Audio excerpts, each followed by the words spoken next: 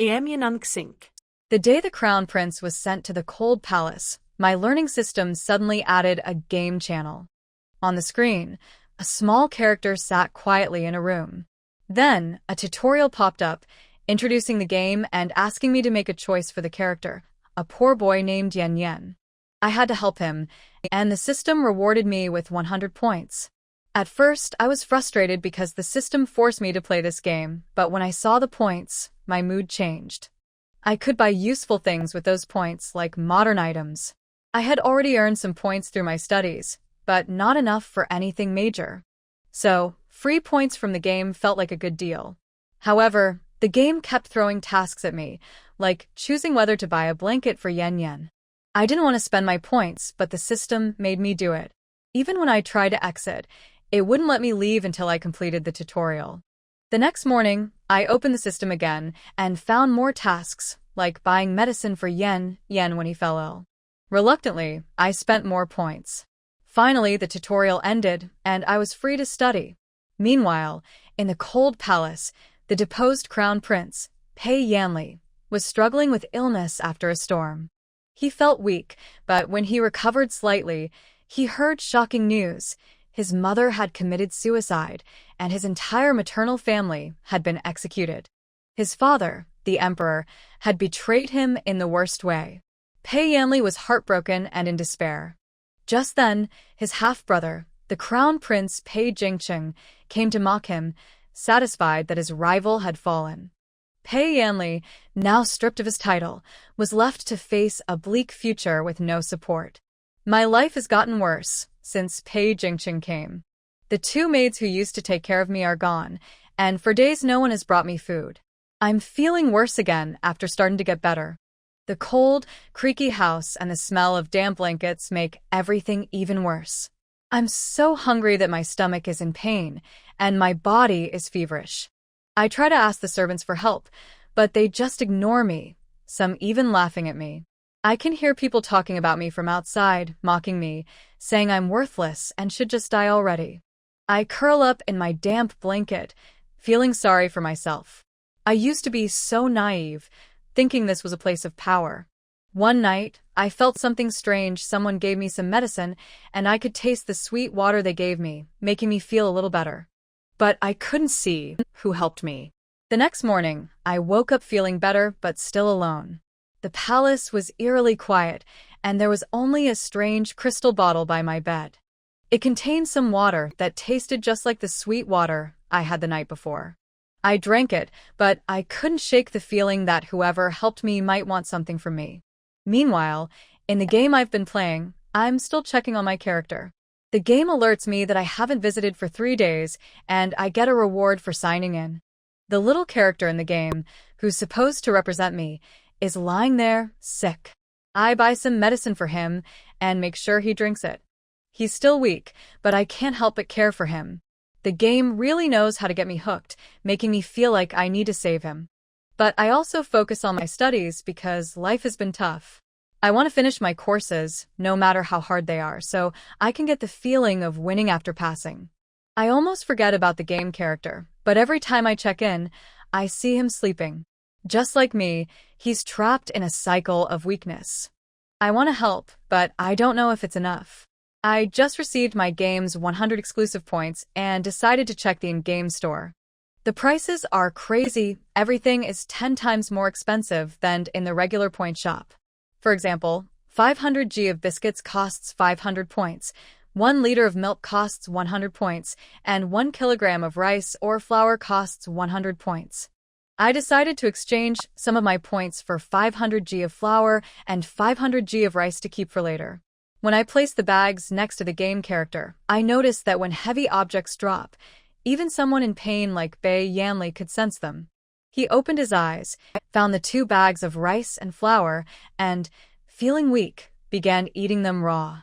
It wasn't a pleasant experience, but he knew he had to eat to survive. After some time, he managed to cook a rough pot of porridge. He reflected on the mysterious benefactor who had saved him multiple times and felt grateful, even though the person remained hidden. Meanwhile, the summer heat is settling in as we travel to Wenliang Mountain. On the way, Our carriage stops because a group of refugees is nearby. I looked out and saw them poor, sick, and in desperate condition. My father, the local governor, has always worked hard for the people, so it puzzled me that these refugees had appeared. I had the guards make sure the situation was under control and asked them to find out more about the refugees' origins. I later overheard one of the women, holding her sick child, thanking my mother for the help she had received. It turned out these refugees were from a town that had been struck by an outbreak of malaria. The local officials hadn't done anything to help, and many people had died. As we continued our journey, I couldn't shake the feeling that something was wrong. When we reached the city, the woman was in a hurry to get medical help, but I worried they might be caught and executed for carrying the disease. Later, I learned that the officials in the city were already worried about the outbreak. The disease seemed to be spreading uncontrollably, and it was affecting not only the local population but also people who had just arrived in the city. It seemed like the situation was becoming more dangerous by the hour. The plague spread faster than anyone anticipated, despite our efforts. By the time we realized the severity, many people in the city already showed symptoms. We quarantined the sick, burned herbs to drive away evil spirits, and gathered doctors, but nothing seemed to help. The disease spread so rapidly that medicine prices tripled, and we couldn't get enough. The city ran out of coffins, and the streets were filled with the stench of decaying bodies. Even the emperor's physicians, sent to help, had little hope, suggesting that we should contain the disease within Shuzhou and prevent it from spreading further. Amid the chaos, a personal tragedy hit.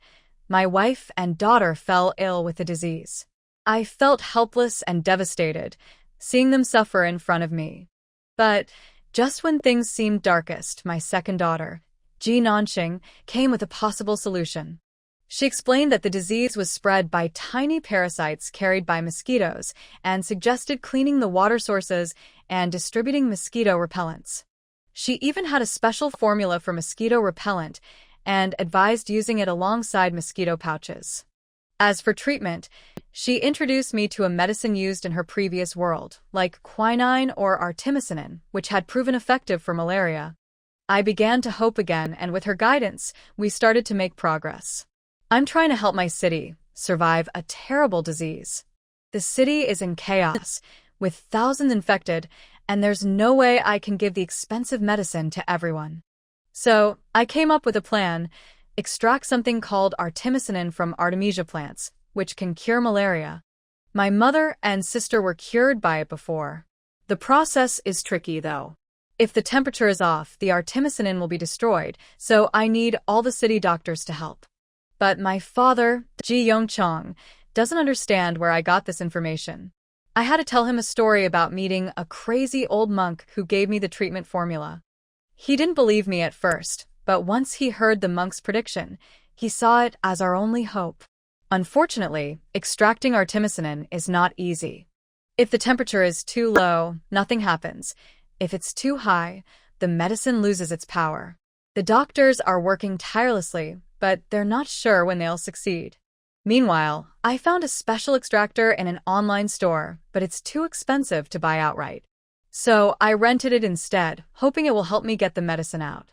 Back at the palace, the emperor sent orders for all infected people to be killed and burned to prevent the disease from spreading. The officials were in a difficult position: save the people or follow the emperor's command. My father, Ji Yongchong, hesitated. He didn't want to risk everything on an untested treatment, but he also didn't want to follow an order that would destroy the city. I've been working day and night on this extraction process, and when my father came to check on me, I could barely look up. But he asked if I could succeed within 3 days. I told him I was sure the medicine would work, and I showed him a small sample. He seemed impressed, but still worried about the risks. The medicine worked on the sick, and my father finally saw hope. But there were still many who doubted, especially since following the emperor's orders would mean the end for many people. My father decided to take responsibility and do what was best for the city, no matter the cost. He knew that if he didn't act now, more people would suffer. So, he made the bold decision to continue with the treatment, hoping to save the city, even if it meant risking his life. The word approved is written on the paper. All the Artemisia annua near Shuzhou was transported to Shuzhou, and all the doctors tried various methods given by Ji Nanxing, working diligently day and night. Seeing that everything is moving in a good direction, the refugees outside the city suddenly rioted. In the dead of night, even when the guards on duty were exhausted, a riot suddenly broke out in the refugee area. They injured the guards at the city gate, shouted the slogan "Kill the dog officials, save yourself," and kept hitting the city gate, wanting to fight with the officers and soldiers. The seriously ill were in front, and the mildly ill and those who were not sick were behind. They even ignored the soldiers on the city wall with bows and arrows drawn, and attacked Shuzhou city wave after wave. "What's going on?" Ji Yongchang hurried over, looked at the people rioting under the city wall, and stopped the soldiers from shooting arrows at the people below. The official hurriedly reported. The news that the emperor initially issued an edict to kill the seriously ill was leaked, and the rumors spread, and the people below mistakenly believed that we were going to massacre the city. It is easy to spread rumors, but difficult to dispel them. Moreover, the news was spread maliciously by some people with ulterior motives. Under the dual oppression of disease and fear, this group of sensitive people finally couldn't stand it anymore and all gathered under the city gate. "Sir, the people have gone mad. What should we do?" Ji Yongchang's face turned pale when he heard this. This official, who was famous for his kindness, suddenly said, "Pass my order and have the soldiers invite all the descendants of officials above the 6th rank in the city to the Ji mansion." The subordinates did not expect him to give such an order. "Sir, what are you doing?" "What to do? The emperor's decree has already made some officials have second thoughts." The situation was urgent, and he had to ensure the internal unity of the Shuzhou officials. No one dared to disobey him or sing against him. Also, have the city officials organize the people to make steamed bread, cornbread, and other food, bring them to the tower, and throw them down. Also, have all those who can write down the rumor refuting content on paper, and mix it with the food and throw it down. Outside the city, not only are the refugees sick, but the only food provided as disaster relief is brown rice porridge and wild vegetables.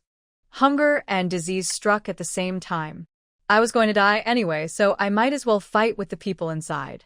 The refugees were so angry that they didn't care about life or death until the freshly baked steamed buns with the smell of flour fell on their heads. What? Is it raining steamed buns from the sky? When the people outside the city saw that the people on the city wall were not soldiers but civilians, and that what they threw were not arrows but steamed buns, they were stunned. Officials in Shuzhou were arranged to shout on the city wall in turn, shouting at the top of their lungs to dispel the rumors. "People, His Majesty has not given up Shuzhou, nor has he given up on you. All of us Shuzhou officials assure you that we will find a cure and will not give up on anyone. Don't be instigated by rumors and make irreparable mistakes." Not everyone can hear the sounds coming from upstairs clearly. However, the rumor refuting book written in black and white can be picked up by many people. Those who could read started crying on the spot and talked about their own difficulties. "I'm sorry, sir. I just want to take the exam next year. I've been studying for 20 years. It doesn't matter if I die. Please save my child." Woo-woo. The commotion was temporarily suppressed. The sounds of crying around became louder and louder, and sadness spread from outside the city to inside the city.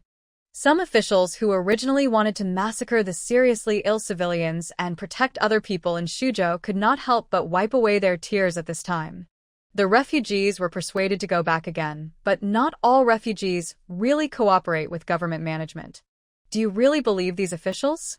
They are high up in the city, living in the city with no worries about food and clothing. We are the ones who are really suffering. Who can guarantee that they can really create an antidote? Who can guarantee that they will really give us the antidote? Who can guarantee that they won't kill us today, but won't come after us tomorrow, the day after tomorrow, or some other day in the future? Limu stood in the middle of a small group of people and said to them in anger, "Everyone, these people just gave us some steamed buns and cornbread. Do you think this is not a delaying tactic? Think about your family and friends who have passed away. Think about the people around you who are seriously ill and waiting to die. Taking over Shuzhou City and killing those corrupt officials is our only way to survive. Language, always able to stir people's hearts. There were also people who had been completely peaceful and contented, but now they started to worry again. One day is not obvious, but 2 days, 3 days. As time went by, more and more people believed in Li Mu's words, and the people became more and more restless. When the emperor learned about the riot in Shuzhou, he was furious. A new decree was issued. If Ji Yongchang cannot handle the Shuzhou epidemic within 10 days, his entire clan will be punished. Later, a riot angered the emperor. Ji Yongchang was overworked and unable to do anything. In just half a month, he was even thinner than when Shi and Ji Nanyue, who had just recovered from a serious illness. "Father, I have a way to calm the people." Ji Nanyue had just recovered and found Ji Yongchang after learning about the situation outside the city. "Please ask my father to send me to the refugee area outside the city." Nonsense. People outside are in panic, and there is always the danger of another riot. She ran away. Doesn't she want to live anymore?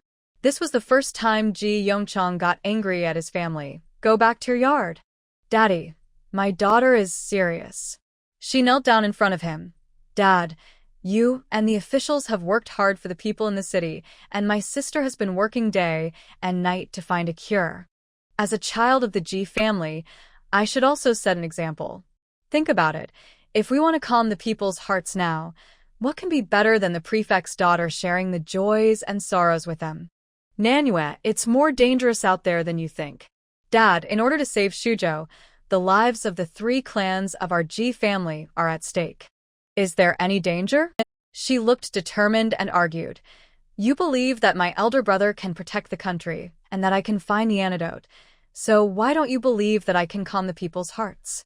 Wen was outside the house, and after hearing this, she burst into tears. "Husband, Nanyue is right. I will go with Nanyue." The next day, news spread outside the city that the prefect's wife and daughter would go to the refugee zone in person. The refugees gathered at the gate in disbelief, and indeed saw the city gate slowly open. First came a group of soldiers, then 2 beautiful women, and a young girl dressed in simple clothes with Ji Mansion badges on their waists. Behind them followed a number of carriages filled with herbs and food. "That's the prefect's wife and daughter? I didn't expect it to really come. They look like bodhisattvas." Amidst the discussions, Ji Nanyue ordered people to set up a pot at the door to boil medicine. Although these medicines could not cure them, they could at least alleviate their pain. Then, the 2 of them headed straight for the refugee area, where the sick were seriously ill. In the crowd, a skinny woman looked at the 2 people being protected by the soldiers and couldn't help but stare at them. They were actually the wife and daughter of the prefect? "Zhang, Suehua, what are you standing there for? Hurry up and follow us." The companions in front urged. The woman glanced at Li Mu's back, hesitated for a moment, and then hurriedly followed. Wen and Ji Nanyue had been living outside the city for 2 days with food and herbs. They eat and live with the refugees, and even stay in the intensive care unit longer than some doctors. The rumors spread among the people were broken, and all the people outside the city, whether sick or not, were safe and sound. Ji Mansion, although Ji Nanqing locked himself in the yard, he knew that Wen and Ji Nanyue had taken the initiative to go out of the city. She looked at the latest extraction method she had just found with dark circles and bloodshot eyes. "After many days and nights of suffering, I finally succeeded." She turned to look at the servant guarding the door. "Go tell my father to prepare some Artemisia annua and set up pots inside and outside the city to rescue people." The sound of gongs and drums clanged and rang out from the prefectural government office in the city to the refugee area outside the city. "There's medicine. There's life-saving medicine." Huge pots were set up inside and outside the city, and bowls of herbs were delivered to malaria patients in a strange way. Some people with mild symptoms recovered after drinking it once or twice, and those with severe symptoms also gradually began to get better. On the city wall, Ji Nanqing looked down. At this time, Ji Yongchang came to see her and patted her on the shoulder.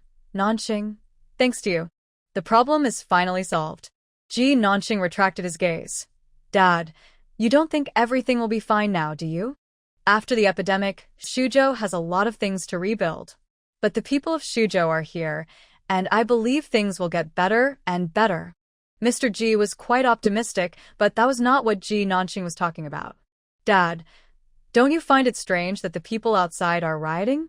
Not to mention that rumors continue to spread despite deliberate attempts to dispel them. Just analyzing the riots, why would the refugees put the seriously ill first, followed by those with mild or no illness, and attack at night when the defenses were the weakest? This was a completely organized and premeditated act.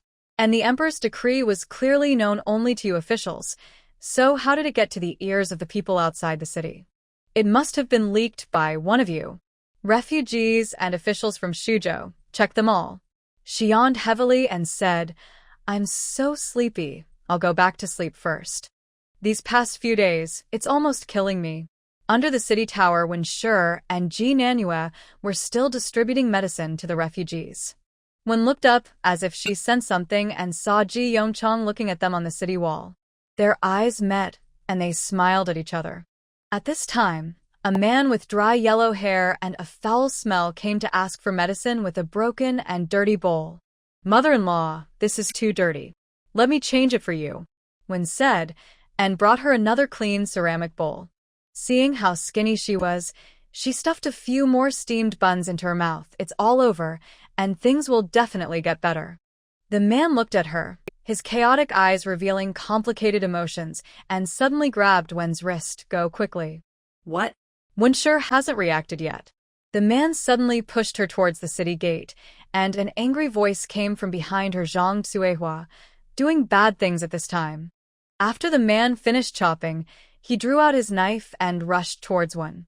The person called Zhang Tsuehua's eyes were bloodshot and blurry, but the scene of arriving in Shuzhou suddenly appeared in her mind. Her child was still alive, and the gentle and kind lady gave her money to buy medicine in the city, but her child did not wait for the antidote. But the lady is a good person. She wanted them to run faster, but her body fell down uncontrollably. The soldiers near Wen and Ji Nanhua wanted to rush over, but suddenly someone among the refugees pulled out a weapon to stop them and started hacking at anyone he saw. The originally orderly outer city suddenly became a mess. Ji Yongchang watched his wife and daughter being captured on the city wall and quickly went downstairs to lead his troops out of the city. However, the other side was clearly well prepared. The mob that captured Wen Shi and Ji Nanhua retreated immediately and disappeared. Some of the mob mixed in with the refugees, using cruel and brutal means to kill anyone they saw to stop them. Sir, there is danger ahead. We will send people to chase the lady and the young lady immediately. Now everyone is waiting for you to take charge of the situation. The officials around Ji Yongchang stopped his horse. He gradually came to his senses at this moment, and thinking of Ji Nanqing's words, he immediately turned back to the city and said, call all the officials in Shuzhou. When you want to investigate, you can find out who is wrong through details and clues. You don't know until you check, and you won't find anything big if you check remnants of the previous dynasty. Haha, so what if you catch me? Weren't the prefect's wife and daughter arrested? Ji Yongchang, either you surrender and submit to my highness the prince, or wait for your wife and daughter to collect their bodies. The found traitor laughed wildly. In order to restore the Li dynasty, they have been plotting to take Shuzhou for a long time. What does it matter if malaria is cured? If Ji Yongchang wants to defend Shuzhou, then his wife and daughter will not survive. The former dynasty's followers gathered all their forces to surround the city of Shuzhou, while Wen and Ji Nanhua were tied high on wooden stakes. Li Mu had already put on golden armor and raised the flag of the Li dynasty. He looked at Ji Yongchang on the city wall and said, Traitor, why don't you surrender quickly and open the city gate to welcome me? The Li dynasty has been gone for 100 years, and you are nothing more than a rebel in the mountains. Ji Yongchang stood on the city wall and looked coldly at the soldiers below. You followed the rebels to attack the city, which is a rebellion, and it is a serious crime to confiscate your property and exterminate your entire family. I will give you, the deceived people, a chance. Lay down your weapons and take off your armor, and I will forgive you. Among these people, there are indeed people who were deceived along the way. When Ji Yongchang finished speaking, a small part of Li Mu's army was in turmoil. However, just as someone was about to retreat, he was stabbed in the neck by the soldiers standing beside him. Anyone who deserts shall be executed. Li Mu looked at Ji Yongchang on the city wall, his eyes flashing with cruelty. Ji Yongchang, since you don't want to drink the wine, I will use your daughter and wife as sacrifices. The first person to capture Suzhou City will be rewarded with 10,000 gold, be granted the title of Marquis of Thousand Households, and get these two beauties from the prefecture. Ji Yongchang felt a rusty taste in his throat, and he stared at Li Mu with bloodshot eyes. If you dare to touch them, I will cut you into pieces and make your family live a life worse than death. Yeah. Li Mu looked at his trusted followers. They were already impatient and rushed towards Wen and Ji Nanhua. However, at this moment, a lot of people suddenly appeared from behind them. These were the people Ji Yongchang ordered to hide and avoid the battlefield. They had no hard armor, no sophisticated weapons. The better ones held farm tools and iron rakes in their hands, and the worse ones held stones and mud in their hands. Release the prefect's wife and daughter. You heartless people, have you forgotten who cured malaria? I will fight anyone who dares to touch the prefect's wife and daughter. That was a real fight. The people in the rear were so crazy that they didn't care about their lives. Li Mu was caught off guard. Ji Yongchang immediately sent out soldiers in the city to attack the rebels from both sides. Originally, some of Li Mu's soldiers were cobbled together, and they were completely defeated after being surrounded. Seeing that the situation was not good, Li Mu immediately recalled his trusted men to retreat. A group of people rode their horses to rush away the people behind them. When he fled, he even did not forget to take Wen Shi and Ji Nanhua with him. Ji Yongchang led a small group of people and chased after him regardless of his own safety. On the city wall, Ji Nanxing, who had just woken up, watched the whole process. She looked at Li Mu, who was going away, and Ji Yongchang, who was chasing after him with a gloomy face. The strong low pressure was like a substance, which made the officials who came to comfort her pause. She looked at the short and fat middle-aged man in front of her, and his information appeared in her mind. You are Mr. Zhao the Tongji, right? Exactly. Lord Zhao was a little surprised. He didn't expect that she knew him. Ji Nanxing looked down and said, Please deal with the rebels outside the city and strengthen the guards at the city gates to prevent the enemy from moving away. Also, send someone with my father's prefectural seal to dispatch soldiers to other places. Zhao Tongji had not expected that the second miss could respond so calmly at such a time. Yes, we will definitely defend Suzhou City. Second miss, don't worry. The prefect will definitely bring the wife and the eldest lady back safely. Ji Nanxing thanked the Tongji and left. Of course they will come back safely. Ji Nanxing blinked her eyes quickly, and a holographic projection that only she could see unfolded in the air. In the vast space, she expanded the screen to a huge size, but no one in the city could perceive the huge void projection, which seemed to be suspended above their heads like a miracle. Ji Nanxing opened the Points Mall like he had done countless times before and clicked on the last page of the Points Mall. The format of this page was completely unified. They were called Nantianmen. When she first saw the name, she was shocked. Because in addition to the existence of Nantianmen in mythological stories, the world she lived in once proposed a Nantianmen project that shocked the world. This is a comprehensive space science and technology research plan, which includes new military concepts such as aerospace aircraft carriers, aerospace fighters, and unmanned mechas, and is a super future space strategic system. The core is to build a powerful space combat system and achieve rapid deployment and strike capabilities on a global scale through aerospace aircraft carriers and other platforms. But this plan was still in the conceptual stage when she traveled through time. So when the three words Nantianmen appeared in the Points Mall, she was so shocked that she even memorized the last page completely. Why did she work so hard to accumulate points? I just want to see the complete Nantianmen plan with my own eyes. How shocking it is. And now, it's time to take a sneak peek at some of these great designs. She clicks on two of the options, loads them into her shopping cart, and chooses between buy and rent. You definitely can't afford the Nantianmen series of products. Even if she rented it, the rental time she could get with the more than 4,000 points she had accumulated could only be calculated in seconds. Therefore, how to rent it and then use this weapon to kill those rebels in 1 to 2 seconds from thousands of miles away also requires careful planning. She plans to rent 2 weapons. Nantianmen Eye of the Sky. According to the introduction, it monitors the entire planet at all times, can lock onto any object larger than 0.001 cubic meters within 0.0001 seconds, and can cooperate with all Nantianmen weapons to attack any object or location. Nantianmen Taiyan Spear super precise air to ground laser weapons, and she will have them for a short time for 3 seconds. At this time, Ji Yongchang has led his team over the mountains and ridges, chasing the deserters. Li Mu, who was originally fleeing, suddenly stopped at this moment. They occupied the high ground on the hillside. The 2 armies met and used the terrain to suppress Ji Yongchang's soldiers. The soldiers brought by Ji Yongchang kept falling down, either dead or injured. Li Mu had Wen Shi and Ji Nanhua captured, with a ferocious smile on his face. Ji Yongchang, you ruined my cause. Today I want you and your wife and daughter to be buried with you.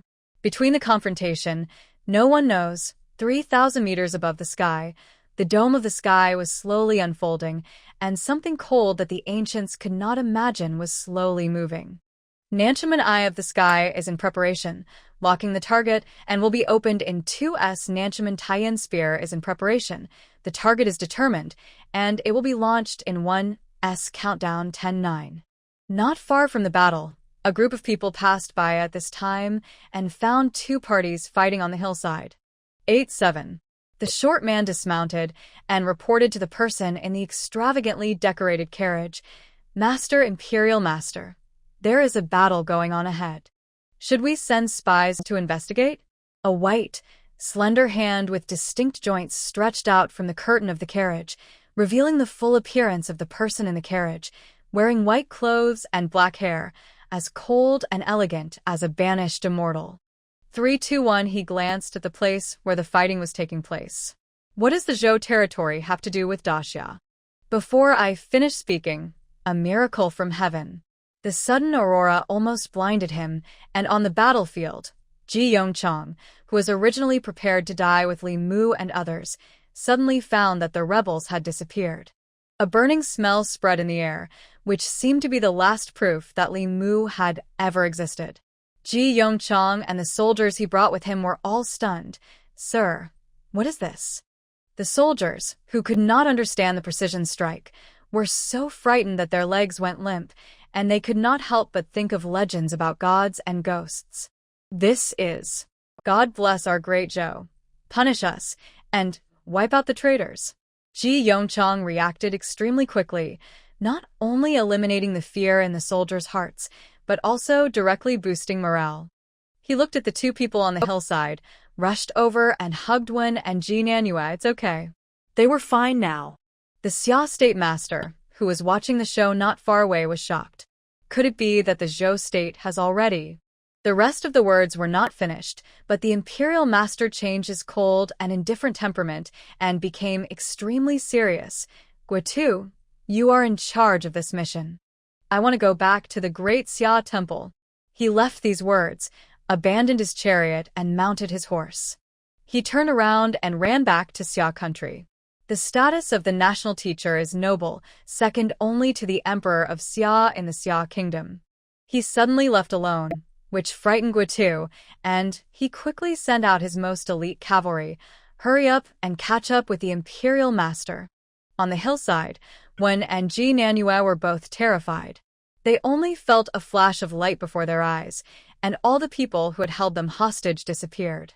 While saving their lives, Wen was horrified. "Master, is there really a god?" Madam and Nanhua Bodhisattva are kind-hearted and have saved countless lives. It's not surprising that the gods and immortals appear. After Ji Yongchang comforted the 2, he took them back and rewrote the memorial to tell the whole story. He stopped the epidemic and helped the people. He cleaned up the officials and punished the rebels. Ji Yongchang made several achievements, and the rewards from the imperial city came one after another. Suzhou Prefect Ji Yongchang has made great contributions to the fight against the epidemic. He has been promoted to the 3rd rank of Imperial Censor and has been transferred back to Beijing. When Shi has great righteousness, she is conferred the title of a 3rd-rank Imperial Lady. She accompanies us to the capital. We're given the title of County Princess. It is rare for the whole family to be rewarded, but everyone in Suzhou praises Your Majesty's wisdom. This is the reward that Lord Ji's family deserves. On the day when Ji Yongchang left Suzhou to go to Beijing to take up his post, the surrounding people lined the streets to see him off, and the streets were filled with people as thousands of them deserted. Among the crowd, Ji Nanqing was probably the only one who was unhappy. After all, 3/4 of the points he had worked so hard to accumulate were gone in an instant. Congratulations to the student for achieving the achievement of Practical Maniac and receiving the reward A. Obtain points reward plus 500 B. Obtain the qualification to open the Yaguang laboratory. It costs 500 points to open the laboratory, and if the laboratory is not opened within 24 hours, it will be deemed as automatically abandoned. This reward made Ji Nanqing full of energy. When the option of open the Yaguang laboratory appeared in front of her, she directly chose yes. The next moment, the laboratory icon appeared in the projection of the learning system. She stretched out her finger and clicked it open, and the space around her seemed to suddenly twist. Then, a prompt came from the light screen. Please select a non-mobile area to open. Please select a non-mobile area to open. Please select a non-mobile area to open. Ji Nanqing stopped the carriage she was in and ran to a less crowded place in the jungle under the pretext of going to the toilet. When she stopped moving, an option appeared in front of her. Do you want to open the Yaguang laboratory? Of course she chose yes. The next moment, the normal space suddenly unfolded, and a 2-dimensional door without thickness or weight appeared out of thin air. Passing through the door, it's like a new world inside. The walls and ceiling are white, and the floor is covered with non-slip tiles. Reagent bottles, beakers, pipettes, microscopes, etc. are placed on the wooden laboratory table. The incandescent lamp above the head emits light, and the ventilation system emits a low hum. Although these experimental instruments are not the latest models, they are not cheap in the Points Mall. On the wall at the entrance, there is a laboratory notice. When only users are allowed to enter this laboratory can only be deployed in non-mobile areas. Please choose a safe area to use it. 3. The Yaguang laboratory can be upgraded to the Kaiyang laboratory, which requires 5,000 points. Can you still upgrade? But when he saw the price, Ji Nanqing decided to give it up. Points are easy to spend but hard to earn. Speaking of earning points, it reminded her of the game characters. Although she is very busy during this period, she still insists on checking in. Today seems to be the 30th day, and she can receive 100 points. When I saw the score change from 936 to 1036, Ji Nanqing felt a little better, feeling that all the time she had wasted was worth it. In the game account, the special game points have accumulated to 500 points. She looked at the little man moving in the game and thought about what to buy for the little man with this money. The game's graphics are exquisite. The details are so detailed that you can clearly see the stains on the clothes of the little character in the game and the raw edges of the cuffs and collar. The character looks skinny and his hair is not as black as before. He looked so pitiful with little food and clothing. First buy him a change of clothes 50 points, bought 2 kilograms of flour and 2 kilograms of rice 400 points. The little man built a small stove with stones at the door. He also bought a pottery pot for cooking 20 points. What to do with the remaining 30 points? Ji Nanqing saw the price of the candies next to him and bought him a few. When she was a child, she loved the candies in the Points Mall. Colorful, without the bitter taste of ancient candies. Very fragrant and sweet, wrapped in the mouth. One can last a long time. In the cold palace, Pei Yanli drank 2 large gulps of cold water at the well to fill his stomach and returned to his residence weekly. No palace servants came to bring him food, and the rice and flour donated by kind people had long been eaten. He barely survived in the yard by relying on wild vegetables and birds, but the wild vegetables were almost all dug up, and the birds were getting fewer and fewer. Today he returned empty-handed again. The cold water made his stomach ache. As soon as he reached the door of his residence, he vomited uncontrollably. Just as he was holding his stomach and thinking about what to do next, he suddenly saw a pile of things randomly placed beside the bed. Pei Yanli looked up and saw no sign of anyone else. He checked the pile of things and found food such as flour, rice, cooking pots, and even clothes. He immediately realized that it might be the benefactor who helped him last time, who came again. A bonfire was lit in the lonely courtyard and rice was boiling in a new pot. The soft and thick rice porridge soothed his hungry and painful stomach, but Pei Yanli was confused and lost at this moment. What does the person who helped him want from him? Pei Yanli hopes to find clues from what she brings. In addition to the pot and food, the other party also prepared a set of clothes for him. He carefully observed the fabric, style, and details of the clothes, hoping to find some clues related to the other person. Too bad. I can't tell. He pursed his lips, and after thinking it over again and again, he decided to change the clothes he had been wearing for many days. When changing clothes, the things wrapped in the cloth clothes were scattered all over the floor. He tasted it curiously. Sweet? It's sugar. Ever since he entered the cold palace, where he was poorly clothed and poorly fed, he almost forgot what sweetness was. The sweet taste spread strongly in his mouth, stimulating his taste buds and opening a hole in his closed mind. Sadness and pain tried to vent from the wound, and his eye sockets gradually turned red. It took him a long time to calm down, and he reminded himself not to let down his guard because of the other party's kindness. He held a piece of candy in his hand and examined it carefully.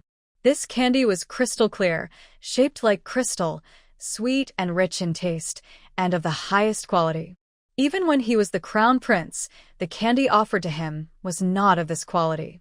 Just from this one piece of candy, one can tell that this benefactor is extraordinary, thus eliminating several candidates he had originally guessed. So, who is she? The benefactor is on his way to the capital. After the game lost its sign in rewards, the game characters were no longer attractive to Ji Nanqing. During the days she was on the road, she had not opened the game at all. Ji Nanqing doesn't play it. It has been upgraded. System announcement. In order to enhance the game experience of players, the activity of returning points for consumption is launched. Every time a player tops up for a game, he or she will receive a 10% points refund, including game-exclusive points. At the same time, the player will assume the obligation to support the game character. If the game character dies, the activity will be invalidated. Your choice is A. Accept B. Reject the game refreshes 100 game points every 5 days. Players can spend these 100 game points in the game and get 10 ordinary points for free. You can get 60 ordinary points for free in a month and 720 ordinary points in a year. Ji Nanqing opened the game interface with a smile and looked at the skinny little game character. Yan Yan has become cute after not seeing him for a few days. After she finished praising Yan Yan, she noticed a glowing cloth icon next to the bed. Still a polite child. Ji Nanqing wanted to communicate with him, and then saw the price on the message board at the edge of the screen leave a word, 5 game points. This expensive price is unnecessary. Ji Nanqing closed the game page and lay back down. In the cold palace, Pei Yanli soon discovered that the note he had left by his bed for several days had been taken away. He was extremely delighted about this, but unfortunately, after searching the cold palace for a long time, he did not find any reply from the other party. It seems that the other party does not want to show up for the time being. But being alone for a long time made him want to find someone to talk to. The 5 days were up, and Ji Nanqing, a night owl, opened the game in the early morning to spend points, and immediately found the words left by the game villain. The candy given by the benefactor is very sweet. Huh? The game character likes to eat candy. Ji Nanqing looked at the words he left, opened the game store, and bought him a few more. Since she could get cash back by spending points on him, she put more effort into taking care of him. In addition to the candy, she used the remaining points to buy necessities such as salt and lard for the game characters. When the 100 points were spent, 10 more points were added to her personal points account. Ji Nanqing pursed her lips to reveal 2 dimples. It's worthwhile to keep Yan Yan. What's not a loss? Ji Nanyue, who shared the same room with her, sat up from her bed, unaware of the game projection in front of her. Sister, it's time to go to bed. We're going to the capital tomorrow. Mother told me that it is not as good as Shuzhou. Don't make any mistakes, or you will be laughed at. The moment he saw the candies, he suddenly felt a sour feeling in his heart. After being deposed, he witnessed the fickleness of human nature. In the cold palace, even a guard or a maid could bully him, but this person whom he had never met always lent him a helping hand when he was in the most difficult time. Even his casual words were taken to heart. Pei Yanli felt a little bit of joy in his heart, but he tried hard to restrain himself and not be easily moved by these things. He picked up the sugar on the ground and put it away, and found 2 fist-sized clay jars next to it. One contained lard. One contained salt. I haven't had meat for a long time, so white porridge mixed with lard and salt has become a rare delicacy. But this refined salt, white as snowflakes, and without a trace of impurities. He had also managed the salt commissioner, but the best salt supplied from Yanqing was not as pure and delicate as the one in the box. Whether it was salt or sugar, the things the other party brought out were beyond the Imperial Palace's offerings, and he was now even more confused about her identity. Outside the Imperial City, the former prefect of Shuzhou, now a 3rd-rank Imperial censor, finally arrived. Ji Yongchang went to the palace to report on his work without stopping, and the rest of his family settled in a house in the city. On the way, Ji Nanyue and Wenshi worked hard to study the connections in the capital. At this time, she held Ji Nanqing's hand and told her in detail, "Sister, our house is located in the east of the city. On the south side lived Wang Qin, a 3rd-rank imperial censor, and on the north side lived Li Zhao, the general of Pingxi. Both of them were my father's future colleagues. The imperial censor had 3 sons and 2 daughters. Under the imperial city, a falling signboard could potentially hit royal relatives or court officials. When Ji Yongchang arrived, he told everyone that although they had made great contributions, they should restrain their behavior and not be arrogant. Ji Nanyue had memorized the relationship networks of these children from noble families and the capital in advance, while Ji Nanqing listened to her sister carefully and decided to go out as little as possible in the future. Unlike when they quietly entered the mansion, the street across from them was bustling with people and very lively. Wen sent someone to inquire, and soon got some clues. "Madam, the envoy from Xia has arrived. Puchuan land. It's not just the Great Zhou. Western Xia, Northern Qi, and Southern Yan dominated one side, and wars and frictions occurred from time to time in the surrounding areas. Months ago, the cavalry of the Xia state invaded the northwestern border of the Great Zhou and were defeated by General Pingxi Li Zhao. The envoy sent by the Xia kingdom to negotiate peace should have arrived in Beijing half a month ago, but seemed to have been delayed on the way, so he arrived in Beijing almost at the same time as them. For the Ji family, who had just arrived in the capital, this incident was just an insignificant episode. Wen was busy arranging servants to bring the things brought from Shuzhou back home little by little. As the eldest daughter in the family, Ji Nanyue could help Wen with many things, and even handle them on her own. Thanks to both of them, Ji Nanqing was able to hide beautifully at this time. In addition to studying courses every day, there is also time to open the game interface for entertainment. Yan Yan is a virtual person who talks a lot. Although she never replied to his messages, he still left her little notes every day. It started with thanks and praise, and then gradually turned into sharing. For example, today's rice porridge tastes great with lard and salt. For example, he hunted some wild birds. For another example, there were many fireflies in the yard recently, which were very beautiful to look at night. He had a strong desire to share. Ji Nanqing watched as his ankle-length robe was gradually torn into a short skirt in order to write. She opened the game store and used the points she gave him to buy him another set of clothes, 50 points. Considering that Yan Yan is a bit stupid, clumsy, and incompetent at washing clothes, I ordered him another bar of soap, 40 points. 100 game points are often not enough. She would use up all the points after buying 2 things, and would use the remaining points to buy some snacks for Yan Yan. For example, the 10 points left today are just enough to buy a small bag of sugar water. If you freeze it into ice cubes and sip it, your tongue will be dyed colorful. Children's favorite, mother's nemesis. Ji Nanxing knew, but Yan Yan didn't. Since it won't kill people, Ji Nanxing just buys it. Pei Yanli woke up the moment the things were placed beside the bed. He had already figured out the other person's habits and would send him something late at night every 5 days. Therefore, Pei Yanli is always particularly alert on this day, always paying attention to where the other party will appear from. However, he had never seen the other party before. These things seemed to appear out of thin air, full of strange and supernatural powers. For example, right now, it is a sultry summer day, but there are 2 pieces of pink ice in these things, bringing a slight coolness. He opened the bag and tasted it out of habit. It was very cold and sweet. It's like a trickle of water flowing through my heart. After tasting the sugar water ice cubes, he found a palm-sized cube with a soft and strange texture under his clothes. This thing tastes bitter and strange in the mouth. But during his exploration, he soon discovered that it could dissolve in water. Moreover, the washed clothes are extremely clean and exude a light fragrance. Was it someone who gave him something, or was it something else? Since the other party has this magical ability, can you help him redress his injustice and solve his current predicament? Pei Yanli didn't realize that his attitude towards this masked man had changed slightly. Above the court, we are discussing who will be responsible for receiving the Xia envoys.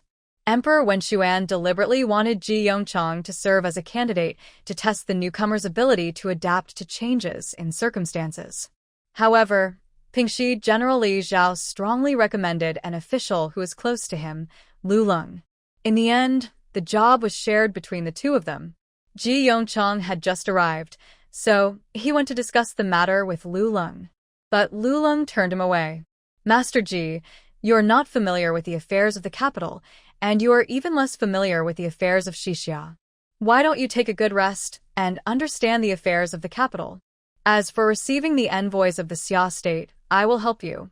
Ji Yongchang wants to say no, but is it possible? Although Lu Leng was from the 4th rank, his official position was below that of Ji Yongchang. But he is related to General Pingxi.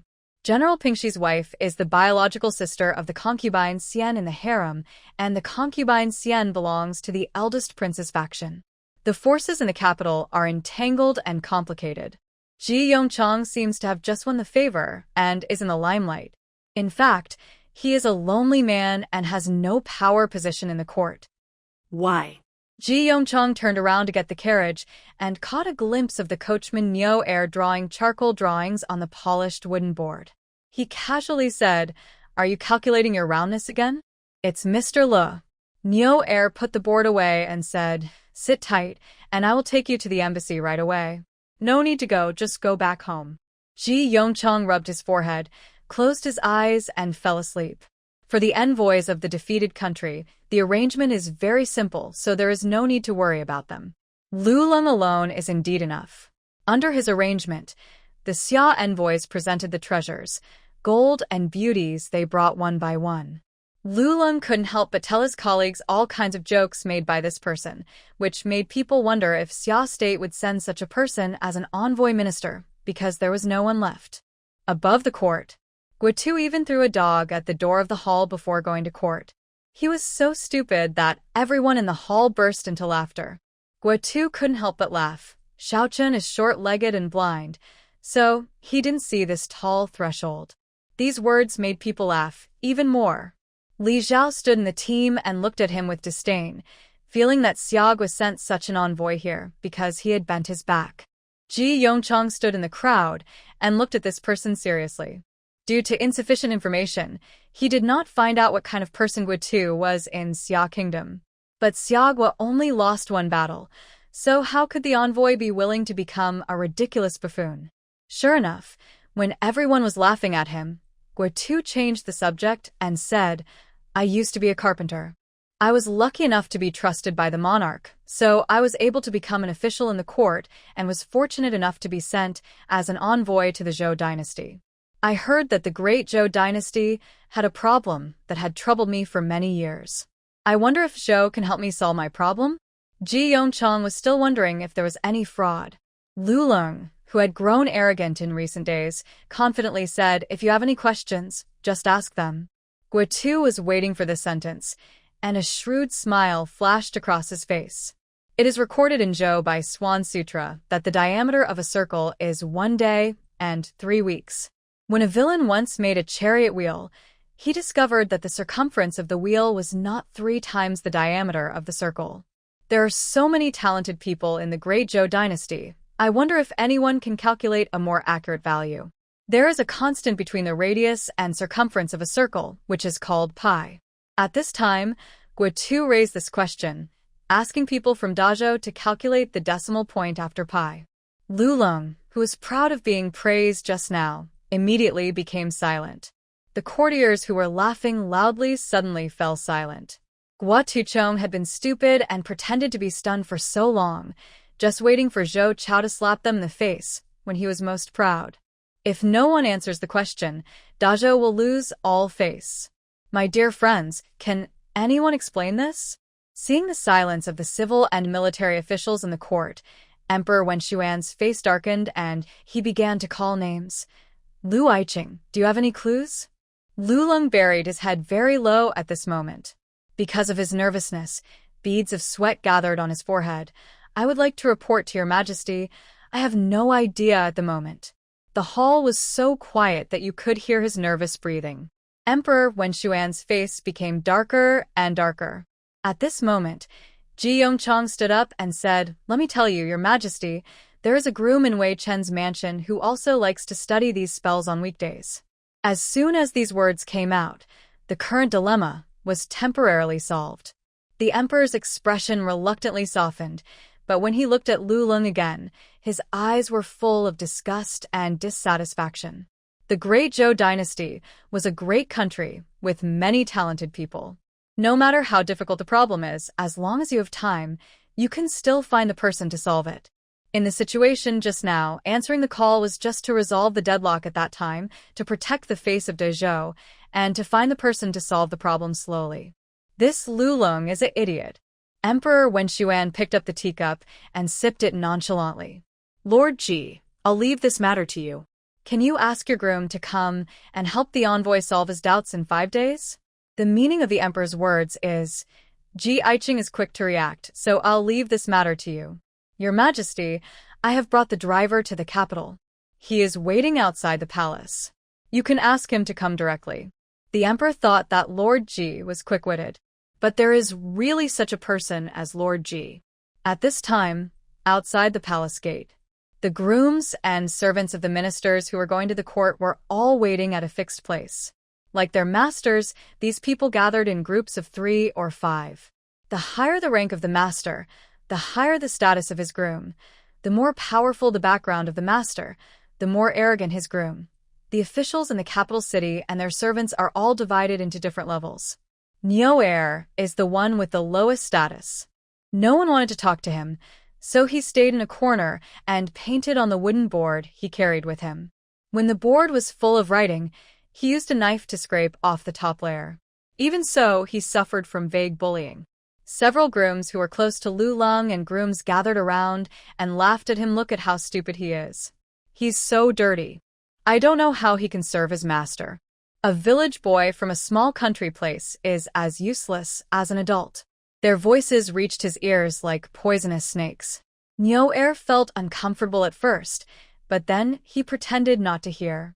They are all servants, and they are the only ones who feel that they are superior to others if they laugh at them.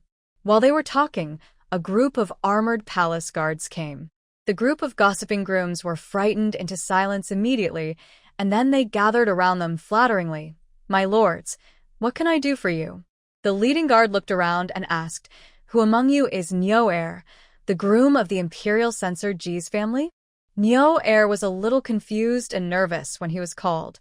"What do you want me to do, sir?" The chief guard didn't waste his words. "His Majesty has summoned you. Come with us."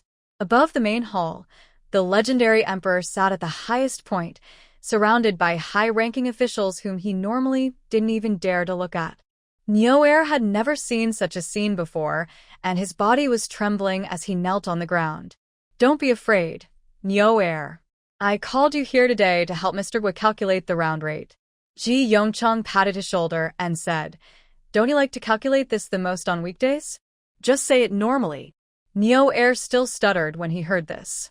But when he said that the circumference of a circle with a diameter of 10 feet should be between 3 feet 1 foot 4 inches 1 minute 5 centimeters 9 millimeters 2 seconds 3.141592 and 3 feet 1 foot 4 inches 1 minute 5 centimeters 9 millimeters 3 seconds 3.141593, the pride in Guitu's eyes disappeared.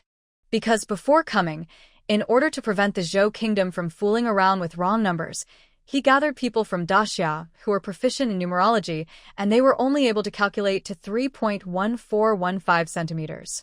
However, Zhou Guo was completely unprepared, but he was able to calculate a more accurate answer by just grabbing a groom. The face of the great Zhou was saved, but Guitu felt that the great Xia had been severely slapped in the face. His face turned dark blue. The high-ranking emperor Wen Xuan saw this and knew that the groom was right. He smiled and looked over, asking knowingly, "Are you satisfied, envoy? The great Zhou is full of talented people, and it is truly worthy of its reputation. Thank you, your majesty, for your grace." An envoy is an envoy, and his psychological quality is extremely good. Even though his face was swollen, he still managed to keep a straight face and even tried to turn the tables. "I have another question, and I can't figure it out." In order to avoid being interrupted, he did not wait for the emperor to speak and said directly, "The tortoise is slow, and the hare is fast." However, when the tortoise and the hare are competing, the tortoise is ahead of the hare. When the hare is chasing the tortoise has not stopped. Therefore, the tortoise should always be faster than the hare. Why is the reality completely the opposite? As soon as these words were spoken, all the ministers in the court looked at each other in bewilderment. Most of them did not even understand the question, but when they saw a few officials in deep thought, they immediately pretended to think as well. "Dare not say." "I'm afraid that if I say it, it will reveal that I'm not as smart as others." In the hall, there was silence for a moment. Everyone couldn't help but cast their eyes on the coachman in the center. Ji Yongchang also spoke at the right time. "Nyo Air, can you help the envoy solve his doubts?" Nyo Air was already in deep confusion at this moment. He bit his finger and couldn't figure it out. Yes, the tortoise ran earlier than the rabbit, and it walked a little further than the rabbit. Divide the time into small segments, and every time it stops, the tortoise should run a little more than the rabbit. That's not right. The rabbit shouldn't surpass the tortoise. But how could the rabbit not surpass the tortoise? Nyo Air understood this question. Nyo Air was almost driven crazy by the questions. "Master Ji, I don't know why. I have never encountered such a weird magic." When Guitu first announced the topic, he was actually very nervous about Nyo Air. He was really afraid that this person could solve this problem as well. However, seeing that he was very emotional, mumbling to himself as if possessed by evil spirits, Guitu finally felt relieved. Fortunately, just in case, he had specially asked the Imperial Master to give him a magic question. Not to mention the people who didn't know the answer. Even if the Imperial Master told him the answer, Guitu still had to think about it for a long time before he figured it out. See this. He breathed a sigh of relief. Although there were some mistakes in the plan, it was still enough to embarrass the Zhou kingdom, and if it got out, it would be enough to make them a laughingstock.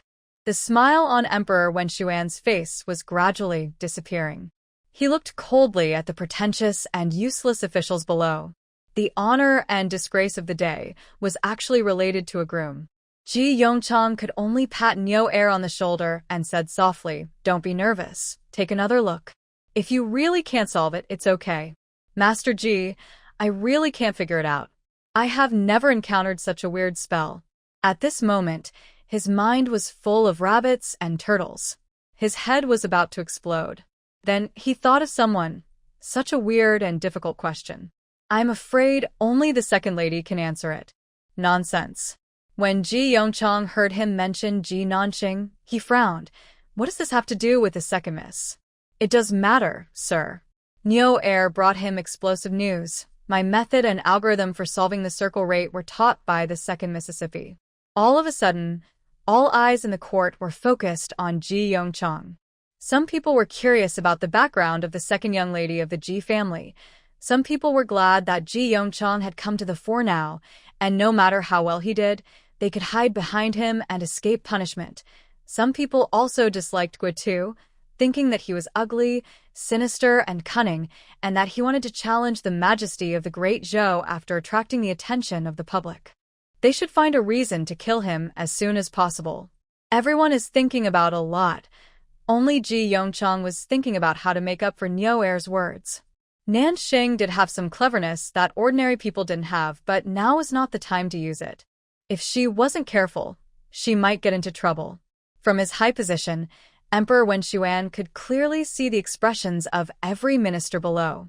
Ji Yongchang has one son and two daughters. Among them, the eldest daughter Ji Nanuer risked her life alone to stabilize the people. After she and her mother were kidnapped, they were blessed by divine punishment. Her story was the most legendary.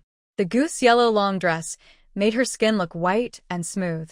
On his palm-sized face, his features were delicate and attractive, and he carried a scholarly air that was different from that of ordinary scholars. Although she was captured in a hurry, she still has a natural beauty like a lotus emerging from clear water. Ji Yongchang's daughters are all extraordinary.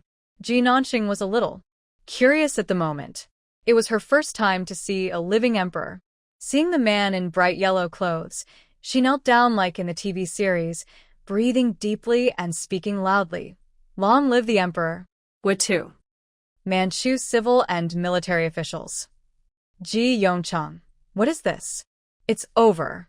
Ji Nanxing ignored the fact that this world was not the ancient world of hers. Although it was very similar, there were many differences in details. For example, when meeting the emperor here, there was no need to say, "Long live the emperor." It came too hastily. No one has yet to teach court etiquette. Her shout made it impossible for others to handle it.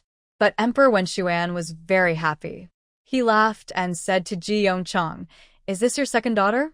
Interesting child, stand up. I called you here today because I heard that you are good at divination, and I want you to help answer the envoy's questions." He glanced at Guitu below him, then added with a smile, "It's just a conversation and fun. No need to be restrained." This expression does not show a smile in the eyes. This made Ji Nanxing think of an adjective smiling tiger. On the surface, he looked amiable and smiling, but in reality, he was ruthless and violent. No wonder working for the emperor was called serving the emperor, like serving a tiger. To be honest, it would be better for her father to be a local tyrant in Shuzhou than to be promoted to the capital. Ji Nanxing's mind moved slightly, and then he opened his clear yet slightly stupid eyes. "Sir, please ask any questions you have." Guitu repeated the question again. All the officials in the court listened very carefully, but still did not understand the question. On the one hand, they hoped that Ji Nanxing could know the answer and help Zhou solve its urgent problem. On the other hand, they hoped that she would not figure it out, otherwise they would appear particularly incompetent. Guitu also nervously watched Ji Nanxing's expression. Seeing that she was still in a daze, he breathed a sigh of relief. It was impossible for anyone to solve the problem set by the state teacher himself. A trap question in numerology. You divide time into countless segments, seemingly infinite but actually finite. You keep approaching the point in time when the rabbit surpasses the tortoise. It's a boring paradox. Let's try something more advanced. There is no interesting paradox. Let's try something more advanced. Let's try something high-end. After hearing her words, Guitu's face turned from red to white, and then from white to blue. It's so embarrassing. All the officials were still confused. Why didn't they understand? Emperor Wen Xuan looked at Guitu's reaction and finally smiled sincerely. "Messenger Guo, are you satisfied with this answer? The great Zhou is full of talented people, and I am convinced." Guitu couldn't help but look at Ji Nanxing, forcing himself to hold back his gnashing teeth, and said, "I hope I'll have a chance to ask this girl for advice in the future. Let's talk about it later. Don't waste the time of our ministers. This is a court session, not a class." Ji Nanxing answered with a straight face and expressionless expression. "It's unreasonable, isn't it? She did it on purpose." As a victorious country, Emperor Wen Xuan must be very angry after being tricked by the envoy. To humiliate him on the spot is to flatter the Holy One. Sure enough, Emperor Wen Xuan's face was overjoyed, and he laughed so hard that he said, "Ji Aiqing, you two girls are really newborn calves not afraid of tigers. Even the envoys dare to make fun of you. Ha ha ha ha." Guatu no longer had the tact he had just now, and stiffly pulled the corners of his mouth to smile. "Miss Ji Air, you are so smart." Ji Nanqing pursed her lips and smiled at him. "Thank you for the compliment." The envoys of Xia State left in despair. On the second day after the envoy left, Emperor Wen Xuan couldn't help it and asked Lu Lun on the spot, "Is this the envoy's itinerary you arranged?" Being led by the nose all the way almost made the entire Zhou dynasty lose face. "You have no ability, but you are still eager to make achievements. Today, I will take away your official position and demote you to a commoner. As for Li Zhao, you are not good at judging people. You will be fined 3 months' salary as a warning to others." The imperial censor Ji Yongchang was conferred the title of the third-rank palace attendant.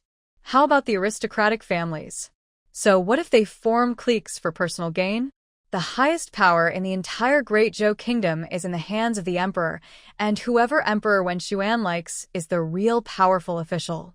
The driver Niu Air also deserved a reward. He was promoted directly from a rickshaw driver to a 9th-rank official in the Ministry of Works, which required the skill of numerology. Although the official position was small, it was a direct promotion. The rickshaw drivers who had laughed at him were now worried that he would settle accounts with them later. Ji Nanqing received the most rewards. Emperor Wen Xuan directly conferred her the title of the first princess of the dynasty, with 100 households, 1,000 acres of fertile land, and a reward of 10,000 taels of gold. So much money. Such a high official. It was worth her efforts to flatter him. Ji Nanqing clenched her fist happily and said yeah, and then the admissions office of the Imperial College brought bad news, Your Highness. According to the regulations, you have to go to the Imperial College.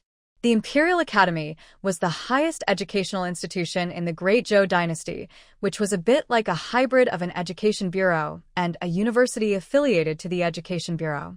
In addition to the descendants of princes, nobles, or officials of the 6th rank or above, some talented students can also enter through other channels.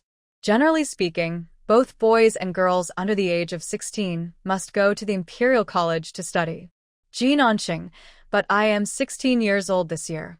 The admissions officer nodded and said, Princess Nankang, according to convention, all princes, princesses, and princesses who are unmarried must study until they are 20 years old. After listening to the other party's explanation, I would not have flattered the emperor if I had known it was his fault. It's not that she doesn't want to go to school, she just doesn't want to go to school here. Although the Great Zhou dynasty is very similar to ancient China, there are certain gaps between it and ancient China, whether in classics or daily life. The teachers of the Imperial Academy are definitely among the top educators of this era, but the learning system she possesses records the accumulation of 5,000 years of civilization in the Flower Kingdom, includes cutting-edge scientific research theories up to the middle of the 21st century, and a learning course tailored for her. She couldn't even finish her own courses, and she had to waste her time here. I feel a little regretful and unhappy. Then open the game channel and have fun playing Yen Yen. In the holographic projection, Yen Yen returned from the edge of the yard with a bulging bag in her hand. There's silver in here. The Cold Palace is no different from other places. If Pei Yanli wants to know the news from the outside world and contact his former subordinates, he has to spend money. These silvers were obtained by selling the man's crystal bottle. He put the silver ingots on the bed and counted them carefully, thinking about how to use them. Was jealous when she saw Yen Yen had enough food and clothes and lived a life of spending money in bed. His master was so unlucky. How could he be so happy? Ji Nanqing opened the game store and spent 100 points to buy a few little mice for Yen Yen. Squeak, squeak. In the Cold Palace, squeaking sounds continued to be heard from the corner. Pei Yanli got up again, quickly dealt with the rat that had just crawled out, then stood up and rubbed his forehead. I don't know what happened, but there are a lot more rats nearby recently, and I haven't been able to catch them all in several days. Not only that, the most annoying thing is that the person hasn't shown up for 9 days. Pei Yanli counted the time. Perhaps he should be relieved that the person hiding in the dark disappeared, but he was also annoyed by it. Why hasn't she appeared yet? Is she angry because she found out that he had exchanged the crystal bottle for money? He didn't know who the other party was. Moreover, in the current situation, if he lost the other party's help, he would have a hard time. The next day, Ji Nanxing received a long letter, which expressed Yanyan's gratitude to her recent troubles caused by being harassed by rats, and her apology for taking the crystal bottle to exchange for money without his permission. Crystal bottle? It took her a long time to realize that it was a glass bottle after hearing such a high-end description. Just sell that thing. She bit the apple and was very happy to see Yanyan's feedback on his experience with the mouse. I feel like the points I earned in the past few days were not wasted. Since he's been harassed by rats for so long, give him some compensation. Ji Nanxing was about to buy him something normal, but noticed a line of smaller words on the message. The cold palace is lonely. Can my benefactor give me some books? Read? Ji Nanxing looked at Yanyan, who was only the size of a fingernail on the screen. What kind of books were suitable for him to read? Children's books? It seemed that she had never learned about the character's background. Her understanding of Yanyan was that he often wandered around in a yard with nothing in it. She looked at the biography icon in the upper left corner and opened it for the first time. Yanyan's personal profile before the age of 16. Yanyan was the smartest and most obedient son in the family and the heir to a huge family business. But Yanyan's grandfather was framed by people around him, and Yanyan's mother was forced to commit suicide. Overnight, Yanyan became a poor little child without the love of her mother or the care of her father. Now, he just wants to take back everything that belongs to him. Open the Game Points Mall immediately, recharge and shop, and help Yanyan start the road of growth and revenge. Such an old joke. With this kind of marketing, who would spend their own money on games? She opened the game store and checked the prices of the books there. Children's books, storybooks, poems, and prose are the cheapest, costing 50 points per book. Classic ancient books such as Ziji Tong Jian, Lu Shi Chun Qiu, and The Art of War cost 80 points per book. Theoretical and technical books involving modern politics, modern technology, etc. cost more than 100 points each, and not all are the same. If you want revenge, look at The Art of War. Gao Qiqiang relied on a book The Art of War to go from being a fishmonger to being the overlord of Jinghai. I believe Yanyan can also work hard to take back his property. Ji Nanxing threw the thing to Yanyan and ignored him. Didn't he see the little man in the game pick up the book from the ground, open the first page of The Art of War, and get fascinated from the beginning? Pei Yanli had never thought that there was such a comprehensive strategic book. Tao means to make the people agree with the ruler so they can die with him, live with him, and not fear danger. Warfare is the art of deception. When something is near, pretend it is far. When something is far, pretend it is near. Lure it with profit. Take it when it is in chaos. Prepare for it when it is strong. Avoid it when it is strong. Frustrate it when it is angry. Make it arrogant when it is humble. Make it tired when it is idle. Separate it when it is close. Great book. The insights are unique and insightful. They are enlightening and thought-provoking. Although this person who didn't show up helped him a lot, Pei Yanli was more wary of him than grateful to him, but now these feelings had to take a back seat to admiration. Such a divine book. The other party was willing to let him read it, which showed how broad-minded he was. In his excitement, he lay on the ground and wrote a lot of words. Half of the article is praising the book, and the other half is expressing gratitude for Ji Nanxing's praise. Such a strong reaction. Yanyan is really a good student who loves reading. Ji Nanxing read Pei Yanli's thank you letter quickly and thought that he really liked reading, so he added some more books to the shopping cart. 36 Strategies Das Kapital, Ziji Tong Jian. Thick Black studies the general theory of employment, interest and money steal, steam and capital string theory. The first ones were the ones she thought Yanyan might like, and the few at the end were the ones she liked to read.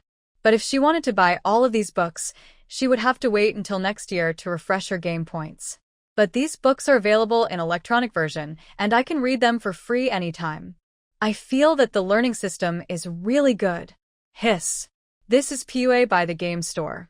Not only was he PUA'd by them all, but he was also urged hard by the Imperial College.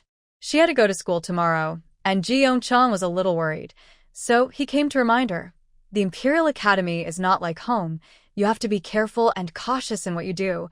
Don't take the lead casually, and don't talk back to the teacher.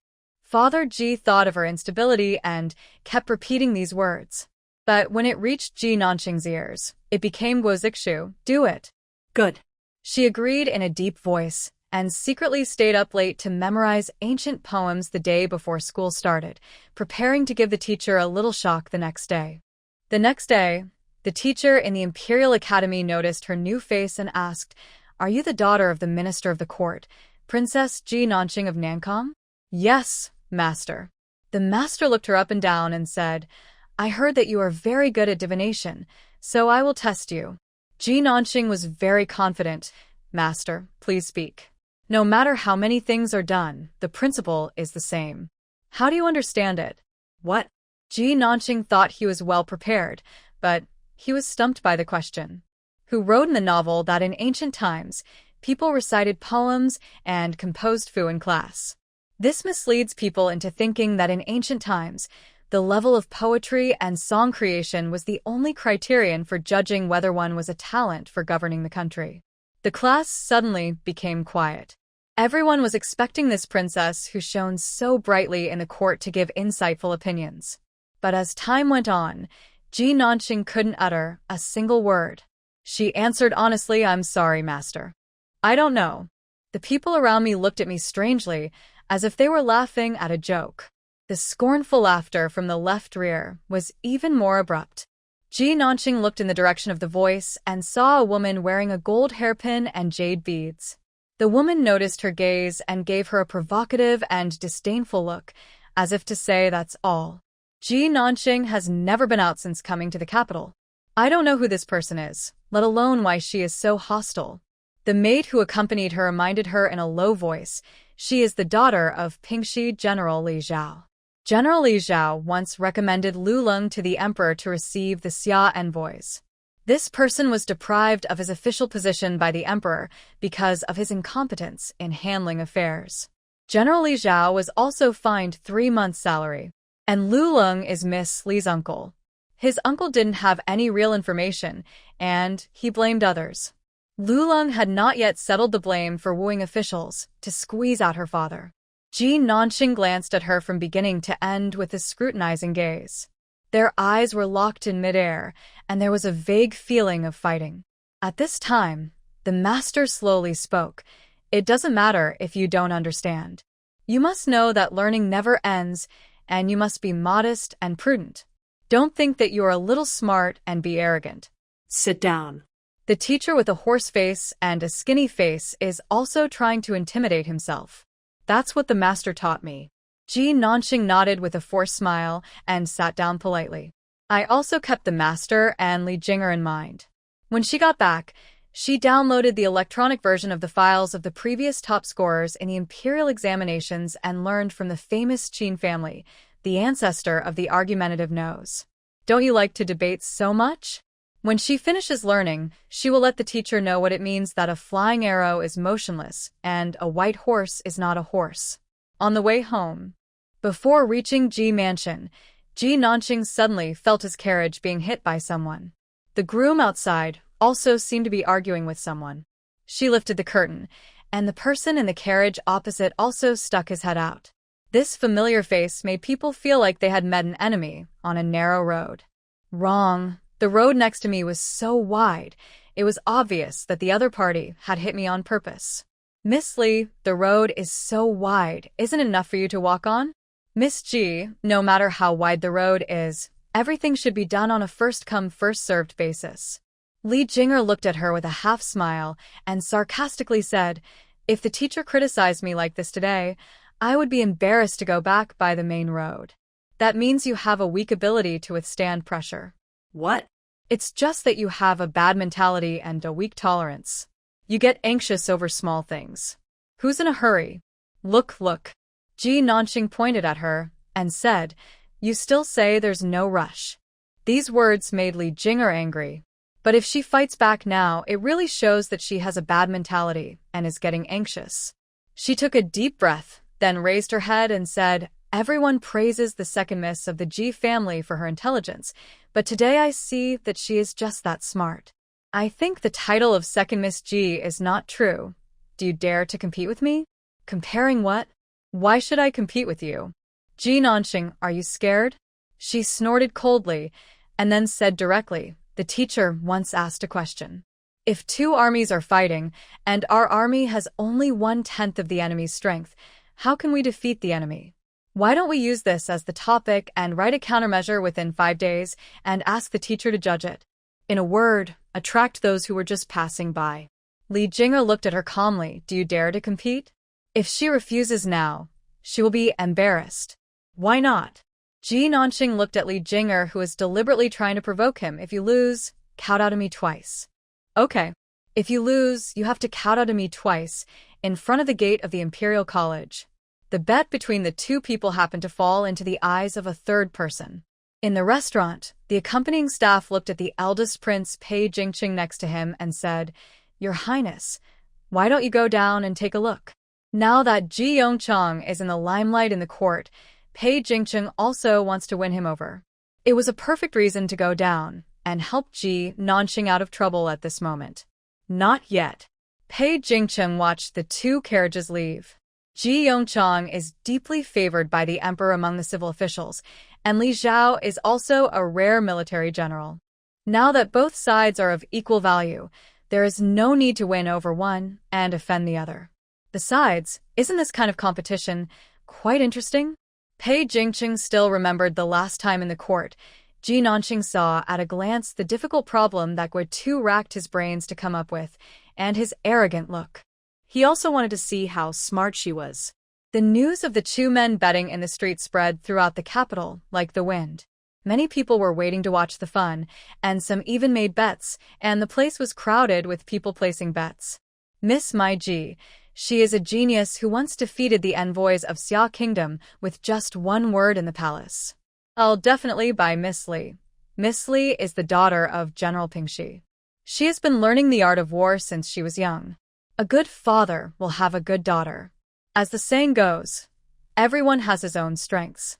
Miss Ji is a genius in numerology, but she may not be able to mobilize troops. Miss Li has been influenced by her father and has the help of aides and military advisors. I think Miss Li is definitely better. There are many different opinions among the people. However, more people think that Miss Ji is better. Not only ordinary people, but even Ji Nanyue, who just learned the news, was very worried about her competition in a few days. Nanqing, you shouldn't be so reckless. Even if you want to gamble, you should choose something you are good at. She was holding a pile of books. These are some military books I found in the study in Nanyang. Come and take a look. If you need help, I can help you here. Thank you, sis. Ji Nanqing accepted the book she sent him. But don't worry, I'm still a little confident. With the learning system, the countless cases of defeating the larger force with the smaller one in Chinese history and the world history, and the great military works are enough to teach Li Jinger and the master a lesson. Ji Nanyue looked at her and still felt uneasy. Is there anything I can do for you? Ji Nanqing shook his head. It's okay, go have fun. Ji Nanyue.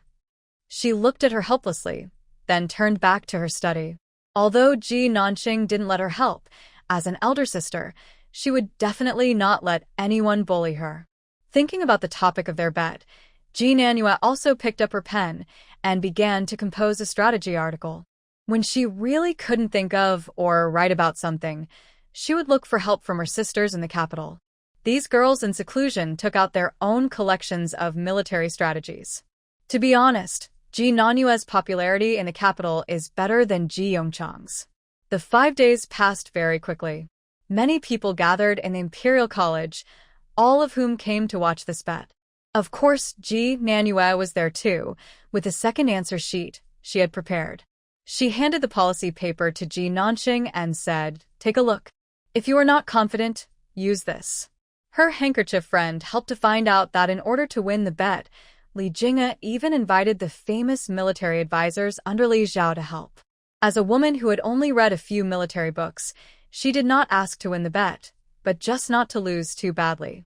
Ji Nanxing accepted Ji Nanyue's kindness and said, "Don't worry, sister. I won't lose." In order to be fair, the teacher invited 6 people. The chief priest has arrived. As the chief judges of this bet, they passed the countermeasures that Li Jing'e had submitted to each other and nodded repeatedly. From their actions, it was clear how satisfied they were with the countermeasures. It seems that Miss Ji is in great danger this time. If I had known, I would have bet on Miss Li to win. I told you yesterday, but you didn't believe me. You regret it now. Amid the whispers of the onlookers, several teachers looked at Ji Nanxing. "Miss Ji, your strategy." With such a great example before them, several people felt that Ji Nanxing had little chance of winning. However, if she really loses, they still have to act as peacemakers and try not to make her lose too embarrassingly. Several people took over Ji Nanxing's strategy and continued to exchange and read the scattered articles. But gradually their expressions became serious, and they subconsciously gathered together to talk in a low voice, and then looked at Ji Nanxing many times, with some abnormal emotions in their eyes. This aroused the curiosity of everyone around, wondering what the second girl had written this season. Li Jing'e also frowned slightly. "Hey, what did she write? Is it hard to tell who wins or loses?" "It's not hard to tell who's the winner." The Imperial College's chief priest held the 2 students' essays and looked at Li Jing'e with a bit of regret in his eyes. From the essays of the 2 students, it is obvious that Miss Ji's argument is better. This result is extremely unexpected. How is that possible? Li Jing'e certainly didn't believe it. "I wrote this based on my military experience and the strengths of many schools. Is it not as good as her theory on paper?" Onlookers also did not quite believe the result. Even if the 2 are equally matched, the difference can't be that big. Miss Ji has never fought a war. Do you think it's possible that Miss Ji was worried that she couldn't win, so she went to find the master and the others? It was difficult for people around to accept this result, and they even began to speculate whether Ji Nanxing had secretly bribed the teacher of the Imperial College. This is happening right in front of the real owner, and the more he talks, the more outrageous it becomes. As it concerns reputation, the chief priest said solemnly, "As teachers of the Imperial College, we naturally won't intentionally favor anyone." Miss Li's strategy is to ambush. She chose a foggy valley as the battlefield and used the fog and terrain to launch a surprise attack. This method is decisive, ingenious, and the details are handled very well. If you encounter such a situation in a war, the chance of winning the battle is very high. Others were even more confused when they heard this, since you, the Lord of the Imperial Court, also acknowledge Miss Li's goodness. Why do you still say that Miss Ji won completely? Because Miss Ji's plan is evil enough, and her understanding of military tactics is profound enough. After all, who would want to use corpses to deliberately create a plague and spread it to the enemy camp, causing them to lose without a fight? As the chief priest spoke, his eyes changed when he looked at Ji Nanxing. The audience also widened their eyes. So poisonous. Ji Nanxing felt the need to defend himself. It was just an idea, not something that would really be used on the battlefield. "It was just a joke. I wrote 28 pages of writing, and you only read half of it, Master? Let's not talk about the art of war and on protracted war, right? The remaining 27 pages are indeed brilliant. But they are too brilliant to be discussed in public. Is it that exaggerated? Let me see." Li Jing'e was very aggressive. Because he didn't believe it, he snatched it directly from the hand of the chief priest. She originally suspected that the teachers were deliberately covering up for him, but after reading only the first 2 pages, her face suddenly turned pale. Impossible. How could you write something like this? She dared to say that even her father could not write such a sophisticated military strategy. "You have your father, the military advisor with rich combat experience, and I also have uncles who are born with the holy body of military advisors." Ji Nanxing spread his hands and said, "I admit defeat and kowtow to me." At the gate of the Imperial College, the loser had to kneel down in public. Li Jinger's face turned pale and blue when he thought of the bet made 5 days ago. Someone left in anger because he lost a bet. Some people just wanted to watch the fun, and they knelt down to cheer for the trouble. The teachers of the Imperial College did not want to make things too ugly. After all, neither Ji Yongchang nor Li Zhao could afford to offend them. Several people whispered, "Miss Ji, why don't you just forget about the Kauda? Since we've already won, we might as well do a favor. It will save everyone's face, and we can also leave a reputation as open-minded. Don't make it too ugly." Ji Nanxing listened to these voices and turned to look at Li Jinger. "Miss Li, if you were the winner at this moment, would you exempt me from kowtowing?" Li Jinger pursed her lips and did not give a direct answer. She had set up a trap before just to embarrass Ji Nanxing and vent her anger on her father and uncle. If she won, she would certainly not let her go. Similarly, neither does Ji Nanxing. So she said in a sarcastic tone, "Personally, I can still afford to gamble and lose. But if Miss Li really can't afford to lose, my father has taught me to be magnanimous." Ji Nanxing, you really not giving any face at all. Li Jinger glared at her fiercely, then knelt down. "Of course Li Jinger, can afford to lose. But you, Ji Nanxing, may not always win." Cut. Ji Nanxing didn't care about her harsh words at all and just turned around and walked away. When he returned home, he was caught by Ji Yongchang and beaten with a stick in the yard. She ran in front. Ji Yongchang chased after her. When Shi and Ji Nanyue were anxious beside her master. "Nanxing is young and doesn't know much. Please be gentle.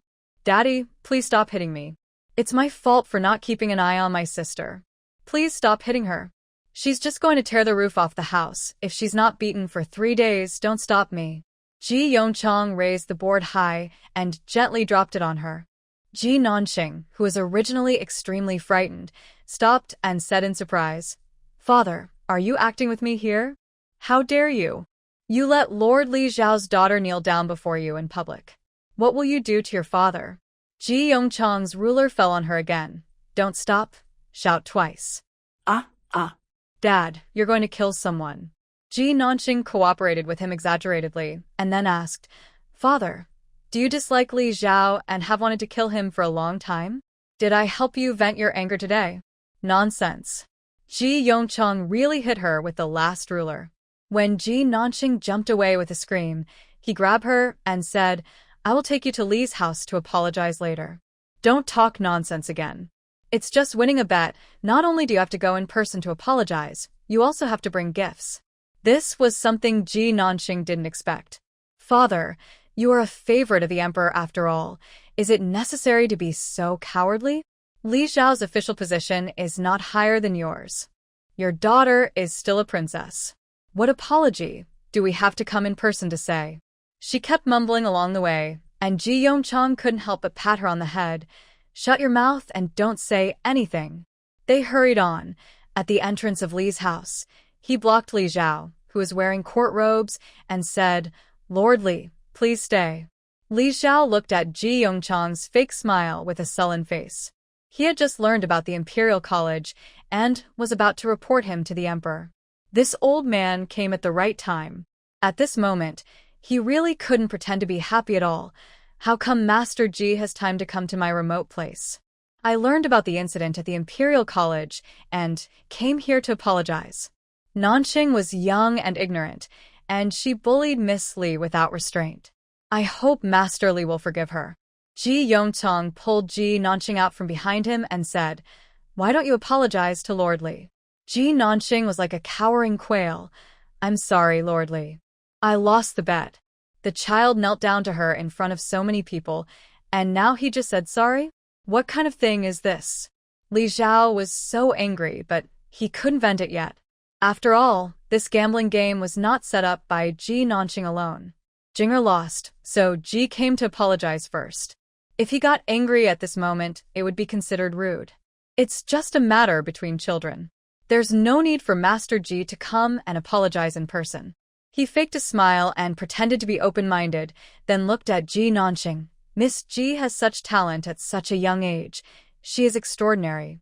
But Master Ji must also protect her well. After all, everything requires a balance." God is jealous of talents, and being too rigid will easily break. God is jealous of talented people, and their fate is full of misfortunes. Being too rigid will lead to failure, and being too smart will lead to death. These words appear to show concern, but are actually cursing people. My son's blessings are endless, so I don't need Mr. Lee to care about him, Ji Yongchong said with a smile, and then asked the servant behind to put down the things he brought. These are the art of war books collected in my home, specially given to Mr. Lee. Adults should still pay more attention to the education of their children. To avoid having to bet with others next time, if you lose again, you will lose your face as a general.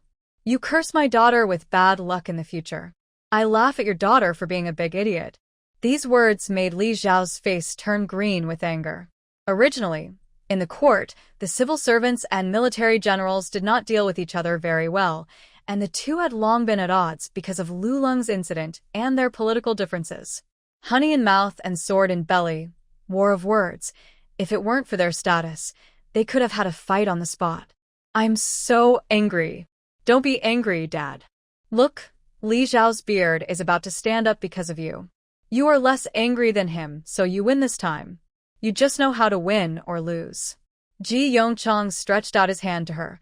Where is the strategy you wrote about winning with fewer people? Let me see it. He also wanted to see how well Ji Nanqing wrote, so after leaving the court, he was blocked by the chief priest and praised for a whole incense stick of time. Oh yeah, where's my homework? Ji Nanqing suddenly remembered what he had written. After he gave it away, it seemed that it had never come back. At this time, the eldest prince's residence was filled with his most valued staff and retainers. The strategy that Ji Nanqing couldn't find was in their hands. The best military operation is to attack the enemy's plans, the next best is to attack their alliances, the next best is to attack their troops, and the worst is to attack their cities. If you are able, show that you are incapable. If you are using something, show that you are not using it. If you are stronger than the enemy, victory is more important than duration. If you are controlled by the enemy, avoid the enemy's sharp edge, retreat when the enemy advances, harass when the enemy retreats, and rely on the enemy for food. This way, you will not be defeated first, and will win later. Exquisite. Every word is precious. Reach the pinnacle. Your Highness, who wrote this book. If you can recruit such a talented person under your command, it will be like adding wings to a tiger. The staff held the article in both hands and treated it as a treasure. Little did people know that this was just a masterpiece written by the second daughter of Ji Yongchong in just 5 days. It's really good stuff. Originally, Pei Jingcheng didn't want to wrong the Li Zhao family, nor was he willing to give Ji Yongchong to his second brother. But now it seems that the value of the Ji family is greater than he had previously measured. This Ji Nanqing can indeed take the initiative to contact. Li Jing'e lost face in the Imperial College yesterday, and he claimed to be sick and didn't want to go out. Ji Nanqing glanced at Li Jing'er's original seat, where a young man was sitting. With his sharp eyebrows, bright eyes, and extraordinary temperament, he attracted the attention of people around him. But this man sat at the table, looking straight ahead, ignoring the gazes from the people around him. It was not until Ji Nanqing looked at him that he raised his head and smiled at her. Yinang é só pretenteos. Are you Miss Ji Air? Who is this young master, and why is he sitting in Miss Li's seat? Just an ordinary person. Oh. Ji Nanqing turned around and sat back in his seat, ignoring him. The servant beside the young man frowned and was about to scold him, but he waved his hand slightly to stop the person next to him from speaking. I was fortunate enough to hear Miss Ji's wonderful speech yesterday, so I wanted to come and get to know her. Upon hearing this, Ji Nanqing said, "Oh," again. He didn't even want to introduce his name, and said he wanted to get to know each other. Pretending to die. It seems that even the teacher who had intimidated her was quite reserved in front of him. He seemed to be of high status, so it would be better not to offend him. She suppressed her urge to complain and lowered her head to read. Pei Jingcheng obviously approached deliberately. He moved from the back row to the side of Ji Nanqing. What are you looking at? Nothing. Ji Nanqing moved the book away and secretly covered the words written on the book. No matter how things change, the principle is the same. It was just the grudge between her and the master. She still remembered it. Pei Jingqing found it interesting to see her like this. He is the kind of person who could write the more you plan, the more you win.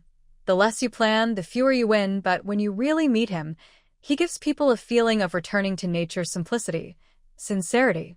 He wanted to say something, but his attendant hurried over, leaned over, and whispered something in his ear. Pei Jingqing's eyes suddenly became sharp. He stood up and prepared to leave. He glanced at Ji Nanqing next to him. I am the current eldest prince Pei Jingqing, and I admire Miss Ji's literary talent. I wanted to ask you for advice, but unfortunately, I have some small matters to deal with now. He took off the Pisces jade pendant from his waist and said, I give this to you, young lady. I hope we can meet again next time. Nothing can be hidden in the Imperial College. Many eyes have seen it, many ears have heard it. Before Ji Nanqing even got home, Ji Yongchang, who had just returned from court, had already learned about this. Father Ji, who was so happy to apologize yesterday, now looked sullen and asked, Nanqing, how did you get involved with the eldest prince again? Li Zhao is good at dealing with, but the prince must not be fooled casually. I didn't mess with him. He came to me today for no apparent reason. The eldest prince pretends to be a man. He made awkward conversation out of nothing and even threw me a jade pendant when he left. After she finished speaking, Ji's father and Wen spoke at the same time. Nanqing, be careful with your words to the prince. The prince gave you a jade pendant? Ji Nanqing nodded, then took out the jade pendant. I didn't want to accept it. He threw it to me and left. I didn't even have time to refuse. Father, what do you think we should do? She was not very clear about the details of the court, but she knew about the struggle between the two factions of the eldest prince and the second prince. When Shi didn't understand the court, she was more concerned about her daughter's future. Nanqing, do you have a good impression of the eldest prince? No. Ji Nanqing glanced at his father after he finished speaking, and then added, if father is planning something in the court and needs his daughter to sacrifice, I can cooperate with you. Then we will. She didn't finish her words. Her eyes narrowed into a small slit, revealing a subtle smile. What is the layout of the court? Ji Yongchang glared at her. Your father sounded like he was going to be a powerful official. I became an official to serve the people and be loyal to His Majesty. How could I use your and Nanue's lifelong event to pave the way for my official career? How come his little daughter went to the Imperial Academy for a few days? The ideas are becoming more and more evil. Their Ji family has been loyal for generations. In order to maintain the family tradition, it is very necessary to give Ji Nanqing some education on loyalty to the emperor and patriotism. The loving father raised his long whip. Ji Nanqing was so scared that he kept backing away. Father, I was just joking. As subjects and common people, we should be loyal to the emperor and sacrifice our lives for him when necessary. You're smart. After Ji Yongchang heard what she said, he reluctantly let it go. In fact, she admires Cao Cao more, who used the emperor to control the princes in history. Wouldn't it be better for the people if I took power? Ji Nanqing felt sorry that her father rejected her idea. She decided to keep a paper man for fun. There is no freedom in the game in reality. She opened the game interface and saw Yan Yan negotiating with the person guarding the door. After playing the game for so long, she had long discovered that Yan Yan could only stay in her own cabin and could not open new maps. As expected, Yan Yan was driven back by the guards. It's so pathetic and so boring. Otherwise, buy some more mice for Yan Yan. Put it in the yard, and he can run around and catch someone he's bored. Anyway, it seems that all the mice I bought before have been caught. Just as Ji Nanqing was thinking this, a prompt suddenly popped up on the game interface. The world is so big, Yan Yan wants to go out and see it. But everyone around bullies Yan Yan. Would you choose a purchase 10,000 heavy cavalry for Yan Yan, so that Yan Yan can reach the peak of his life and never be bullied again? 1 million points. B. Purchase a single soldier cloud explosion rocket launcher for Yan Yan, and help Yan Yan physically reincarnate those who bully him. 1 million points. C. Purchase a shovel for Yan Yan, and let Yan Yan perform the Shawshank Redemption for you. 80 points. How many points? Ji Nanqing specifically counted the zeros after options A and B. Uni is really too arrogant. Every time this kind of choice comes up, Doesn't she always choose the pauper's package? Use 80 points to buy Yan a shovel, and use the remaining 20 points to buy him 2 pairs of gloves so that he can be more comfortable when digging holes. Inside the cold palace, Pei Yanli contacted Lord Tangshan, his grandfather's former subordinate, who now works in the Dali Temple. He hoped that the other party would show him the case files of his grandfather and uncle out of consideration for their past kindness, investigate the truth, and clear their names. The other party had already replied to him, promising to bring the things into the palace, but it was a big problem for him to go out and get the things. Now I can help him. He could not think of any other option except that mysterious man who was elusive. Just as he was considering whether to ask him Backslasher for help, he suddenly saw a strange-shaped weapon in the room, a wooden handle with a piece of black iron on top. Pei Yanli inspected it carefully and found that the black iron was of extremely good quality and very rare. The edges are not sharp, and the middle is concave. The shape of the weapon was so strange that even he thought it was not a weapon. Inexplicably, he walked to the wall with a shovel and shoveled the dirt on the ground without any instruction. This relaxing feeling. Pei Yanli frowned and looked at the weapon in his hand, then looked at the land, and then looked at the weapon again. For a long time, I couldn't accept the fact that such good black iron was not a weapon. Even his message today is thank you for the weapon, but this type is very strange, and I don't know how to use it correctly. It's used to shovel mud. Ji Nanqing looked at Yan in the game, who was sticking his ace out and digging a hole. Pei Yanli, who was digging a hole, looked up and looked around as if he had sensed something. For a moment, he felt someone nearby. Is it a mysterious person who appears? He paused digging and looked around. I looked everywhere, but there was only him.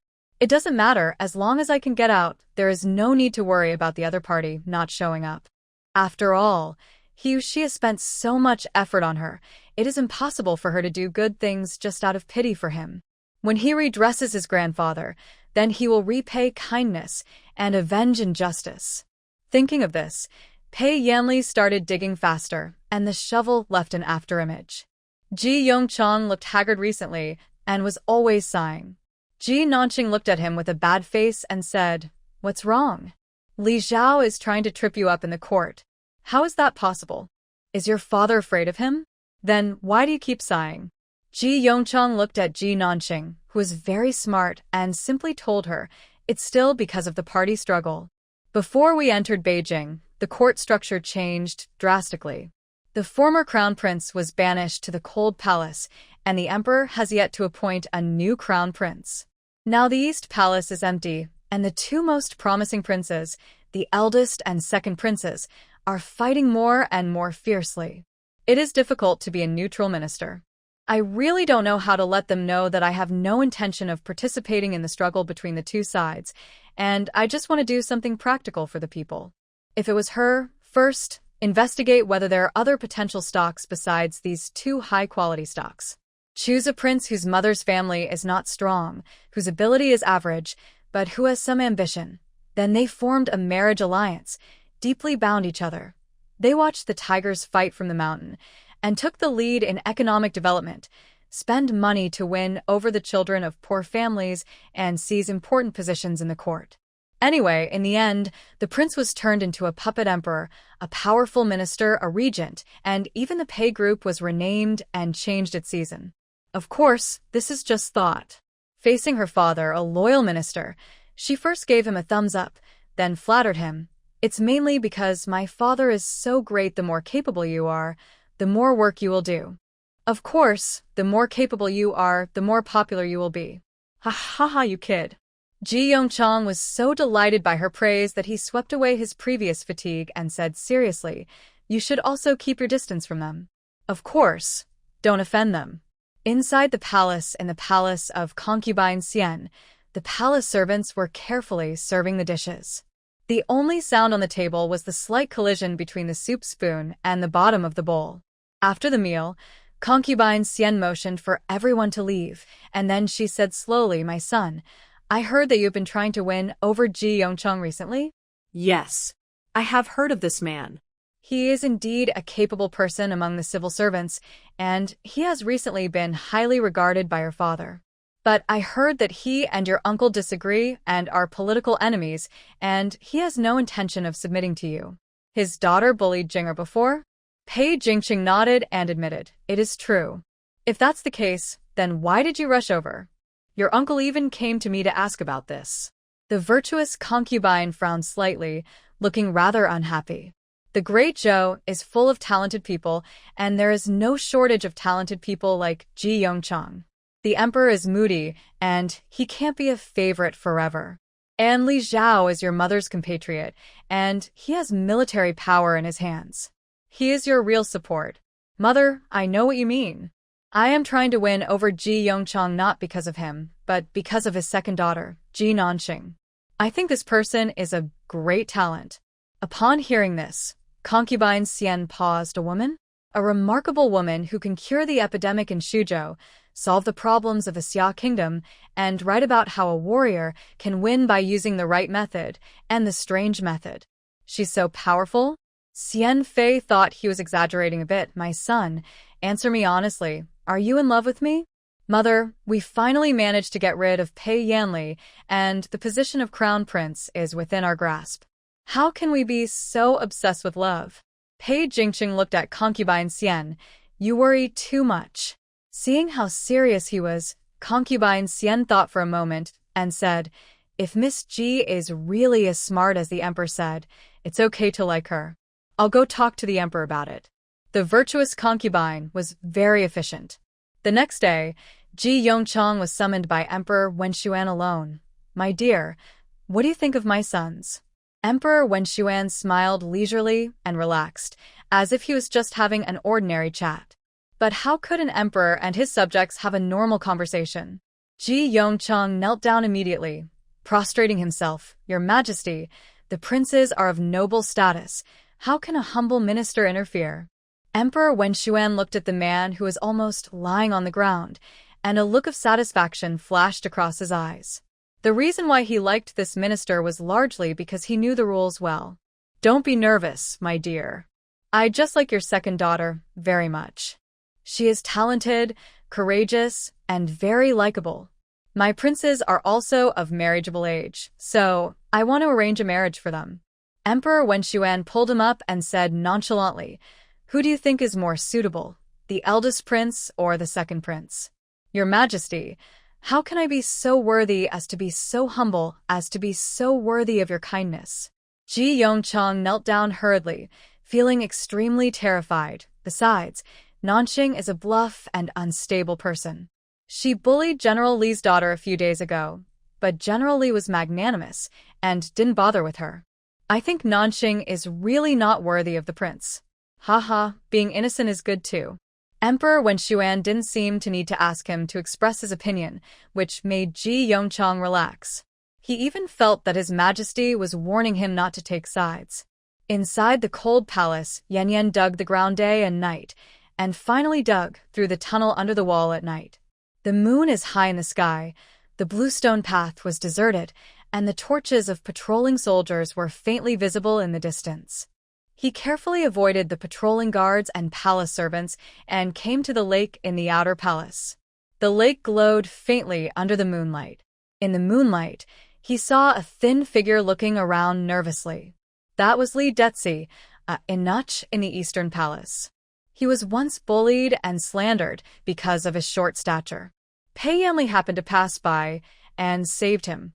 He transferred him to the Eastern Palace and asked the imperial physician to heal his almost broken leg. It was originally an unintentional act, but I didn't expect it to become the key to saving my life. He observed carefully before approaching Li Detzi. This sound startled Li Detzi, who was standing next to him. He turned around and saw Pei Yanli, his voice trembling. Your Highness, thanks for your hard work. Pei Yanli patted his shoulder and said, when I come out, I will definitely reward you handsomely. Having said this, Li Detzi suddenly knelt down in front of him, not daring to look up. A voice came from behind him. King Wei, I'm afraid you don't have a chance to get out. Pei Jingcheng had been waiting here for a long time. The torches lit up the entire lakeside, and the guards surrounded him tightly.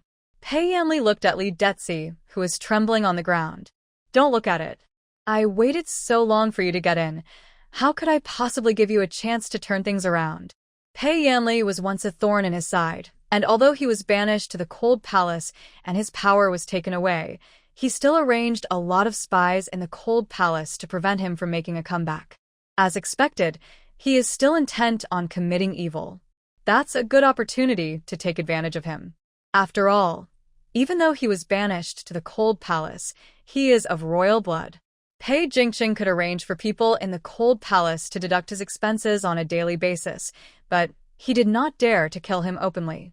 But now, according to palace rules, anyone who escapes from the cold palace without permission will be severely beaten with 20 lashes of the cane. With him watching, the guard's sticks fell heavily on Pei Yanli. Pei Jingqing looked down at him and threw the letter he had delivered to the outside in his face. These are all the letters he has sent out recently, at a high price. King Wei, you don't want to overturn the verdict of a dead person, do you? Lord Tangshen of the Dali Temple did receive many favors from your grandfather, but he was also the first to stand up and accuse your grandfather when he was investigated. Give you the file? Don't even think about it. You'll never be able to leave here in your lifetime.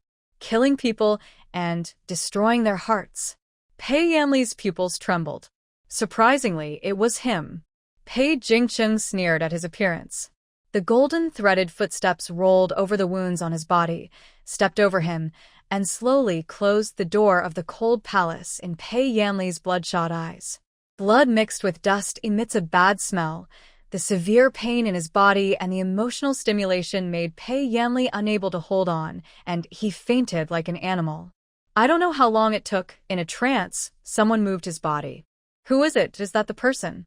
Pei Yanli tried hard to open his eyes, but his eyelids seemed to be glued shut, and he had no strength left. At this moment, he heard a conversation in his ear. Be careful, don't wake him up. Or just feed him arsenic. The eldest prince said that King Wei should die quietly in the cold palace anyway. The conversation between the two made his fingers move slightly. But he had no power to resist, and the bitter powder was forced into his mouth. Spleen and stomach colic, severe vomiting. Pei Yanli's consciousness gradually blurred. Recalling the past, he never realized that he had failed so badly, and yet he was unwilling to accept it. In Ji Mansion woke Ji Nanqing up from his sleep. Dear little master, your Yan is dying. Dear little master, your Yan is dying. Dear little master. She got up from the bed, feeling a little depressed because she didn't get enough sleep. Why did Yan die, out of nowhere? Open the game interface. Yan was covered in blood and twitching on the ground. The red exclamation mark is particularly eye-catching, being whipped arsenic trioxide poisoning. My goodness, where did this hole go? It's been ruined like this. She quickly looked up the antidote for arsenic and then bought warm water, saline solution, milk, and a special antidote. At this moment, Pei Yanli's throat was burning, his whole body was twitching, and he couldn't breathe, as if someone was pinching his neck. Arsenic, there is no antidote for this poison. He knew he was dying. The strong unwillingness made him finally open his eyes and try to look outside, but in a trance he seemed to see a transparent green light and a white and slender hand reaching out to him. Was this the evil messenger who was going to take him away? The next moment, the hand was stuffed into his mouth. A powerful force penetrated deep into his stomach, filling his belly with milk. Then the hand poked straight into the throat. Pei Yanli immediately started vomiting. Even with his mouth closed, the feeling of something poking his throat was still there, making him unable to stop vomiting. Loop multiple times like torture. There's nothing you can do about the discomfort, since there's no way to do a gastric lavage in the game. Ji Nanqing, who was raised on the screen, didn't know that Pei Yanli was a real person. She just followed the steps of the game, and she even thought that this was a plot specially designed by the game to increase the interaction between the player and the protagonist of the game. Just complete the task. Wait until Yan's stomach is empty after vomiting, then feed it the special antidote. But this thing is expensive. The antidote alone costs 100 points. Milk and saline solution cost her 50 points. It's her real score. There's a kind of painful feeling that the money I worked hard to earn is suddenly reduced by half. She was slightly comforted when she saw the red exclamation mark on Yanyan's body turn into an orange one. Yanyan is a coin-producing machine. He can produce 10 points for her every 5 days. Spending some money on him is a necessary investment. Inside the cold palace, the sunlight shone on this abandoned place, gradually heating up, and the strong light shone directly on Pei Yanli, who was lying on the ground. He was lucky enough to survive the whole night of suffering. Palace servants passed by one after another. Even if they walked past him, or even if they could move him out of the stain in just a few steps, they just turned a blind eye, and no one cared whether he lived or died. Or maybe they are all secretly hoping that he'll die soon. The gradually rising temperature ferments the surrounding. The unpleasant smell attracted all kinds of carrion-eating insects. He opened his eyes with great effort and did not know how much effort it took him to move from the door to the inside of the house little by little. The wound on his back began to bleed again, and the blood stuck the wound and clothes together. Every moment, he was enduring inhuman torture. My eyes are so heavy. My hands feel heavy. Pei Yanli opened his pale lips and finally lost consciousness completely. Ji Nanxing returned home at night, opened the game interface, and saw Yanyan lying in the room like a piece of garbage. The notification bar for the plot appeared again. Yanyan's clothes are stuck to the wound, and there is a high possibility of infection and inflammation. Your choice is to help Yanyan clean his wounds and feed him anti-inflammatory medicine 100 points. B. Feed Yanyan an anti-inflammatory medicine 50 points. C. Play a Suona for Yanyan 0 points. Wow. This game is so bad. Ji Nanxing looked at option C. If it had been the first time the game appeared, she might have chosen it. But now, she and Yanyan have a deep relationship. Use the gifted game points to give Yanyan a generous A option. The game was quite interactive. After she chose A large picture of Yanyan appeared on the screen. Yanyan in the 2D style is so beautiful. Although she looked disheveled, she had the added bonus of being a broken beauty. Not only that, there are also 360-degree detailed images. She can choose to clean, apply medicine, and bandage each wound. This interactive feeling is like she is really helping to treat the wound. The deep wounds from the flogging, where the bones were visible, and the scenes of blood and skin tissue stuck together were shocking. These intuitive pictures of injuries make people feel that this is just a game. I couldn't help but be a little more careful. Pei Yanli felt someone gently taking off his clothes in his hazy consciousness. The wet handkerchief was slowly applied to the wound on his skin, and there was a slight pain when the medicine was poured on his skin. Then, the person bandaged his wound and fed him a very bitter pill. 5 Watch Day. The sound of the night watchman ringing on the city wall made the person lying on the floor move his fingertips slightly and blink his open brown eyes in confusion. He was not dead, and all the wounds on his body had been cleaned. Pei Yanli recalled the hand that appeared out of thin air after he was poisoned. He didn't know if this was an illusion, but the wound wrapped in gauze was real. His supreme father, the emperor, had abandoned him. The eunuchs who had sworn allegiance to him betrayed him without warning. His brothers and the ministers he once trusted wanted to kill him. He couldn't imagine who would save him at this time. The person who has been helping me in the cold palace? He blinked and looked at the empty room. Did you save me? Are you a deity? I don't mean to cause you any trouble. I just want to say thank you. No one around responded, but at least he survived. A little food would still appear by his bed every day, mostly a kind of porridge served in a cylindrical iron container. Cold, but the red dates, quick seeds, and transparent white fungus stewed together had a sweet taste that made his sore throat and stomach feel much better. In addition to the sudden appearance of iron can porridge, no one brought him food. Everyone in the cold palace was tacitly waiting for his death. Pei Yanli didn't want to die. He even planned to store food to prevent the possibility that the man would not help him. But Wahaha's 8 treasure porridge is sealed in cans. No preservatives. If you don't finish it after opening it, it will go bad quickly.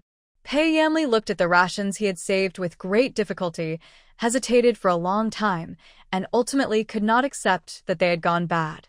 He took 2 deep breaths, then closed his eyes and poured the spoiled 8 treasure porridge into his mouth. Ugh. He burst into tears. Out everything in your stomach at once. He quickly closed the door again and trotted away. In the Grand Prince's palace, Pei Jingqing glared at him when he heard the news. He's not dead yet? The board hit. The poison was also administered. That's arsenic. Seal the mouth when seeing blood. Even gods cannot cure it. This didn't kill him? What do I want you to do? Don't be angry, Your Highness.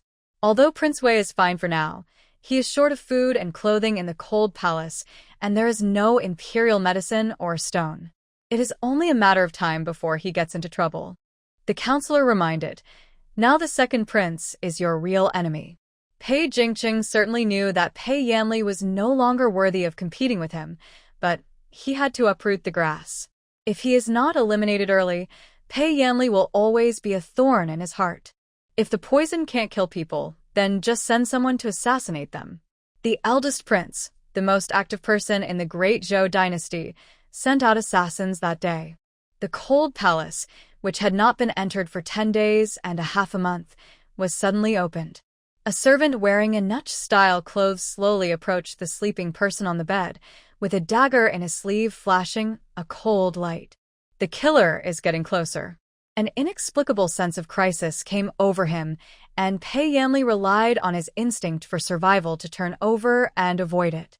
Seeing that it didn't work the first time, the killer continued to stab him. Pei Yanli's injured body was much slower than the opponent's agility. Although he avoided the vital part, the long knife pierced his thigh. He groaned in pain, rolled over, and fell to the ground, trying to crawl out. But how could the killer give him a chance? He stretched out his left hand like a claw, grabbed his ankle, and stabbed his back with the long knife. Twice in a row, then aimed for his neck. At the same time, an option prompt appears on the game screen. Yan Yan is facing a life and death crisis at this moment. You choose a turn on 10-day protection mode, 100 points, B turn on 5-day protection mode, 50 points, C turn on the life and death determined by fate. Wealth and honor depend on heaven mode, 0 points. There is also a timer behind it, and she needs to make a choice within 5 seconds. In the cold palace, Pei Yanli watched the dagger getting closer and closer to him. At the moment when the blade pierced his neck, a white light burst out from his body. The killer's knife was bounced away, and the man was also bounced away. The killer was a little scared, but his years of professional ethics made him pick up the dagger again and pounce on Pei Yanli. Once again, he was accurately bounced away by the white light from the opponent's body and hit the ground dizzy. Pei Yanli also reacted. He crawled towards the killer, holding him down with strength from nowhere. He picked up the knife on the ground and cut the killer's neck with force. The ground was covered with blood. The air was also filled with the smell of blood. He didn't know which blood was from the killer and which was his own. He just felt pain in his body. My thighs hurt, my back hurt, and the wound that was almost healed was torn open and hurt. Ji Nanqing is also in pain. Her points are in pain. 500 points. It's actually 500 points. The last second, she was still thinking that the 50 points were well spent because of the beautiful special effects in the game screen. The next moment, she saw clearly that she had missed a 0, and she felt so heartbroken that she was about to cry. She said that in this game, one needs 80 points to buy a pill of antipyretic medicine, but 50 points can buy a good thing like an energy shield. The result was 500 points. Even after deducting the 100 points given by the game, she still put in 400 points with her own money. Late in the evening, she could only hide in the quilt, not daring to cry too loudly. It's so painful. Ji Nanqing felt uncomfortable when he saw Yan Yan lying on the ground.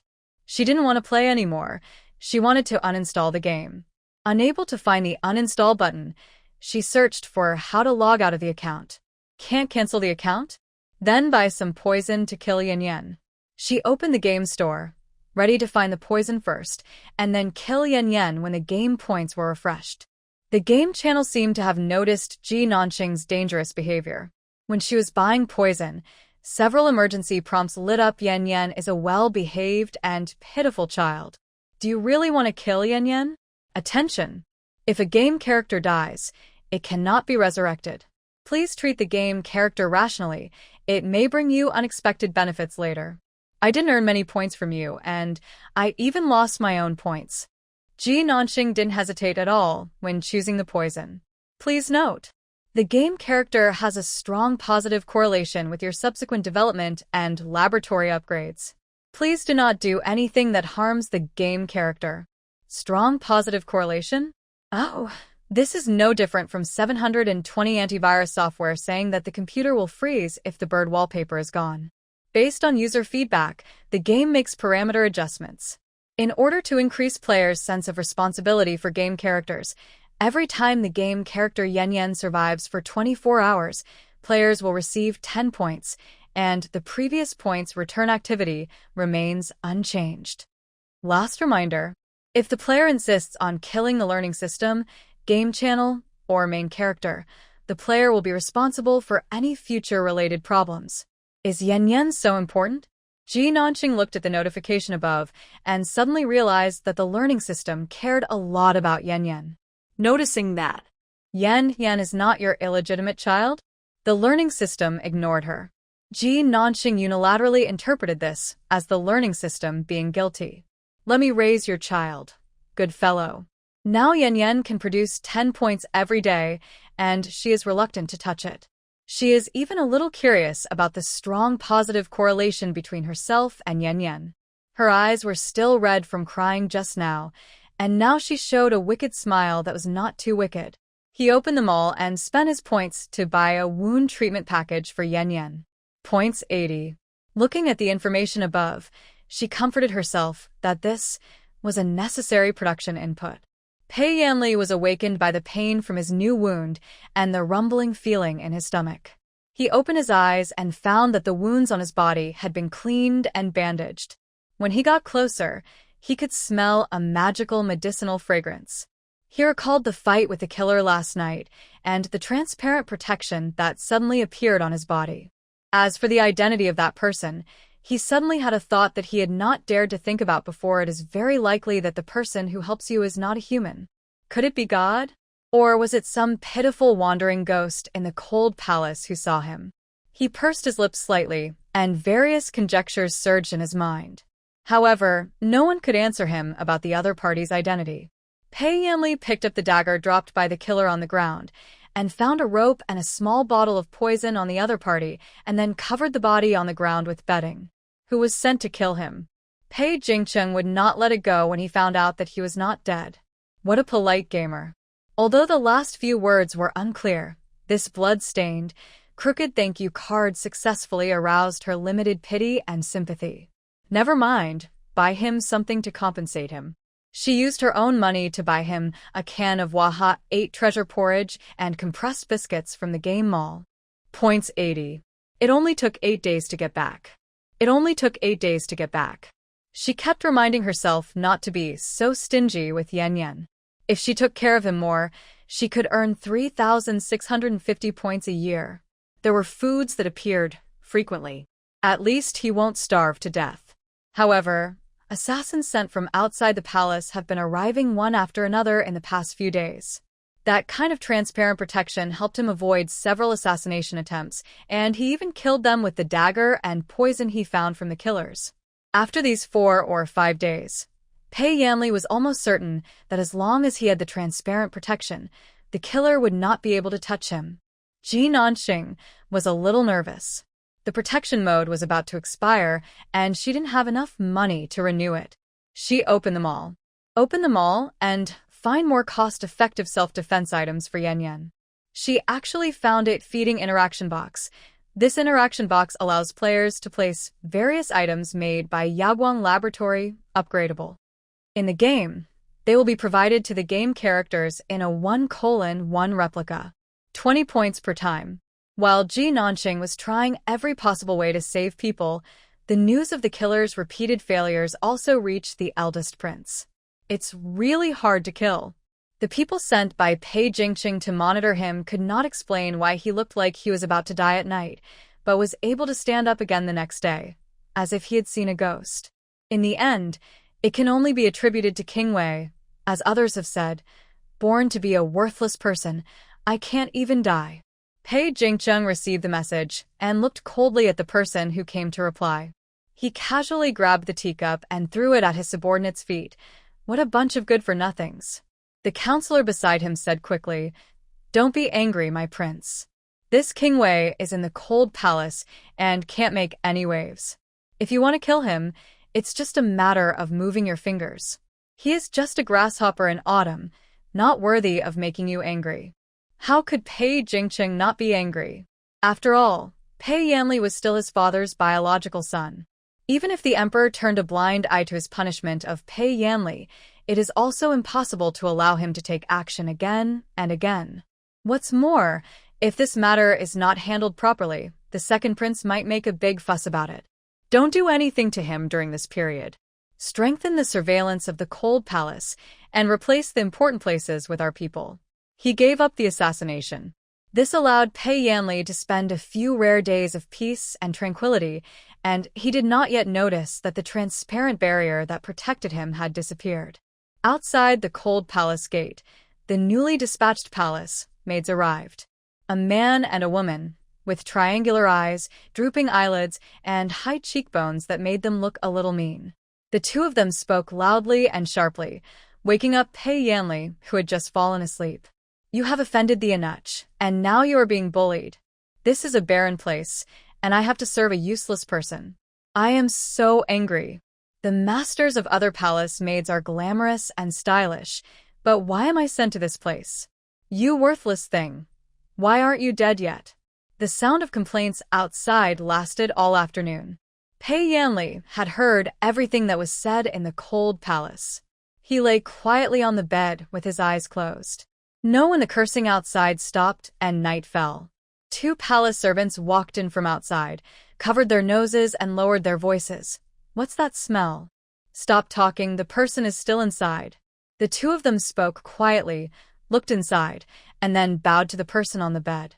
"I am Huang Lian, your servant, here to see King Wei." "I am Wang Xiu, your servant, here to see King Wei." There was no movement on the bed. The two waited for a while, looked at each other, and then quietly withdrew. "Did he hear what we said outside? I told you not to talk nonsense. You've offended King Wei on your first day here. What are you going to do in the future? Who knows he heard it? And didn't you say it too?" The two began to blame each other, and then they looked inside the house, their voices obviously becoming more restrained and lowered. "There are only us and King Wei in the cold palace. What are you afraid of? Yes, we will serve him only if we are willing to serve him. If we are not willing, we will not give him any food. He is just a criminal who plotted rebellion. He should beg us for mercy." Huang Lian was still a little worried. What if he died? Wouldn't it be better if he died? Our family wouldn't have to serve him. Wang Xiu narrowed his small eyes, full of viciousness and calculation. What do you think those princes outside are thinking? Who doesn't want the one in the room to die sooner? At that time, they would say that the cold palace was filled with negative energy and King Wei was in poor health, so he died of illness. Who will be held accountable? These words dispelled Huang Lian's last bit of worry. "You have already come to the cold palace. Why are you still pretending to be the master?" Like the previous palace servants, these two people simply deducted the daily share that originally belonged to King Wei and did not take him seriously.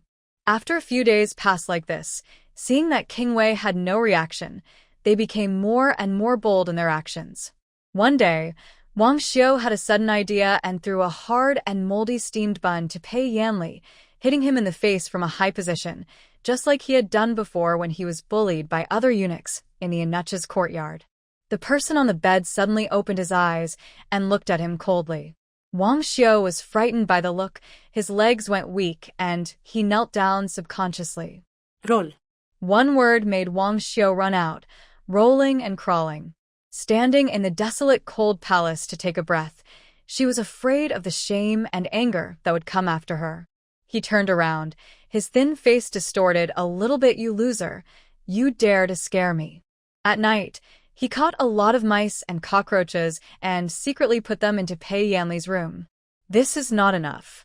He looked at the kettle on the table, a sinister smile appeared on his face. He poured out the water and then took off his pants. In the quiet room, there was the sound of running water. Suddenly, a voice came from behind him. "What are you doing?" This question frightened Wang Xiu. Then his eyes suddenly became fierce, and he turned around and pounced on Pei Yanli, strangling his neck with both hands. "King Wei, you should have died long ago. Don't delay our family's search for the next owner." Pei Yanli was surprised that Wang Xiu pounced on him and immediately realized that the mysterious protection had disappeared. He took out the dagger that he always kept in his sleeve and cut Wang Xiu's neck with a blade. Blood gushed out in an instant. Huang Lian, who was attracted by the noise in the cold palace at this time, was frightened by this scene. She should have run, but her legs seemed to be filled with lead, and she couldn't move. "You come here." Huang Lian was extremely frightened when he heard Pei Yanli's words. She knelt down in front of Pei Yanli. "Please spare my life, my lord. I was forced by Wang Xiu. Please spare my life." She begged him for mercy, with tears in her eyes. Pei Yanli looked at her coldly and finally lowered his eyes, dragged the body out of the room. Huang Lian thought that Wang Xiu was the only dead body in the palace until he lifted the blanket in the corner. "There are a bunch of dead bodies lying in there, and the strange smell in the room is coming from here." She was so frightened that her throat tightened and she couldn't even scream. She moved the body away tremblingly, and then looked at the King Wei who was banished to the cold palace and saw that he was like a devil.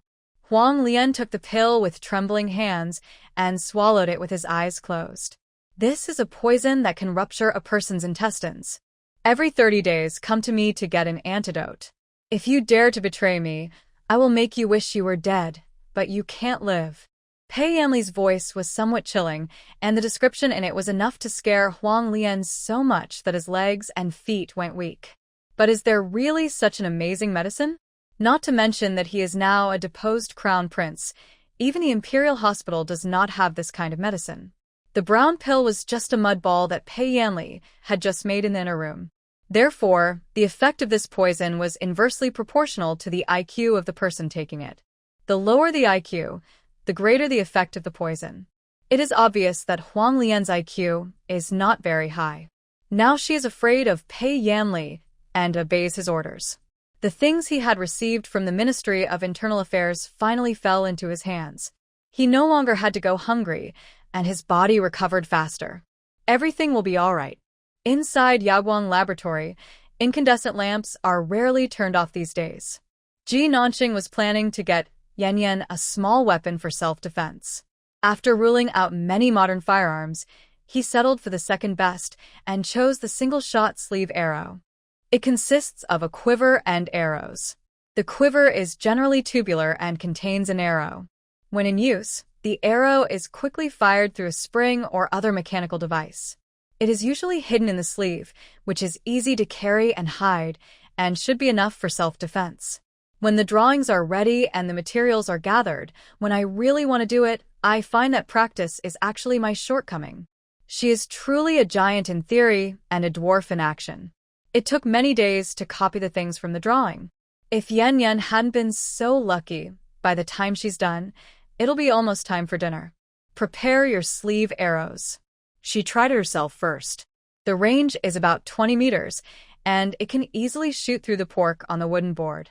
This power is already very good, and she is quite satisfied with it. She spent 20 points to open the interactive feeding box, and an extremely dark black box appeared. The black square frame of the Vanta is like a hole in space. Next to it, there is a line of small words for explanation. Now turn on the care mode. Please follow the instructions on the screen. Please put the item in from the center of the interactive frame and release it when your hand is 5 centimeters away from the interactive frame. Please be careful not to touch the interactive frame directly with your body. Please be careful not to put non-laboratory output items into the interaction box. Please note that the interactive box can last for 5 minutes. You can choose any time to close it within 5 minutes. If it exceeds 5 minutes, the interactive box will be closed automatically. Very amazing stuff. Ji Nanqing felt that this thing was a bit too sci-fi and cool. Especially those 3 precautions, which make people want to try what would happen if they did them. Of course, she would not use her own body for experiments, but instead left the laboratory and took out a hairpin from her room. The moment the thing touched the black hole, she felt a powerful twisting force. The force was so strong that if she didn't let go, her hand would be broken. The moment Ji Nanxing let go, the hairpin fell to the ground. When she picked it up, the end that touched the black hole had been crushed. She was glad she didn't try it with her hands. When throwing weapons to Yan Yan, he followed the instructions completely, carefully wrapping the sleeve quiver and 5 arrows in the instruction manual and throwing them in from the interactive box. At the moment of entry, the original object disappears, and a similar thing suddenly falls to the ground appears in the picture. Yan Yan in the picture also turned her head very smartly and looked at the thing that fell out of thin air. Something fell from the big hole with a clang. His eyes widened. The miracle happened again. It would be strange if I wasn't shocked.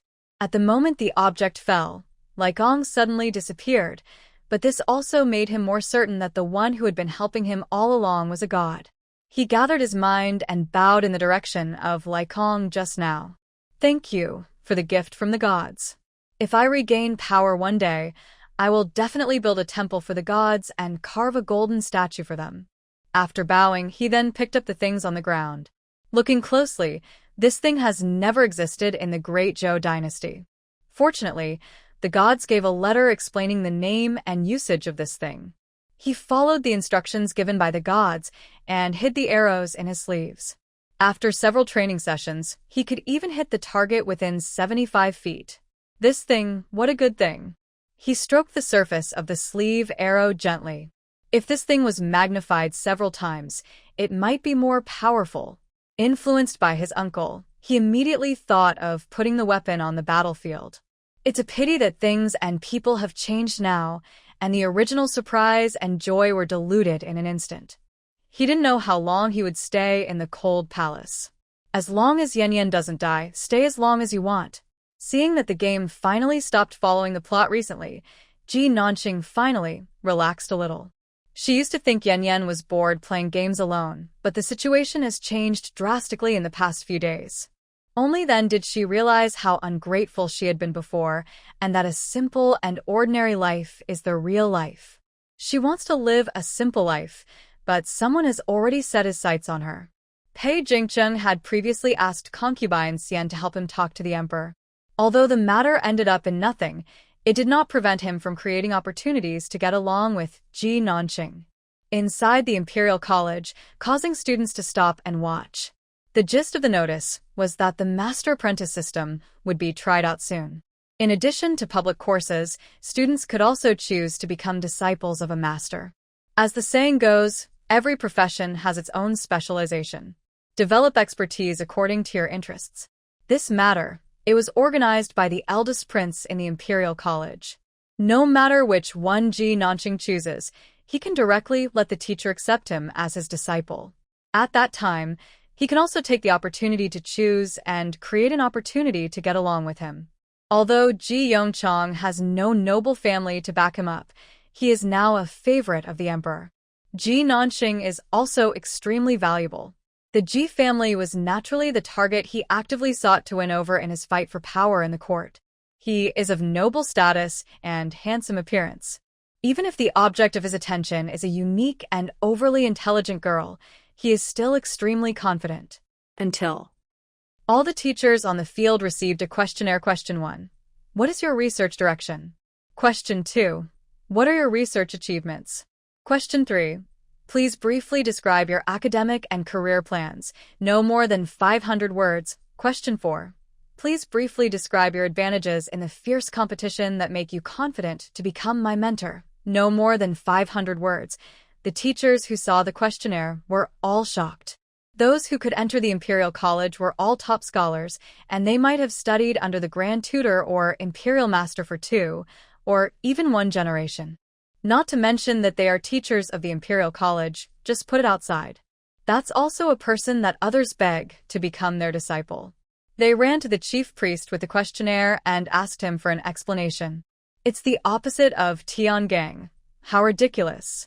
How did someone like Master Jizhou enter the gate of our country's Imperial Academy? The constant criticism made it very difficult for the chief priest to live his life. This living ancestor was allowed in by the emperor, and she cannot be driven away, let alone chased away, and the eldest prince even came to him specifically to make arrangements, hoping that the teachers would not make things difficult for Ji Nanxing, and whoever she wanted to be his master would accept her as his disciple. But obviously the eldest prince did not expect that there was a possibility that Ji Nanxing would make things difficult for the master. The chief priest tried to appease him. "My lords, although Princess Nankang is young and frivolous, she is indeed smart. She is a genius who can write, 'Know yourself and know your enemy, and you will never be in danger in 100 battles,' and warfare is the art of deception.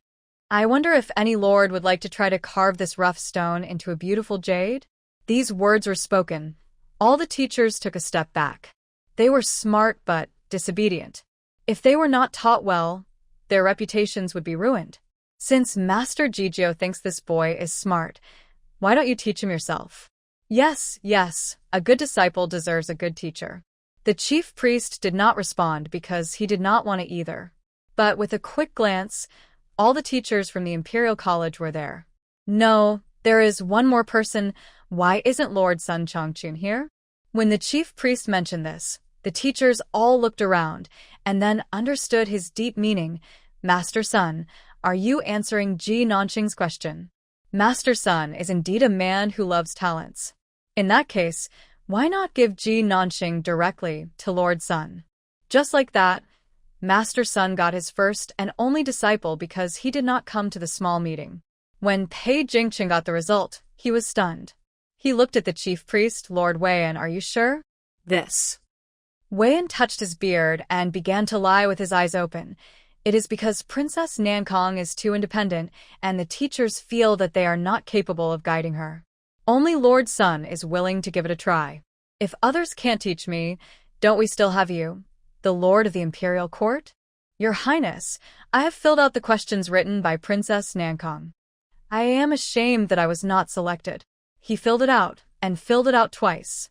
He carefully wrote the copy for Lord Sun, and asked Lord Neo Air from the Ministry of Works to fill in his own copy. When asked by the eldest prince at this moment, Weian felt that he was really smart. Of course, he couldn't show his happiness, and he had to comfort the eldest prince. "Your Highness, although Lord Sun has not been promoted in recent years, he is also very talented in writing, and he will definitely be able to tutor the princess in her studies." That's not the point. Pei Jingqing looked at the word Tieshue following Sun Chongqun. The key point was that this person had not made any progress in the 10 years since he entered the officialdom. His official rank was too low, and he was not qualified to be his teacher at all. Some people are sad because of this news. Some people were happy about this news. Li Jinger was so happy that she blocked Ji Nanxing on the road and asked, "Do you know who your assigned master is?" "Sun Chongqun, Mr. Sunday. You still don't know who he is? He's still a school supervisor after 10 years. No one dares to want you accept him." "Haha, I thought you were so awesome, ha. Li Jinger smiled. Looks a bit like the black magic fairy Xiaoya. That kind of stupid feeling that won't cause any big trouble makes people feel particularly calm. Ji Nanxing walked around her and prepared to meet his master. Every teacher has a study room for rest, reading, and work. The study of this Lord Sun is in the most remote place. A few dusty bamboo slips are placed sparsely and messily on the bookshelf. The ink cup on the table is dry, and the tip of the brush is almost moldy. The smell of salted fish that wafts in the air makes people feel uncomfortable. She found Sun Chongqun lying on a rattan chair among a pile of messy things. Sun Chongqun also saw her and waved his fan comfortably. "It's Miss Ji, right? Just find a place to sit, and you can go back after 3 p.m. This person does not seem to have a clear plan for academic and career as shown in the questionnaire answers. She glanced at the questionnaire answer in her hand that said fair and positive. "Didn't you write this?" Sun Chongqun glanced at her hand and said, "It has been a long time since I wrote so many words." "You haven't disciplined me, and you still want to take me as your apprentice? Didn't they force you into my arms?" The two exchanged their information, and Ji Nanxing understood instantly. "Oh my goodness, I got cheated." She looked at the ground where she couldn't even step on it. "Master, please get up and help me find a place to sit before I lie down." "I don't." He curled up in the wicker chair like he had no bones, too lazy to even scold her when she said such outrageous words. Without desire, one is strong. The laziest is the strongest. Looking at the mess on the ground, Ji Nanqing could only take a broom and drive the cockroaches and rats hiding nearby to the place where the master was sitting, and then clean the outer area. The ground was covered with his scattered poems and cursive calligraphy. While sorting out the garbage, she also found Zhang's appointment letter as the runner-up in the Imperial examination 10 years ago. Master, you are still the runner-up that year? Ranked second in the country, a little bit strong, this letter of appointment has turned yellow and has signs of being eaten by insects. Well, it's okay. He waved his hand. Don't disturb my sleep. Given this attitude, it's no wonder the appointment letter was worm-eaten. Well, Ji Nanqing didn't want to have a closed-door teacher anyway. It was good that Master Sun didn't care about her. It was also good that Master Sun felt that Ji Nanqing had less trouble. Everyone is very satisfied with each other, and sometimes they even have lunch together. Seeing that the two of them were getting along well, Li Jinger, who was waiting to see them make fun of themselves, felt bad. The humiliation of having to kowtow and admit defeat in public at the gate of the Imperial College is unforgettable. Li Jinger finally beat her in choosing a teacher, so how could she not humiliate her? This dust is really big, can't you clean it up? She walked into the room, fanning her hands dramatically. That kind of servile superiority made Ji Nanqing look up and glance at her in the midst of his busy schedule. This is a humble room, but my virtue is fragrant. If you think it is simple, you don't have to come. Master Sun, who had originally closed his eyes to rest, opened his eyes and looked at her in surprise after hearing these two sentences. Li Jinger stomped his feet angrily upon hearing this. You guys are so dirty here, and you still think you're right. Humph, just keep talking tough. Weren't you very proud of having barely defeated me before? But when it came time to choose a teacher, no one wanted you, and they threw you to this supervisor who has been a 6th-rank official for 10 years. I tell you, my teacher is a 5th-rank assistant teacher and will soon be promoted to a doctorate. Ji Nanqing is a person whose temper is only good when others don't provoke her. When someone is trying to cause trouble, we can't be afraid of it. She took out Sun Chongqun's worm-eaten appointment letter and said, My teacher was once the runner-up in the Imperial examination and the 2nd in the country that year. So what? My teacher is an assistant teacher. Ji Nanqing thought for a moment and said, My master can sit on a chair all day. He must have a natural talent for iron buttocks. Li Jinger, you must have been insane because you've been here for so long. My master is a 5th-rank assistant teacher. You are the one who is sick. As the daughter of her father's political enemy, she naturally couldn't fall behind. I mean, Master Sun is very powerful. If he wants to be promoted to assistant professor, it's as easy as sitting in a chair for a day. Sun Chongqun couldn't take a nap any longer, so he quietly reached out and scratched his ace. Oh. Li Jinger rolled his eyes. If it were really that easy, your master wouldn't have been the headmaster for 10 years. She walked away with a haughty look on her face. Ji Nanqing looked at Sun Chongqun silently. Even after being chased and insulted, he still had no fighting spirit. Don't look at it, I can't do it. Master is being modest. It's not up to him to decide whether it will work or not. From the perspective of subjective initiative, this paper comprehensively analyzes the current situation of the Imperial College and the decline in talent training. Not bad. Haha, really interesting. My dear Ji, come and take a look. Your second daughter has great literary talent and thinking skills. The next day, Emperor Wen Xuan smiled happily when he saw Ji Nanqing's memorial. Ji Yongchang's face was as black as the bottom of a pot. He knelt down in front of Emperor Wen Xuan in fear and trepidation. I am sorry that I did not discipline him strictly. I will discipline him strictly when I return. Please forgive me, Your Majesty. Princess Nankang cares about the country and speaks out frankly. What crime has she committed? He became interested and wrote a handwritten note to Ji Yongchang. Go back and tell the princess that I approve of her plan for training officials in the Imperial College. Haha. The emperor's heart is hard to predict.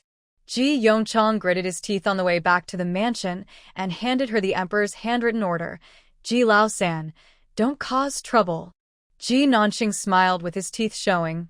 Don't worry, Dad. I will only be your pride.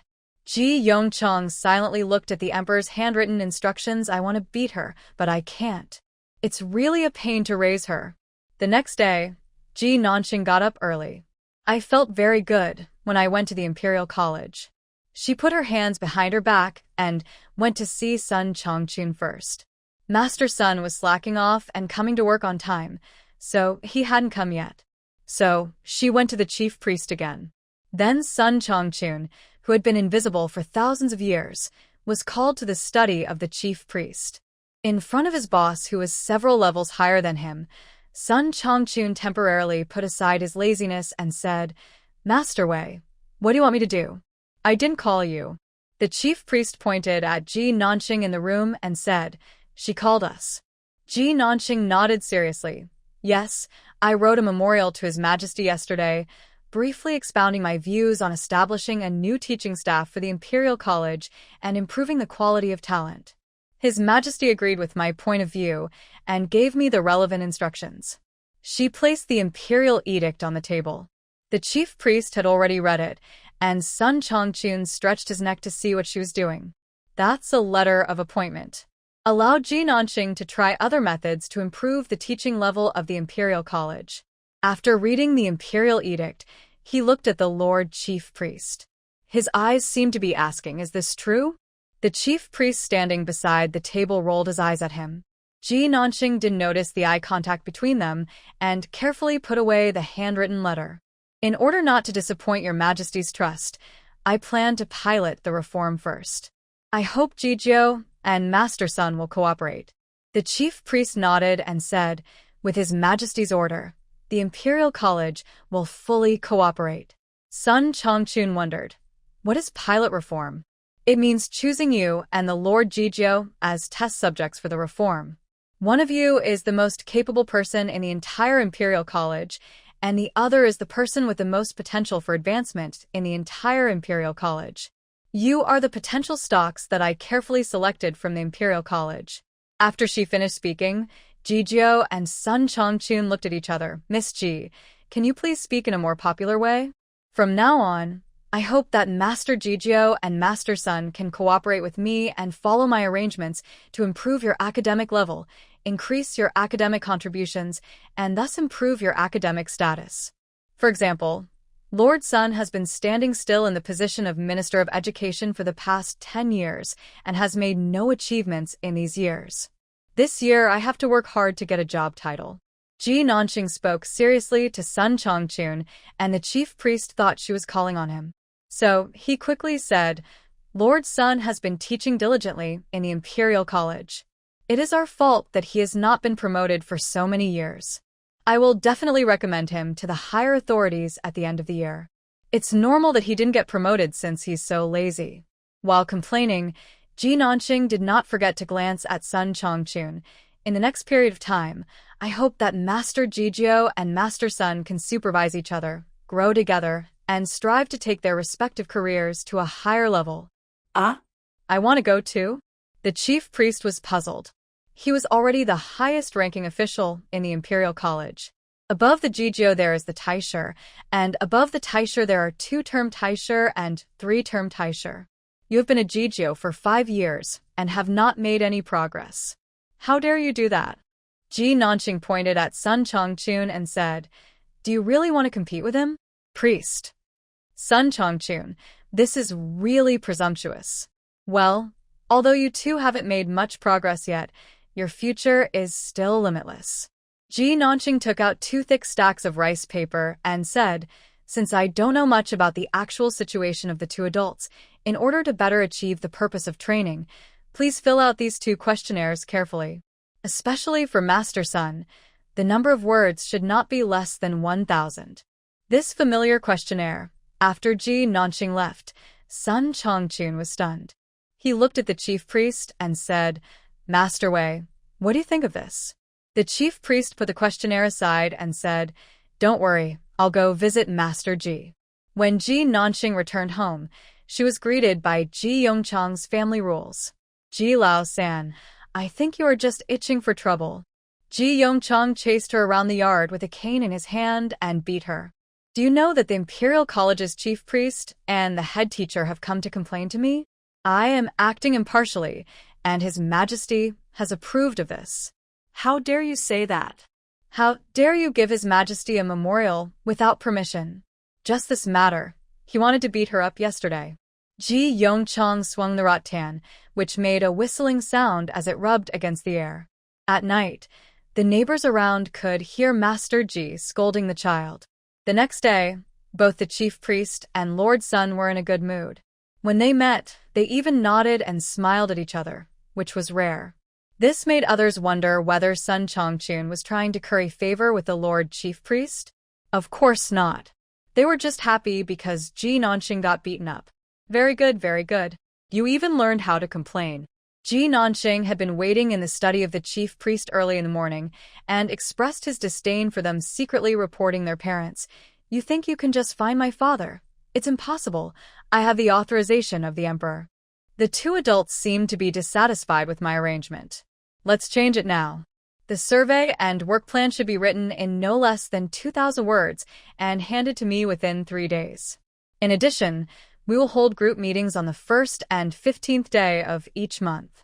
If anyone doesn't cooperate, I will go to the emperor and report them. Ji Yongchong took charge, but it had the opposite effect. Not only that, she actually wrote a letter of complaint to the emperor with her princess seal and sent it to the palace early in the morning. In the past, masters used to discipline students. I had never seen a student turn against his master before, but now it was better. The fate of the two of them was completely controlled by Ji Nanxing. Pei Jingqing took the memorial to the Imperial College and smiled. What Miss Ji Er said is not unreasonable. Master, the adults in the Imperial College are indeed a little too lax. When Weian heard this, he looked at him and said, Your Highness, the eldest prince, it seems that you really like the princess. Pei Jingqing couldn't deny it. I like all talented people. It's a pity that such a smart person chose to be a wife who doesn't want to make progress. Sun Chongchun just felt that it was bad luck to pick up such a student. This student had endless ways of torturing others. Not only did he make a time clock to monitor him and not let him be late or leave early, he also organized some kind of group meeting and forced him to write thousands of words. Sun Chongchun glanced at Ji Nanxing. He regretted very much that he did not go when his colleagues went to the Lord Jijiu to seek justice. Why are you looking at me? Is there anything written on my face? Ji Nanxing held a book in one hand and 8 melon seeds in the other, without even looking up. The first group meeting will be the day after tomorrow. If you don't prepare well, are you waiting to be criticized? For group meetings, Sun Chongchun didn't care. It's just a game played by children. But for the sake of the emperor's order, I just have to cooperate with her and say something casually. This is what Sun Chongchun thought. The chief priest thought so too. So when the day of the group meeting came, a low pressure spread in the office of the chief priest. Is this the report that the two adults have been preparing for half a month? Ji Nanxing took out the portion for the chief, wine, and asked softly, Master Wei, you are the chief wine. The most top-notch existence in the entire Imperial College. Where is the argument of your article? Where is the idea? Where is the innovation? Where is the theoretical support? None of them. What are you writing about? If the Imperial College's chief priest is of this level, then our great Zhou. Why? Ji Nanxing's distressed look made Lord Wei lose confidence. Is it really that bad? Sun Chongchun couldn't help but tiptoe to look at her hand, wanting to see how badly the master of the Imperial wine had written. Master Sun, I haven't talked about you yet. Ji Nanxing looked at his little move and immediately turned his gun towards him. I asked you to write a report of 1,000 words, but you only let me write 800 words? Look at this whole article yourself. It's copied. There is not a single bit of your own ideas. Master, you are so good at copying. Why do you teach? Go be a tailor. What Sun Chongchun wrote is even worse than what Master Jijiu wrote. Scold him, and he will behave himself. Even when Sun Chongchun was being scolded, Jijiu felt strangely comforted that he was not the worst. Wrong, they were bullied by a student. Where can they put their faces? Weian frowned, trying to save his little authority in front of Ji Nanxing. Princess Nankang, What do you think a good article should look like? Nothing is absolute in the world, and the quality of an article is also a personal subjective opinion. The great Zhou dynasty has always valued etiquette. If she couldn't explain why she insulted two masters who were older than her, Wei would definitely report her and Ji Yongchang to the emperor. Knowing that they would definitely not accept it, Ji Nanqing took out the book he had written when he heard it. If you want to discipline Master Sun, it will not work if you are weaker than him. Therefore, the topic of this group meeting is agriculture is the foundation of politics, water is the foundation of agriculture, and a brief analysis of the prevention and control of floods in Shanyu area. The Lord Jizhou wrote in a very ordinary way, without any merit or fault. Sun Changchun randomly found a few ancient books on flood control and copied them. Ji Nanqing, on the other hand, took advantage of his free time to look up a lot of information and carefully wrote a nearly 20,000-word discussion. From prevention to control, from landform analysis to the impact on local crops, and even how to restore local production and economy after a flood. Solid content, clear and organized. Very remarkable. When Wei finished reading the thick stack of content, he fell silent. How can I file a complaint? Should we go to His Majesty and bring disgrace upon ourselves? Princess Nankong is right. We shouldn't be so arrogant and look down on others. If we talk about before, Wei played with Ji Nanqing because of an imperial edict. Now he is really honest. I can't compare. I really can't compare. If His Majesty reads these 3 articles, Wei estimates that the position of Jizhou should be replaced tomorrow. Master Jizhou is not familiar with a group meeting, and I am too picky. But you represent the greatest academic of the great Zhou, and I hope you will understand. Seeing Wei softening, Ji Nanqing decided to stop while she was ahead and immediately took over the conversation to avoid embarrassing him. But Sun Changchun, she looked at the middle-aged man next to her and said earnestly, Master, learning is like sailing against the current. If you don't advance, you will retreat. Although you were the runner-up 10 years ago, you are now far behind others. These words were like a sharp knife that stabbed deeply into Sun Changchun's heart. He was stunned, and his originally indifferent face turned pale. Master Jizhou, Princess Nankong, I am feeling unwell and will leave first.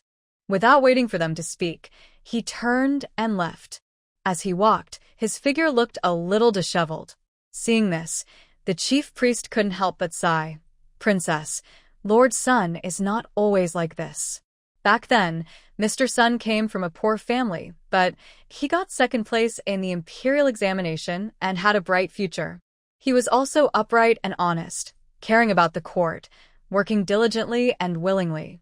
But such a person, because he offended a powerful person, was deliberately retaliated against. Not only was he wrongfully imprisoned, but his official rank was demoted 3 levels. Moreover, his parents hanged themselves at home on the day they were released from prison. Sun Changchun never recovered from that period and even did not marry or have children for many years. Everyone sympathizes with Sun Changchun's experience. Only then would they turn a blind eye to his behavior of slacking off in the Imperial College. Ji Nanqing was silent for a moment after hearing this. Did he clear his name and find out who murdered his parents? Since Lord Sun has not pursued the past, let it be. The chief priest sighed, Princess, I brought this up because I hope you won't make things too hard for Lord Sunday. He is also a pitiful man. Really? Ji Nanqing nodded in agreement. Considering Lord Sun's special situation, I would like to ask Lord Jizhou to be the first to speak at the next meeting. In addition, in order to take care of his feelings, I may have higher requirements for you at that time. What? Pleading for Sun Changchun, only to sacrifice himself? After Ji Nanqing left, Wei couldn't help but slap himself in the face. Let him mind his own business. It would be better to let Sun Changchun suffer by himself. The other side, Ji Nanqing also returned to Sun Changchun's study, which was like a doghouse. She knocked on his desk twice and said, It's noon now. Do you want to go to Zuixinlu? I am not worthy to dine with you, princess. Please help yourself. The former meal partner rejected her invitation. Seeing him like this, Ji Nanqing didn't say anything else to make himself look bad. Besides, it was a fact that he did very poorly in today's group meeting. A group meeting. Let Sun Changchun emo. Ji Nanxing was devastated to lose his dining partner, and only Wei and was busy organizing the contents of their meeting and handing them over to the eldest prince.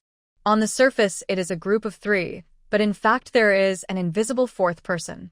Pei Jingqing finished reading these contents and raised them in his hand. Now you know why I value her so much. Wei and shut up. If we say that Ji Nanxing's last competition with Li Jinger was due to Ji Nanxing asking someone else to help, this time at the group meeting, she not only wrote well, but she also cursed people very well. He cupped his hands and said, "Your Highness has a keen eye for talent." Ji Nanxing saw from Zuixinlu that Sun Changchun was so sad that he fell asleep. She paused, thinking of what the chief priest had said in the morning. It was rare that he did not embarrass him, and Master Sun was also unusually inactive for the entire afternoon. The next day, Master Sun was in a slump for the whole morning. Just when he was about to continue to laze around in the afternoon, Ji Nanxing finally couldn't stand it anymore. "At your age, at your stage, can you sleep well?" She yelled at the dozing Sun Changchun, looking at the 2 rows of results he had written in the morning. "What are you doing here fooling around?" Sun Changchun finally couldn't help but said to her, "Princess Nankong, I've been like this for more than 10 years. Now I just want to be a hermit quietly and don't want to chase fame and fortune with others. Why do you have to force me to make progress?" Listening to his words, Ji Nanxing smiled. "It's a mockery. Master, if you don't want to make progress, why do you stay in the Imperial College? You sleep well every day while getting paid, and then just say you don't want to compete with others for fame and fortune, and you package yourself as a hermit who doesn't fight or compete and is indifferent to fame and fortune. You're just sitting there doing nothing and not doing your job. It's shameless." Ji Nanxing's words were extremely harsh, and Sun Changchun's face turned green. "How can you say such a thing? You don't even know what happened to me back then. What does what happened to you have to do with me?" She retorted with one sentence, saying that other people in the Imperial College might indulge him, but she would not. "I'd like to trouble you to understand clearly that there are thousands of students in the Great Zhou, but only a few hold official positions. If you are not willing to do your job well, as the director of the Imperial College, you should give way to the hard-working and serious people below you." Sun Changchun has been in a bad state for so many years, and many of his friends have advised him not to waste his time. But this was the first time he was scolded like a grandson. You. He didn't see you come out for a long time." Ji Nanxing folded his arms and looked at him. "What about me? Was I wrong? I want to find the chief priest to dissolve the master-disciple relationship with you." Sun Changchun slammed the table and stood up, finally saying such a tough word. Ji Nanxing said contemptuously, "You say it. Go, and say it now. See if the Lord Jizhou listens to you or me." "Your Excellency, please obey the Emperor." Sun Changchun was so angry that he roared, "I'm going to find Master Ji. What I hate most is that when they can't win an argument, they go to the older generation to complain. Do you think it will be useful to find my father? I have the Emperor's order in my hand." Ji Nanxing walked to Sun Changchun's seat with a normal expression and sat down. "But if you really want to remove the control system of the master-disciple relationship, I can give you a chance to dig a hole." She tapped her fingers on the table, paying attention to his reaction. Sun Changchun gritted his teeth and looked at her. "What opportunity? Let's make a bet." "Explain." Ji Nanxing leaned back in a rattan chair and looked at Sun Changchun, whose chest was rising and falling violently, and said, "Before the end of the year, as long as you can make achievements and climb to the level of assistant teacher or above by your own strength, you will win. If you win, I will take the initiative to terminate the master-disciple relationship with you. If you lose, you can resign yourself." Sun Changchun, bet. The 2 men came to the chief priest, and the gambling agreement was signed and sealed under the witness of a third party. "Such a big bet?" The chief priest hesitated. Sun Changchun snorted coldly. "If you want me to be her master, you'd rather let me die." Ji Nanxing pointed at the word assistant teacher and said, "Master Jizhou, please find a successor as soon as possible and notify the 7th-rank academic officials and 8th-rank professors to prepare for the promotion." In the Imperial College, the laziest master son has taken action. When a colleague passed by his study, he saw the man in the room buried in his studies and left quickly, as if he had seen a ghost. Master Wei, have you felt that Sun Chongqun is acting strange recently? Zhao Deshan, the director of the Imperial College, came to look for Wei An. Before he could finish his words, he saw Wei An standing next to the desk. Inside the room sat the old teacher who had served as the chief priest of the Imperial College. Zhao Deshan paused. Why was Lord Wei acting so strange? Master Zhao, it's a coincidence that you are here too. Come and take a look at how my policy paper is written. Wei An called him over and handed him a thick stack of articles. The articles had been revised in small red characters, and the content was extremely careful. Master Wei, are you going to submit a memorial to the emperor? No. Wei An shook his head, then seemed to think of something and sneered. Master Zhao, can you help me take a look at this article first? Is it okay as a whole? Is there anything that needs to be expanded or refined? Wei An's writing skills were extremely good, and he also had great scholars to review his writing. What else does he want to change into? What's going on with you two lately? Why are you both so weird? Wei An looked at Zhao Dishan's carefree appearance, and suddenly a dark thought came to his mind, beaten up by the group. He casually wrote down the topic for the next group meeting and handed it to him with a bright smile. Brother Zhao, a few friends and I are studying this issue, and we plan to sit together and discuss it in a few days. This is the main content. Take it back and take a look. 6 days later, let's go together. Mr. Jijio, at this moment you look like the beautiful dealer in All or Nothing. She winked once, blew 3 kisses to Sai Sama and asked, do you want to play with us? Zhao Deshan was fished ashore like a hungry black carp. At the second group meeting, when Ji Nanqing walked in, he was a little surprised to see the new members joining. Master Zhao is also here to attend our group meeting? Right. At this time, he had not yet realized the seriousness of the matter, and with a relaxed and novel look of joy on his face, Master Wei said that this group you created would be very interesting, so I came to join in the fun. When Sun Chongqun heard this, his originally numb eyes turned to Zhao Deshan and Wei An. Lord, the chief whine. Is this some deep hatred with Lord Zhao? Welcome, welcome. Among the 3, only Ji Nanqing sincerely welcomed his presence. Since there is one more person, let's start the group meeting right away. I have booked Zuixinlu for lunch. They have recently developed new dishes. Let's go together later. Sure. The Sai Lord nodded repeatedly. I just happen to have a jar of good wine. Good. Ji Nanqing nodded, thinking of the order he had discussed with Wei An last time, and looked at him and asked in a fake manner, 3 adults, who will go first? Wei An was well prepared today. Although he was not afraid, when he saw Zhao Deshan, who had a simple and curious look on his face, he still had the evil thought of I would rather die than let my friend die. Lord Zhao has just arrived. Why don't we ask him to come first? Wei An was being modest on the surface, but he actually had his own agenda. He speaks poorly. After you scold him, you can't scold me anymore. Sun Chongqun saw through Wei An's thoughts at a glance, but he said nothing. Zhao Deshan was still in the dark at this moment. Since you let me go first, then I will tell you. He happily took out the article, cleared his throat, and read a few sentences before being interrupted by Ji Nanqing, Master Zhao Yu. Wei An and Sun Chongqun were inexplicably excited. Here it comes. Mr. Zhao did not disappoint everyone's expectations, and his speech was as bad as the first time they attended the group meeting. However, he did not receive the expected reprimand. You are new here, and still a little immature. Listen to others first. Ji Nanqing's gentleness chilled the other 2 people's hearts. Why don't you scold him? Zhao Deshan sat down angrily. He felt very angry that Ji Nanqing did not let him finish speaking. Master Jijio, it's your turn. Wei An was well prepared today.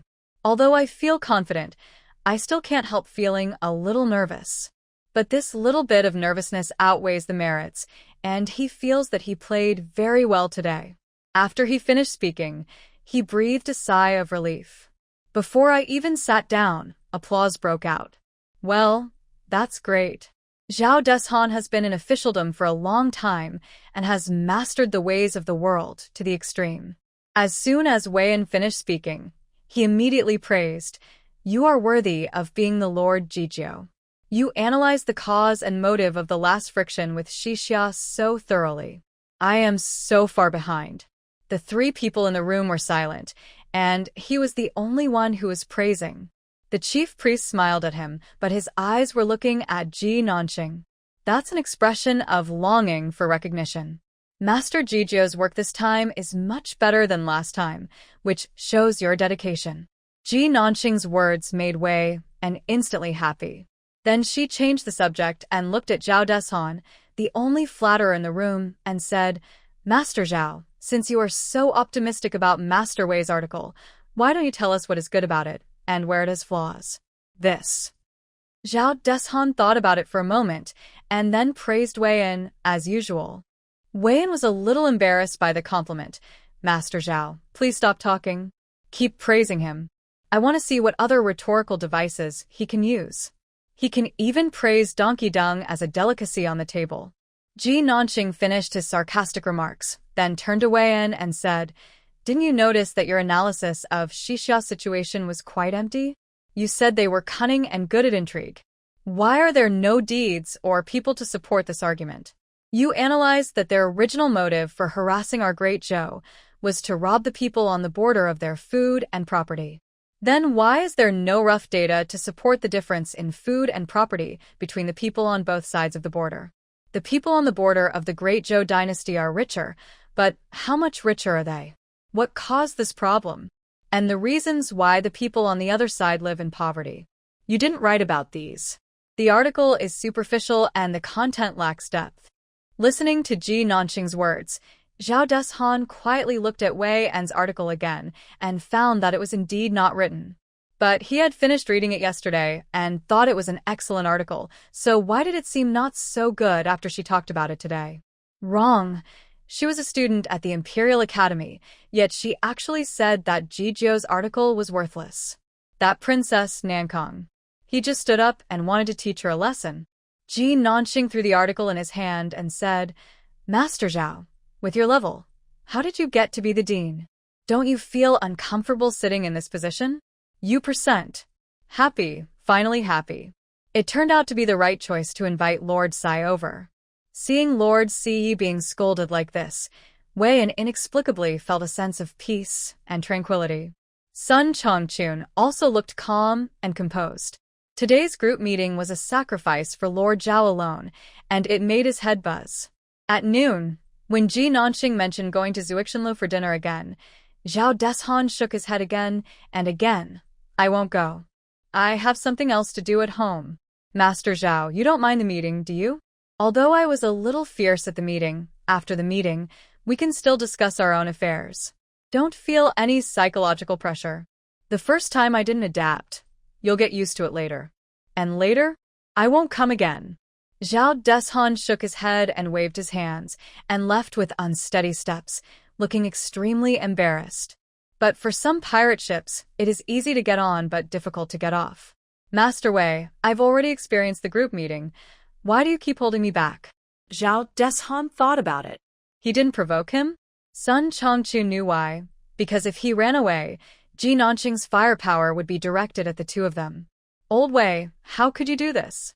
I've treated you as my true friend for decades, and you treated me like this. If you can't reason, talk about feelings." Zhao Deshan was filled with grief and indignation. "You just watched me get bullied by that little yellow-haired girl Ji Nanqing?" Wei looked at him coldly, not feeling sorry for him at all. "Don't be angry. Princess Nankang writes much better than us. She couldn't win the competition, and she still held the imperial edict in her hand. In this situation, if they are not bullied, who will be bullied?" Wei picked up the cup on the table and took a sip of tea, "But if you don't want to be scolded too badly by her, there is a way." Zhao Deshan asked anxiously, "What method?" "Look how I do it." Wei looked at him with a very obvious hint. Zhao Deshan suddenly realized that he was so shameless that he really wanted to spit on him. He was very disgusted with his behavior, but at the same time, he thought it was a solution. But who should I choose? Wei gave him some advice. "Master Zhang, he looks honest and trusts you very much. You also know that Lord Zhang trusts me. Can I harm him as shamelessly as you do? He was so angry that he wanted to curse again, but Wei-yin noticed it and interrupted him immediately. It's not completely harmful. After the group meeting, haven't we gained more knowledge and gained new directions for thinking? Lao Zhao, we can't limit our thoughts to a box. This is a great opportunity to improve yourself. A mysterious activity occurred in the Imperial College. Group meeting. According to legend, only senior officials of the Imperial College had the opportunity to join this activity. The teachers who participated in the group meeting were all very secretive about this and kept it a secret, which is curious. Many people are trying to get in and take a look. What kind of activity can be carried out continuously for such a long time and has the tendency to become bigger and bigger? Group meetings are like sieges. People outside who were watching the excitement wanted to come in. The teachers who participated wanted to escape. Every time the group meeting was about to start, these teachers were walking on the way to the meeting, and they were so upset that they wanted to kick the dogs on the roadside. As for why the evaluation of the group meeting was so polarized, that's because the Lord Jijio made a good start. It is imperative to create a high-end and top-notch image for the group in front of the teachers who have not participated in the group meeting, so that an unlucky person can be pulled up at any time when needed. They turned a good group meeting into a Ponzi scheme. But Ji Nanqing's idea is still relatively positive. Seeing that her group is growing stronger and stronger, she feels that it is time to upgrade to a society. For this purpose, she found Lord Jijio and Lord Sai, the elders who were the first to join the organization, and told them her ideas. The group meeting is where the project team members summarize and report on their research content, and where the tutor and other members provide guidance and suggestions. The society is an academic group voluntarily formed by academic and scientific workers in the subject field. It is a platform for promoting members' progress, learning exchanges, and collision of ideas. I think the group is no longer satisfied with our current development, and learning is the new goal of the Imperial College. She looked at the middle-aged people in front of her. My lords, what do you think? Can. I don't mind. As you say. Ji Nanqing was very satisfied with their cooperation. Thank you all for your support. I have already handed over the recent development quality report of the Imperial College to Your Majesty, and even told Your Majesty about the establishment of the society. Your Majesty has agreed. But the name of this society has not been decided yet. I wonder if anyone has any good ideas? She pretended to ask for their advice. After pausing for 2 seconds, seeing that no one had expressed an opinion, she immediately continued the topic. Since no one has any good ideas, I think it would be great if Jupiter learned this name. This is the name she chose a long time ago. Jupiter, look up at the sky and see the brightest star in the south. We must admit that she had some ulterior motives. But she was the one who learned it all, so it's normal for her to have her own personal mark on it. That's fine with me. So can I. Let's just call him that. It sounds better than Nanqing anyway. What happened to Nanqing? Nanqing sounds better than Jupiter. Ji Nanqing glared at her teacher, who had closed the door. If you have time to talk back here, you might as well spend more time writing the report. You will take the first lecture of the society. It wasn't written by then. Scold you until you cry in public. That's ridiculous.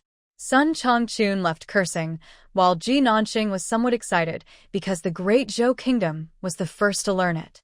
According to past custom, the society would create some commemorative items. Symbolic logos and badges can increase the sense of belonging among the teachers. If she founded a journal similar to SIC, Nature, or Cell, and added a special authoritative reward mechanism, this group of teachers would surely work hard like oxen. It's a bit exciting just thinking about it, but it also seems a bit immoral. This is too bad, and it won't do her any good. It would be more convenient to make some souvenirs and badges, saving time and effort. Then he threw Master Sun into the ocean of scholarship. Let him swim over by himself. The first Jupiter Society was held at this moment in the largest book club in the Imperial College. Relaxed communication atmosphere, wonderful conceptual thinking, a venomous discussion. This was undoubtedly a discussion of extremely high standards. Wei-yin felt very clearly that after he finished expressing his views, Many of the young students who came to listen to the lecture looked at him with starry eyes of admiration. It's been a long time since I last felt this way. It made his eyes a little sore. He was criticized from head to toe by Princess Nankong some time ago, and he almost forgot that he was also a well-educated and respected chief academic officer of the Imperial College. Several months of special training. He will be even stronger when he comes back.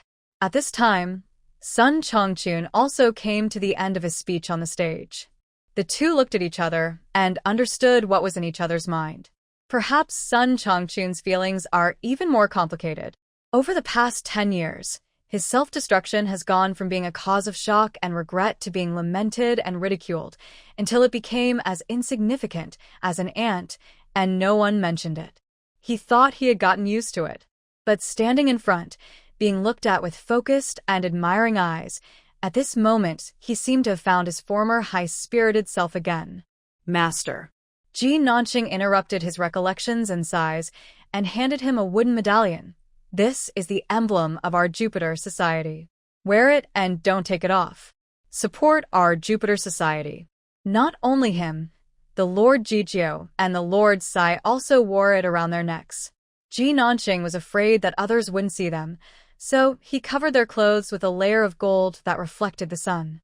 Sun Chongqing made a comparison and asked, "Why is their workmanship better?" Of course they are the top and second in command of the Imperial College. Human relations she really understands. Sun Chongchun looked at the medal hanging on her chest. It appears to be a bit bigger than those of Jijio and Sai, and looks very heavy, with the ropes taut. Why do you use gold-plated ones, too? Ji Nanqing smiled broadly. This is pure gold. Sun Chongchun, I shouldn't have asked. This is just a small incident, and it won't affect other members' speeches. When the chief priest announced on the stage, the first session of the society was a complete success.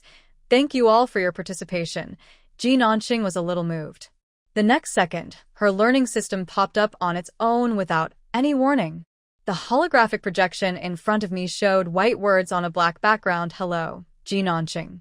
According to the system test, congratulations on your qualification for the limited time extracurricular test. Limited time extracurricular test. Briefly analyze the impact of the emergence and development of learning in the current society. Deadline: 10 days. If the paper is judged as unqualified, you will permanently lose the time-limited extracurricular test. If the paper is judged to be qualified, 200 points will be awarded. If the paper is judged to be excellent, you will receive additional rewards. Timed extracurricular test? What is this? Ji Nanqing looked at the sparkling Academy logo on his neck in surprise. Did the society trigger the hidden task of the learning system? What's the principle behind this? The learning system is cold and never gives any explanation. Instead of guessing its purpose, it is better to seize the opportunity to get more benefits from it. It just so happened that after the society was established, the first topic had not yet been decided. Now there is a brief discussion on the emergence and development of the learning society. What positive impact does it have on the development of our celestial empire? As soon as this question was raised, scholars from the Imperial College began to respond, taking advantage of the initial wave of popularity from the society's establishment. When there are more people, there are more ideas. Although this may be suspected of cheating, it is not a big problem. The learning system only requires her to solve the problem and will not trace the source of who did it. Ask them to help write about the positive effects of the society on Dezhou. Then she added the negative effects of the study herself. Although the Great Zhou was not the ancient country she traveled to, the monarch's thoughts were the same. Control the mind, the king comes first. The purpose of establishing a society is to allow the smartest people in the entire country to broaden their minds. If they come up with something that should not be realized in this era, wouldn't that be a side effect for the monarch? As Ji Nanqing was writing, he suddenly felt something was wrong. If there is a problem, wouldn't His Majesty the Emperor have to use her as a target? Although Emperor Wen Xuan treats the Ji family well now, he has threatened the throne, and he has even killed his own father-in-law and wife, and has thrown his own son into the cold palace to fend for himself. Ji Nanqing, who should have been feeling proud and happy late at night, became anxious because of the time-limited extracurricular test of the learning system. She wanted to give up right away while she was just beginning to learn. But she still doesn't understand what a timed extracurricular test is. If you insist on running the school, you can always trigger the extracurricular tests of the learning system's reward mechanism. If you give up now, you will lose a lot. But if the school touches the imperial power, the G family that her father has worked so hard to build will be destroyed, and none of the 9 clans of the G family will be able to escape. The villain in her heart is fighting at this moment. One of the villains told her not to be too selfish and to think about her father. Another villain told her that from another perspective, her father should also think about her. If she can sacrifice her own development for her father's dreams and ambitions, then why can't her father take a small risk for her pursuit? Looking back at the long river of history, the future of a third-rank official and a research society, what she is doing now is more meaningful in promoting human civilization. The more I think about it, the more justified. What does the Emperor's affairs have to do with her? Her father was the one who needed to be loyal and serve his country, but she didn't need that. She wanted to leave her name for eternity.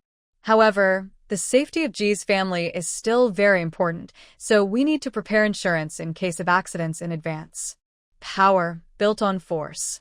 If her military strength is equal to that of Emperor Wenshuan, then your majesty will reason with her. If her military strength and Emperor Wenshuan's military strength are like a rock and an egg, then she is your majesty. Ji Nanxing opened the points mall, looking at the expensive weapons of mass destruction above. The dream of becoming king was temporarily awakened. In fact, it is not necessary to declare yourself king. Just find a cannon mount to put around Emperor Wenshuan's neck. No need to kill, just deterrence. Ji Nanxing thought of this, and his eyes fell on the 2 weapon pictures flying Grenade CH-817 individual combat weapon with a flight range of up to 16 kilometers. The grenade is shaped like a thermos cup and weighs 800 grams. The warhead and target identification system can be controlled by a portable drone and navigated by the Nantianmen system. The target identification system automatically tracks the target when it approaches and destroys it in one fell swoop after locking onto it. 800 points / peace air to ground cluster bomb after being projected onto ground targets. The strike range can reach 20,000 square meters. Price: 2,000 points. This weapon, he wants to earn a lot of points and buy them all. She really couldn't afford it before, but now with yen as her money purse, she can still buy CH-817 for the Emperor. Then she can save up points and save 2,000 as a backup to ensure that she can buy cluster bombs at any time. If anyone dares to bully her, she will send them to see the King of Hades. The current total score is 1637. I spent 800 to buy CH-817. 837 remaining. She still needed 1,163 points to be able to afford cluster bombs. If she only relied on yen to make money, it would take 97 days to save enough. She looked at the time-limited test that suddenly appeared. If she passed, she would get 200 points. This money, she has to earn it. In G Mansion, Ji Nanxing turned on the small desk lamp to protect his eyes and sat alone at the table, revising sentences and looking up information. At the same time, Prince Wei, who had been abandoned by all forces in the cold palace, was studying the art of war in the yard under the moonlight. Until the moonlight was too dim and double vision appeared in his eyes, he blinked hard, thinking of the god who had silently helped him, and got up and went into the house to leave a letter for the god. Ji Nanxing, who had been busy for many days, submitted his homework before the deadline. She didn't know what kind of writing was considered excellent. But you can definitely pass it. We have received your test assignment and will issue relevant notification within 48 hours. Please pay attention to the information. After seeing the reply above, Ji Nanxing ignored it. She had been playing with this stuff every day these days, so she opened the game for some entertainment, and Yan's message on the screen almost blinded her. Some asked how she was doing lately. Some of them were to share with her his recent life and reading insights, then there are some requirements mixed in. The moonlight wasn't bright enough lately, so he wanted some candles. The Art of War is a very good book. He has finished reading it and asked if he could get some other military books. Yan is a very smart game character who knows how to understand the hearts of players who spend money on games. When asking players for something, he will give them enough emotional value in advance. For example, now Ji Nanxing is happy to buy him what he wants. Likes the art of war, then he should also like Wu Zi, Six Secret Teachings, and Sima Fa. I haven't visited him for more than 10 days, and my game points have accumulated to 300. Ji Nanxing directly bought all 3 books for him, and still had 43 points left.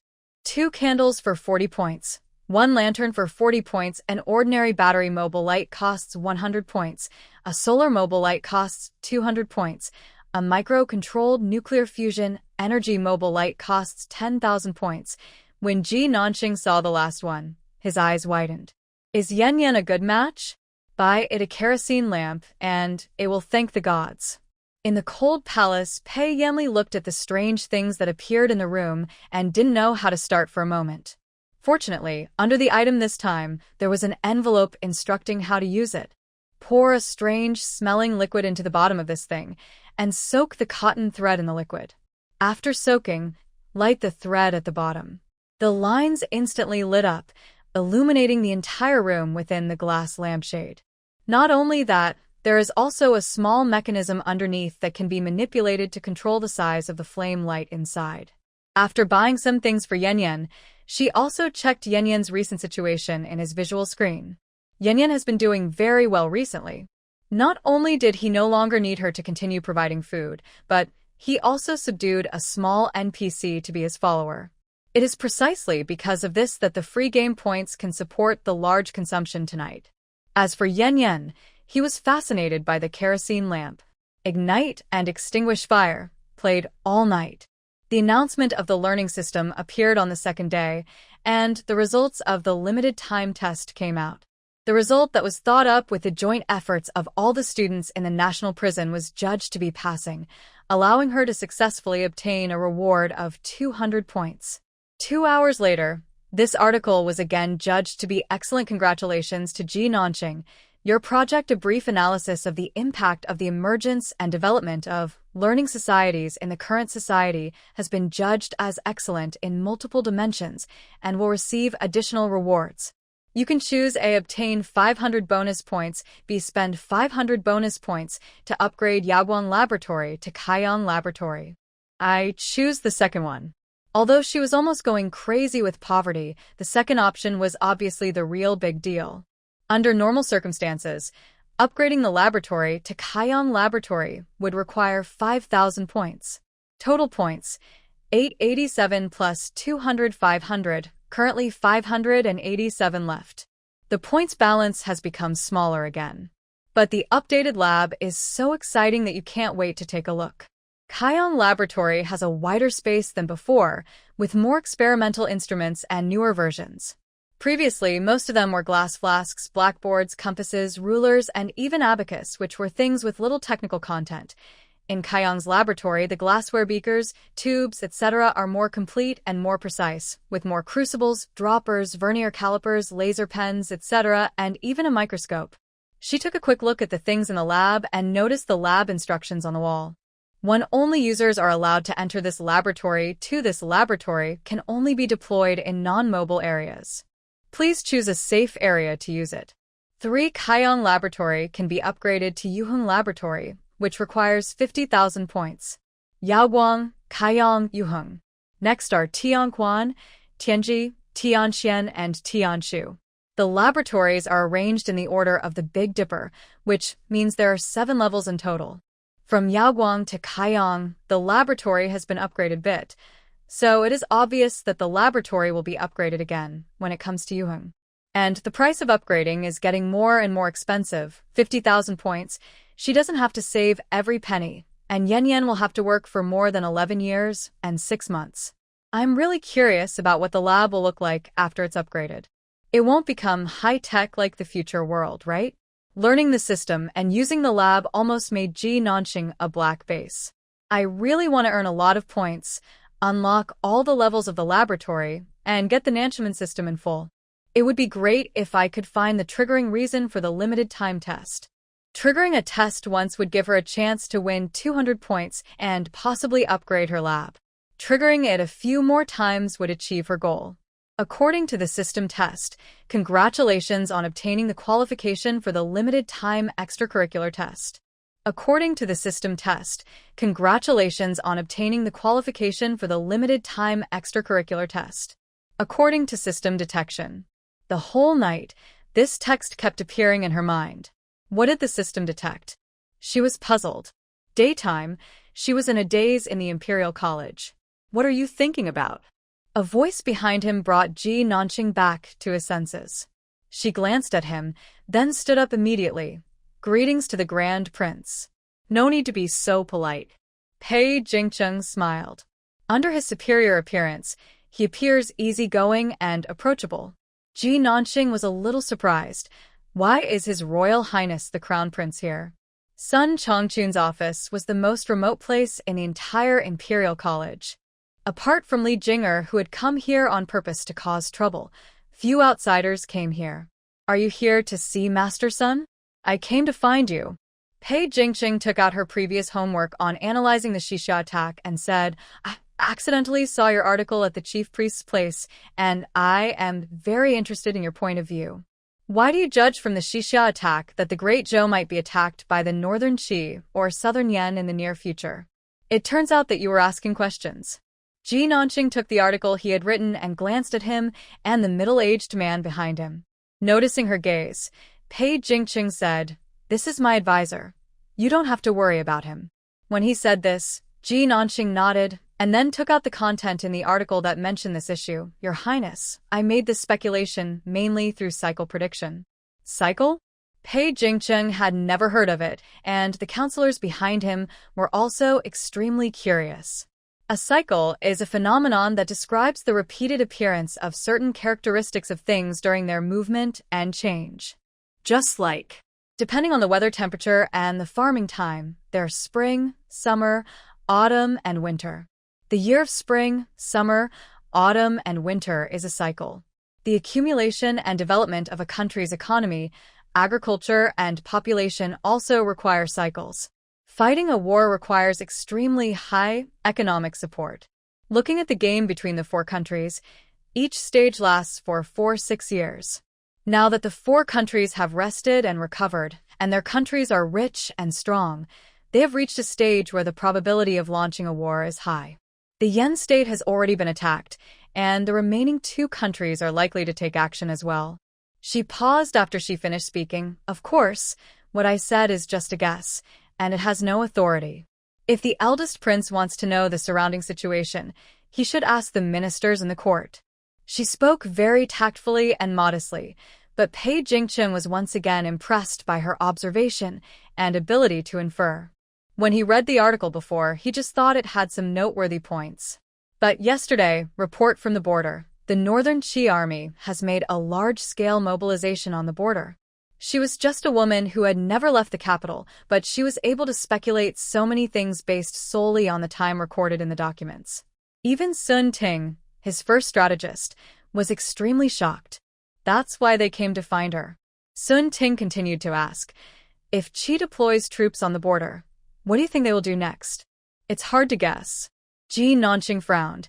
Know yourself and know your enemy, and you can fight 100 battles without danger. If a war breaks out, the most taboo thing is for the generals to guess the opponent's actions without any information. But if it were me, I would increase the number of troops to guard the most important Sanjin Pass on the northern border. After all, not losing is the beginning of victory. After leaving Master Sun's courtyard, Sun Ting couldn't help but say, Your Highness, this girl is truly a prodigy. I had only read the text before, but now that I have seen the real person, I realize that there are always people better than you in this world. She is only a teenager, but she has such keen insight and knowledge. It's a pity that she is a woman. Otherwise, Your Highness could have directly recruited her into your fold. Actually, women are not bad either. Pei Jingqing thought of Ji Yongchang standing behind Ji Nanqing. Maybe there's a buy one get one free deal. Sun Ting quickly understood what he meant when he heard this, and even remembered an important thing. It seems that Lord Ji's eldest son is training in the northern border and is now a captain. Pei Jingqing nodded. If Qi state really sent troops, Ji Yongchang might not be able to maintain a neutral relationship like he did now. Thinking of this, the corners of his mouth raised. All the talented people in this court will be pulled into Pei Jingqing's boat. At this time, in the second prince's residence, Pei Yulin is playing chess. The person opposite him was Mr. Miaoshan, a strategist as famous as Sun Ting, and also his most capable think tank. Pei Yulin made his move, and the black pieces on the chessboard were instantly surrounded. Sir, Ji Yongchang is now trusted by our father in the court.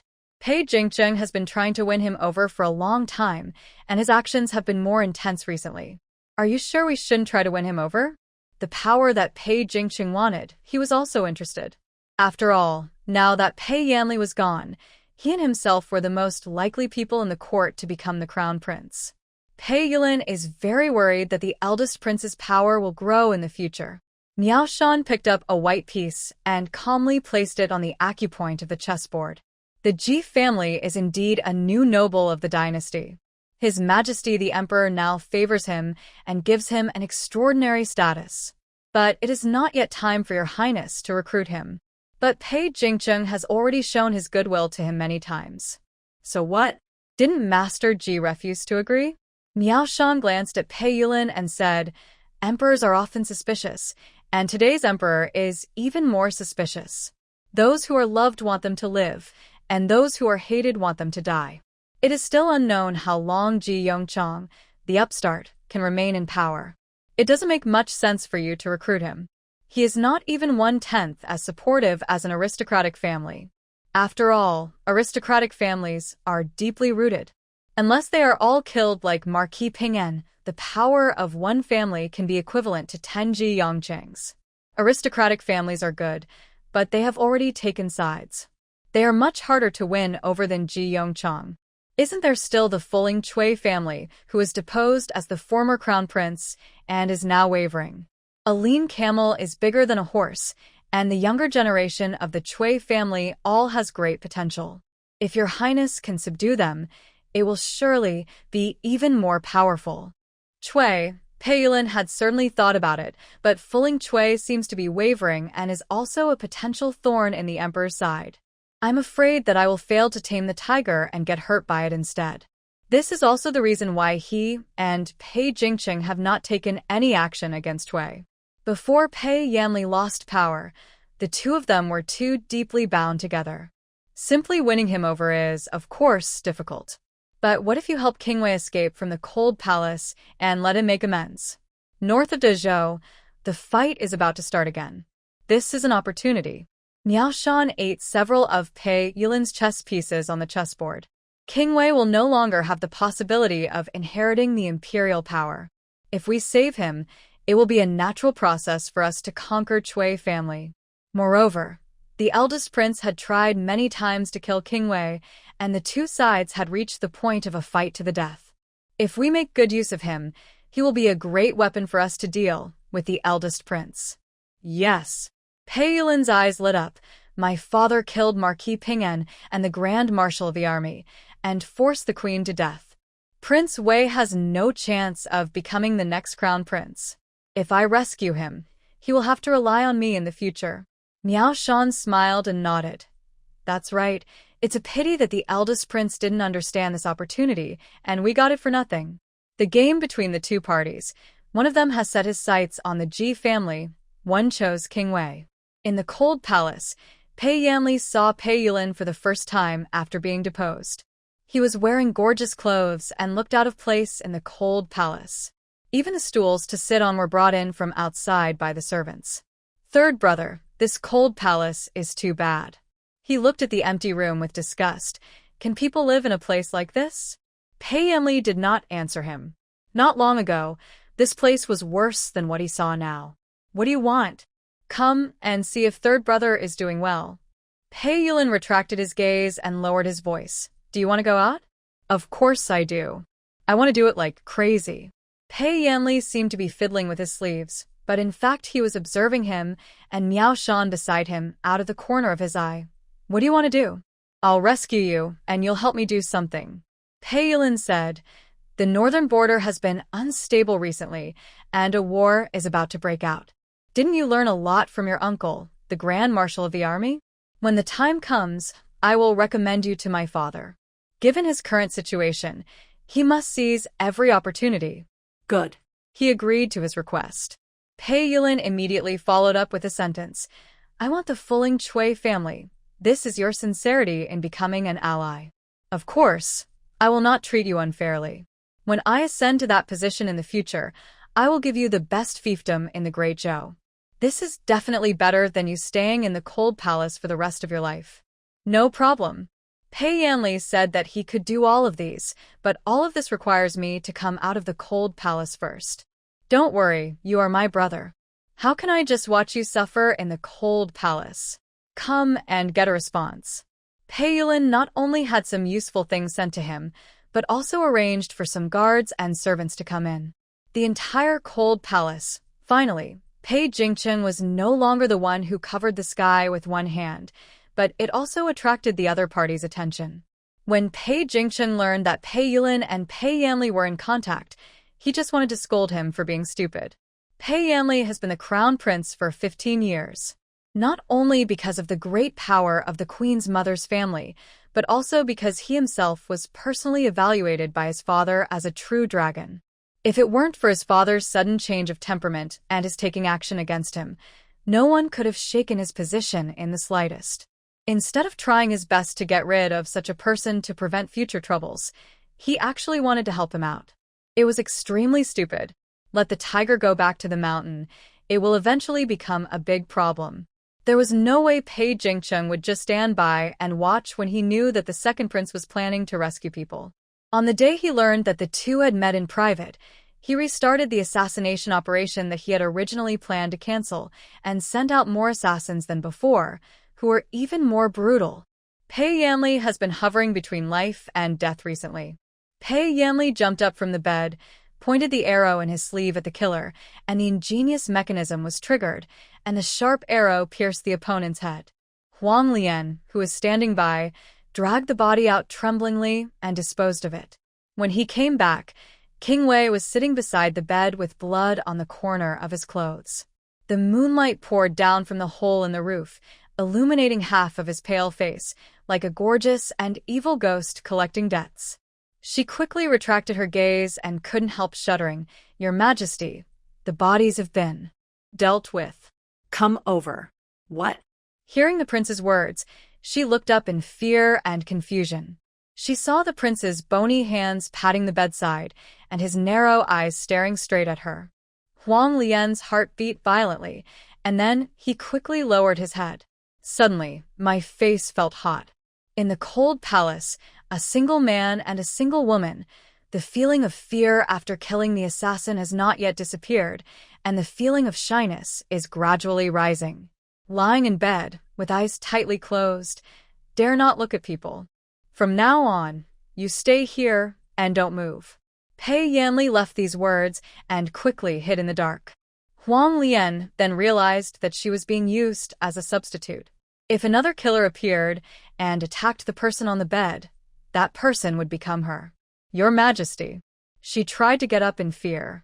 Don't move. When King Wei spoke, she became obedient. After all, King Wei is more terrifying than the killer. If she doesn't obey, she will be killed by him before the killer arrives. All night long, I dare not fall asleep. Fortunately, no one attacked in the second half of the night, and Huang Lian was almost scared to death, even though he was not killed. Just get through this period. Pei Yanli looked outside over the high walls of the cold palace. In the streets of the capital, a war horse came galloping. The battle situation in the north is delivered to me urgently over a distance of 800 miles. Northern Qi launches a surprise attack on our Great Zhou city, and an army of 300,000 is approaching. In the palace, immediately summon all civil and military officials above the 4th rank. Ji Yongchong hurried away in his official uniform, his carriage galloping, anxious. All the officials arrived at a very fast speed and began to discuss who would lead the troops to the battle. It was surprising to hear King Wei's name in the court.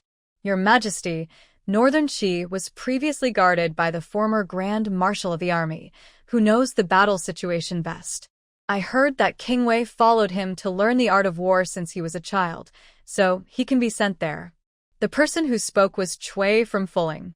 As soon as the other party finished speaking, someone retorted, "The former military commander is a criminal. How can you hand over such an important matter to King Wei?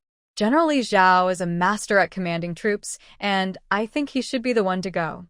The minister who recommended Li Zhao was the eldest prince's man. Why use a butcher knife to kill a chicken? The former commander-in-chief made a mistake, and King Wei was not aware of it. It would be better to give him a chance to atone for his sins. This is a matter of national importance. It would be wise to send General Li Zhao. The two sides are deadlocked. It is not difficult to see that there is a shadow of conflict between the eldest prince and the second prince. Emperor Wen Xuan looked at Ji Yongchang and said, "Lord Ji, who do you think should be sent this time?" Ji Yongchang stood up under the gaze of the court officials. As a favorite of the court, his words still carry a lot of weight. "Your Majesty, Northern Qi has sent troops to harass the border of Great Zhou. They must have the intention of testing and have evil ambitions. I think we should send a strong army to suppress their arrogant and probing arrogance, so General Li Zhao is more suitable to go." Ji Yongchang is a neutral person, at least until now. But he could not remain neutral when it came to issues concerning his own children, and he secretly hoped that His Majesty would send a more experienced veteran. "Well, let Li Aiqing take charge." Emperor Wen Xuan made the final decision, leaving no other possibility. News from the cold palace spread slowly. Only after Li Zhaodu raised his flag and went to war did Pei Yanli reluctantly get the news. He paused to turn the pages of the book, but his face showed no other expression. He said calmly, "When did such a person appear in the capital?"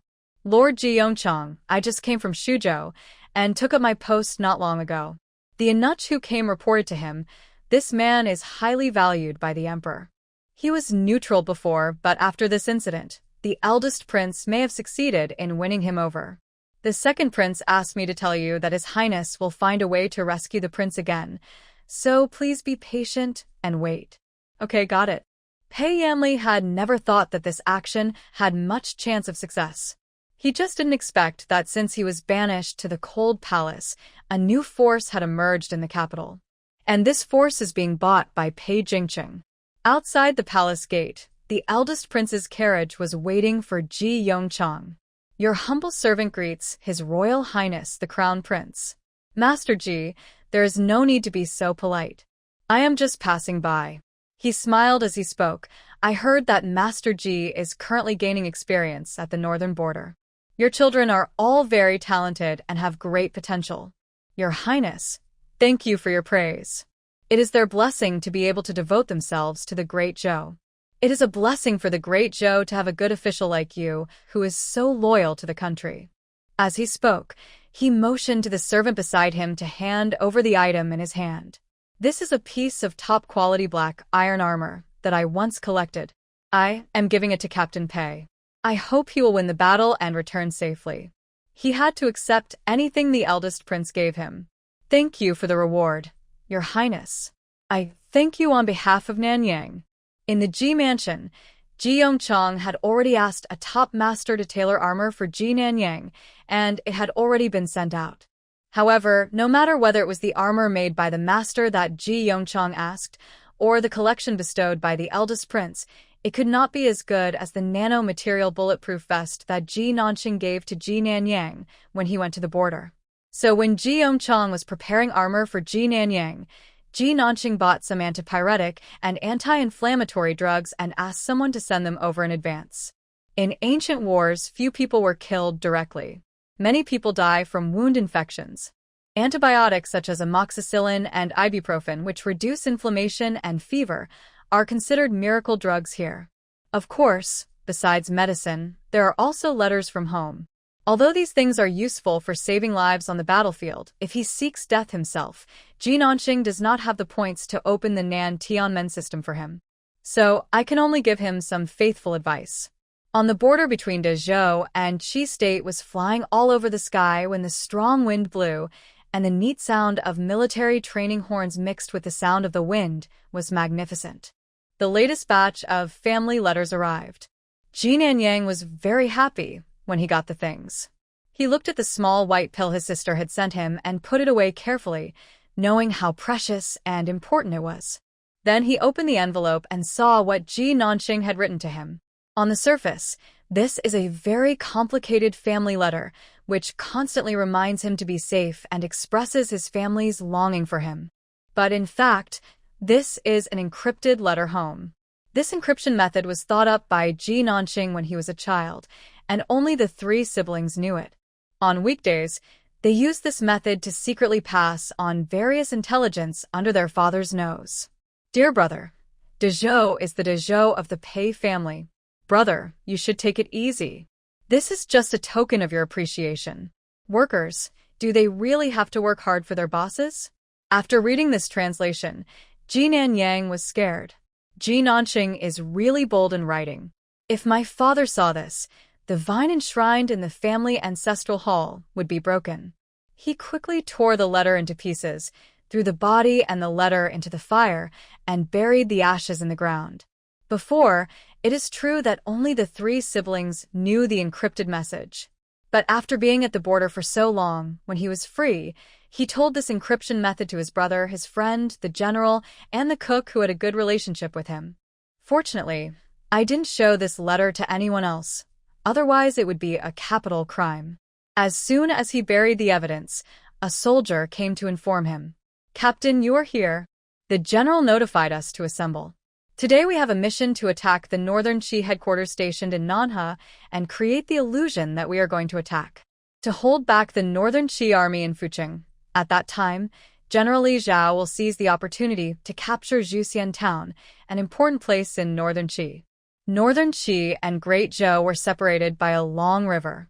Among them, Zhuxian Town of Northern Qi and Sanjin Pass of Great Zhou are their respective important places.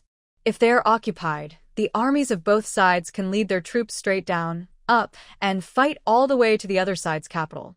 In the midst of the friction, the location of Fucheng occupied by Northern Qi was not important.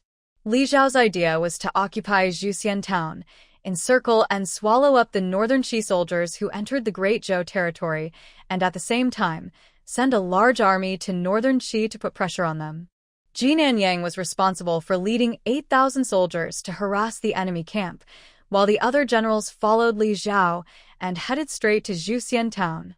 Outside Fucheng at night, the marching torches were particularly eye-catching.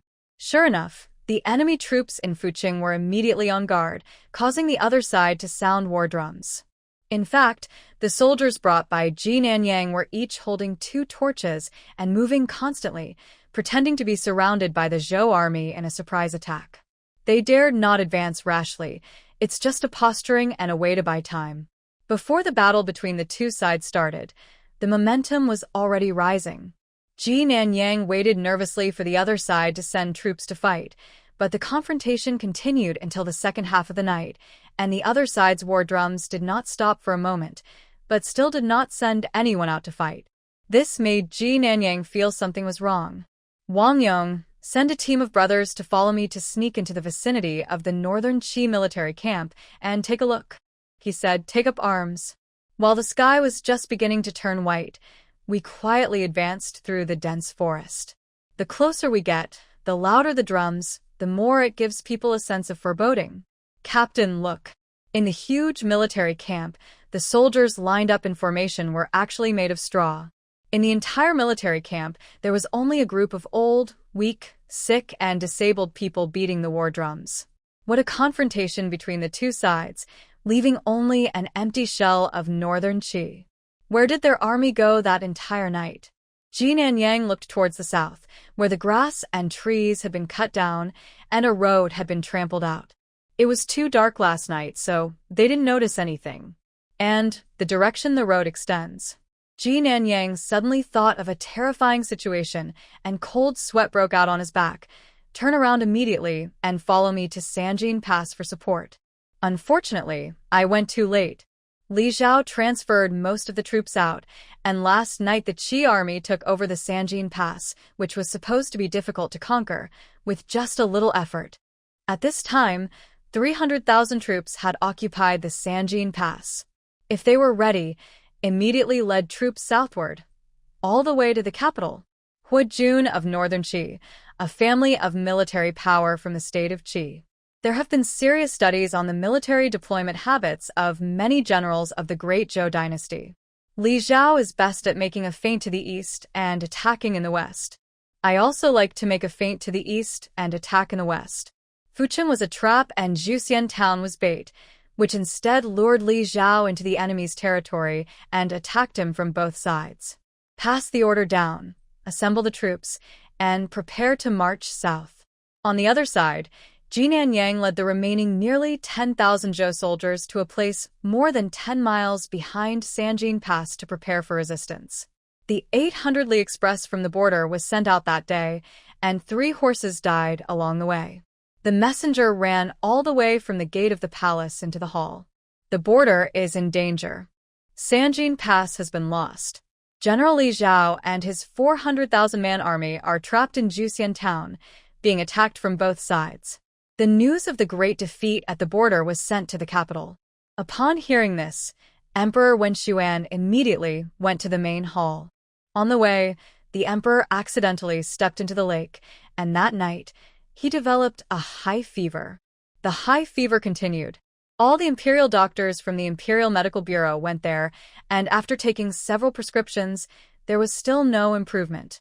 Outside Emperor Wen Xuan's bedroom, the virtuous concubine and the virtuous concubine were both waiting outside the palace. At their instruction, the eldest prince and the second prince hurried over. The war in the north was a great defeat. The emperor was seriously ill in bed. There is no one in the East Palace. The 2 factions of the first and second princes are incompatible. Now the 2 factions are standing opposite each other at the door of the palace. No one can unify the overall situation, and the atmosphere is extremely subtle. If His Majesty dies at this moment in the palace, it is bound to set off a bloody storm. At such times, all the old concubines in the deep palace were asked to come out.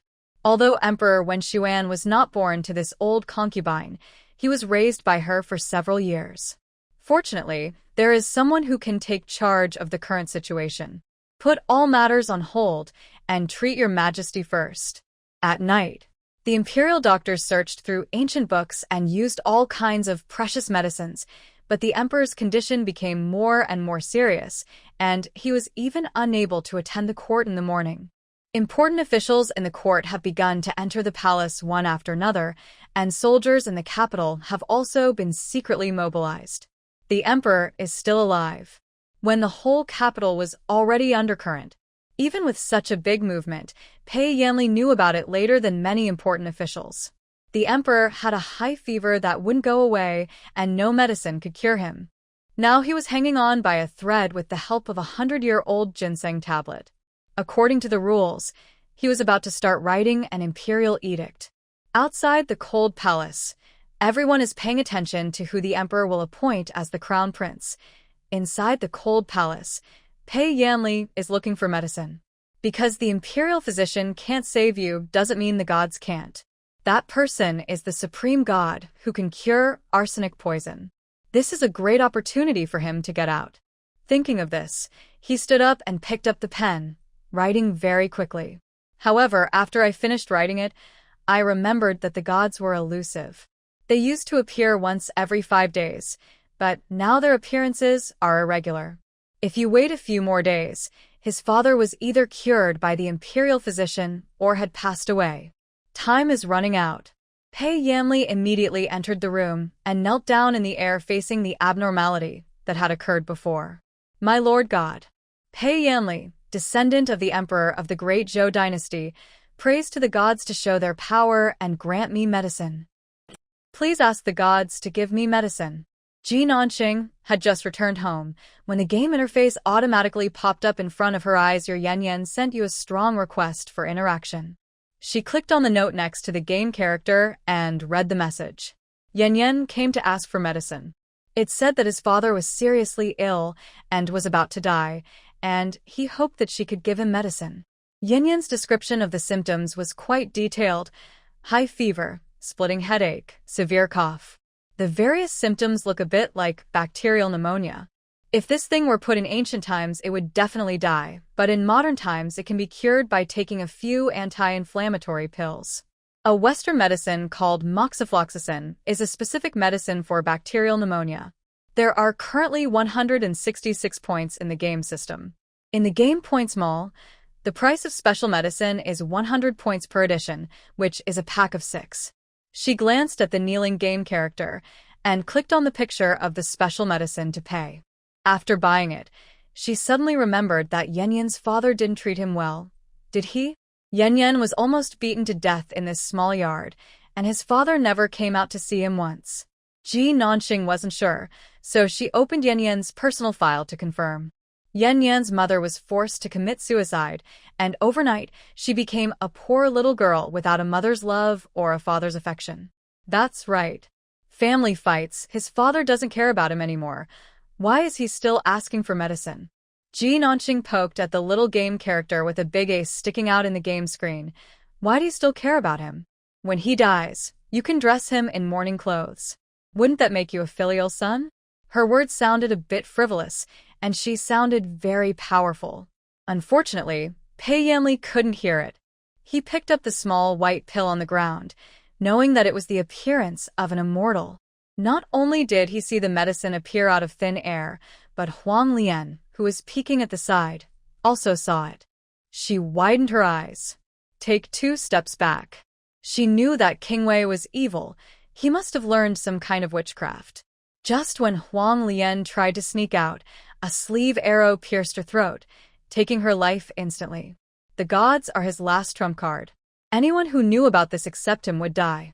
He put away the pills, crossed the still warm corpse on the ground, and ran towards the backyard of the cold palace.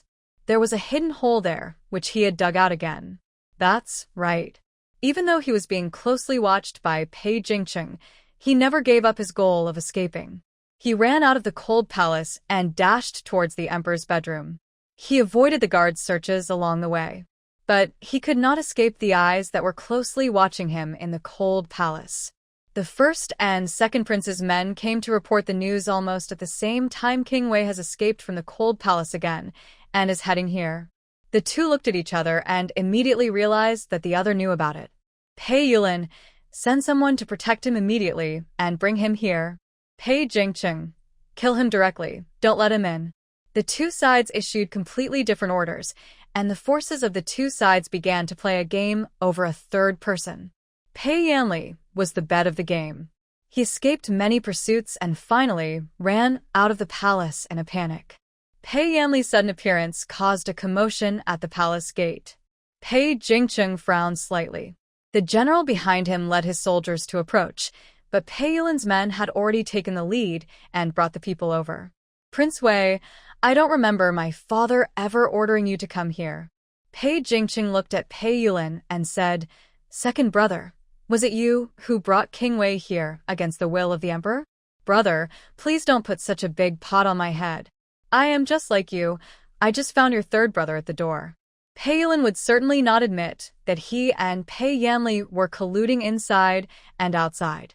Even if the eldest prince knew about the collusion between the two, he could not produce any substantial evidence. Pei Yulin certainly knew about this. He turned around and asked, how did third brother come out and why? Pei Yanli bowed his hands and lowered his eyebrows and said, I know that I am guilty and should not be here.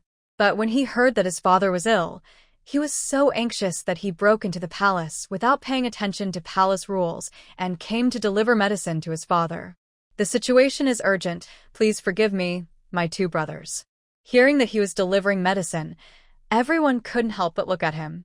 The concubines in the harem, princes and princesses, all the ministers in the court were waiting outside the hall. No one said anything ominous, but everyone knew that His Majesty was dying. Hearing what he said, Pei Jingcheng directly blocked the door and said, Do you know what disease my father has? How dare you come to deliver medicine? If he had not been in front of so many ministers and concubines, he would probably have taken action and taken the man away to execute him. I really don't know how to treat illnesses, but I was persecuted by someone with ulterior motives before, and I survived with this medicine. After these words were spoken, Pei Jingcheng's expression did not change, but his pupils shrank. He knew what the phrase being persecuted by someone with ulterior motives meant. His eyes focused on his palm, and he saw the small pill. Could it be that the arsenic poison can be cured by this medicine? Where did he get it from? Ridiculous. Even the imperial doctors are helpless. If you give father random medicine, who will be held responsible if it damages the dragon's body? Although the eldest prince said so, upon hearing that they could treat his majesty, the imperial doctors from the imperial hospital came over. A group of people carefully examined the object and had no idea what it was made of, and it had no smell. Someone simply scraped off a little powder with his fingernail and tasted it, then frowned and said, "This thing is very bitter." Moreover, the taste is completely different from that of boiled medicine. It has an indescribable bitterness. Upon hearing this, the remaining imperial doctors also scraped some powder to taste it, and all of them turned into masks of pain. Can this medicine really cure the disease? The most experienced doctor, Li, stepped forward and said, "My lords and princes, I have been practicing medicine for so many years and have never tasted such a strange medicine. I was not sure how this thing was made. There is no way to determine whether this drug can cure the disease." He said he was not sure. "In fact, I thought that Prince Wei's medicine was useless." The doctors of the Imperial Hospital were the best in the Great Zhou Kingdom. They had used all the precious materials and treasures, but still could not cure the emperor's illness. If these few small pills could save the emperor, they could retire and return home. If he wasn't working in the palace, where he had to be cautious and careful about everything and never say anything fatal, he might have scolded the boy for trying to attract attention. The imperial physician thought it was not possible. Others also think it is not possible. Although Pei Yulin dared to let him come, he did not dare to guarantee the medicine. Pei Yanli had already anticipated this hurdle, and this was also a difficult problem he had to solve. He glanced at Pei Jingcheng, then turned around and knelt down in front of the only person among these people who had not spoken from beginning to end. "Grandma, please allow me to offer you medicine to save my father." The surroundings suddenly became very quiet, and everyone looked at the old concubine. The concubine was silent for a long time, and then she said, "Yanli, you know that your father is in a high position, but not everything can go according to his ideas. Some things it was a last resort." It sounds like these words have nothing to do with the emperor's illness. But Pei Yanli understood that the concubine was warning him. His father killed his grandfather and uncle, forced his mother to commit suicide, and banished him to the cold palace, and gave him the title Ei. She knows it all. So she was worried that she would take action against her father because of her long-standing resentment. Pei Yanli smiled bitterly. "Father is the ruler of the world, and I know how difficult it is. This medicine is a magical medicine that I got by chance, and it has a miraculous effect on fever." As he spoke, he took one out of the pills and put it in his mouth, swallowing it in front of everyone. "Please believe me, grandmother. Your father's safety is also the country's safety." With Pei Yanli's performance, the second prince, who had long since joined forces, was now watching from the sidelines. The eldest prince's gaze at this moment was like a knife, cutting into him many times. Having said this, the coughing in the room became more and more obvious. The old concubine finally gave in and said, "Give this medicine to the emperor to try." The tablets were delivered, one at a time, to be taken with warm water. Take one tablet every 3 hours. These 3 hours are very difficult for everyone, and everyone has something to worry about. Dr. Li and others were very nervous. They were afraid that King Wei's medicine would aggravate His Majesty's condition. Ji Yongchang thought about the border. If His Majesty was not careful, the court would be in chaos. Now the border war is tense, and I don't know how to deal with it. Pei Jingcheng had a gloomy face. Now that his father was dying, if he was to be crowned as the heir, he would be the most likely candidate. Pei Yanli, he was even banished to the cold palace, yet he could still come out and ruin his plans. Only Pei Yulin was not that nervous here. Death is the best way to save the life. If the emperor successfully survives this disaster, then Pei Yanli was released by him. He cares about the emperor and will do his best to turn the tide. If the emperor has any mishap, then Pei Yanli's escape from the cold palace is none of his business. The foreshadowing in the previous section will allow him to clear himself of the charges. He won't lose anything either way. Pei Yanli stood alone at the door, staring at the palace motionlessly. Coming out of the cold palace and standing outside the emperor's bedroom, he looked at his father, whom he was once proud of, now hanging by a thread, and surprisingly, his heart was calm at this moment. He hoped he could get through it. But the most important reason is that only if he is cured, he will have a chance to turn things around. He wants to go out and overturn the case for his grandfather and uncle and clear their name. I don't know how long it took. The first cockcrow was heard in the distance. The imperial doctors who were taking care of Pei Yanli in the palace came out and looked at him with disbelief and surprise in their eyes. Your Majesty is getting better. The medicine given by His Majesty is indeed a miracle drug. In fact, Emperor Wenshuan's symptoms were under control within half an hour after taking the medicine. So he took another one, and now his health has improved greatly.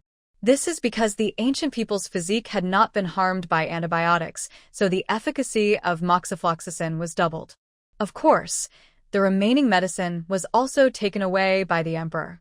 2 pills were kept and hidden in a private warehouse just in case. The other pill was given to the imperial hospital for the imperial physician to study. Not a single one was left for Pei Yanli. Inside the bedroom, the emperor, whose health had improved, naturally summoned the heroes who had made this contribution. Pei Yanli entered the bedroom with others. The thick gauze curtain blocked their sight and silently increased the distance between them. He retracted his gaze and knelt on the ground. I, the guilty minister, King Wei, kowtow to your majesty. Emperor Wenshuan's voice came from behind the curtains, still hoarse from his illness.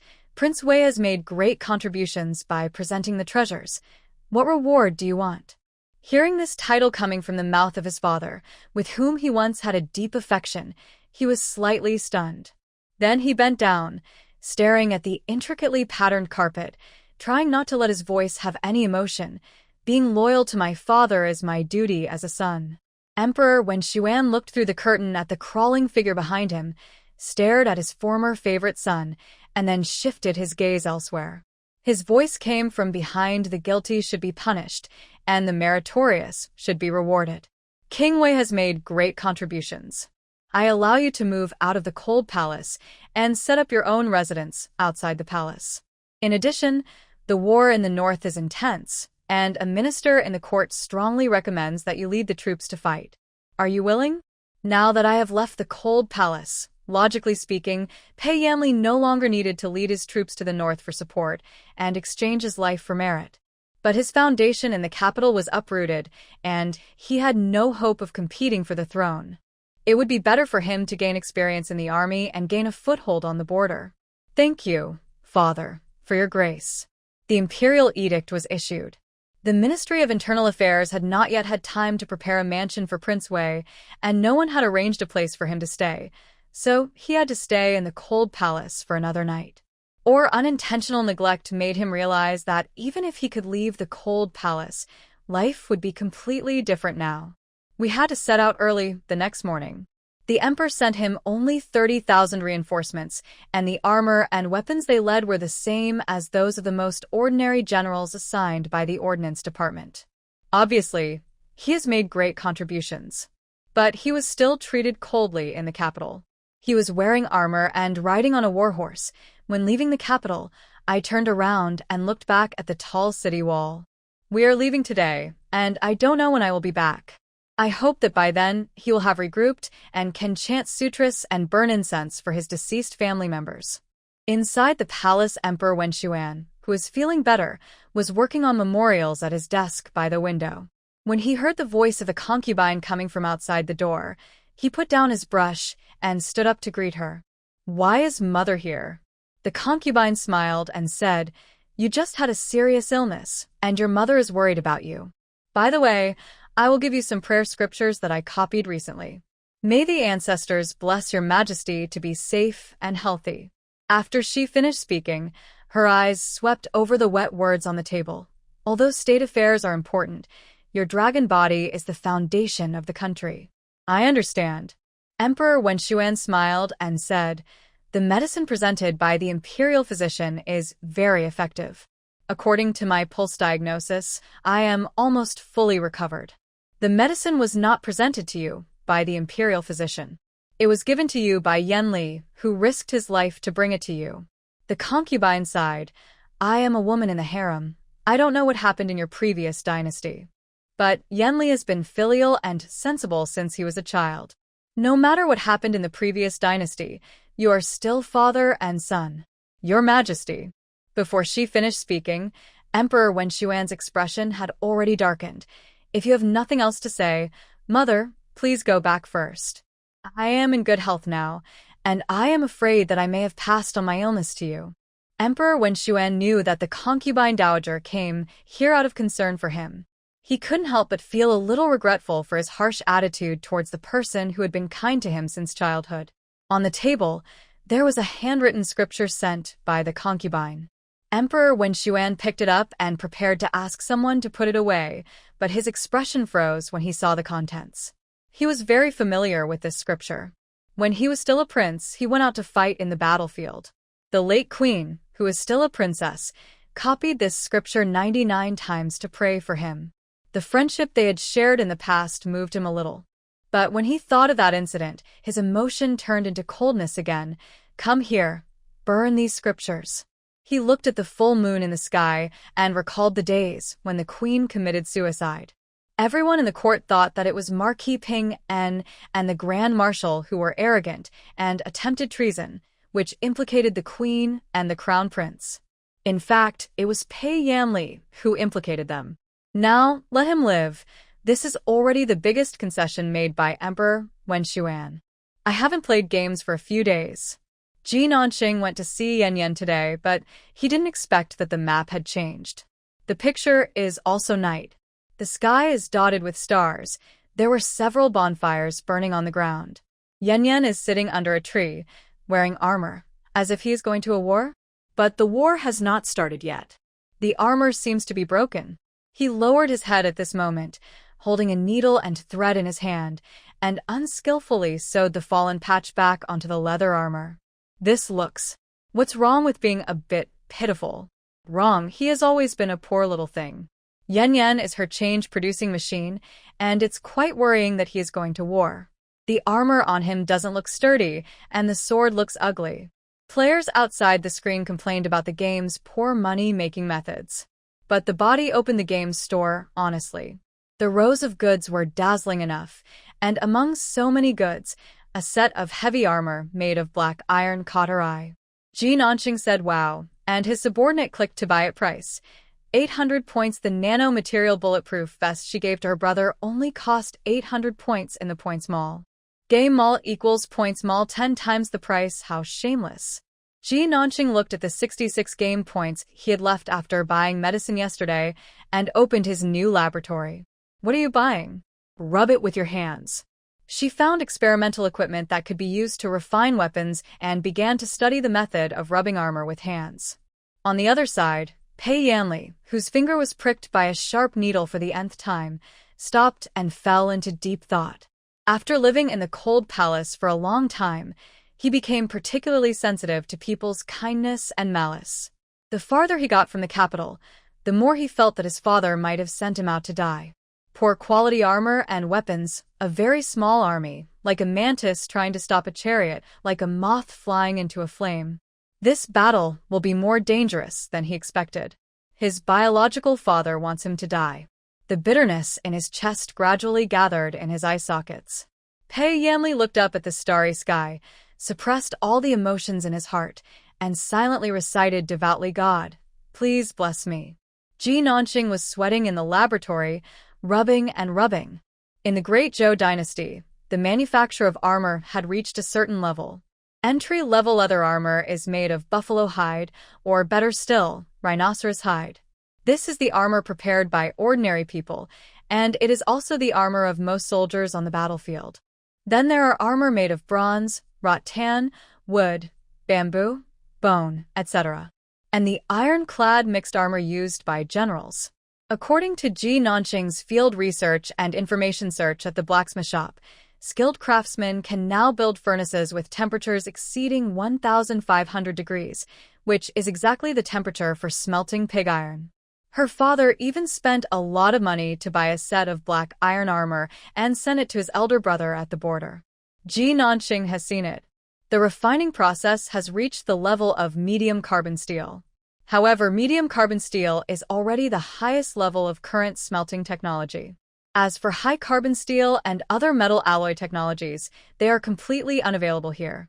Certainly, it would be a shame if this is the only thing that can be hammered out in the laboratory. Ji Nanxing always has wild ideas and dreams of achieving success overnight. Titanium alloy, aviation grade, high strength, high hardness, corrosion resistance, and only 1/4 the weight of steel. Can you hammer it in the lab? Yes.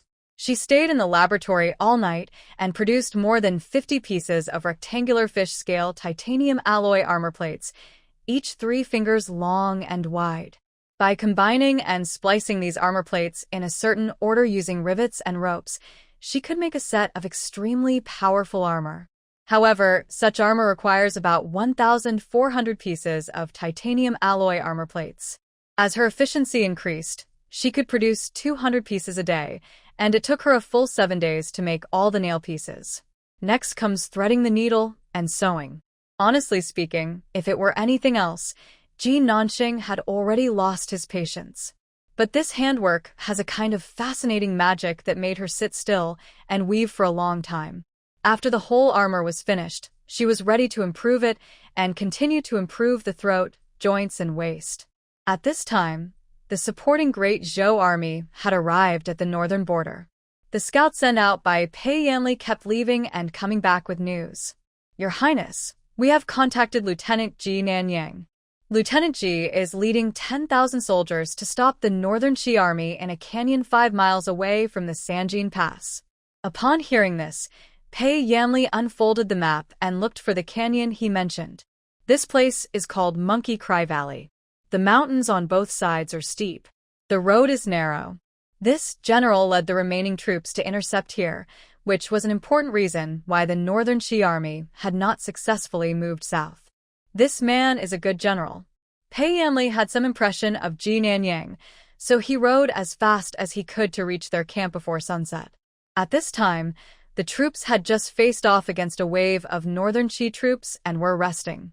Ji Nanyang was so excited when he saw the reinforcements finally arrive that he almost cried, "I finally got you." Pei Yanli glanced at the soldiers around him, then strode towards the tent. "Please ask Captain Ji and others to come over and tell us about the current situation first." The Book of Military Strategy says, "Know yourself and know your enemy, and you can fight 100 battles with no danger of defeat." He captured these generals and questioned them, and also got some information from the scouts who came with him. Now he had a more detailed understanding of the situation on the battlefield. On the battlefield, the number of soldiers fighting on both sides was extremely small. Their main force, led by General Li Zhao, had an army of 400,000, but actually only about 180,000 troops. At this time, they were attacked from both sides by the Northern Qi army in Juxian town. The enemy occupying Sanjin Pass had about 60,000 elite soldiers, claiming to have 100,000. If we only look at the number of people, the chances of victory for an army of 180,000 turning around to fight against an enemy army of 60,000 are quite high. But the problem is that these 60,000 troops are in Guangzhou, Shaanxi province. The people of Northern Qi were able to take this land because their 60,000 strong army took advantage of the old and weak people in the city and swallowed up the city, with the absolute difference in numbers between 60,000 and 2,000. Now Li Zhao wants to take this land back. He has to face the siege from both sides by the 60,000 Qi troops at Sanjin Pass and the 130,000 Qi troops at Juxian town, claiming to be 300,000. And once the enemy swallows up Li Zhao's troops and the two armies merge, Yuani Valley will no longer be able to be defended, and the 300,000 strong Northern Qi army will march south and head straight for Kyoto. After Pei Yanli talked with them, it was very clear that the key to breaking the deadlock now lies in Sanjin Pass. If Northern Qi swallows up Li Zhao, it can march south, If they break through the three-gene pass, they will also be able to turn the tide. Although we now have 30,000 elite troops, we are still no match for the 60,000 enemy troops in Guangzhou, Shaanxi province. Yinanyang frowned. He didn't understand why the emperor only allowed the prince to bring 20,000 soldiers at such a critical moment. At this time, shouldn't all the surrounding troops be dispatched to support? He was confused, but how could a minister question the monarch's decision? Your Majesty must have his reasons for making such arrangements. He didn't dwell on it too much, and Pei Yanli didn't explain any further on the matter. Although their forces are small, they are not without hope of winning. Of our 30,000 troops, only 10,000 will remain in the ape-crying valley. The remaining 20,000 troops will be divided into small teams, using the terrain to advance and harass the Qi army. Simplify the complex, make the real into the imaginary. When the enemy advances, I retreat. When the enemy is tired, I attack. In battle, we do not seek complete victory, but must seek not to be defeated. He was very grateful for the military book given to him by the immortal when he was in the Cold Palace. I didn't expect to use it so soon.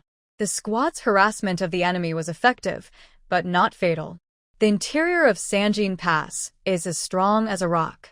If we want to completely disintegrate them, we must break them from the inside. Pei Yanli looked at the city defense map of Sanjin Pass and said, "We need a group of people to sneak in, burn their food and grass, and cause chaos within the enemy army. These people must be physically strong and have a thorough understanding of the three-gene pass." Ji Nanyang stood up after hearing this and said, "Then I'll go." He had been in Sanjin Pass for several years and was very familiar with the place. Good. Pei Yanli nodded and then elaborated on what was to come. Tomorrow night, we will attack Sanjin Pass from both the front and the dispersed teams. You need to take advantage of the chaos to enter the city. After the discussion, everyone went out of the tent to get some fresh air. At the same time, a runner from the capital came to look for Ji Nanyang. "Captain, I'm looking for you." The soldier led the man in front of him, and Ji Nanyang looked at him. "What's the matter?" "Captain Ji, it's something that Lord Ji Yongchong asked me to bring to you. It's finally here." Armor weighing dozens of kilograms was unfolded in front of everyone. The black iron armor made by top masters reflected the cold light in the sun. Everyone couldn't help but gather around, their eyes wide open.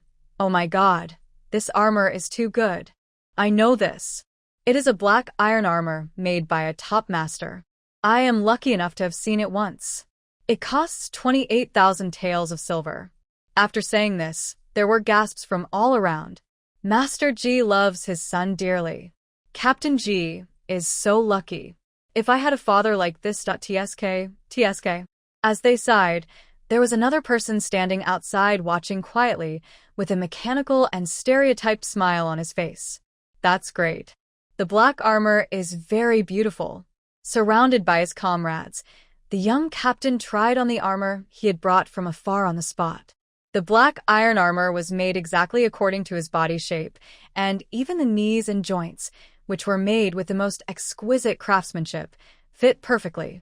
He seemed like he was surrounded by love. The boy was excited for a while, until all the friends around praised it. Only then did he notice the distinguished young man of similar age tucked into the corner. He was a little embarrassed. "My lord, I am sorry to have embarrassed you." "It's okay. Your father is a very good father." The sun sets in the west. The orange-red sunlight shone on him, casting a long shadow on the ground that was far away from the others. Pei Yanli smiled at Ji Nanyang, a very decent smile. At night, the sound of patrol footsteps was heard outside the tent. There is a brazier outside for lighting. When the wood bursts in the fire, it makes a crackling sound, which makes it difficult to sleep. Pei Yanli sat up from the bed and sat quietly alone. He remembered the armor Ji Nanyang wore during the day, which was made by Master Jing Yishan. This armor is the most common style. Jing Yishan's most skilled twisted chain craft is only used in special types of armor. In the past, his uncle was the Grand Marshal of the army, and Master Jing Yishan was specially invited to his home to tailor-make clothes for him. Still 2 pieces. So, he had already worn the one that Ji Nanyang wore. It's nothing at all. The young King Wei lay on the bed, forcing himself to fall asleep immediately. The moonlight poured into the tent through the cracks, shining on the armor hanging beside him. Rhino skin is mixed with pig iron. Even if its owner takes good care of it and cleans it thoroughly, there are still places where it has been torn. Rhino skin that is sold as inferior quality skin also has signs of cracks. It is like its owner. At first glance, it looks like a piece of armor that only a leader can wear. Distinguished and unique. It's actually broken. Just then, a light curtain appeared in the air. The cold blue light cut a hole in the entire space, and then with a clang, something fell into the tent, waking Pei Yanli up. That is, a suit of armor. This is a pure black armor, shining under the bright moonlight, but without reflecting cold light. He picked it up from the ground. The pure metal armor felt very light in his hand, far less than he estimated. The cold, frosted texture in his hand seemed to indicate that it was not a common item. Was this given to him by an immortal? Pei Yanli stared into space, not realizing that his expression was a little dull at the moment. Then he spread out the armor. He was not like the boy in the afternoon, who was so excited that he couldn't help himself.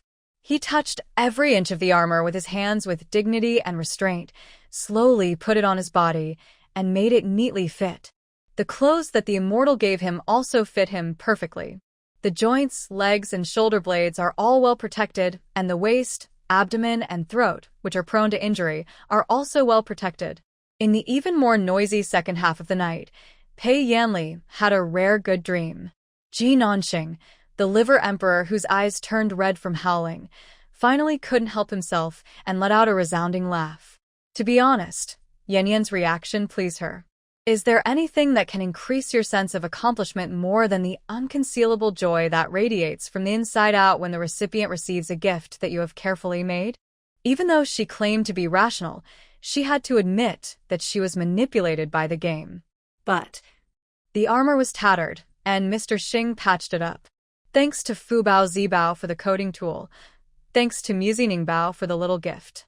The other party provided her with such high emotional value that Ji Nanxing felt that spending a little energy on him was also a very worthwhile equal exchange. Maybe his broken knife can be replaced. Taking the modern individual's most powerful combat weapons as an example, Gatling guns, anti-aircraft machine guns, wheeled rocket launchers. She couldn't make any of these. Rub a hammer on Yan Yan's hand. She had watched Romance of Sui and Tang dynasties before, in which Li Yuanba's two 400-pound drum-beating golden hammers turned into electric fans when he danced. She was completely bewildered. Yan Yan, the child she raised, also wants to become the hammer king of the game. Thinking of this, she whistled and continued to work hard. On the other side, Pei Yanli was wearing armor and didn't even take it off even though there were marks on his skin. The next morning, he went out wearing armor. Yesterday in the tent, the armor looked black.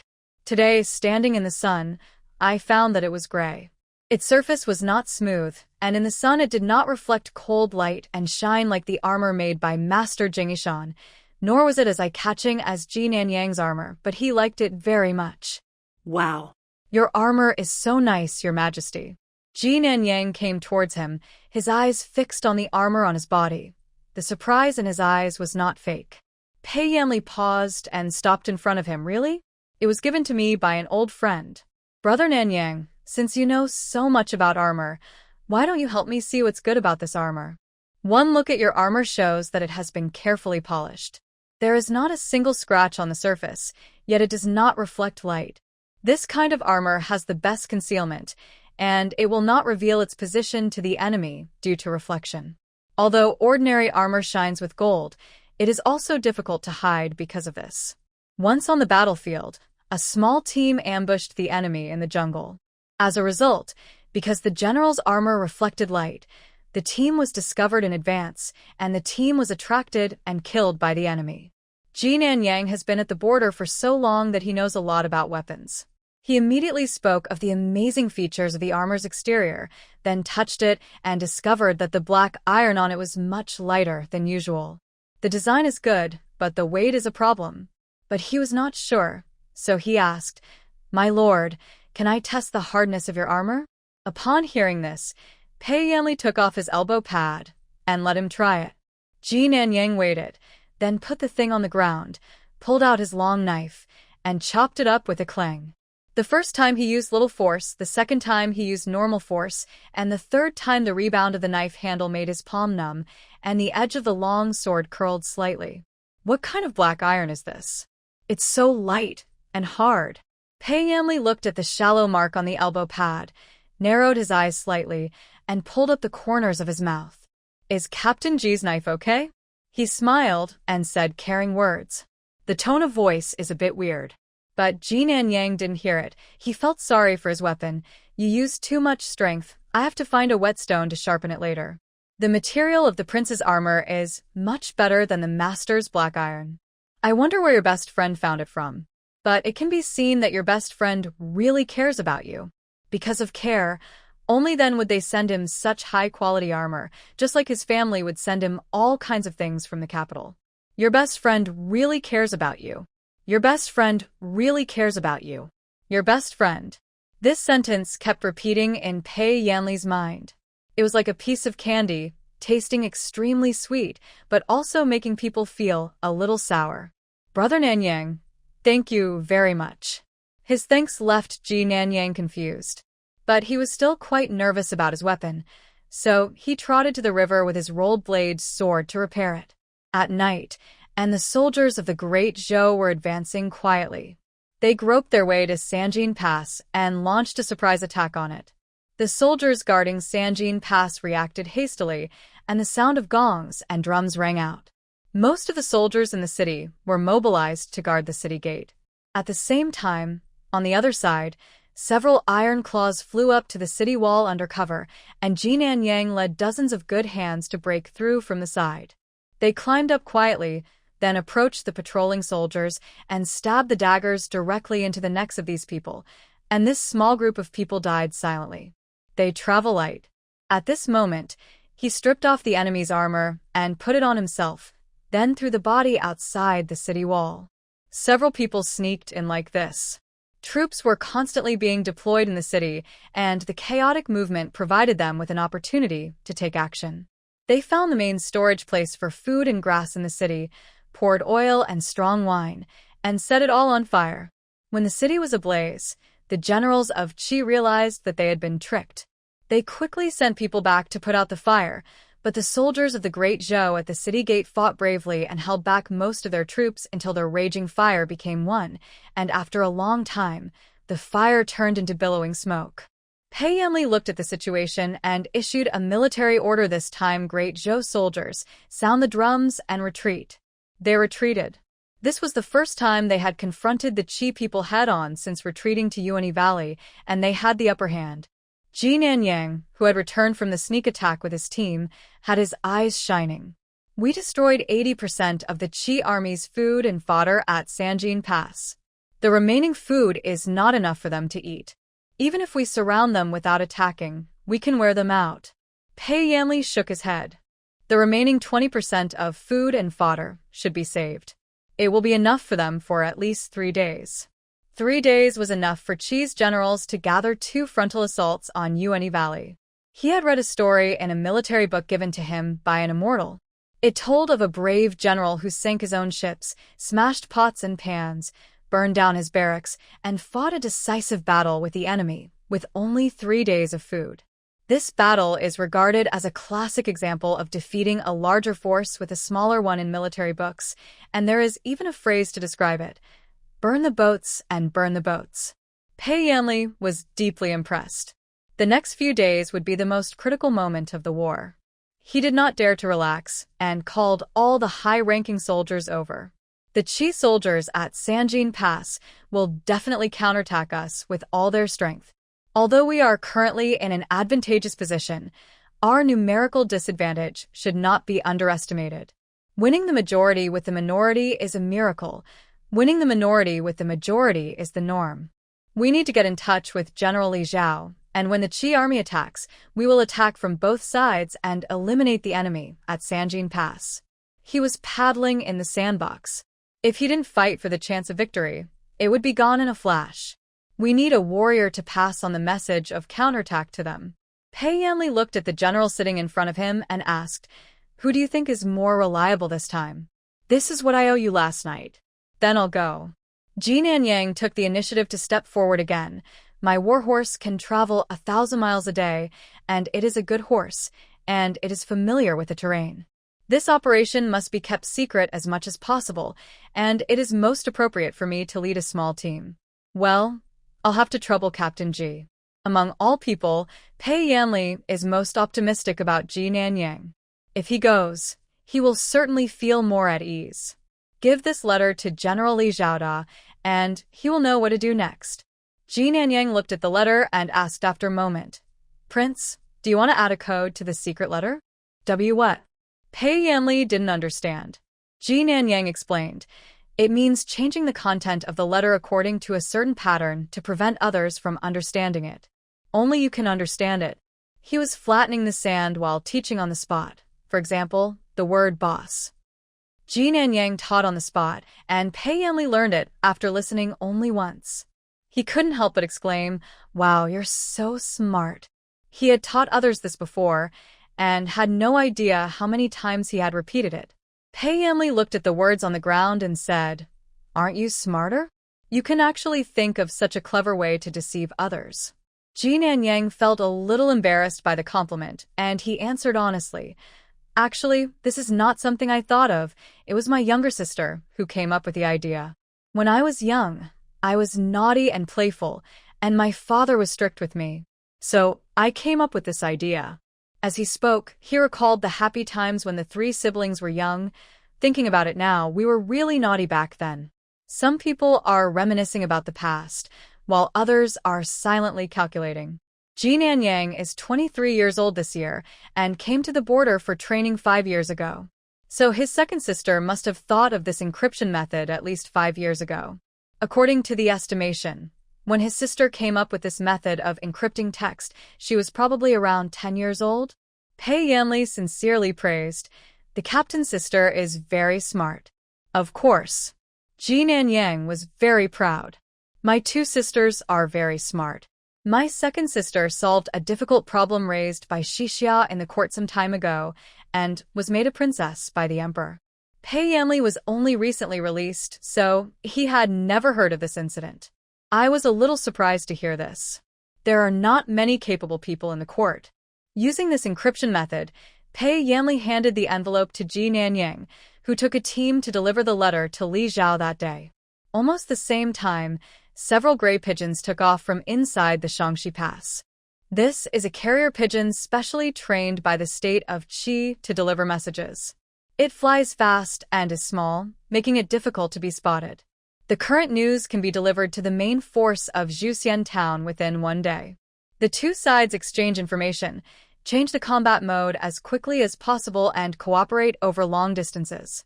Not only that, Qi General Huijun also predicted the next move of the Great Zhou.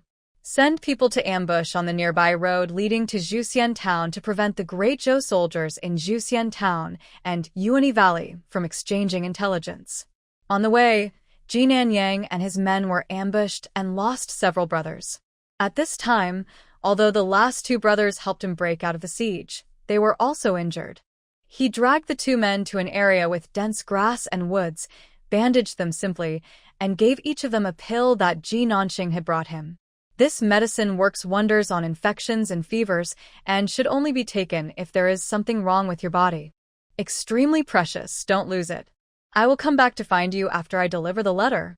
He had almost distributed all the antibiotics that Ji Nanxing sent him. Don't treat your boss as a family member. He didn't listen at all.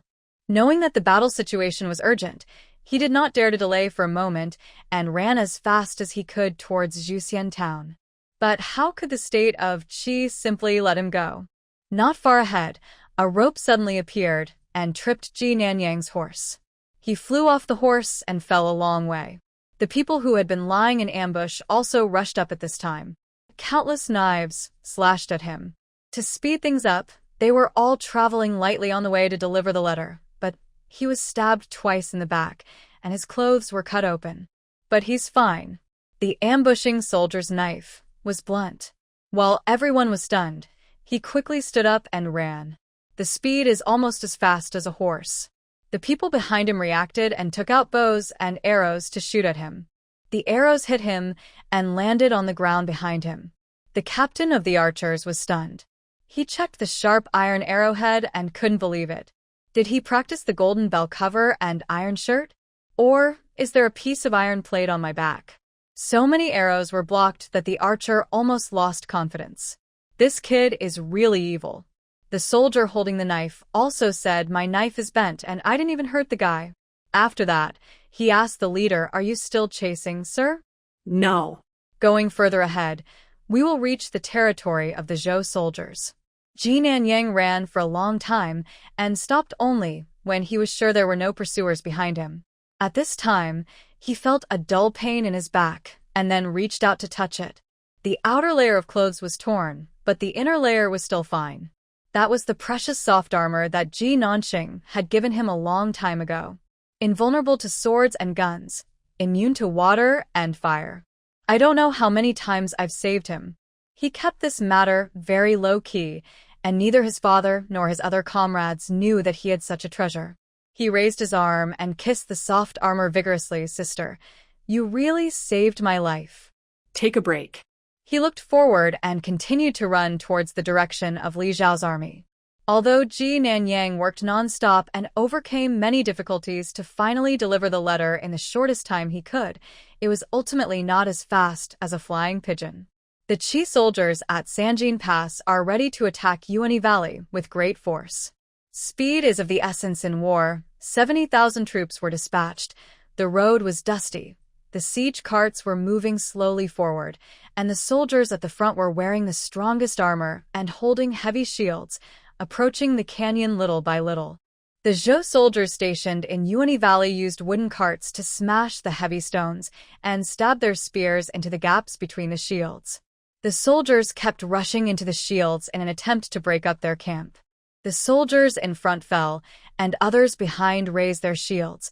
The soldiers who rushed into the camp were pierced, and new ones took their place. The canyon of the ape-crying valley was like a giant meat grinder, slowly and irresistibly crushing all those who approached it.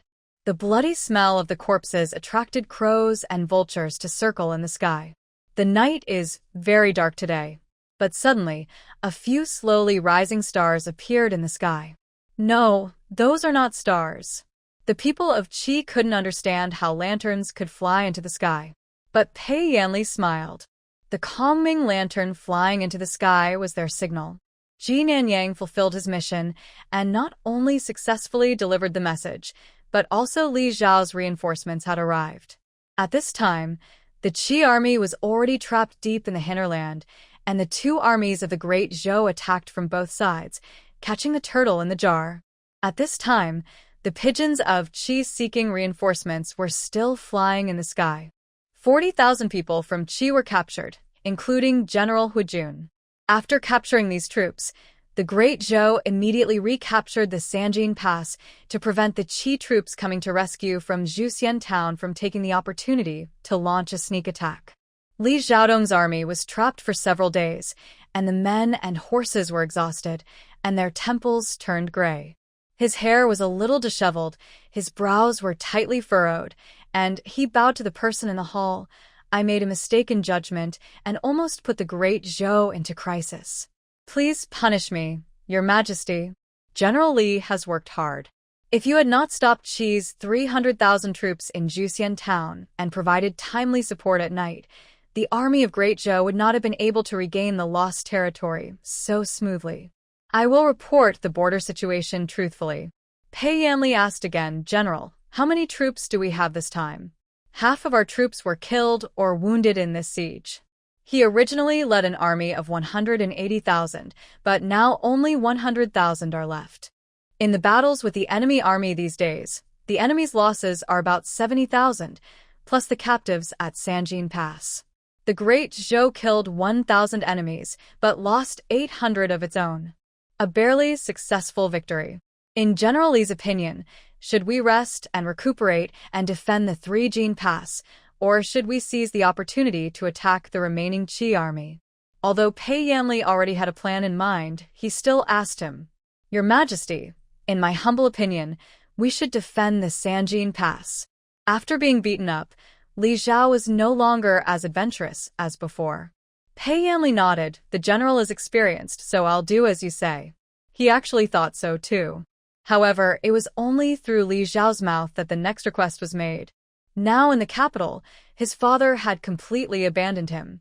The power that once existed among the court officials was also uprooted. Pei Yanli knew that he had no place to stand there, so he wanted to rebuild his power at the border. Without the right to speak in the court, holding a large number of troops was another kind of strength. Become the Grand Marshal of the army like his uncle. By then, we will be more confident in finding a way to overturn the verdict for my grandfather and uncle. He didn't believe that his uncle and grandfather, who had spent their entire lives in the military and were loyal to the emperor and the country, would commit treason under such circumstances. He must have been murdered by a traitor. The report of the great victory at the border was sent to the capital. Seeing that Sanjin Pass was recaptured and tens of thousands of Qi soldiers were captured, everyone in the court was happy. I didn't expect that King Wei actually has the talent of a general. General Li Zhao was attacked from both sides, but he was able to maneuver between the two sides for such a long time. He is not inferior to others. Captain Ji, who is mentioned many times in the battle report, is he the son of Lord Ji Yongchang? Officials talked about it with gusto, but not everyone was happy. With Pei Yanli offering medicine, Emperor Wen Xuan, who had already recovered, was reading the battle report in the imperial study with a gloomy face. Until the eunuch's voice came from outside, "Your Majesty, the concubine is here." Emperor Wen Xuan put down what he was holding and went to greet her. "Why is my mother here? That day I saw that you were worried, so I came to see you." The concubine smiled lovingly. "I have watched you grow up since you were a child. I can naturally see what the emperor is worried about at a glance." Emperor Wen Xuan also smiled when he heard this. "I still remember when I was a child. Whenever I felt troubled, my mother would order people to make sweet-scented osmanthus cake for me. I'll do it for you this time, too." The concubine patted his hands and said, "I remember when you were a child. You were small and were always bullied by your brothers. Once, I was bullied by your third brother, and I secretly ran to the Imperial Garden to sulk. When I found the emperor, he said, 'When I get married in the future, I will definitely make my children respectful to my brothers and sisters, and I will never let anyone suffer any injustice.'" Having said this, the smile on Emperor Wen Xuan's face froze. He lowered his eyes and looked at the dowager's wrinkled hands. "Mother, some things are not as simple as you think. But I think Yanli is a well-behaved child, and you loved him so much. Mother, it's getting late. Go back and rest early." Emperor Wen Xuan was obviously unwilling to continue talking about this matter. He interrupted the concubine and asked the eunuch to send the person away. Now that Marquis Ping'an is dead, the Empress and the forces behind her have all been uprooted. The Queen Mother thought that even if Emperor Wen Xuan was afraid of Marquis Ping'an's power and worried about the interference of foreign relatives in politics, he had done almost everything by now. I wanted to persuade him. Pei Yanli is a very pitiful child. I didn't expect that His Majesty wouldn't listen at all. I couldn't listen to it both times. In the imperial study, the wick of the lantern next to it was dipped in oil, and the flame was dancing in the lantern, flickering.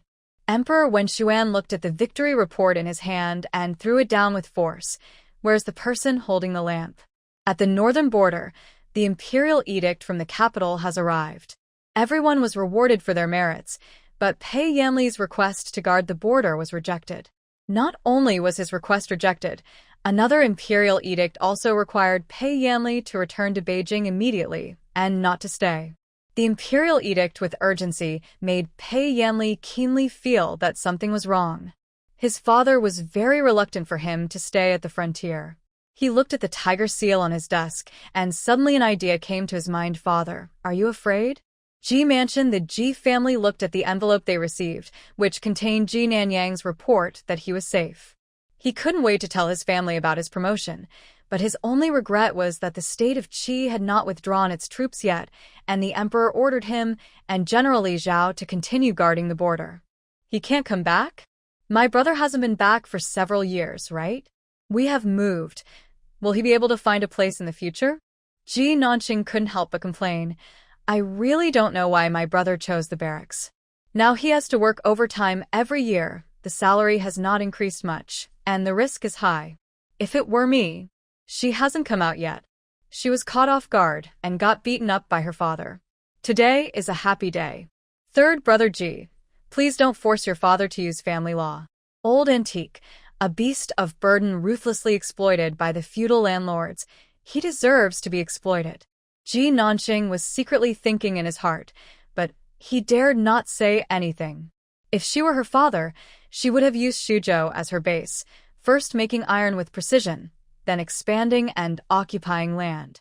She would have made her brother the crown prince, her sister the princess, and her mother the queen. The next moment, she was hit on the head again. Dad, what are you doing? General Li Zhao was left behind to guard the border, and King Wei returned to the capital. He sat on the tall horse, looking at the tall city gate, and did not expect that he would come back so soon. The towering palace was bathed in golden sunlight, with golden door nails, angry lions, and a 2-foot stone threshold. It seemed very familiar, but entering it again gave me a completely different mood. Your son greets His Majesty. He knelt before the almighty emperor, and a 5-clawed golden dragon glared at him from above the huge canopy of the palace. Pei Yanli prostrated himself on the cold marble, expressing his obedience and submission in the most docile manner. At this moment, countless pairs of eyes were staring at the former crown prince. The ministers who were once familiar with him looked at his hunched figure as if they were in another world. The eunuch next to Emperor Wen Xuan took out the imperial edict that had been prepared long ago.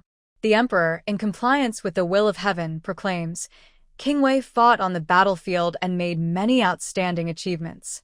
This edict is specially issued to honor his loyalty and bravery. He is both wise and brave, and he frightens the enemy. He is my sharp sword and a pillar to protect my family and my country. He was specially granted the title of King of Loyalty and Filial Piety and was rewarded with 10,000 taels of gold, 1,000 pieces of brocade, and a mansion in the capital as a reward for his hard work. So decreed. That's it. King Wei broke into the palace at night and offered a life-saving medicine. He rushed to the border at night and turned the tide of the war. 2 great achievements. The emperor's reward was just a change of title, some money, and a house in the capital. All the ministers present knew that such a reward was extremely unreasonable. The deposed prince had obviously lost the emperor's favor, and being able to crawl out of the cold palace and change his title to the King of Loyalty and Filial Piety was probably the best outcome for him. Thank you, son. Pei Yanli, who received the imperial decree, walked on the path leading out of the palace. When they came, several people came together. Leaving alone. This was the second time he had contact with his father after being banished to the cold palace. Father, I hate him. If the first time, his father was sick and not in a clear mind, so he was given very few troops to support him. Then this time, his father was conscious and there was no reason to explain it for him. This disgust is almost becoming reality. For example, when an adult prince is crowned king after leaving the palace, the title is usually just one word. 2 characters, usually a posthumous title. Loyalty and Filial Piety. Should I praise him for his loyalty and filial piety, or warn him not to be disloyal and unfilial? When Pei Yanli came to the house rewarded to him by the emperor, he had the answer in his mind. The previous owner of this mansion was Prince Chongqing, who attempted a rebellion but failed, and his entire family was executed. Prince Chongqing himself was even sentenced to boiling, and it is said that his death was particularly tragic. For decades afterwards, there were rumors that this house was haunted. This is a warning to him that if he has any inappropriate thoughts, he will be the next king of Chongqing. In the royal family, the ruler is the ruler and the ministers are the ministers. As for his family, the moon remains the same, but the person is no longer there. Give the order, I will go to Chanshu Temple in a few days. Ji Nanxing opened a game screen and saw Yan Yan standing motionless in the yard. He thought the game was stuck. After a while, it opened. Seeing Yan Yan finally move. He was in a room with a large wooden barrel in front of him. On the animation screen, white mist was floating upwards and Yan Yan began to take off his clothes. He is getting ready to take a bath. First of all, Yan Yan is a paper man. Secondly, Yan Yan is a very beautifully drawn paper man. Ji Nanxing leaned back on the rattan chair, watching Yan Yan taking off her clothes, holding a cup of slightly stale cold tea in his hand. At this moment, she felt like a powerful man in a brothel, spending a little money, holding a bottle of champagne, seeing the poor boy ready to use his body to exchange for the few pitiful points in her hand. I feel a little emotional. What's going on? Yan Yan took off her clothes one by one. He has gained some weight now compared to when he lived in the shabby house. The body is no longer skinny, and the arms, chest, waist, and abdomen are all covered with even muscles. 2 mermaid lines extend from the waist down to mosaic. The mosaic that appeared on the game screen itself covered Yan Yan's privacy tightly. No, he's just a paper man. Ji Nanxing took a sip of cold tea and couldn't help complaining. Who designed this game? It's so futile. It's a game that doesn't use tricks to increase customer stickiness. And you still want players to pay you for this? She turned off the game, turned on the learning video, and watched several online classes.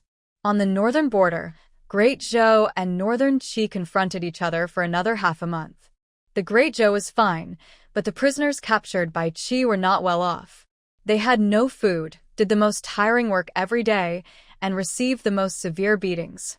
In half a month, the number of prisoners had been reduced by 1/3.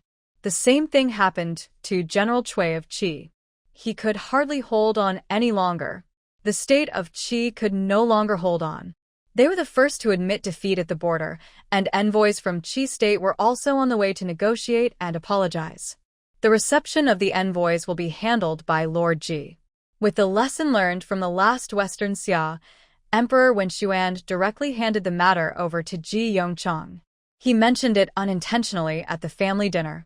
Qi's envoys are already on their way and will arrive in about 5 days. I wonder what tricks they will play this time. Every meeting is a game between the two countries, and it is impossible to guard against it. Offense is the best defense. Hearing this, Ji Nanxing put down the chicken drumstick in his hand and said, "We are the victorious country this time. When Qi's envoys arrive, we will take the opportunity to make things difficult for him, insult him, and ravage him. If he is afraid of you, he will not dare to touch you." This made Ji Yongchang think deeply. What Nanxing said made sense, but he was somewhat influenced by Lu Lung and got into trouble. He nodded in agreement, and then suddenly realized, "Nanxing, why are your kids' ideas always so Wild?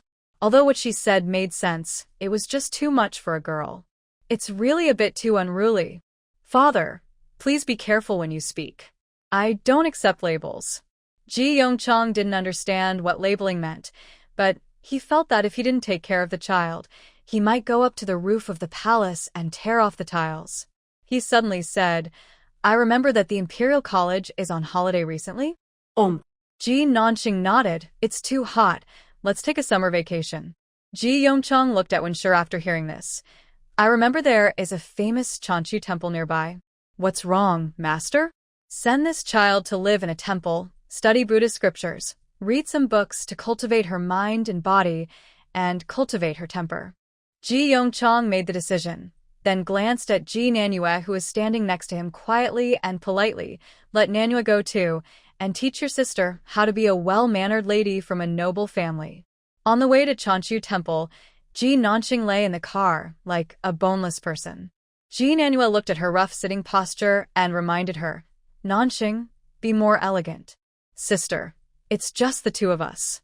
Ji Nanhua glanced at her in annoyance when she heard this. "Be careful next time in front of your father. You are not a child anymore." "I know." Ji Nanxing sat up. She lifted the curtain and looked at the lush green scenery outside. Besides them, there were other people on the road. A carriage passed by them, and the other party also lifted the curtain. The two looked at each other. Jing'er, what's wrong? The woman traveling with her was surprised at her sudden change of expression. It's bad luck to see an archenemy. The good mood for traveling has faded a lot. Bad things never happen alone. Li Jing'er felt a sudden pain on the side of his face and subconsciously slapped it, causing blood to splatter on the mosquito's body. Mosquitoes. They're so annoying. It's really a bad time to go out. Okay, don't be angry. The woman traveling with him consoled her. When we get to Chanchu Temple, your cousin will help you teach her a lesson. Will you help me teach her a lesson? Li Jing'er didn't believe it. Can you still teach her a lesson? She had always wanted to teach Ji Nanqing a lesson, but ended up suffering a great loss. She didn't believe that this distant cousin, whom she had only met a few times, could control Ji Nanqing. Li Meng just came to the capital with her father from another state. They were related by some means, and her father wanted to have a good future in the capital, so he rushed to curry favor with the Li Zhao family. She had tried to please Li Jing'er before, but he always ignored her. I didn't expect that this trip to Chanchu Temple would bring me such an unexpected gain. If I can help her get rid of those annoying people, things on her father's side should be easier to handle. Thinking of this, Li Meng smiled confidently. Sister Jing'er, just watch the show when the time comes. On the other side, Ji Nanqing also sat back in the carriage and said casually, Sister, this Chanchu Temple is really a popular check-in spot. Li Jing'er is here. Ji Nanhua put down the book of poetry in her hand and asked, How did you know she was coming? I just ran into her, and she rolled her eyes at me. Almost everyone in the capital knew about the friction between the two. Ji Nanhua thought for a moment and said, What happened in the past is all in the past. She kowtowed to you in public and lost face. In the future, as long as she doesn't provoke you, don't hold her against you. I know. Ji Nanqing fanned himself twice with his fan. Why would I bother with an ordinary little girl? Ji Nanhua looked at her, wanting to remind her that she was also a little girl. But when she thought about how she had made the general's daughter kowtow in public and the matter almost reached the emperor, she thought it would be better to remain silent. Inside Chanchu Temple, every time at this time, many nobles from the capital would come. The royal family is the noblest among the nobles. Even though the king of Zhongxiao was not favored by the emperor, ordinary people did not dare to neglect the royal family. The abbot came to greet him personally. Amitabha, the abbot Miaoguang greets the prince. Master, there's no need to be polite. Just treat me as an ordinary pilgrim. He turned and looked at the tall temple. I am here to light the ever-bright lamps and burn incense to pray for the elders. What preparations should I make? After these words were spoken, the abbot and master in the temple looked embarrassed. Pei Yanli just smiled gently when he saw this. Master, if you have something to say, just say it. Your Highness, if you mean to light the eternal lamp for the former queen and others, maybe. It won't work. The queen's suicide is a serious crime. Moreover, Marquis Ping'an and the Grand Marshal of the army were executed for treason, and one of the emperor's decrees was that no temples should have their memorial tablets. But you can personally copy the Buddhist scriptures to pray for the deceased queen. At that time, I can preside over the recitation of the prayer scriptures and burn them for the people in the underworld. It will be the same. Miao Guang quickly gave him a substitute plan. But the Eternal Lamp and the Blessing Sutra are really different. Some things cannot be said. Pei Yanli also knew that he couldn't expose it. He nodded and said softly then, I'll trouble you, master. Miaoxin secretly breathed a sigh of relief when she saw that the other party showed no signs of being angry. Although the temple is a place for Buddhists to practice meditation, the royal family cannot afford to offend. The Zen temple in the back mountain is noisy. If your majesty wants to copy the prayer sutra, please stay in the Yangzinyuan. Good. At this time, Ji Nanqing and Ji Nanyu followed the little monk who led the way to the Zen temple in the back mountain. The environment here is quiet, with towering old trees lying across the yard, blocking out the scorching sun and keeping the temperature just right. The 2 rows of rooms in the courtyard are provided for pilgrims to live in. Far away, there are also some taller gray houses with vines growing on the walls, which is curious. Ji Nanqing asked, What are those houses used for? The young monk replied, Girl, that is the Yangzinyuan. Some pilgrims who have unresolved anger, ignorance and resentment in their hearts will choose to go there to listen to the Buddha's teachings. The Buddha himself came to teach? Ji Nanqing raised his eyebrows slightly and joked when he heard this. Ji Nanhua quickly knocked her. Sorry, my sister said something nonsense. It's all right. The young monk glanced at Ji Nanqing, then scratched his bald head and said, Many pilgrims will misunderstand what I said. In fact, it is the abbot and master with the highest level of cultivation in our temple who preaches to the pilgrims to resolve their grievances. In addition to this, there are many pilgrims who come to listen to lectures and discussions on scriptures every day. The two pilgrims can go to the main hall to chant scriptures with everyone and cultivate their moral character. Lectures in the main hall are a bit like those in a university classroom. One person speaks and many people listen. Ji Nanqing was not very interested in this, so at times like this he would open the learning system to watch online classes, or open the game system to slack off. Yen Yen has changed the map again recently, always writing something in a room. There was not much interaction and it was very boring, but it did help her online course efficiency return to its peak. The time for the lecture passed quickly. The temperature and food here are also quite satisfactory. The only problem is the mosquitoes in this mountain. There are so many of them. And they seem to be desensitized to the floral water I sprayed at the beginning, and they are not afraid at all when they are hungry. Midnight, Ji Nanqing was bitten awake. She scratched the mosquito bite on her arm and opened the Points Mall. She bought a box of super strong mosquito coils and ordered 3 plates in her Zen room. Anyway, tonight, mosquito and her, one must die. She lit it herself, and she thought of her sister again. The other person lived next door, and she opened the door to deliver a plate to him. Late at night, the big tree in the yard blocked the moonlight, and the surroundings were pitch black, and it was pitch dark. It also made the faint sparks in the gray house not far away appear particularly obvious. Amid the chirping of frogs and insects, the flame seemed particularly lonely. This is the direction of Yangzinyuan. The young monk said that only those with a heart full of resentment would come here to seek comfort. Who is it that still has so many unresolved issues late at night? In the Zen room of Yangzinyuan, a solitary lamp accompanied Pei Yanli. He leaned over the table, copying down Buddhist scriptures about liberating the souls of the dead and praying for blessings. There were already 2 thick piles of such scriptures in the room. A monk came in with a lantern and said, Your Highness, it's already late. Go to bed early and continue copying tomorrow. Thank you for your concern, Master. I know. Pei Yanli smiled, seemingly open-minded. However, Master Miaoshan, who came to show concern, knew that the prince was only calm and composed on the surface. Monks should not be concerned with worldly affairs. But he had heard a little about this prince's affairs. No matter who encounters this kind of thing, I'm afraid it would be impossible to remain calm. Prince Zhongxiao looked calm, but in fact he was like a taut string. One thought makes you a Buddha, one thought makes you a devil. If the hatred and resentment in one's heart cannot be resolved, one may end up going to extremes and being doomed. Amitabha. Miaoshan clasped her hands together and said softly, Your filial piety is evident. I believe the deceased spirit in heaven will be very pleased and will bless the prince. Pei Yanli smiled slightly. Thank you, Master. You should also go to bed early. Miaoshan looked at the polite young man in front of her and decided to ask the abbot to pay more attention to him. She hoped that a great monk like the abbot could get into his heart and resolve the hatred in his heart. Since Ji Nanqing lit the mosquito coil, he finally slept well for 2 consecutive nights. However, she also discovered that there was a night owl in the temple who stayed up all night and stayed up all night long, even longer than her. How big of a grudge is this?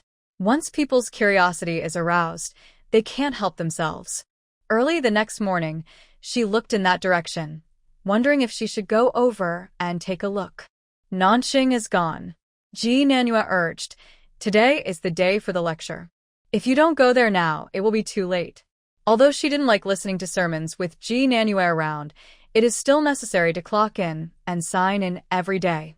Ji Nanqing looked away and followed her obediently. When they arrived, the main hall was already full of people. Today the master is giving a lecture. There were many people coming. The two were squeezed into a corner, and Li Jinger, who had grabbed a good position, saw Ji Nanxing, turned around and raised her eyebrows at her provocatively, in a particularly good mood. However, it was another master who came to give the lecture this time. Miao Shan said apologetically, "I'm sorry, donors. The host has other things to do today, so I will give you the lecture." Li Jinger, you are so unlucky. It would have been fine if she hadn't provoked him just now, but now she feels like she was slapped in the face. She had already imagined Ji Nanxing's mockery of her at this moment. She turned around, but saw that only Ji Nanyue was left in the corner. Where is Ji Nanxing? She found an excuse to slip away and is on her way to the Yangxin Hospital. She came to the vicinity of Yangxin Hospital according to the location she remembered at night. There were many winding paths here. She finally walked to the gray house that she saw every day and smelled a strong smell of paper burning into ashes. Wouldn't it be impolite to knock on the door directly? Ji Nanxing suddenly remembered that she had been spying on others for many days. Was it not a good idea to ask others so casually, "What's bothering you that's worth staying up late every day?" Just as she was hesitating, she heard a conversation behind her. Donor. Somehow, an inexplicable feeling of guilt made her subconsciously push open the door of the next room and hide inside. At this time, Miao Guang, who had just finished burning the Buddhist prayer scriptures and returned with his hands cleansed, was earnestly guiding Pei Yanli. The conversation between the two was not a back-and-forth conversation, but rather more like a one-way output from the host. As he talked, he discovered something himself. This kind of one-sided advice also shows that the other party has not opened his heart, and no matter how much he says, it will be of no use. The host sighed slightly. All phenomena are like dreams and bubbles. Don't be too obsessed, otherwise you will be attached to appearances. Finally, his words caused a reaction from the other side. Master, do you think I should let go? Master, how should I let go? Pei Yanli looked at the host. His black eyes were calm, and his voice was so gentle that there was an inexplicable disharmony. The master put his hands together and whispered Amitabha, "In this world of karma and reincarnation, everything has its destiny. It is better to cultivate your character, let go of everything, and resolve your troubles with a compassionate heart. Donor, let the past be the past." Having said this, the Zen room was completely silent, and the abbot didn't know how much he could hear. But preaching the sutras and saving people cannot be forced. Donor, if you have time, you can go to the main hall to listen to the Buddhist teachings. Maybe it will be of some help to you. Okay. Thank you, Master Host. Pei Yanli nodded, looking as if he was being taught a lesson, but the host felt that he was more difficult to teach than those who had fiercely refuted him. After people leave, the sound of wooden fish rang out in the room. Ji Nanxing was listening next door. The sound of the wooden fish was not like the one he heard in the main hall. It did not have any Buddhist nature. Knocking again and again, they all seemed to be crying blood. Finally, she couldn't help it anymore and leaned against the wall facing the people next door and said, "Don't let go of things you can't let go of, and don't forgive people you can't forgive. Don't just listen to the master and keep suppressing yourself." A voice came from the next room. Pei Yanli's eyes flashed coldly. Who? Sorry, I was just passing by and overheard your conversation.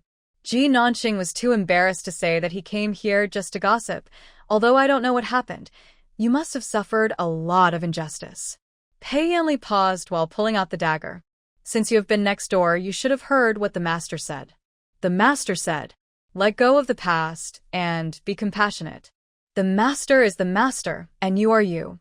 I don't like the idea of urging people to be magnanimous when encountering problems. If the master is bullied, you can see if he is magnanimous or not. Ji Nanxing thought for a moment after he finished speaking. I don't think the master will be magnanimous. They secretly raised the 18 bronze men. The master will definitely not be able to reason with them outside, so he will let the 18 bronze men beat people up. Pei Yanli raised the corners of his mouth when he heard that, but his eyes immediately turned cold. But the master is the master, and we have to listen to what he says. Perhaps I really did something wrong, which led to this fate. He looked across the wall with a cold gaze that was devout, but he clasped his hands together and spoke in a devout Buddhist voice. Everything in the world is like a dream. Learn to take everything lightly, be grateful, forgive others, and you will be at ease. Father, you sent people to monitor me everywhere and tested me many times. This answer satisfactory? He thought that Ji Nanqing, who was standing next to the wall, was someone sent by Emperor Wen Xuan to test him. Hearing this, Ji Nanqing couldn't help but roll his eyes. People should reflect less on themselves and ask more of others. Only by looking at everything lightly and forgiving others can you be at ease. Drink less of this poisonous chicken soup. If someone bullies you and you forgive him, you would be doing yourself a disservice. How can you repay kindness by complaining with kindness? Repay evil with justice, and repay kindness with kindness. Ji Nanqing leaned against the wall and said, "If I were you, I wouldn't waste time here. I'll give an eye for an eye, a tooth for a tooth." Pei Yanli curled his lips when he heard this, and secretly added in his heart, when necessary, "All will be destroyed." Her words were very appetizing. But how could he believe someone who suddenly appeared and said such deliberate words? Pei Yanli was almost certain that she was the spy sent by the emperor to find out what he was thinking. "I won't do that. Even if he hurt me deeply, he has always been the most important person to me. If he needs me, I will be there for him. If he hates me, I will quietly hide aside." After he said this, Ji Nanqing got goosebumps. It took her a long time to utter a word, that as long as you are happy. Ji Nanqing felt that he couldn't communicate too much with such a fool, so he turned around and went out from the next door. "I was bullied so much that I couldn't sleep at night. If he hated me, I would just hide away quietly." Before she had gone far, she couldn't help but imitate the man's words in an exaggerated and twisted voice. After she finished speaking, she felt a chill, divine gold. These 2 sentences of complaints were heard by Pei Yanli, who had excellent hearing. If this person was sent by the emperor, how dare she speak like this? Is she really not? Pei Yanli suddenly reacted. He opened the door and saw the hem of a turquoise skirt passing by at the end of the corridor. He followed. The mountain breeze blew, and peach blossoms fell all over the road. Faint sounds of conversation, laughter, and sweeping could be heard from the mountains. The originally depressing temple seemed to come alive all of a sudden. However, the corridors here were winding, and it disappeared in a moment. He stopped and looked at the young monk sweeping the roadside. "Did you see a girl in a turquoise dress passing by just now?" Upon hearing this, the young monk stopped what he was doing and put his hands together. "Amiba, there was indeed a female donor passing by just now. This person is the daughter of the censor, Miss Ji Nanqing. Donor, are you looking for her?" She walked to the left. According to the time, she should be going to the vegetarian room for dinner now. Yanangxing? Pei Yanli read the name again, thinking of the old friend from the border Ji Nanyang. "Unexpectedly, I met his sister here." Pei Yanli took 2 steps forward, but thinking of my current status, finally stopped. It was just a chance acquaintance. With his current status, finding someone else would only cause trouble to the other person. The remaining wind blew up the fallen petals and blew them into the pool of water beside the corridor. He turned and left. The summer breeze blew his clothes, and his sleeves fluttered. He felt like a cold and noble exiled immortal, as if the scent of green pines and cypresses lingered around him and then disappeared without a trace in an instant. In the dining room, Ji Nanhua looked at Ji Nanqing, who had just returned, and scolded him. "Where have you been this morning? Why are you back just now?" How could Ji Nanhua not know that she had slipped away? It's just turning a blind eye. But this time it was too much. Ji Nanhua secretly reminded herself, there won't be a next time. I know. I'll tell you about it when I get back." While the 2 were talking, a pair of eyes were staring at them. Li Meng was casually stirring the soup in the bowl with a spoon in his hand. He waited for Ji Nanqing and Ji Nanhua to finish their meal and stand up, then he walked quickly over with the soup bowls. Accurately knocked down Ji Nanqing, then she poured the soup in her hand onto Ji Nanqing. From arm to elbow, the entire sleeve was wet.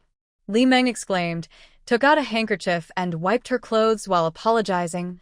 "I'm sorry, I didn't expect this to happen. I'll take the girl to change into a new set of clothes." As she spoke, she put down the bowl and pulled Ji Nanqing away. Next to the dining room, there was a small room. She stuffed the clothes into Ji Nanqing's hand and said, "Miss, go inside and change. I'll wait for you outside." Ji Nanqing looked at the pink dress in her hand, then looked at Li Meng, who looked apologetic and warm-hearted. "Do you think you are very smart?" Li Meng was stunned. "Girl, I don't quite understand what you mean." "You don't understand, right?"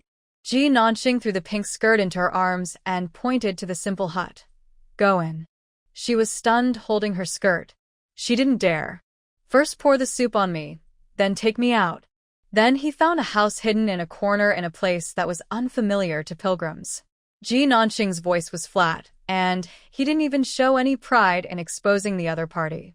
"Is there a big man hiding in the room, and then you locked the door when I listened to you and went in to change clothes? Then a man and a woman. You yell at the door. Let everyone around come and see, and end up ruining my reputation?" While Ji Nanqing was speaking, Ji Nanhua had already jogged over to catch up. She turned pale when she heard that and immediately hid Ji Nanqing behind her. The guards brought by the Ji mansion immediately rushed forward and kicked open the tightly closed door of the small room. There was indeed a man hiding inside. He had already taken off his clothes and was hiding at the door. When he was caught, he was obviously scared. He quickly glanced at Li Meng and then looked away. "Ladies, please spare my life. I was just resting in my room. I heard someone talking outside, so I wanted to come out and take a look." Li Meng also immediately explained, "Miss Ji, there must be a misunderstanding. I only knew there was a small room here and thought there was no one in it. I really don't know anything." Before she could finish her words, a slap hit her in the face. It was fanned by Ji Nanhua, a lady from a noble family. "Don't know? If you don't know, can you afford to pay for it if my sister's reputation is tarnished?" She got angry, which was rare, and her hands were very strong. Li Meng's face swelled up instantly, and there were 5 finger marks on her fair skin. She didn't expect that the delicate and weak noble lady in the capital would actually hit someone. She covered her face, and her ears were buzzing. Li Jinger, who heard the noise, came over and frowned when he saw Li Meng's expression. "What are you doing? Why are you hitting someone?" When Li Meng saw her coming, tears immediately rolled down her eyes. "Cousin, please help me explain. I really meant well. I didn't know there was someone in that room." "Li Jinger, you still have the nerve to come here." Ji Nanhua's beautiful eyes glared. "Last time you competed with my sister in military tactics, you lost. That was because you were stupid and ignorant, and your skills were inferior to hers. On the surface, it can't be compared. Have you learned to scheme against each other in secret? You actually came up with such a dirty trick to ruin a woman's reputation. Didn't General Li Xiao teach you benevolence, righteousness, propriety, wisdom, and trustworthiness, as well as propriety, righteousness, integrity, and shame? Don't mess with the ladies. She never repeats herself in her insults and always rubs salt into other people's wounds." Ji Nanqing had never seen her sister scolding people so fiercely. Li Jinger was stunned by the scolding. She looked at Li Meng. "What's going on?" "Cousin, you have to testify with me that I really did not arrange for anyone to hide in the room and try to do anything improper to Miss Ji Er." Li Meng grabbed the corner of her clothes and asked Li Jinger to speak for her. Li Jinger finally understood the whole situation from their few words. Then his expression became more and more embarrassed. Because just now when they were eating, Li Meng suddenly said, "Wait and see. Your cousin will vent your anger for you." Then the following things happened. She grabbed Li Meng's wrist. "You really didn't do it? Tell the truth." "Really, I really didn't do it." Li Meng still answered like this. Subconsciously, she felt that she was helping Li Jinger. Even if she was discovered, she had no credit at all, but she had worked hard, and she couldn't abandon herself to that. But what was unexpected was that she was slapped hard by Li Jinger again. The general's daughter, the bull, was so strong that Li Meng's eyes went blank for a moment. "You hit me too?" She screamed in a sharp voice. "Why did you hit me? Didn't you ask me to help you vent your anger? You almost ruined the reputation of Ji Nanqing, me, and the general's mansion. Do you think I should beat you up?" Li Jinger frowned and looked at her. "Who told you that this is how you teach someone a lesson?" She really regretted bringing Li Meng to Changchu Temple. The lesson she wanted to learn was to trample Ji Nanqing under her feet through the competition. A lesson that required her to kowtow to him. This kind of shady method is not only harmful, but also disgusting. How can a good person do this? Li Jinger looked at her with disgust. Who taught you to teach people like this? You all bully me. Just because I'm not a lady from the capital, you all bully me. Seeing that no one spoke up for her, Li Meng immediately let out a sharp cry. You are just enjoying the fame and fortune brought by your fathers. What qualifications do you have to point fingers at me? She didn't know where she got the courage from, but she broke free from the restraints on both sides and said, Li Jinger, I have tolerated you for a long time. Why do you yell at me? Why do you order me around? Why do you look down on me? Ask yourself, if you don't have the identity of a general's lady, what nobleness do you have? Her words were quite courageous, causing Li Jinger to reflect on herself. It seemed that apart from the identity given to her by her father, she was no different from her. Look, you know what kind of person you are. Li Meng keenly caught the confusion in her eyes, and even the other noble ladies next to her were not as confident as before. She instantly gained the upper hand in terms of language and momentum, and felt that she was not wrong. Sophistry. Ji Nanqing exposed her logic. You arranged for someone to ruin a woman's reputation. This kind of bad behavior shows that you are dirty and vicious. Now you use the identity issue to divert the focus of the matter, making people think that others are using their identity to pressure you and avoid the problem. Not to mention how their fathers got their positions through merit and political achievements. Take you, for example. Don't you also want to cling to the Li family and give your father some benefits? Li Meng looked at her fiercely. Shouldn't we climb up? Don't people at the bottom have the right to move up? That's right, people always go to higher places. But you fawn on the rich and powerful, harm others by any means necessary, and at the same time you want to build a chastity memorial for yourself. How can there be so many good things in the world that you can take them all? The people who were originally brainwashed by the sophistry finally reacted. Ji Nanqing continued to speak. What is the bottom? Peddlers, hawkers, farm servants, and coolies are the bottom people. Your surname is Li, a big surname. Not even from a poor family. People who are born to take shortcuts, label themselves as weaklings in an attempt to circumvent problems? No one in your family can be an official in the capital, which only means that your father is not capable, and neither are you. Li Meng was just bluffing just now. After being exposed, he immediately curled up in fear. After listening to her, Li Jinger looked at Ji Nanqing with some admiration, and then immediately turned cold. This matter is my fault. I shouldn't have brought her here, and almost hurt you. After returning to Beijing, I will take the blame on you. As for Li Meng, I'll leave it to you to handle. Li Meng was frightened after hearing this, and knelt down to beg them to let her go. I'm sorry, I was wrong. Cousin, please let me go. If my father knew about this, he would skin me alive. We are all girls. We need to understand each other. I was just bewildered for a moment, so I did this. She cried very sadly. It touched some soft-hearted girls. Or maybe just forget it. Perhaps her father forced her to do so. Born into a wealthy family, there are always many things that she has no other choice about. Yes, my father even forced me to get engaged to a man I didn't like. Kind people all have common characteristics. They love to reflect, they are easy to empathize, and also forgiveness and sympathy for others. Unfortunately, Ji Nanqing has none of these good qualities.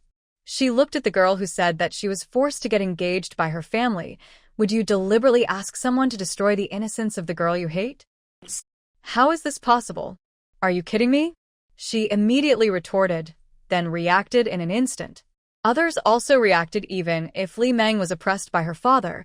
This is not a reason to harm another completely innocent person. Harming others, sophistry, pretending to be pitiful. This woman is not a good person. Ji Nanhua looked at Ji Nanqing and Li Jinger. What are you going to do with her? Li Jinger looked at Ji Nanqing. She didn't know either. Take it back to the capital and report the matter to the government and let them handle it as they see fit. After Ji Nanqing finished speaking, a hint of joy and relief flashed in Li Meng's eyes. She felt that as long as she insisted that she had not done it and the man's attempt was unsuccessful, the government would not do anything to her. In fact, for a commoner to frame the princess is already a heinous crime. Moreover, after such a thing happened, Ji Yongchang was a protective child. Would he let her go? Although Li Zhao was not at home, Li Jinger's mother was still there. Difficult to convict? Then check it carefully. You don't know until you check, and once you check you'll find out that a big guy has been moved out. This was not the first time that Li Meng had used this method to harm others. Before she arrived in the capital, she had used this method to deal with people she disliked at the place where her father worked. Most of the women who were bullied were hastily married off or committed suicide because they could not bear the humiliation, leaving them with no way to seek justice. She scolded others in Chanchu Temple for bullying her by relying on the power of her family. In fact, she was called a tyrant and a bad seed in the place where her father worked. As for her father, it's not a good thing either. During the investigation, their entire family was stripped of their official positions and exiled to other places. Oh, it is worth mentioning that Li Meng was exiled to the prefecture and county where she was before. As a criminal, she was shackled and returned to the place where she bullied others. Ji Nanqing was very satisfied with the outcome. If you are bullied, you must fight back. The forgiving brother from Chanchu Temple, he just waits to get so angry that he develops nodules. When I think of that forgiving brother, I feel that he is so awesome. At this time, the servant suddenly came to report Miss Li Jinger is outside the door asking to see you. Not only did Li Jinger come, he also carried a bundle of rattan sticks on his back, the kind that Ji Yongchang liked to use to beat people. Seeing this, Ji Nanqing took a step back. Li Jinger, what are you doing? Li Jinger put down the cane behind him, his expression serious and earnest. Although the incident at Chanchu Temple was done by Li Meng, I am also responsible in the final analysis. I told you before that I would come here to apologize, and now I am here to fulfill my promise. She is quite stunned. Seeing that she didn't look very smart, Ji Nanqing began to doubt why he had argued with her because of her provocation. You'd better get up first. Kneel at the door now. If my father sees me later, he will think I'm bullying you again. Ji Nanqing pulled the man up. This girl doesn't look strong. Thief-heavy seems solid. This matter has nothing to do with you. You are a righteous and strong-willed girl. I don't blame you. Only after Ji Nanqing finished speaking did she get up. You are also a good girl with a big heart. Li Jinga glanced at her, and then said in a somewhat stiff voice, I was wrong before. I owe you a favor from now on. I will never go against you again.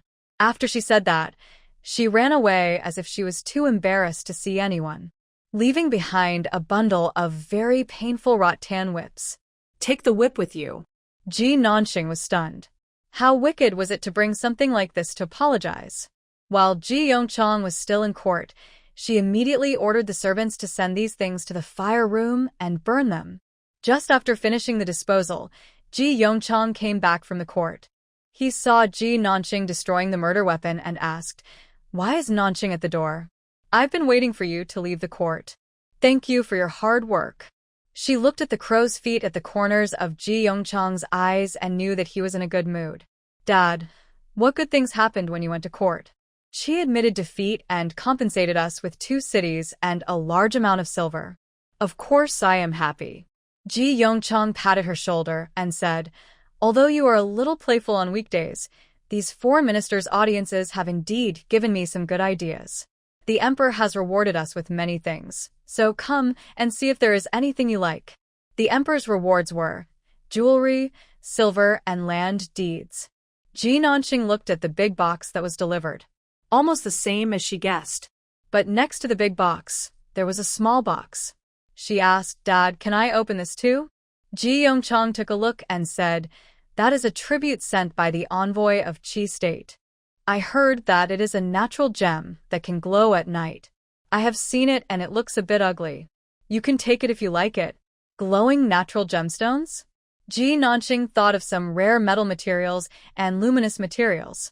She opened the box curiously and saw a fist-sized rock with pits like the surface of the moon. She quickly took several steps back. This stone radiating energy? Seeing her strange reaction, Ji Yongchang asked, What's wrong? It's okay. I just got embarrassed for a bit. Yun ang tsakilad. It was still unknown whether the stone had any radiation or not. She didn't dare to say anything nonsense. Ji Yongchang glared at her when he heard this. The state of Qi only gave away 20 of these items. Your Majesty is able to give them as a reward, which is a great favor from heaven. You can't talk nonsense. If you don't like it, then don't have it. I want it, I like it. The main reason is that I am afraid it really carries radiation. Holding the stone, she returned to her room and immediately entered the laboratory. The upgraded Kaiyang laboratory, there are special radiation detection instruments. Ji Nanqing spent 4 hours reading the experimental instructions before learning how to use the radiation detector and then operating it. My goodness, the test results are all red. All the data related to radiation are over the limit. After reading it, Ji Nanqing put on the anti-radiation suit in the laboratory tightly. Then she remembered what her father said sent by Qi State. 20 copies of this glowing stone were given away. The state of Qi has evil intentions and is not a good person. She put the stone into a lead box used to store radioactive materials in the laboratory and left it in the laboratory.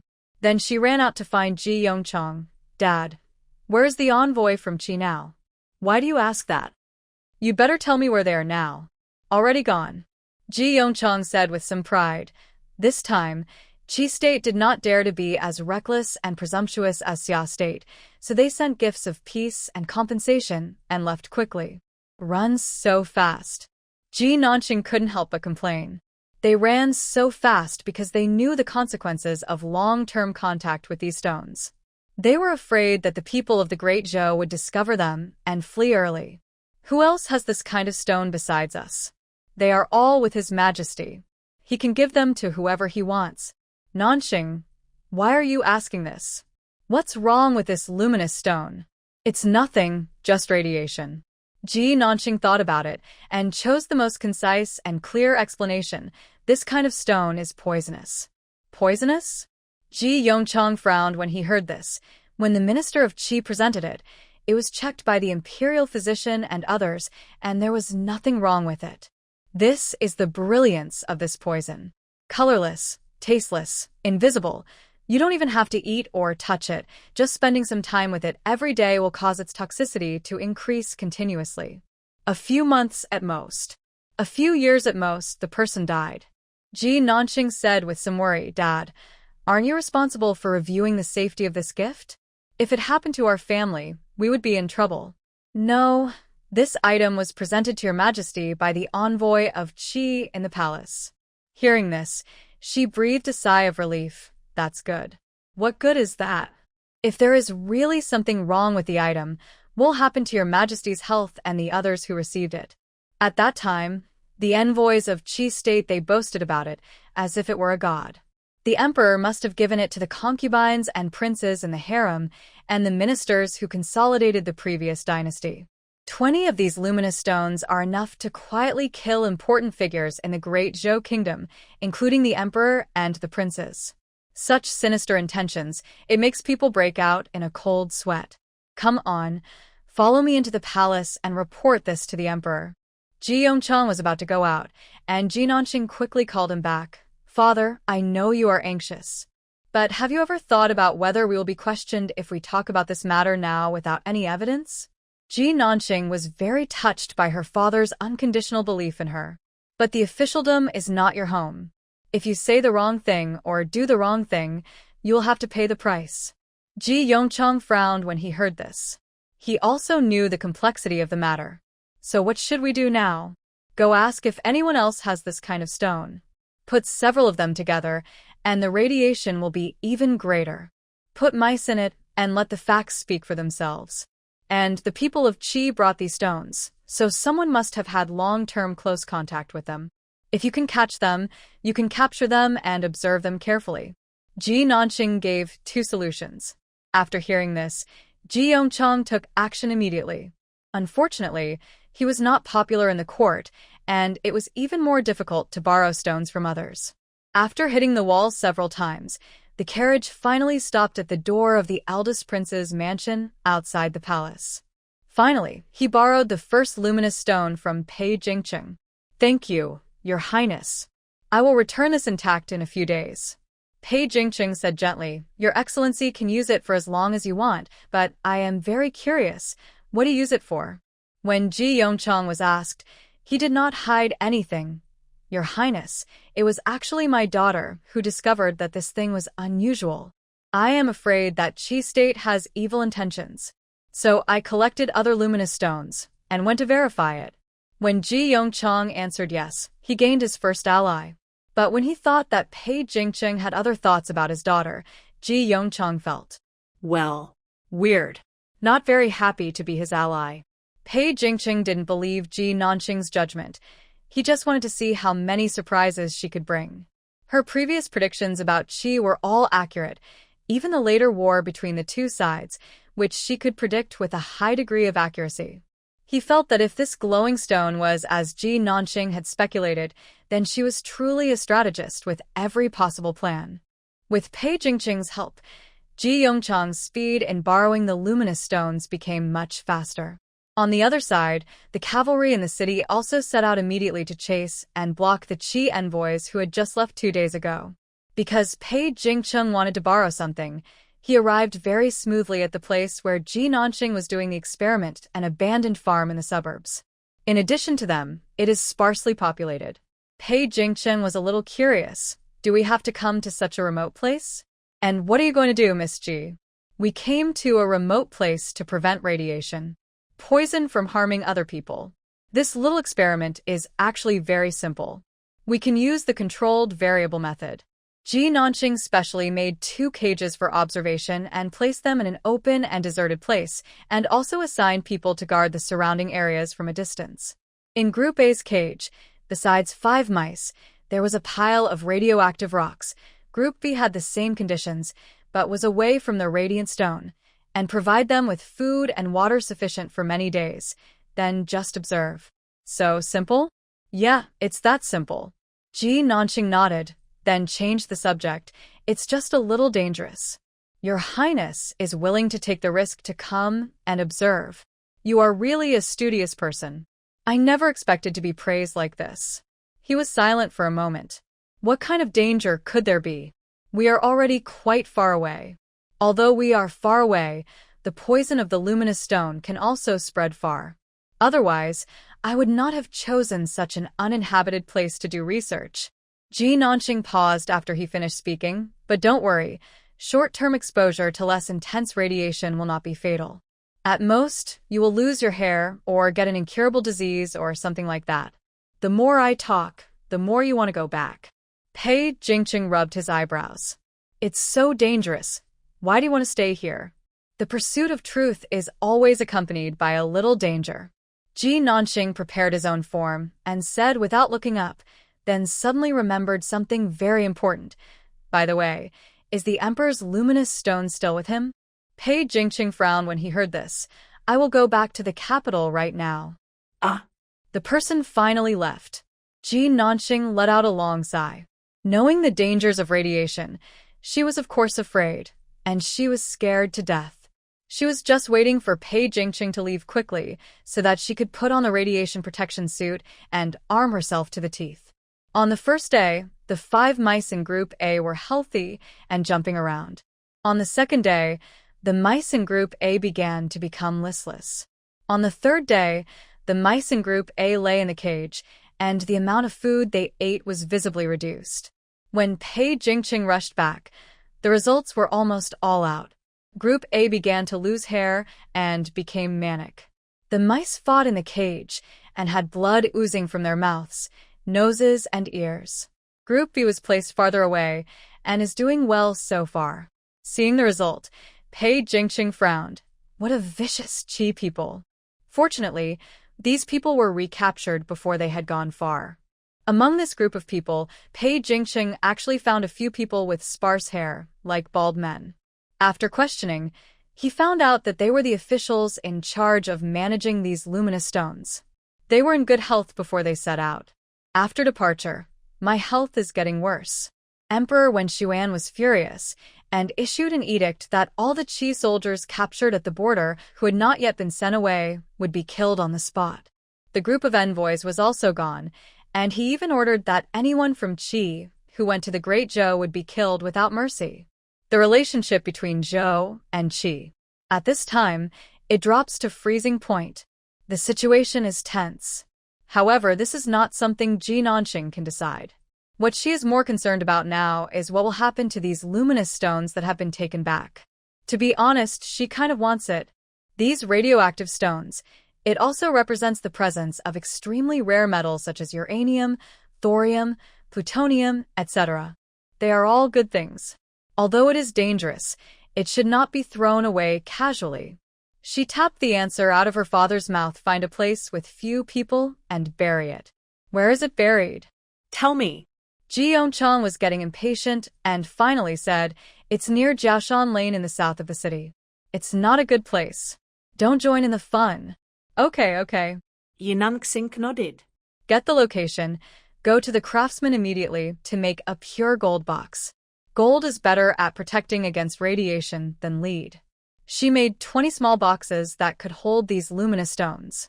This place is pretty easy to find. There were stone tablets around that warned people not to approach or dig, and the land was newly built not long ago.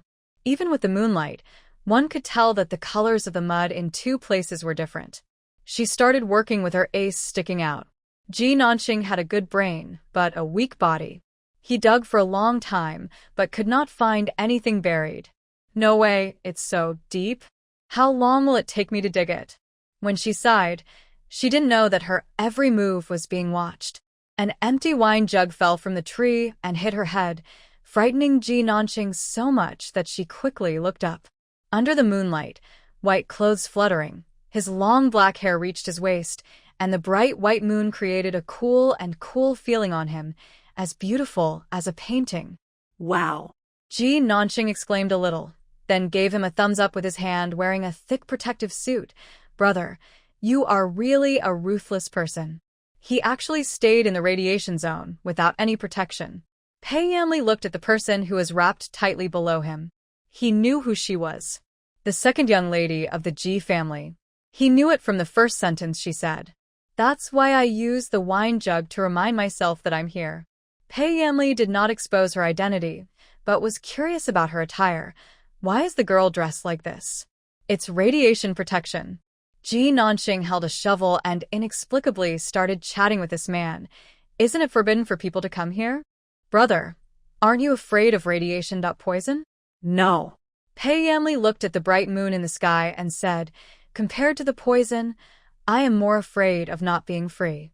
At least whenever he came near here, those who were monitoring him didn't dare to get close.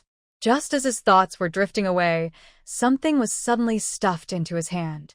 Warrior, since you are not afraid of radiation, please help me dig out the things buried underground. Pei Yamli looked at the shovel in his hand and asked, since this thing is extremely poisonous, why are you still digging it? Because it's useful. Ji Nanqing glanced at the sky, then urged, Warrior, hurry up and dig it out and I'll pay you. Late in the evening, the two of them were digging a hole under the moon. One was wearing moon-white brocade clothes, with black hair like a ghost. One was wrapped in a thick protective suit, also white, and as fat as a large silkworm pupa. It was like a haunted place, and the scene was very harmonious. The warriors were also extremely efficient. They dug the soil quickly and well, with such skill that it seemed as if they had received special training somewhere, and they successfully dug out the wooden box buried underground. It finally came out. Ji Nanqing held the box and couldn't help but burst into laughter. Pei Yanli, who was standing next to him, glanced sideways at the silkworm pupa in front of him. Although he didn't know what she looked like, he could already imagine her expression with a smirk on her face. Then, he saw the other party take out some small golden boxes from the bag he was carrying. He picked up one of them and weighed it. Pure gold. Right. Nantianmen nodded. Gold can block some radiation. Poison. Although they are very poisonous, these are rare materials. It would be a pity to throw them away casually. I will take them back and see if there is any way to use them, she said, carefully but quickly placing them into the box. Pei Yanli looked at the boxes beside her and suddenly asked, "Can you give me one?" "What do you want it for?" "I want to give it to someone I hate." Ji Nanxing turned his head and glanced at him through the visual port. "Your idea is good, but I won't give it to you." After she finished speaking, she saw that the man was puzzled, so she explained, "Don't think that I am willing to touch it now. This thing is really dangerous. If I really give it to you, you might be hung on it before your mortal enemy. And this land, although I have collected all these stones, the radiation they left behind will last for a very long time. Stay away from it and don't come here again. Otherwise it will really be bad for your health." She took out an unused gold brick from her protective suit and said, "This gold is your reward for taking the risk to dig tonight.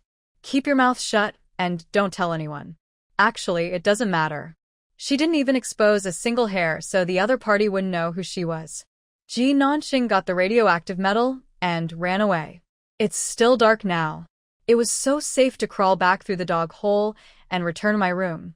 After doing this, she went into the laboratory to remove the radiation from her protective clothing and then bought 2 pieces of Prussian blue in the Points Mall.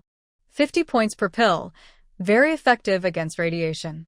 After she ate 1 pill herself, she suddenly remembered the warrior who helped her dig the pit at night. Then, "You should give 1 to someone else too." Ji Nanxing realized it belatedly, but then quickly felt relieved. Everyone has his own destiny. There is no way to miss it. I believe that the warriors are in good shape like an ox, with only radiation. Good luck comes to those who are blessed by heaven. She yawned and couldn't wait to get into bed. After staying up all night, I can hardly open my eyes. I slept till night and was woken up by a dream. She dreamed that she dug a hole and forgot to bury the body and was chased for a long time. It was pitch black everywhere, and she couldn't escape no matter how hard she ran, which frightened her to the point of breaking out in a cold sweat. The first thing she did when she woke up was to go back to the place with a shovel, and she was relieved to see that the place had been filled up long ago. I saw the warrior from yesterday in the same place again. "Hey, didn't I tell you not to come here again?" Pei Yanli had seen her appear a long time ago. When he heard her voice, he just glanced at her and said, "Aren't you here again? I came here to check if this place has been restored. You came here to seek death, brother." Ji Nanxing looked at him. "Where is your home? Why don't you go home at night and drink in a place like this every day?" Pei Yanli casually pointed behind her and said, "That's my home." Ji Nanxing looked in the direction he pointed. The nearest house was only a few dozen meters away. There was no light at night, so she thought it was an unused place. "Why do you live so close?" When her father chose the place, didn't he know that there were people around? You can talk to the official in charge about this matter and ask him how he chose the location and ask him to compensate you with the house.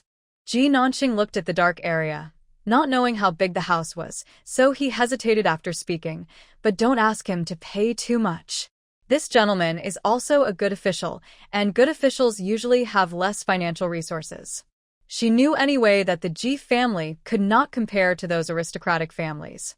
Pei Yanli heard the voice coming from the silkworm chrysalis and couldn't help but curl up his lips. "Thank you for your concern, but it's not necessary. If you investigate, you will know why I am here. So there is no need to embarrass Master Ji." He spoke calmly, but there was an unspeakable sadness in his voice. Ji Nanxing reached into his pocket and pulled out the Prussian blue he had bought yesterday. "Hey, this is for you. It can offset some of the effects of the poison. It can be considered as an apology on behalf of her father." Tonight, she returned to Ji's house very early. When I woke up the next day, I began to prepare to test the composition of these radioactive metals. But when she saw these metals, she couldn't help but think of the brother who is seeking death. "If you investigate, you'll know why I'm here. If you investigate, you'll know why I'm here." This sentence was like a loudspeaker lingering in her mind.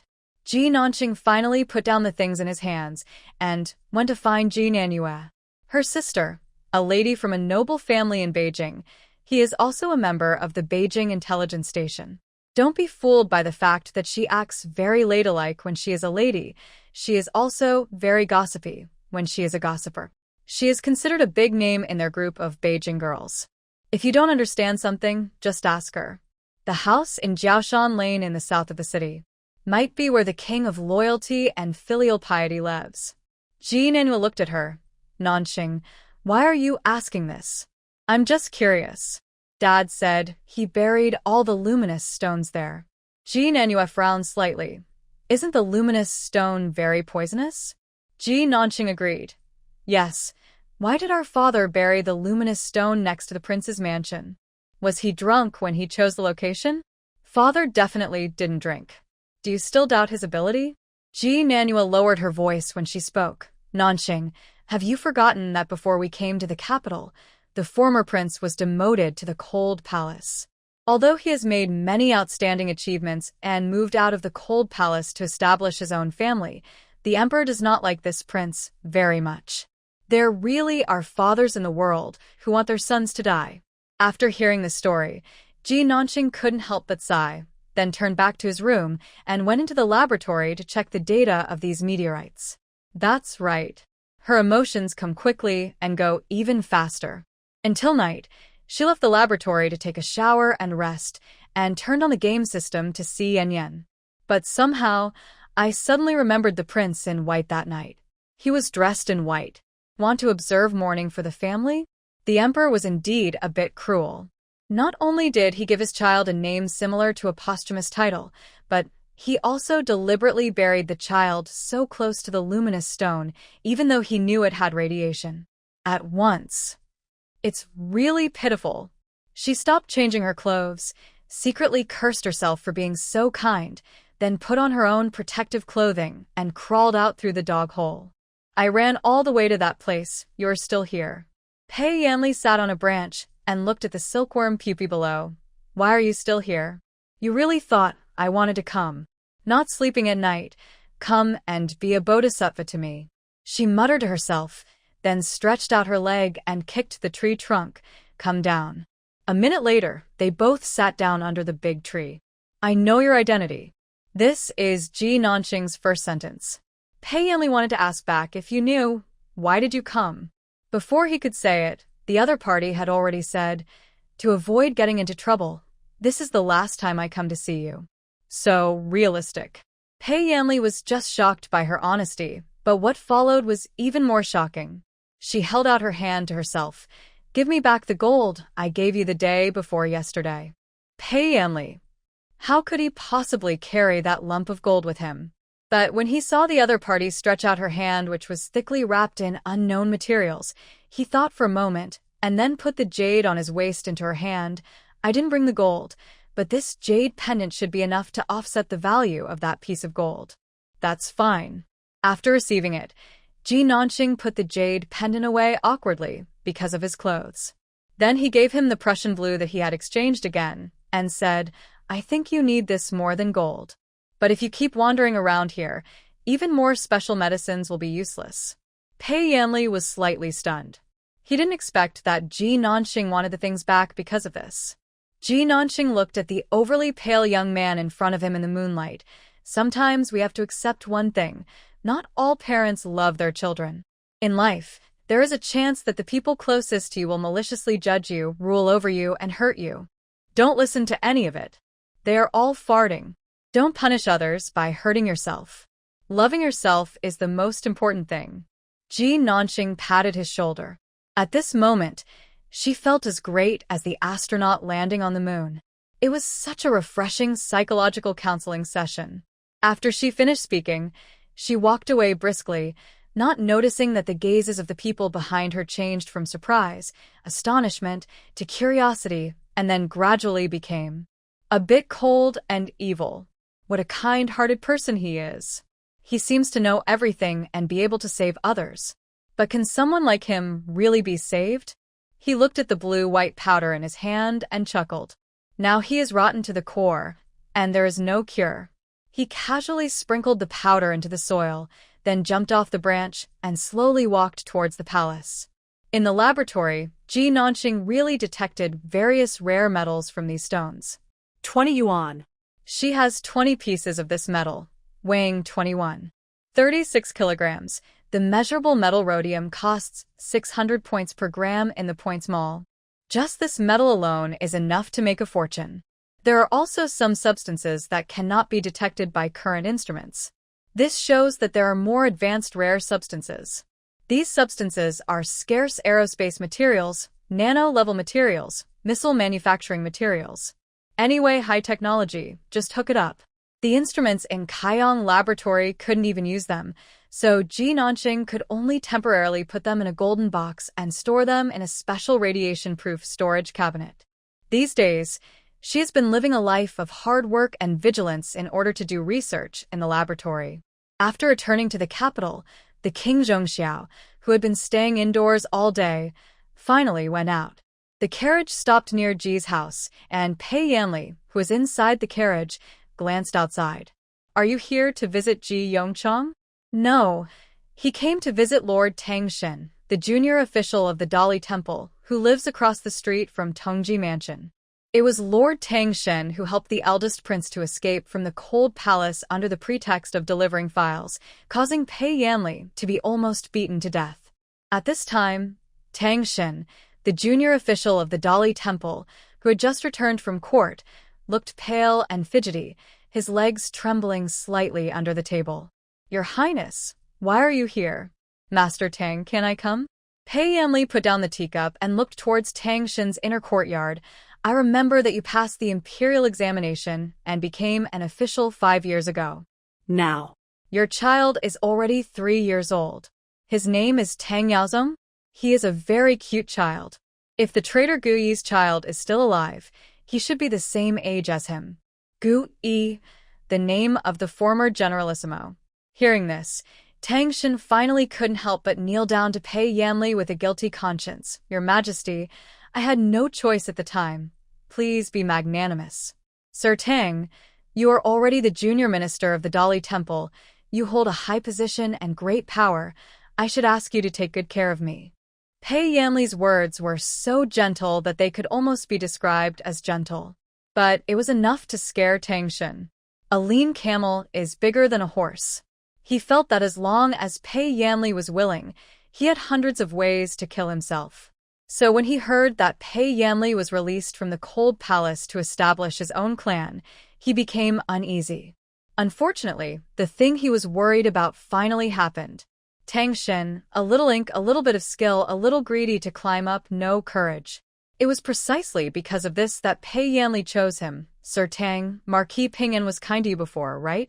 Or maybe I have offended you before. The beatings and poisons in the cold palace, they are all good things that torture people. Why don't you and your Yaozong try it together?" Pei Yanli's voice was level, his smile was extremely gentle, and his eyes were vaguely crazy. The child who just ran over to find his father was frightened and burst into tears. The accompanying woman quickly carried the child inside. Tangshen knelt on the ground and did not dare to get up. "My lord, please give me a chance to atone for my sins. I was forced to do this." "Sir Tang, I want to know who investigated the case of Marquis Ping'an and the Grand Marshal of the Army. I need to look at the case file at that time. Is that okay?" Sure. Tangshan agreed repeatedly and promised to send it to him tomorrow. However, that night, Lord Tangshan drowned in his own pond. In the capital city, the houses of the dignitaries in a district are all pretty much the same. Even if you have never been there, you'll have an idea of what Lord Tangshan's home is like. The landscape lake in this house, to put it nicely, it's called a lake. To be honest, I just dug a pond in the yard to follow the trend. I usually raise fish and turtles, and the deepest water is only up to my knees. You want to drown people at this depth? Harder than a turtle climbing a tree. Everyone who paid attention to this matter suspected that Lord Tang might have been killed by a man-made accident. After all, a high-ranking official died in the capital, which had a serious impact. In the past few days, many people came and went to the Dali Temple to investigate the case. Even the neighbors were interrogated and asked to report any findings. Anyway, this went on for many days, and in the end the focus of the matter came to an abrupt end with the king of loyalty and filial piety, Pei Yanli. Suddenly stopped checking. But the less you check, the more curious it becomes. Ji Nanua's sisters were well informed. They were gathered together at the moment, closing the door and talking about the little news they knew. It is said that the last person Lord Tang met was His Royal Highness Prince Zhongxiao. I know. The reason why the Dali Temple stopped investigating is because they suspected that Lord Tangshan was forced to death by His Royal Highness the Prince of Loyalty and Filial Piety.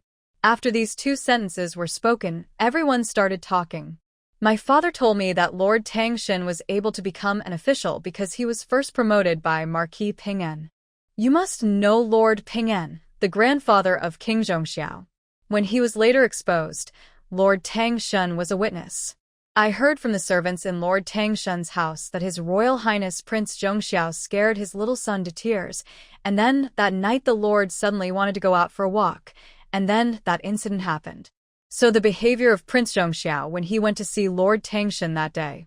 The well-informed lady gave the sisters around her a look that said, "You know what I mean."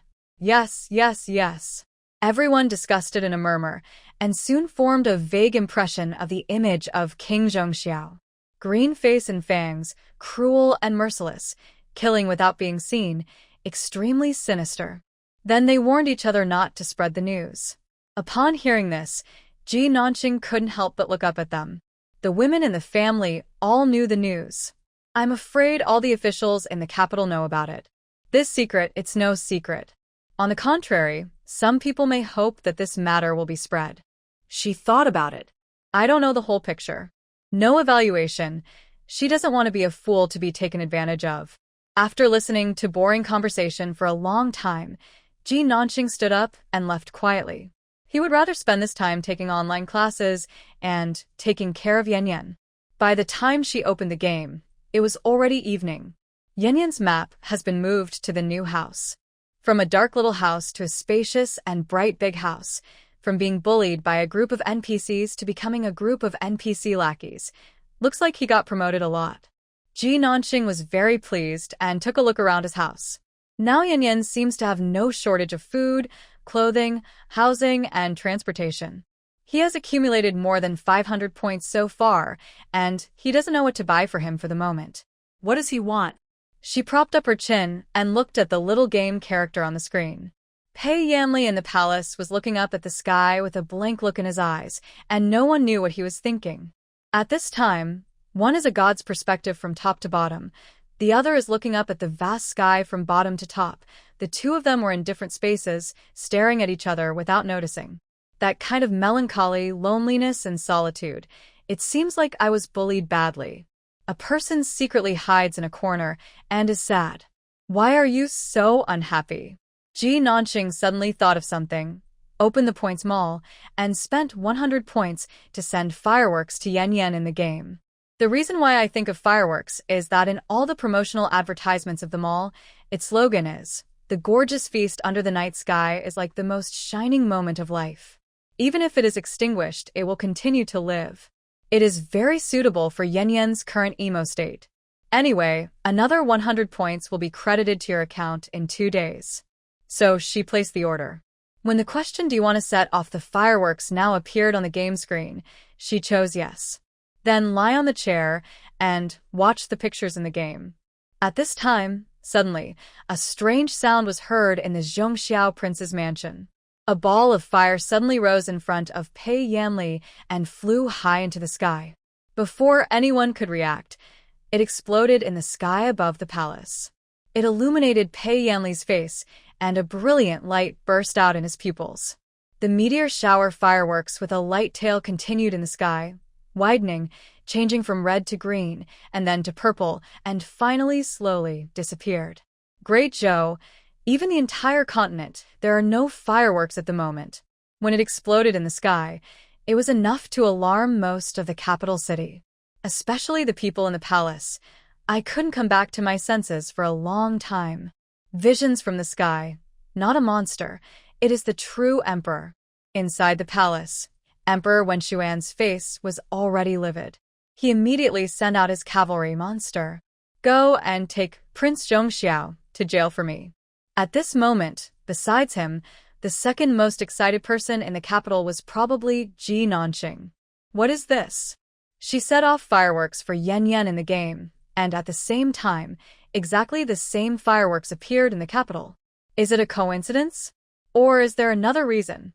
Could it be that the villain in the game is more than just a piece of data? Shocked for a long time, she looked at the product image of fireworks in the game store again. Want to test whether the conjecture is true or false? It's actually very simple. All you need to do is set off a few more fireworks. She exchanged all her remaining points for this thing and chose the option to set off one every 5 minutes. Then, she stared nervously at the direction where the fireworks had lit up, just like the other people in the capital, staring at the dark place.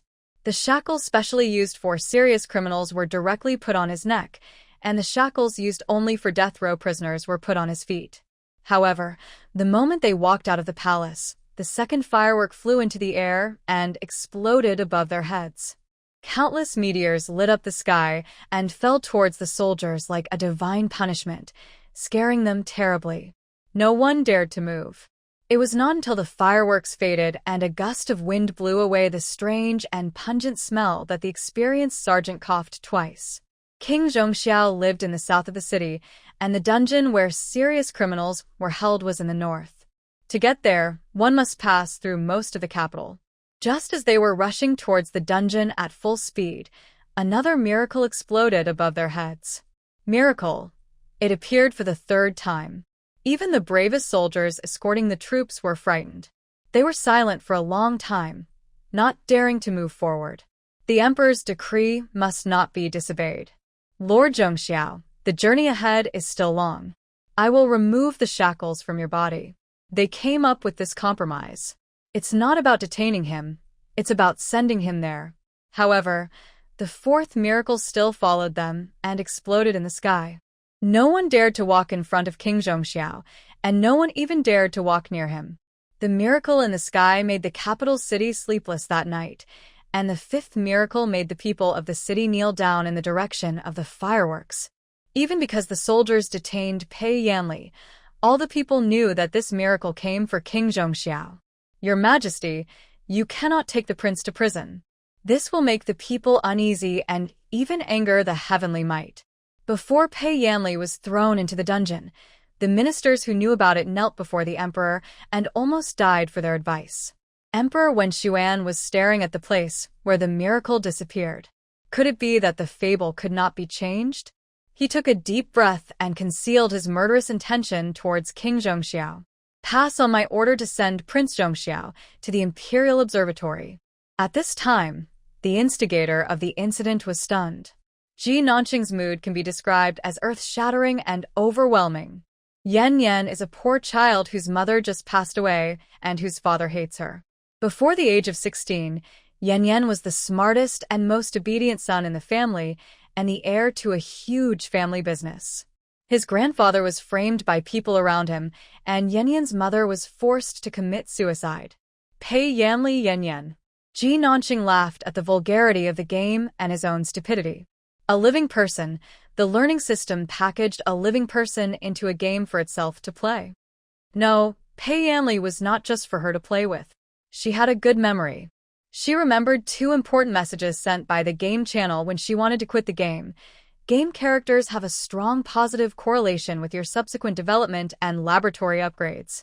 If the player insists on killing the learning system, game channel, or main character, the player will be responsible for any future-related issues. Pei Yanli's future is bound to me. How exactly is he relevant to me, and how would his death affect me? Ji Nanqing's question did not receive any answer. But one thing is certain: if Pei Yanli died, it would definitely not be a good thing for her. Ji Nanqing returned to his room and looked at the game character on the game page, which kept moving, etc. Late in the evening, where is Pei Yanli going? She closed her eyes and recalled the traces of the fireworks. In my brain, a large 3-dimensional map of the capital city appeared. The location of each firework became a coordinate. By connecting these coordinates into a line, I could get he went from the palace to the dungeon? After analyzing the route, Ji Nanqing was shocked. But at this time, the environment in the game screen is still quite nice, so it should not be a prison. You won't be in danger, right? Ji Nanqing frowned slightly and muttered to himself, "You are a prince, but you always give people the impression that you died inexplicably." In fact, if she hadn't set off the remaining 4 fireworks, Pei Yanli would have been accused of being a demon and would have died in dungeon. But now, the instruments used for divination in the Imperial Observatory were almost broken. No one dared to say that King Zhongxiao, who had performed miracles 5 times, was a monster. Certainly, no one dared to say that King Zhongxiao was the emperor chosen by heaven. Everyone was in a stalemate until the youngest official of the Imperial Observatory calculated, "The 5 stars are back in place. The divine power is chosen by heaven. His Royal Highness the Prince of Loyalty and Filial Piety is the Imperial Observatory chosen by heaven, the Imperial Master of the Great Zhou Kingdom. His Royal Highness Prince Zhongxiao does not belong to the throne, but to the Imperial Observatory. Observe the celestial phenomena. Predict good or bad luck. The Imperial Astronomical Observatory Theological Institute welcomes the joining of Prince Zhongxiao." This matter was reported to Emperor Wen Xuan, who neither said it was good nor bad. He only ordered Pei Yanli to study in the Imperial Observatory but did not give him any official position. However, the explosions of 5 fireworks were enough to make the capital famous. On that day, some people secretly knelt down and worshipped in the direction of the Prince of Loyalty and Filial Piety's palace, and some even brought offerings of fruits and melons to ask for the prince's blessing. Although the court suppressed the incident before it became serious, the King of Loyalty and Filial Piety was still extraordinary in the hearts of the people. In the prince's residence outside the palace, Pei Jingcheng and Pei Yulin sat together rarely. Pei Jingcheng glanced at the person opposite him and asked, "Do you regret helping Pei Yanli out?" "I don't regret it. It's you, big brother, who should regret it." Pei Yulin didn't regret it. He was very happy now. "My 3rd brother is now in the Imperial Observatory, and there are miracles. Maybe he will really become the Grand Master of the Great Zhou in the future. Big brother, you persecuted me so much before, you should be careful in the future. You still don't realize the seriousness of the matter." Pei Jingcheng sneered. "Do you know what the rumors in the capital started with? Yesterday, miracles appeared 5 times, and some people said that Pei Yanli is the emperor and he is destined to be the emperor. So what? His father would not let him be emperor. If the miracle had not occurred 5 times yesterday, my 3rd brother would probably be in the dungeon now, labeled a demon." Pei Jingcheng is not the only one who has spies. He got the information at the first moment and knew his father's reaction. The position of the emperor, not everyone can sit on it if they want. Whoever the emperor wants to go up can go up. His elder brother never understood this point and kept on biting Pei Yanli, not realizing that he was his biggest competitor. But it's okay this way. He only needed to provide Pei Yanli with a little support and let him show the slightest sign of making a comeback, and Pei Jingcheng would spend a lot of time and energy fighting against a man who had absolutely no hope of seizing the throne. As for him, the Fuling Chui family has already had in-depth contact with him. When the time comes, he only needs to marry a few more legitimate daughters of the Chui family, and he can completely make them his own. Add a united family, his power in the court will rise to a higher level. If Big Brother only wanted this matter, there would be no need to look for me. He drank the tea in front of him and walked away briskly. Only Pei Jingcheng was left sitting there with a sullen face. This idiot is raising a tiger to cause trouble. Instead of trying to persuade him to wake up, it would be better to spend time winning over the important officials in the court. At this moment, he suddenly thought of Ji Nanqing. Ji Nanqing realized that Yan Yan was Pei Yanli. The pressure is great. She collected a lot of information about Pei Yanli and found that in March of the beginning of the year, the emperor was very respectful to the empress and the Marquis of Ping'an Mansion, which was a typical harmonious relationship between the emperor and the empress. But in mid-April, it suddenly broke out that the Ping'an Marquis was raising private soldiers, colluding with other countries, and plotting to usurp the throne. Each charge is extremely serious, but the case was filed extremely quickly.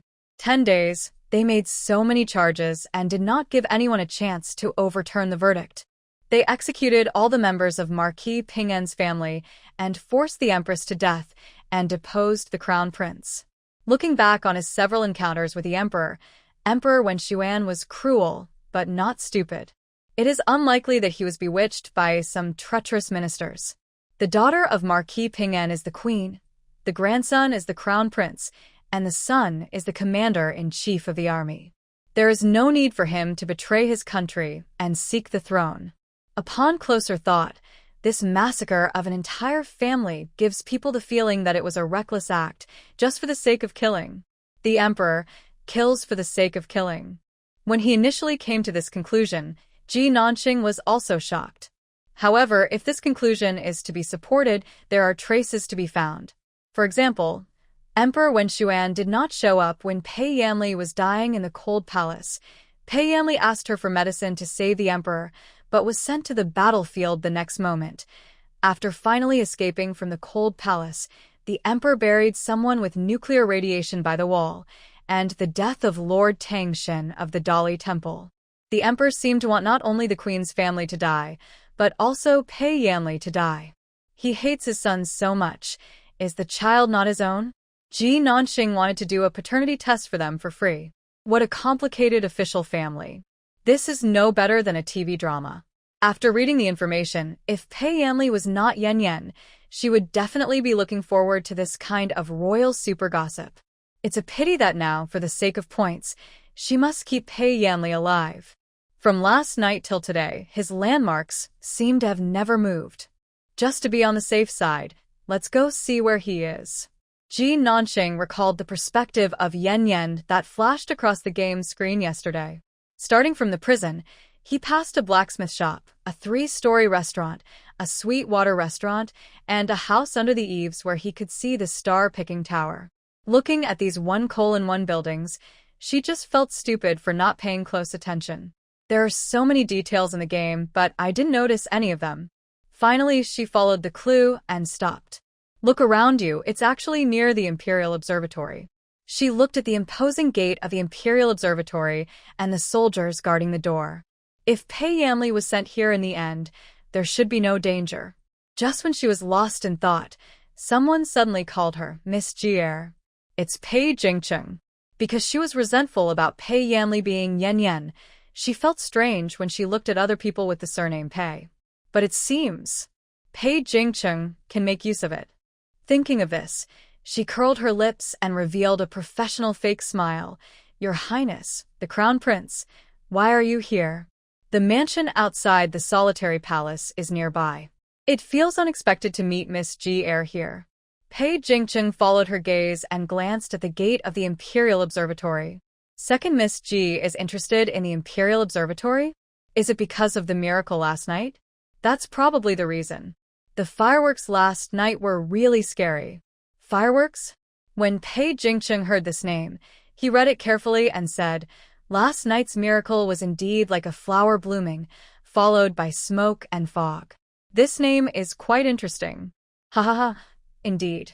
Ji Nanxing smiled awkwardly, then changed the subject. I wonder what the Imperial Astronomical Observatory can predict from last night's celestial phenomena. Miss Jier is smart. Why don't you guess what they can predict? Naturally, the Imperial Observatory would predict whatever the emperor needed. This guess is not the result of divination, but a guess of the Holy Heart. Such a dangerous thing. She wouldn't take the bait. Ji Nanxing curled his lips and asked, what does the eldest prince think? Haha, let the Imperial Observatory do this kind of thing. Pei Jingcheng changed the subject. A new chess club has recently opened in Beijing. I heard it's very interesting. Do you want to go and have a look? I am honored to be invited by the Grand Prince. She smiled, but in her heart she was complaining about how cunning he was. Then she walked up to catch up with him. This is a newly opened chess club with elegant decoration.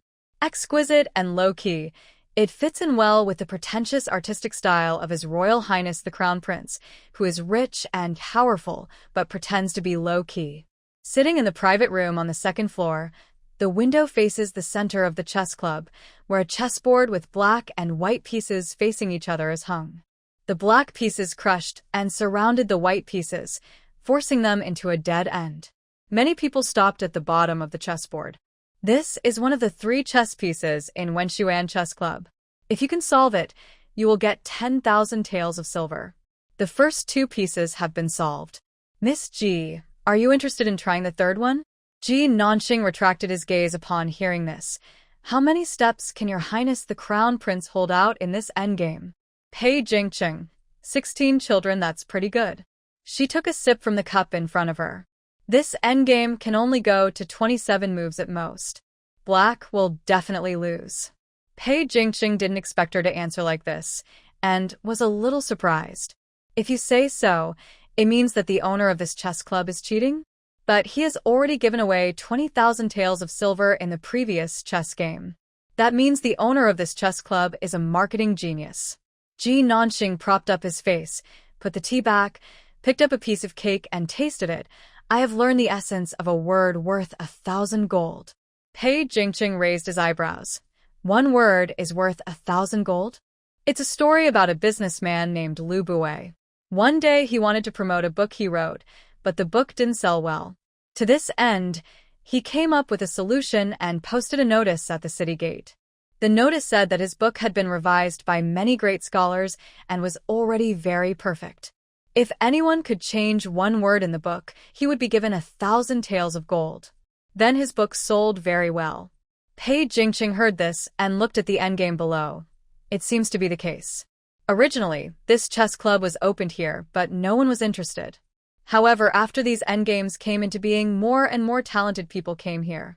It turns out that all businessmen are dishonest. These people can think of any way to make money. That's not so bad. The boss of the chess club is just making a living. Belong. A conscientious merchant. Ji Nanxing didn't think the other party had done anything wrong. After all, if you don't rack your brains to do business well, how can you rack your brains to do charity? Is this good? Pei Jingqing was somewhat surprised by her evaluation. Then what does Miss Ji think an unscrupulous merchant is like? Predatory type. Isn't that typical of casinos? Ji Nanxing looked at him strangely. It wasn't something uncommon. Pei Jingqing also felt that he had overreacted, so he restrained himself and said, I rarely pay attention to casino matters, but from Miss Ji's description, this casino is indeed a big cancer. She nodded. But everything has two sides.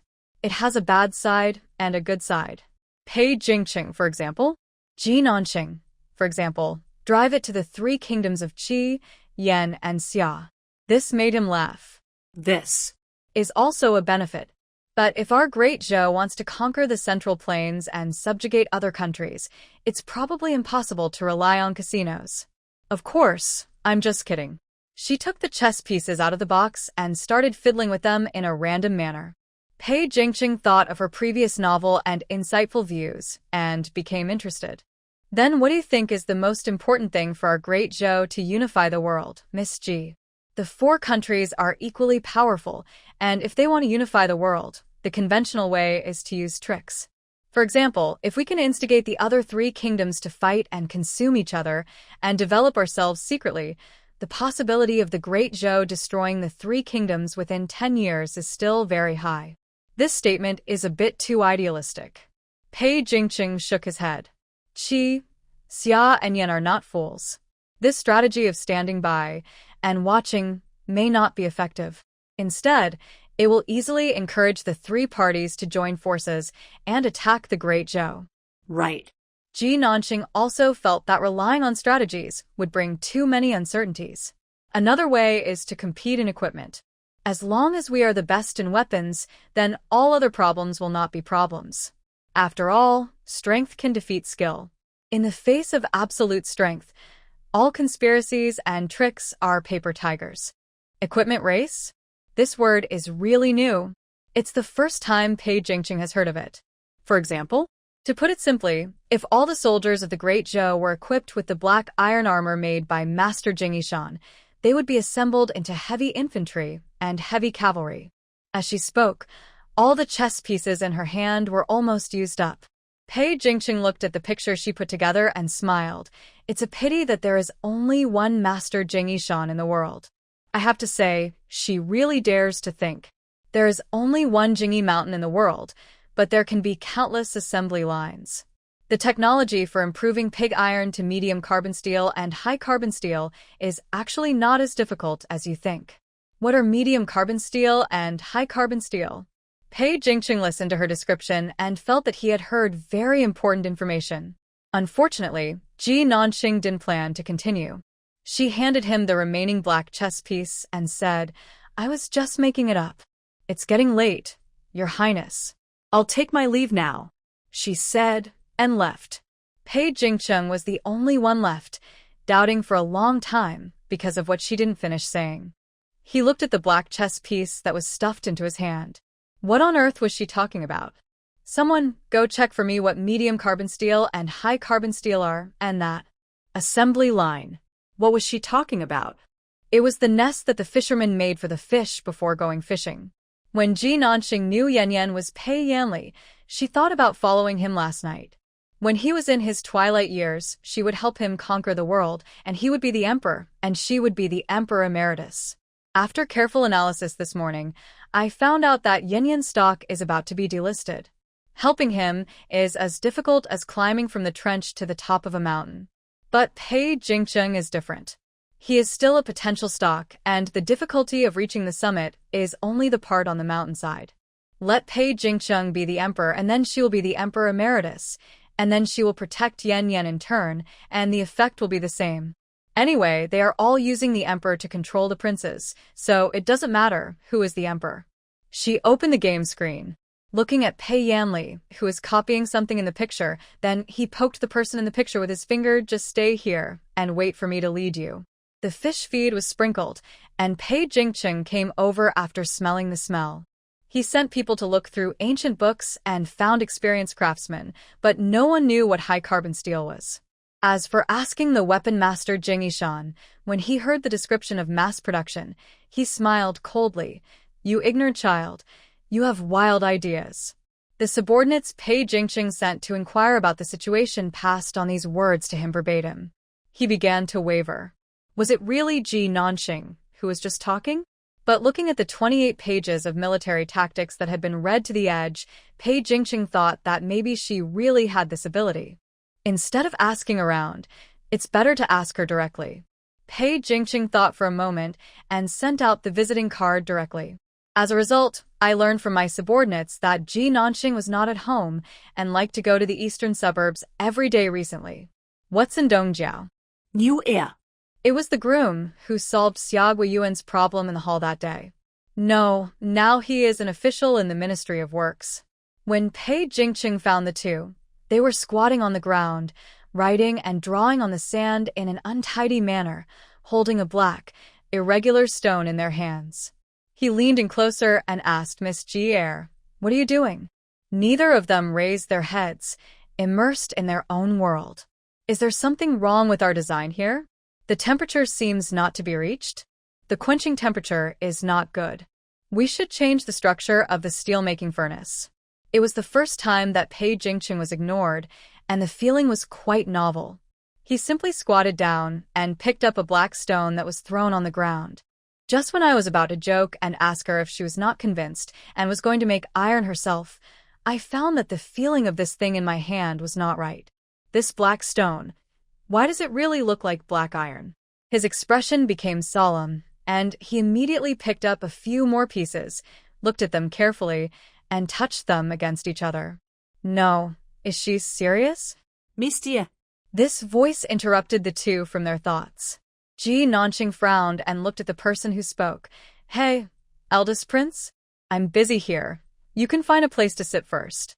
Was a lot of sand around, so where could they sit? He leaned over to see what the two were discussing, but he couldn't make out the symbols on the ground, nor could he understand what they were talking about. It was the first time that he was ignored to such an extent. Pei Jingcheng threw his hands behind his back, raised his head and looked around, taking a look at the strange tools and blast furnace here, and his eyes finally fell on the ground. The black iron blocks were thrown everywhere by them like garbage. They were good materials for making weapons. Anyway, they were just sitting there doing nothing. It would be better to put all the black iron back. "Your Highness, when did you arrive?" Neo Air turned around and saw the eldest prince, and was surprised to see the eldest prince's grandfather picking up mineral water bottles. "Why are you picking up garbage?" The eldest prince looked at the cloth bag he had filled with great effort. He was silent for a moment, then asked, "Isn't this the black iron you refined?" "What black iron?" "It's just scrap low-carbon steel that the second young lady and I made." Neo Air scratched his head. He had originally planned to pick up a few pieces and take them back to make an iron pot. He glanced at the clean surroundings and the bulging bag at the eldest prince's feet. I dare not say. Ji Nanqing also looked up and noticed Pei Jingqing's locust-like behavior. Yes, Prince, why do you carry so much scrap metal? It's all useless. Scrap mild steel, scrap iron, it's no use. These words made the eldest prince doubt himself. Could it be that he really made a mistake?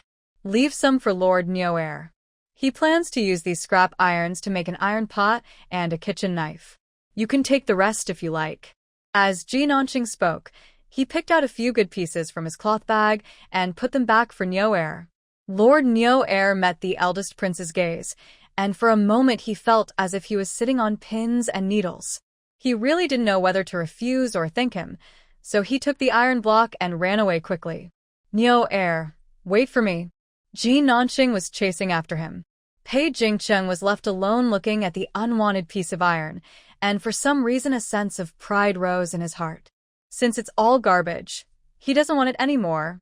After he got on the carriage, he looked back at the garbage and felt inexplicably angry. He had been picking it up for so long. Stop. He stopped the carriage that was about to leave and instructed his subordinates, pick up the bag on the ground. Finally, the scrap iron followed the eldest prince back to the palace and was then casually thrown into the yard. The butler even went to the study room for this purpose. Your Highness, what should we do with the pile of things in the yard? Should we put them in the warehouse? Use it to fill the lake. On the way, that inexplicable feeling of depression disappeared, he said very calmly. At the same time, the craftsmen who were invited to the prince's palace saw these waste materials and their eyes widened, and they swarmed over. Is this black iron? With so much black iron, Jinjiashan was finally confiscated? Thank goodness. God. I have finally waited for that old man Jingishan to receive his retribution. As the saying goes, competitors are enemies. Just when everyone was delighted that the eldest prince had taken care of Jingyi Mountain, the housekeeper and his servants packed up the precious black iron on the ground and threw it into the pond in the mansion. This sudden change, the craftsmen were stunned at first, and then burst into shocked screams. Oh my God! How could you lose such good black iron? Who are you? Are you crazy? If the eldest prince knew about this, he would never forgive you.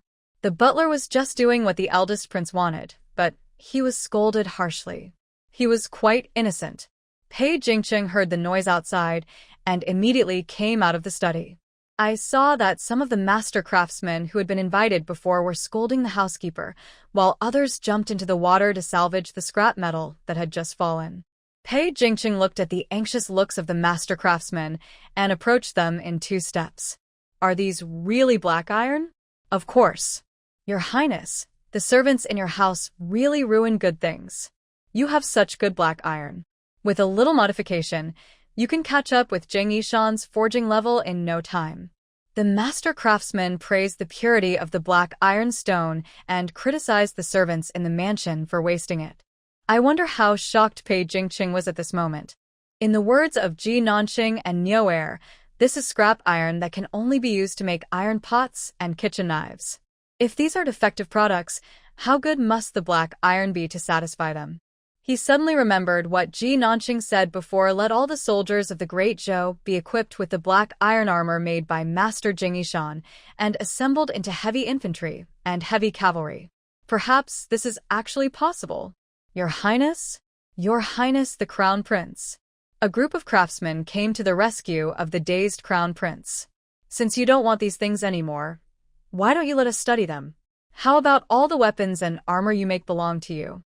Yes, yes, yes. Everyone responded. It can be seen that they all want these scrap metals that have been thrown away so casually. Ji Nanqing really exceeds my understanding time and time again. At this moment, Pei Jingqing really wanted to dissect her brain and see what was in her mind. The most urgent task is to make Ji Nanqing your own as soon as possible before others notice her specialness. If you reveal a little bit of your own extraordinary abilities, you can target black carp. Ji Nanqing could guess how attractive those scrap metals were to Pei Jingqing. At this moment, He was like a fisherman who had found the best fishing spot in the world and was calmly waiting for the fish to bite the hook. At the same time, open the game interface. Take the time to care for your cat. Yen has not changed his position in the Imperial Observatory recently. He seems to be locked up in a library, and his daily routine is either copying or reading books. Life was going fairly smoothly, but there was a kind of calm before the storm. Especially when she guessed that Emperor Wen Xuan wanted to kill his son. She didn't think Pei Yanli was safe now. Take a look at the points accumulated in your game account. 320. In the points mall, 320 points are already a lot. But in the game mall, the purchasing power of 320 game points is only 1/10.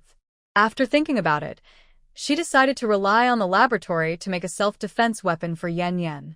Conventional swords, spears, swords, and halberds are not very practical here. Modern weapons cannot be made for the time being. There is only one self-defense weapon that is very suitable for the current situation: portable pig driving device, common name, electric baton.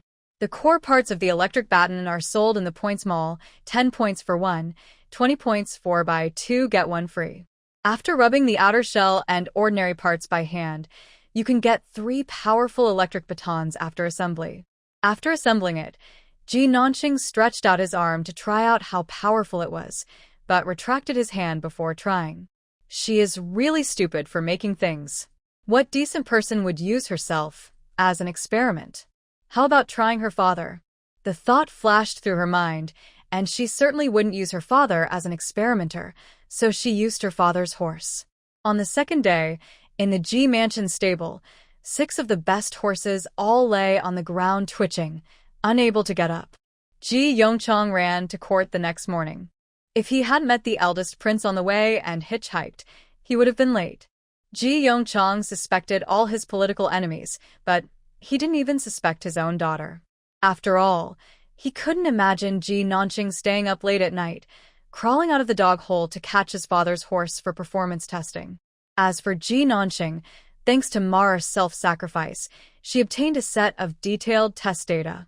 For an adult horse, the power of the portable pig driving device is enough to make it lose its ability to move when used for the first time, but the effectiveness will decrease with the number of times it is used.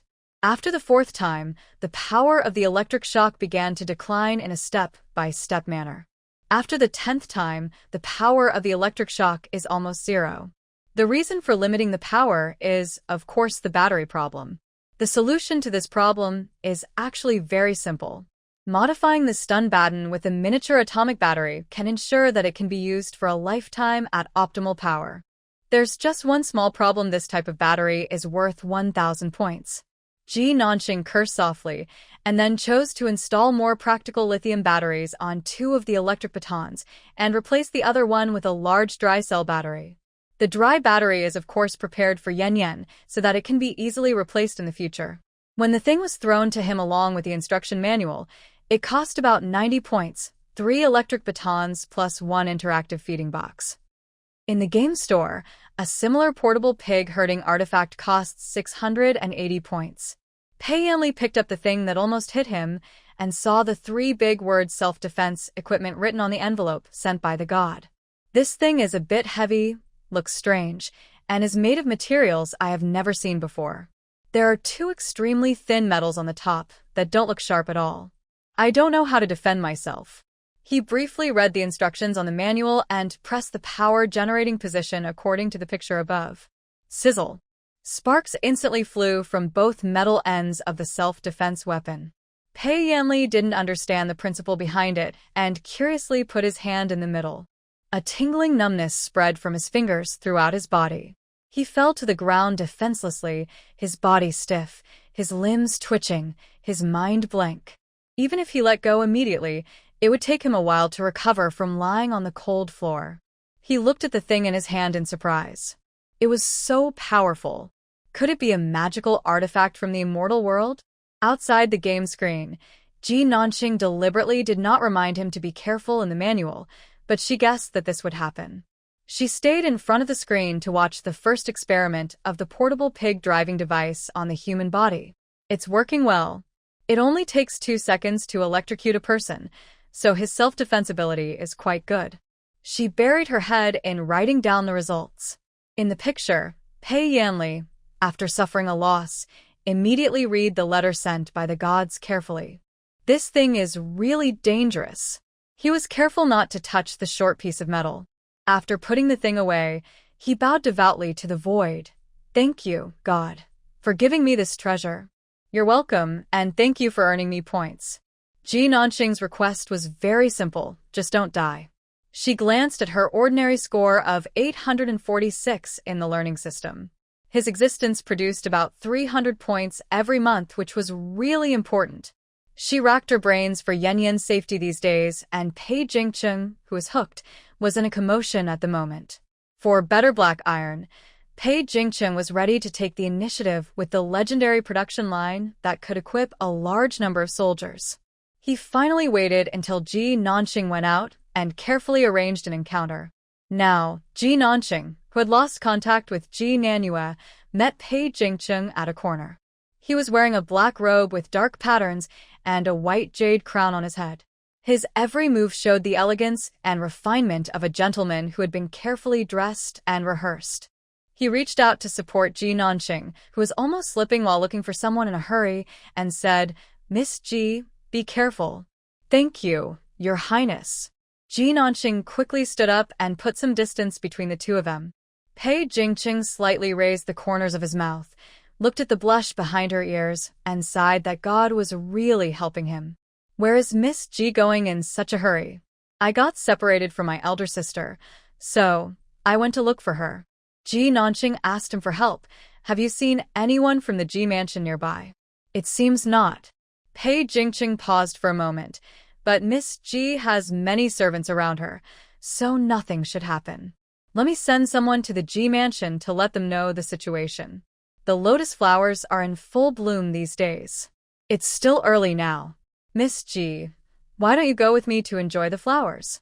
This is not good. Ji Nanxing pretended to be reserved for a moment.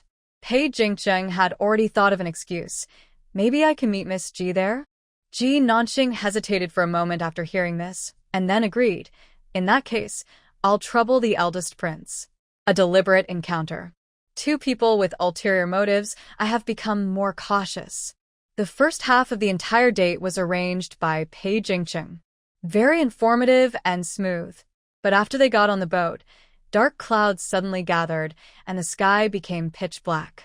The boat quickly docked, and the next moment there was lightning and thunder in the sky, and heavy rain poured down, and they were trapped there. Pei Jingcheng must be a bit of a perfectionist and always wants to do things to perfection. His plans were interrupted, and he visibly suppressed his emotions. Ji Nanxing was very keen to notice his unhappy mood. "What's wrong?" "I originally wanted to invite Miss Ji to go to the center of the lake to enjoy the flowers, but I didn't expect the weather to be so bad today." He forced a smile. "It seems that I was not fully prepared. So Miss Ji and I missed the beautiful view of the center of the lake." No one says that only the lotus in the center of the lake can be considered beautiful. Your dark clouds over the city and the thunder and lightning are also a rare sight. She actually likes this kind of weather. Suitable for lying in bed. Pei Jingcheng heard her say this, but he didn't agree. "Don't you think it's a pity that the decision and plan that have been made have been disrupted because of the weather?" He is indeed a fussy perfectionist. Gold is not pure. The moon is sometimes full and sometimes not. A flaw in a beautiful jade makes it less precious. Ji Nanxing put his hands behind his back, looked at the small stream of water that had accumulated on the eaves, and said, "If we pursue perfection in everything, wouldn't it be very tiring? Sometimes lack and regret are also unique experiences." She pointed behind him and said, "Your Highness, it is because of this heavy rain that we accidentally entered this small restaurant. How about this? We have a meal here first, and the rest of the activities will be completely random." "How?" Ji Nanxing asked him with a smile, causing Pei Jingcheng to be distracted for a moment. He had been compared with Pei Yanli since he was a child, and his mother required him to do everything to the best of his ability, without any deviation. If you lose, for him, it was like the sky falling and the earth collapsing. After a simple meal, the rain outside stopped. When Pei Jingcheng asked reservedly what to do next, Ji Nanqing smiled easily. Didn't we agree to just stroll around? Let's go. Are you really just strolling around? It's been said that two people are very cunning. Pei Jingcheng only had half a caddy and 80%, and the rest all belonged to Ji Nanqing. She had long noticed that Pei Jingcheng was an artistic young man who liked to show off. After doing some research, she targeted some of the niche activity locations he chose. A cool and ordinary studio with a shabby appearance, but a different world inside. Experience making clay beside a pottery furnace in the east of the city, a storytelling place at the end of the alley where only hawkers and peddlers usually visit. Seemingly random, in fact, it is controlled. It was not until almost night that Pei Jingqing realized that he had been out for so long. Is it fun? Pei Jingqing nodded. For the first time, he felt that Ji Nanqing was a girl who was not only outstanding in her abilities but also interesting in other aspects. Even back at the mansion, when handling official business, thinking of the scenes of the afternoon outing, he couldn't help but smile. When the counselor Sun Ting came in, he saw it and couldn't help but joked, "Your Highness, did something good happen to you?" Pei Jingcheng did not answer, nor did he deny. He finished dealing with the last memorial from his subordinate, then turned around and took out a treasured painting. "Sir, what do you think of this painting?" "It's an authentic work of Mr. Ouyang Ming. It's a good thing." Hearing Sun Ting's praise, Pei Jingqing asked someone to wrap it up and said, "I'm going to give it to Miss Ji Er. It seems that His Highness is very happy today. I heard that Lord Ji cherishes his 3 children very much. If we can capture the second Miss Ji, Lord Ji will definitely help us." After Sun Ting finished speaking, he changed the subject and said, "His Royal Highness the Second Prince has made a big move. The Cui family has sent several women from the side branches over there. The dispute in the court will involve the backyard." He reminded, "Your Highness, there is no time to delay this matter." Pei Jingqing looked out the window at the stars in the sky, weighing the importance of Ji Nanqing in his heart. We really can't delay any longer. That night, he went to the palace of Concubine Xian to discuss the matter with his mother.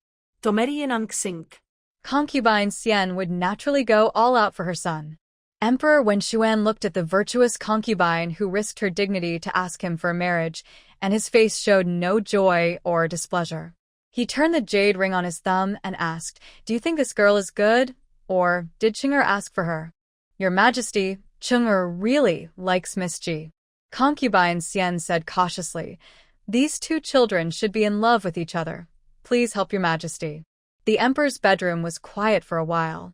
Just when Concubine Xian was feeling anxious, he suddenly said, "In that case, have someone prepare the writing brush and ink." The next day, when Ji Yongchang was about to go to court, the imperial edict had already been delivered to his door. The emperor, in compliance with the will of heaven, proclaims, "I have heard that Ji Yongchang's daughter Ji Nanqing is extremely intelligent, gentle, and virtuous. I have granted her marriage to the eldest prince Jingcheng after the Mid-Autumn Festival next year. I wish the 2 of them will be together forever and live in harmony. I, mindful of your meritorious service, have granted you the title of Marquis Yongxin to honor your virtue." So ordered. The sudden marriage and title bestowed upon him by heaven made Ji Yongchang confused.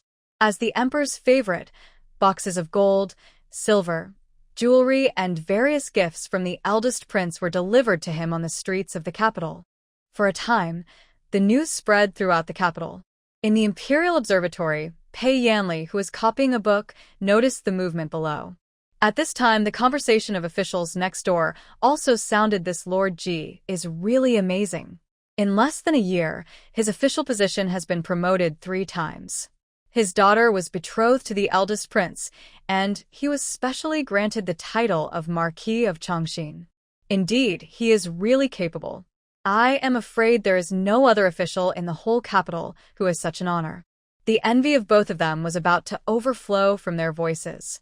Pei Yanli, who happened to hear the conversation, thought of the green skirt of Chanchu Temple and the silkworm pupae wrapped tightly in the moonlight. Unexpectedly, she had already been granted marriage. However, being the most popular is not a good word. as his father's mind is the most fickle. Serving the emperor is like serving a tiger. Ji Yongchang also agreed with this. Suddenly, he became the Marquis of Yongxin, and his daughter became the future princess. He was so scared that he hurried to thank the emperor and begged him to revoke his decision. Lord Ji, you are a key minister in the court and a pillar of the country. You deserve these honors, the emperor said with a smile and patted his shoulder to reassure him. Ji Yongchang acted more carefully and conscientiously in the court. But even so, he now holds a high position and is married to the eldest prince, so in the eyes of the second prince he is already an enemy. Who the Hades is Ji Yongchang? I really underestimated him. As the emperor's favorite, it would be much more useful for Pei Jingqing to win him over than to win over the impoverished Cui family himself. Mr. Miaoshan, you said before that you would give up the Ji family and win over the noble families. Look at it now. With Ji Yongchang, Pei Jingqing has a tendency to suppress us in the court. Don't worry, Your Highness. Miaoshan stroked his beard and smiled. The eldest prince can't wait to join forces with Ji Yongchang. It's obvious that he is afraid because you have taken over the Cui family. It's a pity that Ji Yongchang is still young and not that difficult to deal with. Isn't this difficult? Pei Yulin looked at him. He has now been made a marquis and appointed prime minister. Your Highness, Ji Yongchang has no background at all. He looks strong on the outside, but is weak on the inside. With just a little bit of manipulation, he will be doomed. Not long after, in the court, when the Ministry of Revenue talked about taxes, it happened to mention Shuzhou. As a former official in Shuzhou, Ji Yongchang knew how harmful the epidemic was to the local people, so when the Ministry of Revenue proposed taxation, he tried his best to ask the emperor to exempt Shuzhou from taxes for 2 years. Immediately, the second prince's people stood up to oppose it. Your Majesty, there is indeed an epidemic in Shuzhou, but it does not affect the harvest. Moreover, Shuzhou has always been a land of plenty, and the epidemic has reduced the number of people. Fewer people means more harvest, so we should collect taxes even more. This is ridiculous. The epidemic in Shuzhou has displaced the people. No one is taking care of the crops in the fields, and the harvest is much less than before. Ji Yongchang knelt down and said, I ask Your Majesty to exempt Shuzhou from taxes and reduce corvée labor. The people sent by the eldest prince also stood up at the right time. Emperor Wen Xuan looked at the two factions below and finally made the decision. Then let's do as Lord Ji said. The two sides confronted each other. Ji Yongchang wins, no suspense. Pei Yulin was furious. Sir, I have done what you said. But if this continues, the court will become a place where Pei Jingqing's faction has the final say. Isn't this result exactly what we want? Miaoshan heard this and said, Your Highness, this Ji Yongchang, I have fallen into the trap. Ji Nanqing has been very busy recently. She wants to build the production line as early as possible so that she can control Pei Jingqing in the future. She doesn't even have time to stay at home. Nature, I also miss the opportunity for the people from Shuzhou to come and visit Lord Ji in groups. The people heard that the emperor had overpowered other officials in the court and asked for tax exemption and labor service reduction in Shuzhou, and they were extremely grateful. The Ji mansion received a large number of specialties, thank you letters and prayers for longevity written by tens of thousands of people from Shuzhou. The people gathered together, beating gongs and drums. It's so lively. Some scholars and civil and military officials could not help but praise the friendship between the people and the court officials. To be able to achieve this level of officialdom, it is a rare good official in a century. The capital city praised, everyone knows it. Ji Nanqing, who had been too busy recently, only heard the rumor later. Father. She saw the carriage from the Ji mansion rushing over. Why are you the only one here? Nanqing is also here to see off the people of Shuzhou? You are too late, they have already set off. Ji Nanqing looked at her smiling father with a serious expression. Father, you may not realize that you have made a huge mistake. Ji Yongchang was a little surprised. What did I do?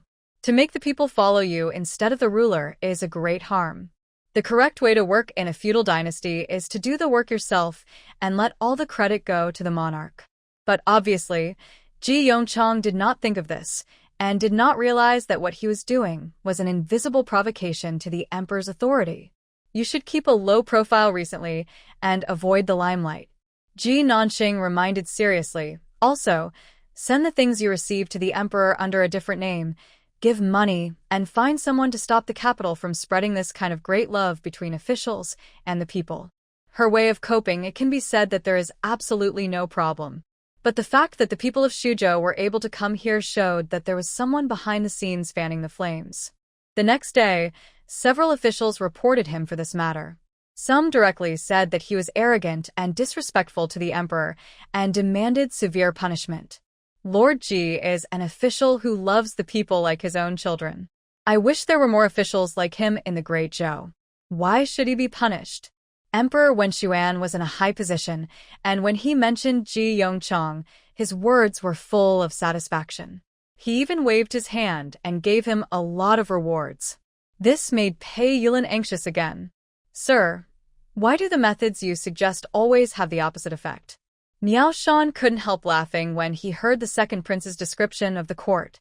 Your Highness, you know that the emperor didn't punish but rewarded generously, which means that the emperor doesn't care, but cares too much.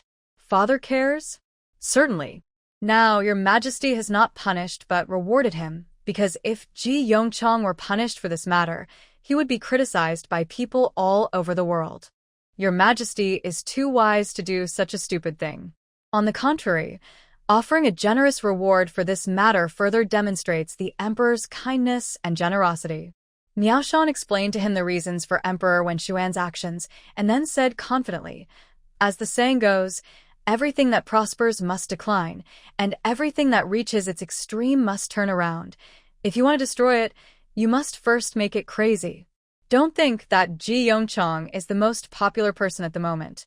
If he is caught with a problem, the emperor will definitely punish him more severely than the average person. Pei Yulin's eyes lit up when he heard this. So, can we take action now? The spies in the palace reported that Ji Yongchang wanted to hand over the things he received from Shuzhou, but my father asked him to take them back. Haha, this is a reaction. It's too late. Miao Shan's eyes flashed with golden light, and he had already planned the next step. Your Highness, don't worry. Since you are going to take action, you must ensure that you kill with one strike. Next, you must ensure that Ji Yongchang is in the spotlight in the court and not let him keep a low profile.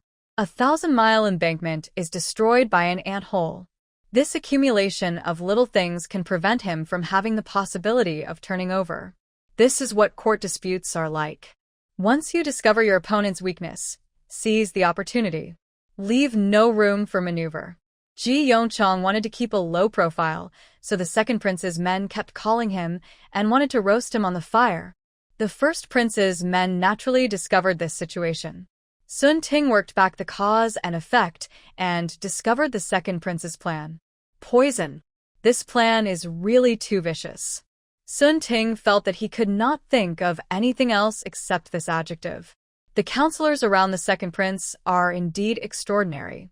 Before we could react, Lord Ji was already standing on the edge of a cliff. At this point, there is no way to reverse the situation. Sun Ting shook his head. Your Highness, we need to keep a distance from Master Ji at the moment and don't bring trouble upon ourselves. But where is Ji Nanxing? After all, it was an arranged marriage that he had prayed for with great difficulty. When he thought of Ji Nanxing himself, Pei Jingcheng was reluctant to give up. Your Highness, you are a man who is going to do great things. If your love for your children cannot help you, you should give it up in time. If it is valuable, people will flock to it. If it is worthless, they throw it away like grass. The struggle in the court is already realistic and bloody, not to mention that they are fighting for the top position. Miss Ji is a talented person, and your Highness can still take her under his wing. But the position of the head of the backyard must not be given to someone whose mother clan cannot help. In addition, the method of refining black iron held by Miss Ji. Sun Ting reminded him, you should ask her for it. Ever since her father had a small problem with the people of Shuzhou, Ji Nanxing put down the other work in her hands and stayed at home for some time. Then she watched the smile on her father's face become less and less, and his expression became more and more serious. It's not hard to tell from his reaction that something is definitely wrong. She found Ji Yongchang alone and said, "Dad, if you are not happy as an official, we can resign and move to another place to retire." "What nonsense are you talking about, kid?" Ji Yongchang couldn't help but smile when he heard her words. Being an official is to serve the people, not for your own enjoyment. And Dad took the rest of the family to live in retirement, leaving you alone in the capital? Ji Nanxing wanted to say it, and it was not impossible. But obviously, Ji Yongchang felt that it would definitely not work. Dad has encountered some minor problems, and Dad will solve them himself. Don't think about it, it's getting late. Go back and get some rest. She was sent back to her room. But she could also find out things that Ji Yongchang didn't want to say from other places. For example, Pei Jingcheng, whom I found myself. The carriage of the eldest prince's mansion stopped in front of the Ji mansion, and Pei Jingcheng got off the carriage. "Second Miss Ji, do you have time to go out for a walk together today?" Ji Nanxing looked at the person who came to his door, raised the corner of his mouth and revealed an innocent smile. "Okay. Where are you going, the eldest prince?" In the Sham kiln, as ceramics were being fired one by one, Pei Jingcheng mentioned the high-carbon steel. "Seeing these pottery pieces reminded me of the black iron made by Miss Jier. How about it? Is there a better one now?" Ji Nanxing looked at the ceramic that was changing color, and the corners of his mouth curled up when he heard what he said. She knew that Pei Jingcheng wouldn't ask her out to see this thing for no reason, and it turned out that he had other intentions. "Yes, I have." She admitted it frankly and threw him the latest steel. Pei Jingcheng took it and found it was smooth and cold, and the shape was a very standard square. No impurities, it flashes with the unique cold light of metal. The moment he got it, he felt that this thing was much better than the previous black iron. In comparison, he suddenly understood why Ji Nanxing called the previous one scrap iron. "Do you like it?" Seeing that his eyes were almost glued to the piece of metal, Ji Nanxing asked the question, even though he knew the answer. "Of course he likes it. If you like it, I'll give it to you. But this black iron is really too good." As a counselor, he knows too well the importance of weapons to an army and to a country. Sun Ting glanced at Pei Jingcheng next to him, and after receiving his gaze, he tentatively asked Miss Ji, "Can this be made again?" "Yes, but the problem of mass production has not been solved yet, so the output is not very high." Ji Nanxing looks like a naive person who can't hide his secrets and talents. But in reality, the problem of mass production has been solved, and she has the assembly line design and a more simplified production method in her hands. It is not okay not to actively show your value, and it is even worse to show all your cards.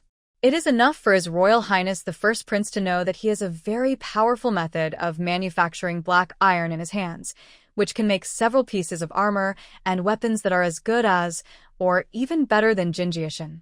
If he wants to make away, then take out something in exchange. "Your Highness, my father seems to have encountered some difficulties in the court recently. What do you think?" She raised this question, of course, because she wanted to ask the eldest prince for help and help Ji Yongchang get out of his current predicament. This matter. The eldest prince hesitated and considered how to speak. Sun Ting behind him said first, "Miss Ji, you think too much. Lord Ji is the emperor's right-hand man. Who dares to embarrass him? But Lord Ji is in a bad mood recently. Maybe he has something on his mind. We will all be a family in the future. If Lord Ji encounters difficulties, His Royal Highness the Crown Prince will not sit idly by." "Yeah?" Ji Nanxing looked at Pei Jingcheng. He nodded slightly to indicate his agreement. Ji Nanxing's smile did not reach his eyes, and he bowed to him. "In this case, the eldest prince can go to see Lord Nyoer. Lord Nyoer is also one of the parties involved in the steelmaking matter, and he can take full responsibility." She watched them leave.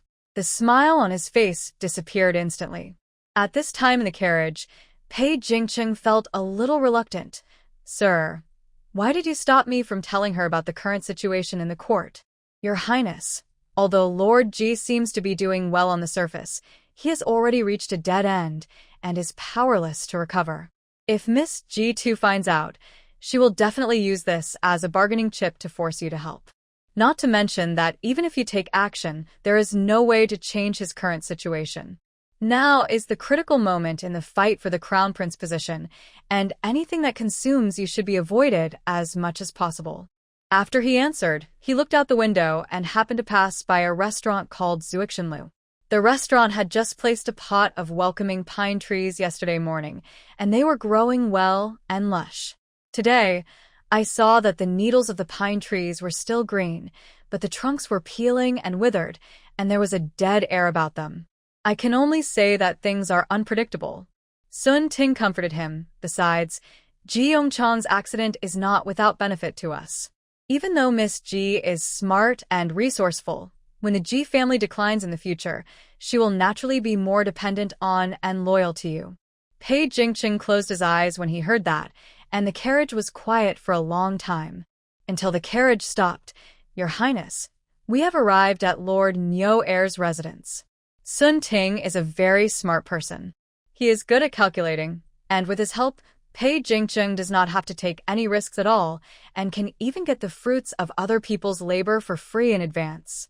But even if Nyo Air knew everything, the technology he had was only the obsolete low-carbon steel version 3.0, while the finished product in Pei Jingqing's hand was the high-carbon steel version 2.0.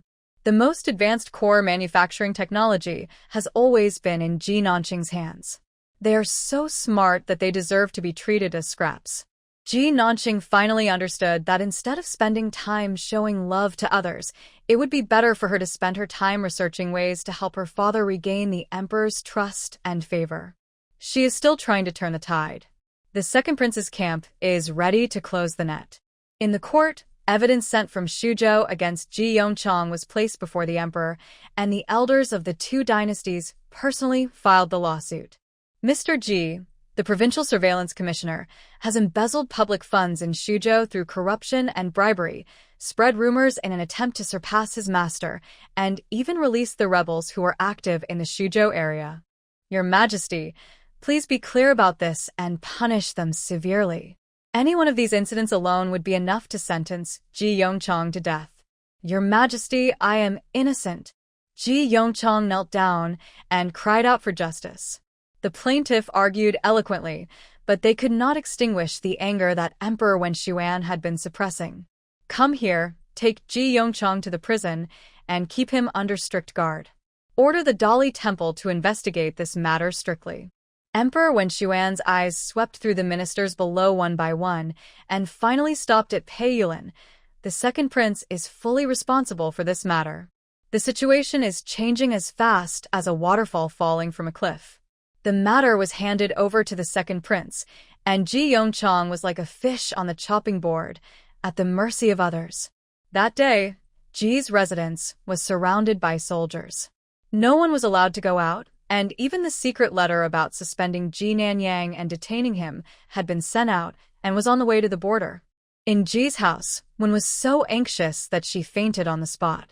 Ji Nanyua tried to hold on and wrote a letter to her sister, with whom she got along well, for help. It's a pity that the letter she sent at such a high price, most of the information fell on deaf ears. Apparently, everyone knew that the Ji family was in great trouble and was busy distancing themselves from the matter.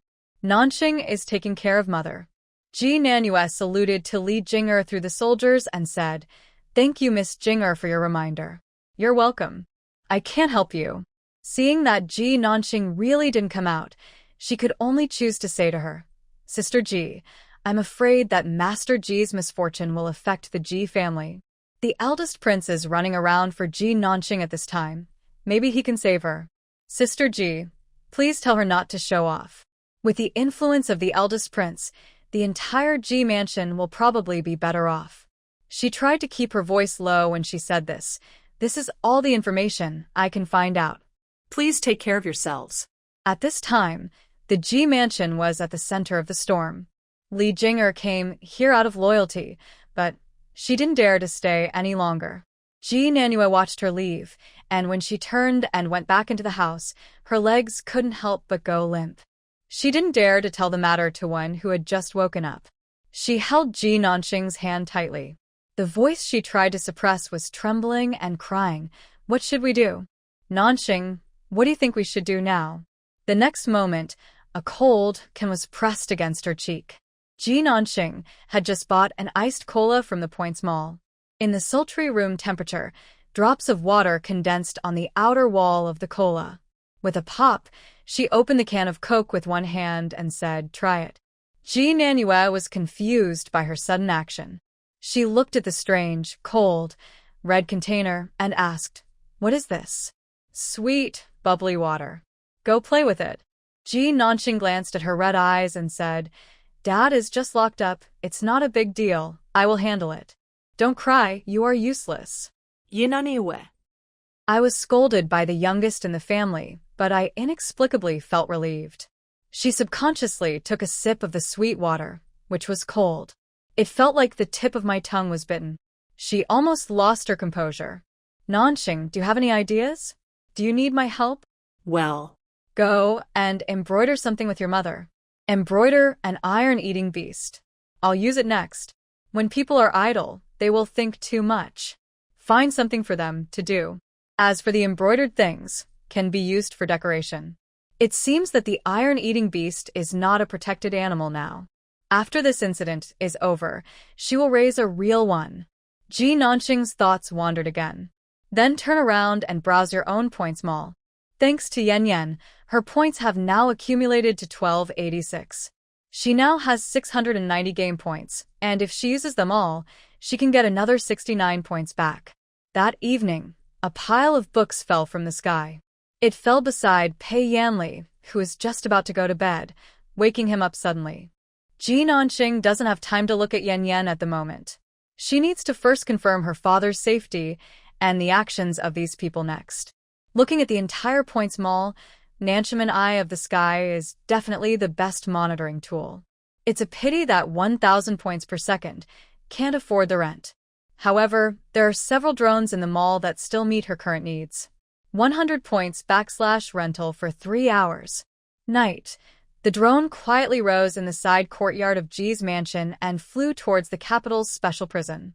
On the operating handle, she could see the surrounding environment clearly through the night vision goggles and looked around one by one. She saw her father sitting in the prison, doubting his life. "Sure, I'll just stay in a single room," Ji Nanxing commented, and then launched the drone into the air again.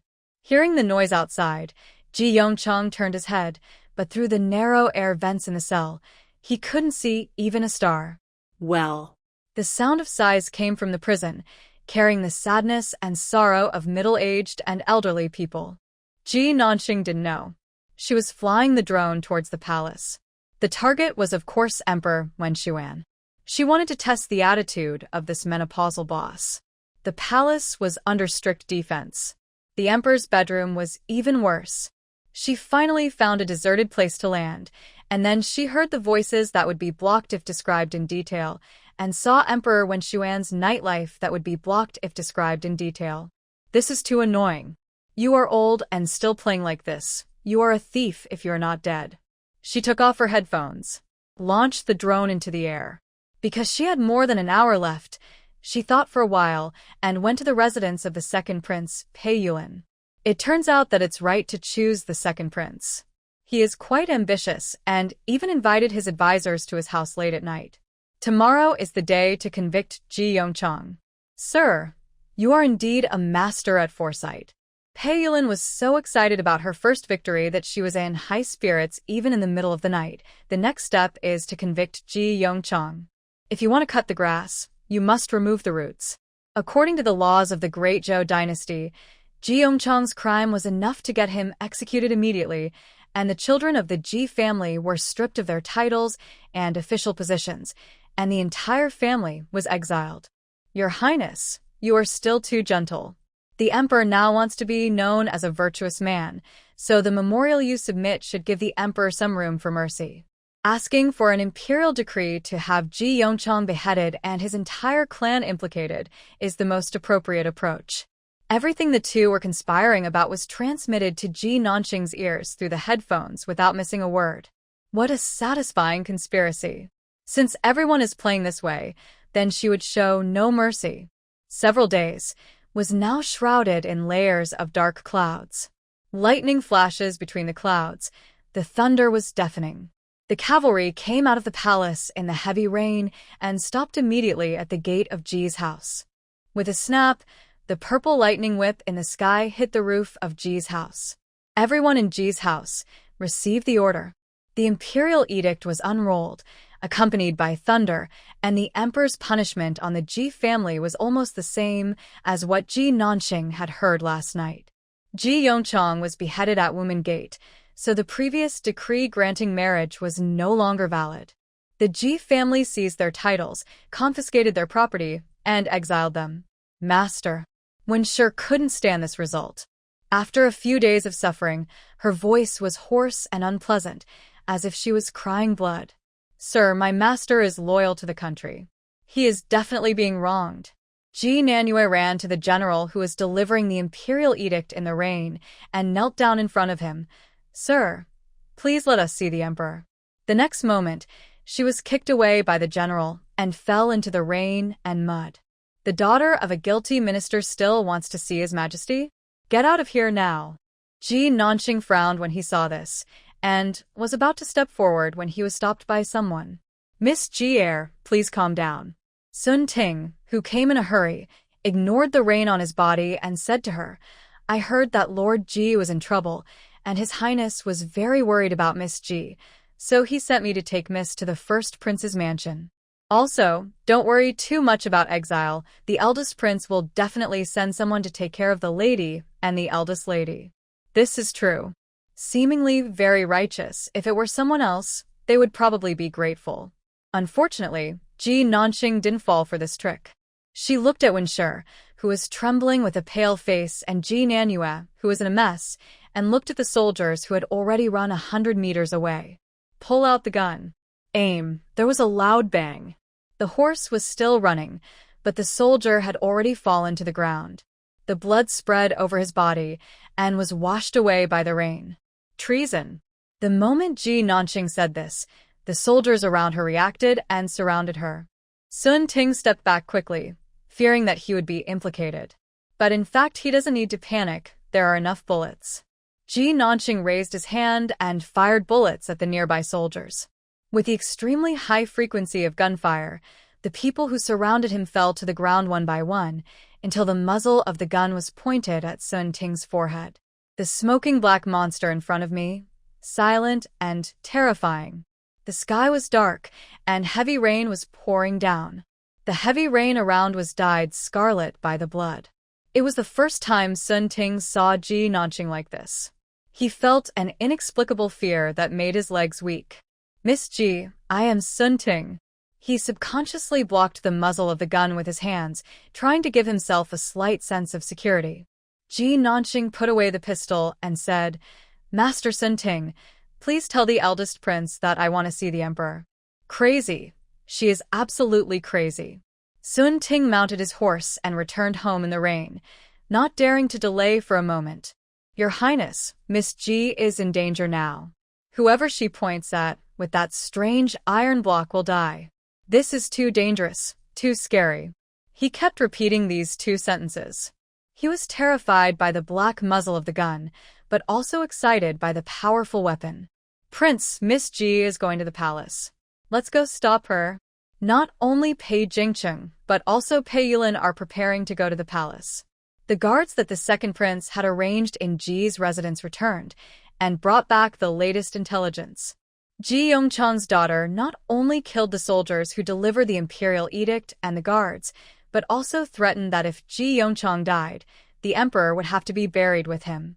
At this time, Pei Yulin could naturally join in the fun under the banner of protecting the emperor. Such a crazy woman. My brother was chasing after her to marry her. Ha ha ha. Too funny. I must see the expressions of my brother and father at this moment. On the carriage heading to the palace, Pei Yulin laughed loudly. Miao Shan thought it was unusual for a woman to kill so many people, and he reminded her, Second Prince, be careful. You should always put your own safety first. Sir, I know. Pei Yulin didn't care. What kind of waves can a daughter of a guilty minister like her cause? Do you really think the imperial guards are vegetarians? Miao Shan smiled when he heard this. Pei Yulin clearly made a lot of sense, but he felt inexplicably flustered. The other side, Ji Nanxing had just settled Ji Nanyue and Wenshi down and taught Ji Nanyue how to use a tracker and pager. Don't lose this little blue thing. I can use it to know where you are. This little red button is a communication device. We can communicate no matter where I go. Now, I am going to bring our father back. Can you take good care of our mother in the mansion and pack up the gold, silver, jewelry, and other valuables? Ji Nanyue was confused. Her mind has been in a mess ever since the imperial decree to kill her father was issued. Ji Nanxing patted her face, his voice so calm and composed that it had the power to calm others down. Sister, now the entire Ji mansion can only rely on you and me. You can do this well, right? Nanxing. Ji Nanyue's eyes became clear, but fearful. She couldn't imagine what Ji Nanxing was going to do. Sister, look into my eyes and promise me. Ji Nanyue didn't know what she was going to do, but this might be their last stand. The only thing she could do now was not to hold them back. Ji Nanyue took these two little things that she had never seen before and squeezed them tightly in her hands, with determination and certainty in her eyes. I can do it. Ji Nanxing laughed when he heard this. She opened her oil paper umbrella and turned into the pouring rain. In the Imperial Observatory, who was extremely good at feng shui and Ishu, the first thing he did every day when he came to the Imperial Observatory was to tell fortunes for Dezhou and the Emperor to predict good or bad luck. If you get a good omen, record it. If you get a bad fortune, get another one. However, he has already opened the divination several times today to help the Emperor predict good and bad luck, and the results have always been very bad. Hiss. This divination made him want to submit a memorial to the Emperor. His tangled look actually attracted the attention of King Zhongxiao. Why is Lord Zhang sighing? Pei Yamli has been getting along well with Master Zhang in the Imperial Observatory these days, and Master Zhang did not hide the results of his measurements. Your Majesty, do you think I should submit a memorial to His Majesty? This matter still needs to be decided by Master Zhang. Pei Yamli said this first and then added, however, His Majesty is the true Dragon Emperor. What bad omens could there be? Lord Zhang still needs to make a careful decision, implicitly advising people not to wade into muddy waters. After all, the Emperor's heart is hard to guess. He was a favorite minister the last second. The next second could be fatal. He looked at the heavy rain outside and thought that Lord Zhang's divination was a little funny. How could the Emperor be in such a bad situation? Only he brought bad luck to others. He even thought of Miss Jier, who told him in Chanshu Temple that he should fight back if he was bullied. When she said this, did she ever think that her father, a loyal minister, died because of the Emperor's suspicion? How could she retaliate? Boom.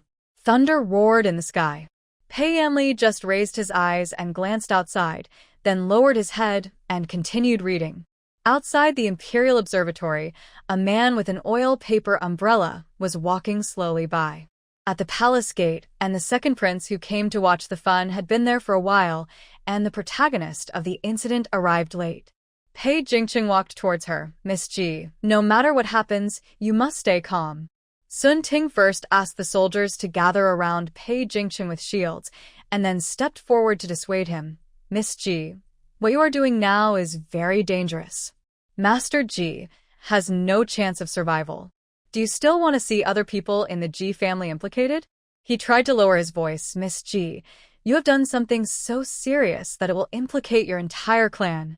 Before they could say a few words of advice, they were interrupted by the second prince who came to join in the fun. Royal brother, you were so eager to make friends with Ji Yongchang. You didn't expect that you bet on the wrong horse. After being a popular figure in the court for a few days, His Majesty ordered his property to be confiscated and executed. Did you regret it for a moment? This Lord Ji. TSK no. If you hang out with the daughter of a traitor, my brother, be careful or you'll be reported. He looked at Pei Jingqing smugly, and his face of a vested interest was disgusting. Second prince, last night you and your advisors conspired to ask the emperor to execute the 3 clans of my Ji family. It was really impressive. When Pei Yulin dodged, Miao Shan rushed forward to act as a meat shield. The gunshot was like thunder. Miaoshan looked at his left leg and wailed in pain. You are quite loyal. You were supposed to be the next one.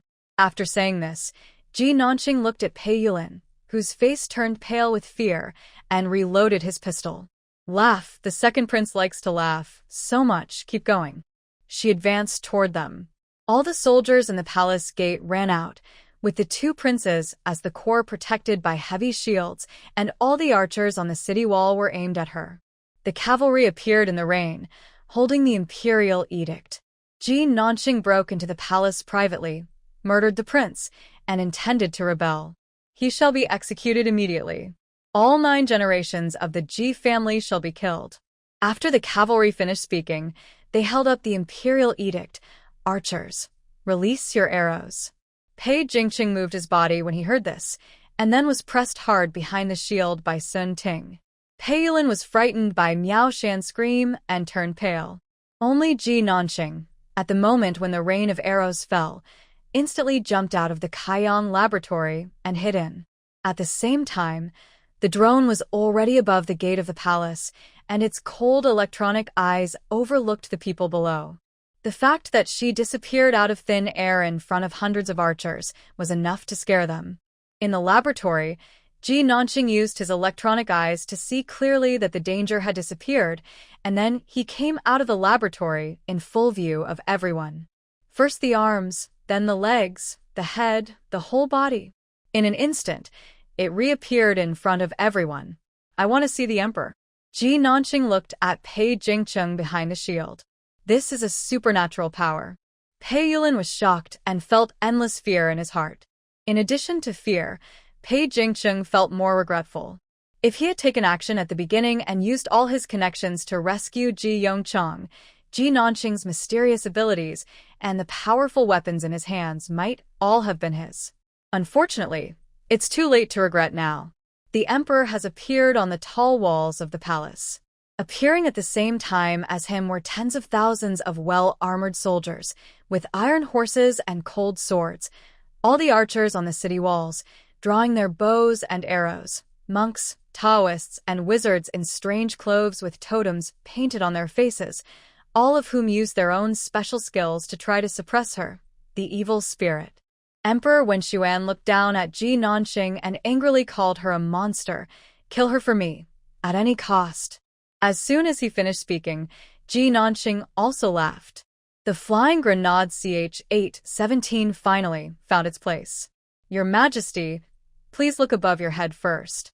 As soon as she finished speaking, Emperor Wenshuan saw a cylindrical object falling from the sky and landing at the feet of the wizard next to him. Boom.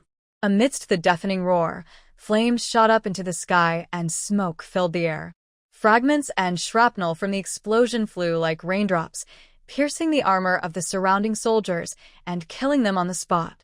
Some were fleeing, while others were loyally looking for their emperor in the billowing smoke and dust. What a terrifying weapon! Pei Jingqing's eyes fell on Ji Nanqing, who was regarded as a demon. What did he miss? On the city wall, Emperor Wenshuan climbed up and looked down at the city with a gloomy look. The demon Ji Nanqing. Anyone who kills the demon Ji Nanqing will be rewarded with 10,000 gold coins and be made a marquis and prime minister. As soon as these words were spoken, the surrounding soldiers' eyes turned green. The elite soldiers in iron armor were ready to charge into battle, and only a small number of soldiers were protecting the eldest prince, the second prince, and others as they left the battlefield. The killing atmosphere, the people in the capital who heard the explosion were afraid to go out. But unfortunately, these elite soldiers are here to die. Ji Nanqing flashed into the laboratory, and 2 operating tables appeared in front of him. One was transmitting the real-time image of the drone, and the other. It's a cluster bomb release confirmation device. When she pressed the confirmation button, the drop began in the sky. The weapon, also known as a cluster bomb, shed its shell in mid-air, and the small bombs inside instantly scattered and fell like raindrops. The huge roar was like the earth roaring. The high temperature and powerful shock wave generated by the explosion spread in all directions. Countless metal fragments flew out like bullets, shooting at the surrounding soldiers. There were bursts of fire, thick smoke billows. Buildings were destroyed. There were corpses everywhere in the deep pit. This is the power of a cluster bomb. To be on the safe side, Ji Nanqing took out a loan and bought 3. Emperor Wen Xuan was not dead. She used a drone to find his location. Lao Deng, who represented the supreme power of the emperor, was now covered in dust and looked terrified. Your Majesty, Ji Nanqing called him, and Lao Deng's body trembled subconsciously. Are my fireworks pretty? Emperor Wen Xuan uttered 2 words with trembling lips. Monster. Monster girl. Witch. She tilted her head and looked at him. Your Majesty, I'll give you one more chance. What am I? Who are you? Before Emperor Wen Xuan could finish his words, Ji Nanqing kindly reminded him, this has to do with whether you're still the emperor and whether the Zhou dynasty is still named Pei. Think it over before you answer. You are the goddess. See, it's that simple to change a person's mind. All you need to do is break his pride, beat him to despair, and crush the things he is most proud of and relies on. Let him know his own weakness and the invincibility of the enemy, and completely ravage him from body to soul. That's right. You can't even tell the difference between a goddess and a demon. You are really old, and your eyesight is blurry and useless. Ji Nanqing patted his dragon face with a smile, then found a place to sit down. Since I am a goddess, what should your Majesty do as the emperor?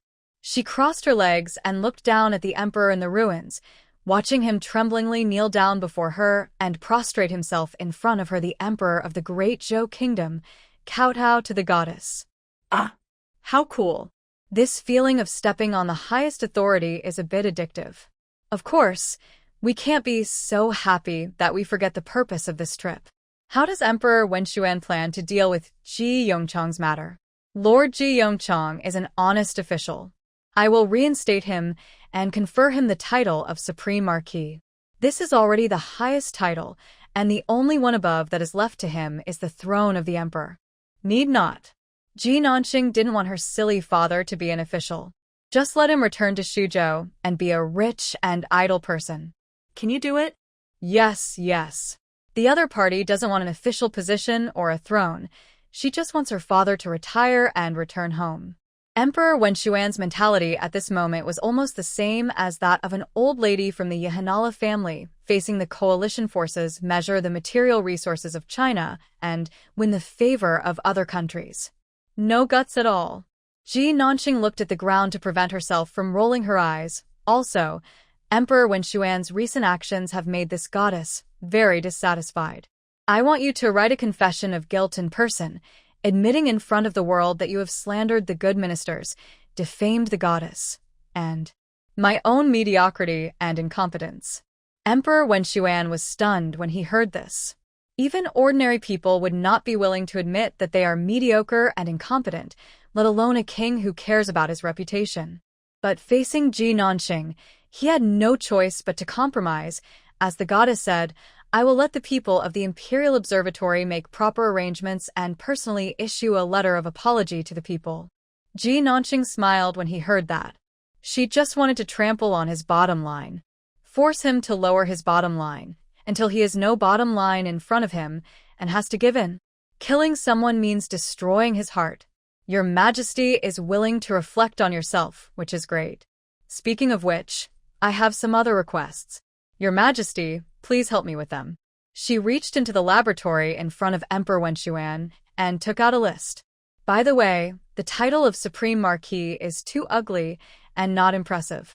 Think of a better name for me. Emperor Wen Xuan didn't even have time to see what was written on the list.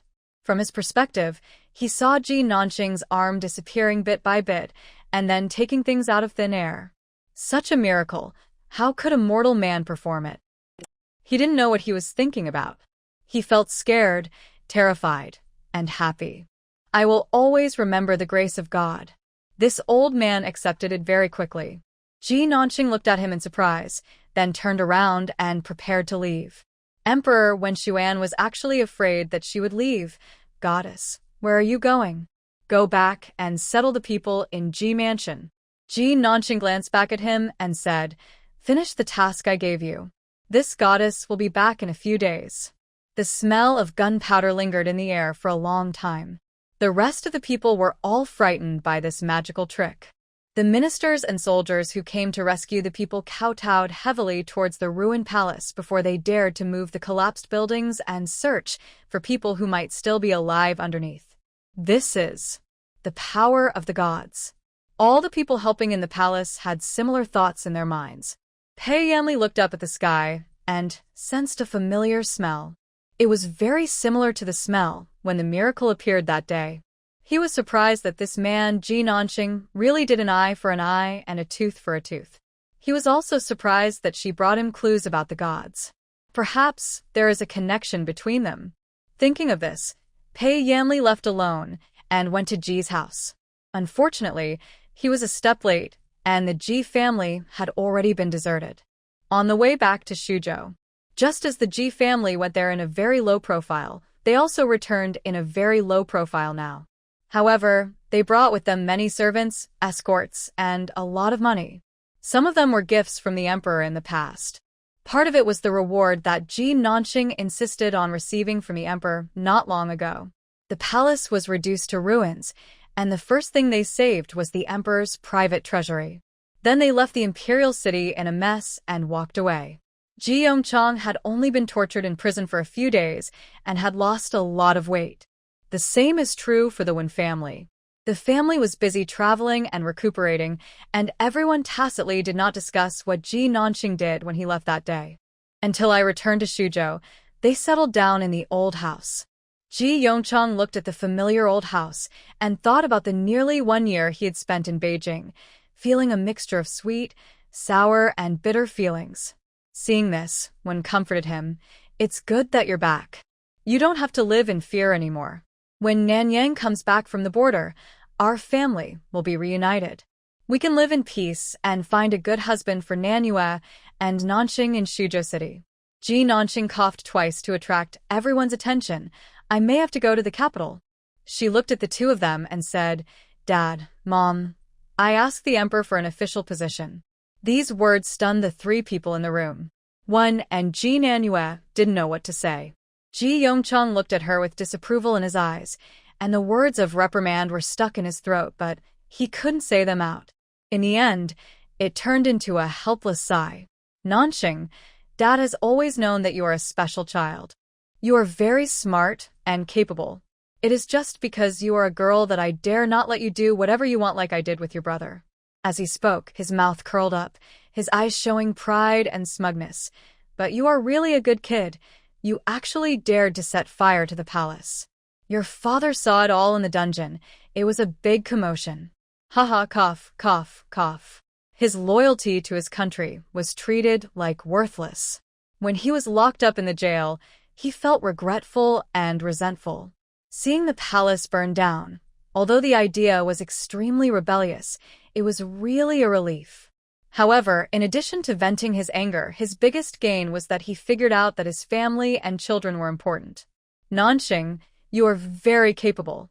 Dad won't ask you how you got these abilities, but you must remember not to be careless when you are out there. The stronger you are, the more you should be careful of the schemes of thieves, rats, and villains. The greater your ability, the more you should be on guard against being kidnapped by sanctimonious and hypocritical people. The transformation of dragon and snake, between wood and goose." As he spoke, he gently touched Ji Nanxing's head and said, "Go ahead. There has never been a promising girl in our Ji family. It would be best if you can make a name for yourself. If not, you will still be the pride of your parents." In Shuzhou, the trees are lush and green in summer. The one who was going to the capital to take up the post this time was Ji Nanxing. She looked at Ji Nanyue, who had followed her for a long distance, and said, "Sister, don't send me off. If you do, you can just go to the capital with me." Ji Nanxing said cheerfully, "I am going to take up my post, not to be punished." Ji Nanyue looked at her smiling face. Without saying a word, just hugged her tightly. Ji Nanxing felt a little wet water droplets dripping on her neck. The two slight sobs soon disappeared. Ji Nanyue let go of her and turned back into the reliable lady she was. "Nanxing, take care on your journey." She clenched her hands tightly, and her eyes were more determined than ever before. She knew that Nanqing must have paid an unimaginable price to rescue her father and get the emperor to send them back to Shuzhou. She would not let Nanqing's efforts go to waste, and she would protect their Ji family like Nanqing and her father did. Ji Nanhua thought Ji Nanqing was going there to suffer, but in fact she was going there to cause trouble and earn points. It feels great to crush Emperor Wenshuan, but it's like a crematorium when you pay back the points. The culprit behind all this is Emperor Wenshuan. Ji Nanqing rushed to the capital and met him in the temporary palace. Looking at the identity he arranged for himself, the great Zhou Kingdom's supreme goddess, the super first-rank Zhaoyang Jun, more noble than the most noble prince, in charge of the Imperial Observatory. Ji Nanqing frowned slightly after reading it, and Emperor Wenshuan was nervous. The goddess is not satisfied. If you want other things, you can ask someone to add them back. Most of it is fine, but you won't really ask me to go to court and help you manage things, right? On the surface, he has become a high-ranking official with power. But peeling off the surface to see the essence, he beat up Emperor Wenshuan, snatched a senior management position from him, and then worked for him from 9 to 5. She's crazy. I am the king, so don't let me take the throne. Ji Nanqing returned the imperial edict that had been drafted but not yet stamped to him. Get me a token, the kind that says seeing the order is like seeing me, so that I can enjoy some privileges and have fun. When he heard this request and knew that Ji Nanqing had no ambition to seize power, Emperor Wenshuan breathed a sigh of relief. But he was too relieved too early. Oh, yes. Prepare a coronation ceremony for yourself and tell the world that only the emperor bestowed by the goddess is the true emperor. From now on, the imperial seal and the royal family documents will be kept by this goddess. The imperial power is granted by God. Ji Nanqing thought of the previous world, when some royal families in the West could not defeat the red-robed patriarch and had to ask the bishop to crown them before becoming king.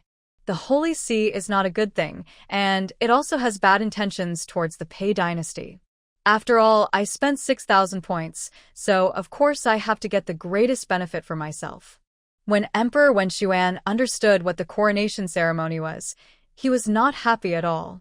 The coronation ceremony meant that Ji Nanqing's identity as the goddess was not only recognized, but also elevated to an unprecedented height. The royal power is granted by God, became the imperial power bestowed by the goddess. But under the absolute suppression of strength, he had no room to refuse. I will arrange this matter according to the goddess's request. Due to the delay in information, the three kingdoms of Xia, Qi, and Yan did not learn the news until the coronation ceremony officially began. The goddess appeared, strange fire from the sky, destroy the entire palace in a snap of your fingers.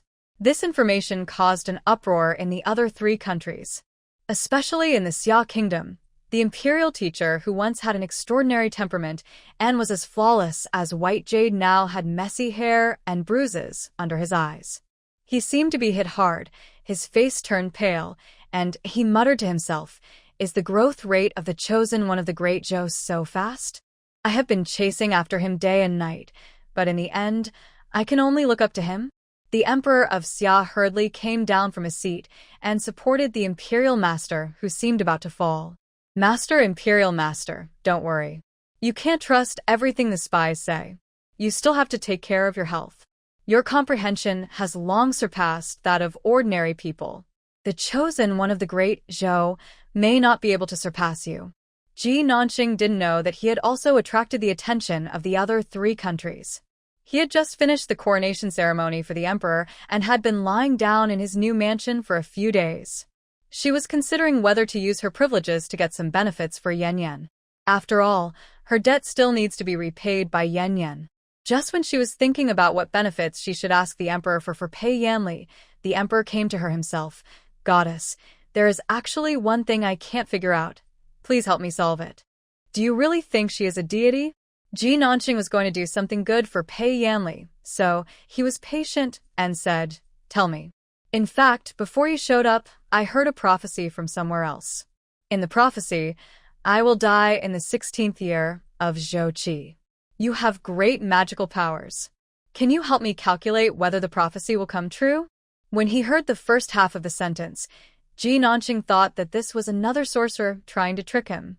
But after hearing the second half of his sentence, the precise time, and his eagerness to know whether it was true or not, he actually already had a vague belief and fear in his heart. Zhou Qi's 16th year is 2 years later. Ji Nanqing thought for a moment, then looked at him. I can help you with divination. But you have to know that those who peek into the will of heaven will be retaliated by heaven, and I am no exception. Therefore, before divination, I need to know the full content of the prophecy, and who told you the prophecy. After she finished speaking, Emperor Wen Xuan looked at the eunuch whom he trusted most, and who was standing next to him. The chief eunuch understood what was meant and left, even moving all the servants and soldiers around him away. There were only 2 of them left in the house. Emperor Wen Xuan then told her the secret that had been kept all along. Actually, 2 years ago, I got a book made of strange materials from a sorcerer by chance. The sorcerer called this book the Book of Heaven, saying that it had the ability to know the future and predict life and death. I was curious for a moment, so I asked the sorcerer to try this thing. His eyes were empty, and he was lost in memories. The first question he asked was, can the great Zhou conquer the 3 kingdoms and maintain its integrity? Words appeared on the heavenly book, and he was very happy and asked the second question. Did I unify the world? The words that appeared on the heavenly book were, no. You were dead by then. After seeing these words, he quickly asked a third question. When will I die? The answer in the heavenly book was extremely detailed the third time. In the 16th year of Zhou Qi, Emperor Wen Xuan died in a palace coup. The eldest prince, Pei Jingcheng, was exiled to the southern border. The second prince, Pei Yilin, committed suicide by taking poison. The third prince, Pei Yanli, inherited the throne and competed for the throne. When Emperor Wen Xuan learned that he only had 4 years left to live, he remembered this comment very clearly. I have also thought that this thing is just a scam, so I later tentatively predicted what would happen in the past year. Qi attacked Yan, Qi and Xia formed an alliance, and Xixia raided our great Zhou. Several major events have all come true one by one. This is also the reason why he dared not to believe it. After listening to him, Ji Nanqing frowned slightly. Where is the heavenly book? After the 4th prophecy was given, the heavenly book spontaneously combusted. But the sorcerer also said something similar to the goddess, that the heavenly book revealed too many secrets of heaven, and that no one in the world was allowed to peek into heaven's destiny. It is difficult to tell whether the prophecy is true or false. There are too many things involved. This problem of his is a bit difficult to deal with. Ji Nanqing herself did not expect that she could get such valuable information by pretending to be a fortune teller. She seemed to see an invisible net slowly appearing behind Emperor Wen Xuan. But this kind of rhythm is really exciting. After she finished speaking, she disappeared in front of Emperor Wen Xuan once again. Even though he dared to see the miracle up close for the second time, Emperor Wen Xuan could not keep calm. And because of the goddess's last words, he could not come back to his senses for a long time, even if it costs a huge price. I still want to predict good or bad luck for him. If these words were spoken by ordinary ministers, he might not feel anything. But when Ji Nanqing, who had never taken him seriously, said this, his heart was inexplicably touched. The original resistance and fear towards the goddess weakened a lot at this time. Emperor Wen Xuan even thought that maybe the coronation ceremony was really useful, and it added a lot of ties between them out of thin air. In fact, Ji Nanqing just CPU'd him for a while, then hid in Kaiyuan laboratory to drink tea and digest the information he gave. 1. What is known now? 1. Emperor Wen Xuan received several prophecies 2 years ago. 2. The authenticity of the prophecy is uncertain, but Emperor Wen Xuan felt it was very true. 2. From the prophecy and what happened in the past 2 years, we can deduce that 1. Emperor Wen Xuan was very afraid that he would die in 2 years. 2. The former crown prince was deposed, and even the queen's mother's family was uprooted because Emperor Wen Xuan was afraid that Pei Yanli would launch a coup in 2 years. 3. From the prophecy and what has happened, we can predict that Emperor Wen Xuan will 1. Continue to target Pei Yanli. The closer it gets to the 16th year of Zhou Qi, the more afraid Emperor Wen Xuan will be of death, and Pei Yanli will be in more danger. Emperor Wen Xuan may want to kill him more and more. 2. He will try every means to change his fate, and his behavior may go to extremes. 3. The effect of threatening his life will weaken as Zhou Qi gets closer. Knowing that he is about to die, he will be more likely to risk everything and fight to the death. Or maybe one day he will suddenly lose his mind and think that she is the one Zhou Qi wanted for him in 16 years. I'll go. Ji Nanqing leaned back and looked at the densely packed analysis on his desk, feeling fortunate that he did not immediately ask for benefits for Yan Yan when the emperor came. Otherwise, Yan Yan's chosen buff, it will definitely be his death warrant. And now the goddess does not think highly of him, which is the greatest protection for him. Ji Nanqing opened the game interface and looked at Pei Yanli copying a book on the screen. He couldn't help but sigh. In this situation, I don't know if it's you who's unlucky or me who's bound to you who's unlucky. She sighed heavily and felt miserable. After drinking 2 cups of tea and staying in the laboratory for a full hour, Ji Nanqing was ready to leave the laboratory. Before going out, she also bought and rented a flamethrower.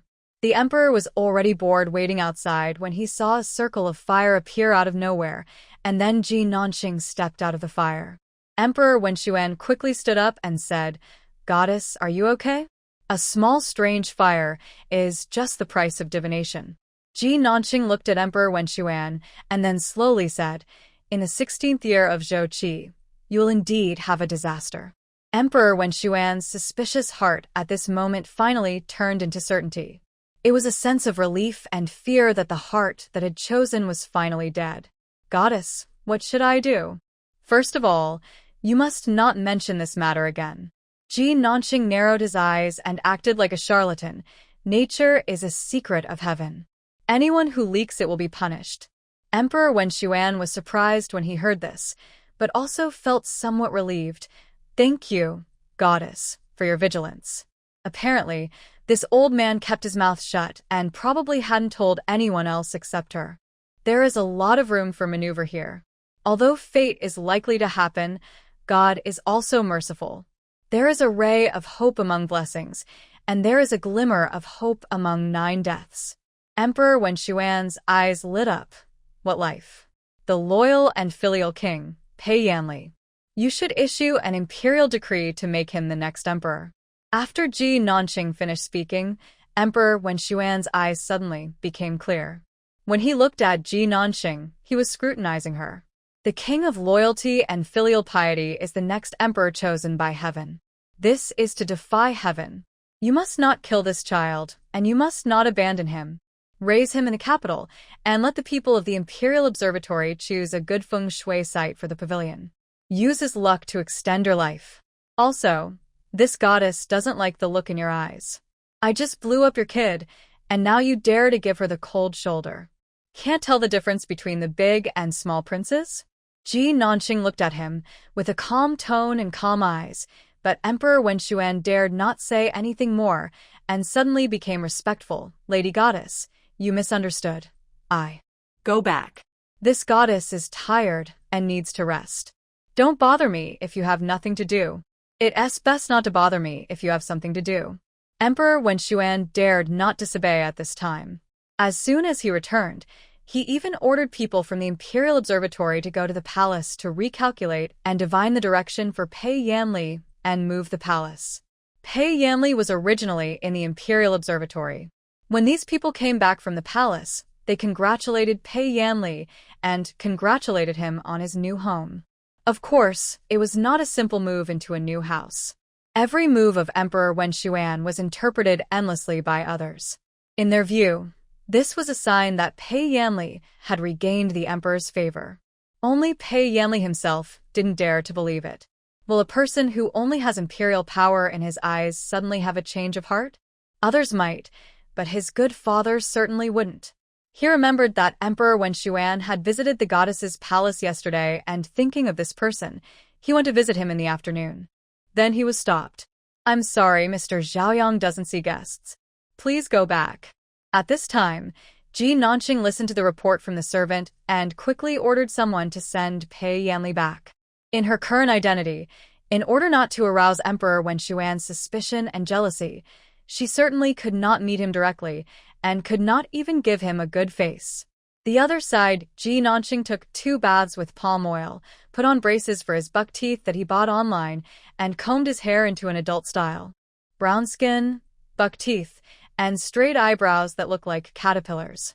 When she sneaked into the chess club, passers-by showed disgusted expressions. Passers-by spontaneously made way for her, and no one wanted to get close to her. This made Ji Nanqing wonder if she was trying too hard and became introverted. The owner of the chess club noticed the person in the corner. The middle-aged owner patted the waiter next to him and asked him to find an excuse to kick her out. Upon hearing this, the waiter stopped in front of her and said, "Sir, is there anything I can help you with?" Ji Nanqing looked at his open arms and wanted to take a piece of silver to ask him not to block him, but when he thought of the purpose of this trip, he took his hand back. As the saying goes, there is no gain without early rise. Of course, I am here for the endgame worth 1,000 taels of silver. Pei Yanli had no secrets from her. She knew from the game channel that he had opened this place secretly. Now the main account cannot open a backdoor for him, so I can only register a small account to take him flying. Ji Nanqing pointed at the chessboard and said, "Tell your boss that the person who broke the game is here." I forgot to schedule yesterday's second chapter, so I'll update twice in the afternoon and twice in the evening. For Ji Nanqing's image at this moment, you can refer to the combination of Lam Qingying's one-browed Taoist priest and Aaron Kwok's "Say Thank You" emoticon pack. Hearing this, the waiter felt nothing. From the time the endgame was put up in the chess club until now, there have been so many people who have claimed that they can solve the game. Unfortunately, everyone who played the third endgame was just trying their luck. He looked the slovenly man up and down, and threw the rag over his shoulder. "You also want to solve this chess game. Please tell me if you can understand this game first." What's there to say? Under normal circumstances, the game can only go on for 27 moves at most. White has already been powerless to turn the tide. The waiter was waiting to hear how he would play, but he didn't expect this sloppy guy to just say these words. Hearing this, he snorted, "Sir, if you can't solve the chess game, please don't mess around here." Ji Nanqing was not angry because of his disdain. She put her hands behind her back and walked towards the endgame leisurely. This game is a dead end. There is no solution. But as the saying goes, there is no creation without destruction. The greater the destruction, the greater the creation. So this game also has a solution that is beyond the comprehension of ordinary people. She raised the hammer next to her that was used to strike the gong, and before anyone could react, she smashed it directly onto the chessboard. The chessboard broke in an instant. Both black and white pieces fell, causing the spectators around to gasp. The thugs near the chess club even rushed over after hearing the noise. Just as they were about to hold Ji Nanqing's arms and throw her out, someone from upstairs came down in a hurry. "Stop! Put this young man down." The 2 people who came down, one fat and one thin, bowed to Ji Nanqing and said, "This young master is the one who broke the chess game." Right. Ji Nanqing nodded. Big Fatty smiled at her innocently. "My lord, you are amazing." This "no destruction, no construction" is indeed the solution to this sentence. However, as the saying goes, there is no construction without destruction, and only after destruction can construction be established. In this game, you just smash the chessboard. You have to beat any one of our brothers to take all the rewards. If you lose, you'll get nothing. Of course, you can also quit while you're ahead. If you don't want to challenge, you can still take half of the reward. After Big Fatty finished speaking, someone was curious. Who are these 2 people? Chess fanatic Wang Shi and chess ghost Wang Lei. An elderly passerby introduced them to him. These 2 brothers are among the best in the entire capital in terms of chess skills. They solved the first 2 chess games in the chess club. It's really hard for ordinary people to beat them. I don't know where this guy is from, and whether he is a master. Maybe he has some skills, or maybe he just cheated. If I were him, I would give up the challenge. After all, 500 taels of silver is a lot of money. Why take such a big risk for your other half? The people below were whispering and discussing excitedly. Ji Nanqing looked at Xiaobang and Xiaoshou. "You 2 come together." When these words were spoken, The chess players watching around suspected that they had heard wrongly. What an arrogant young man. A newborn calf is not afraid of a tiger. Maybe this guy is really good. This young man looks unfamiliar. Could it be that he just came to the capital from somewhere else? While the onlookers were guessing, the two brothers of the Wang family looked at each other and signaled their servants to get ready.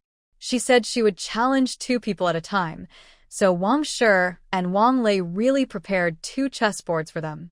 There were people gathered around. He stared at the chessboard intently, wanting to see what tricks this young man had learned that allowed him to be so arrogant. Ji Nanqing doesn't have any tricks. The ultimate secret of Go has never been game records, experience, or strategy, but calculation. Whoever can calculate more steps will win. The latest generation of dual-core processors is not difficult to win against 2 first-generation vacuum tube computers.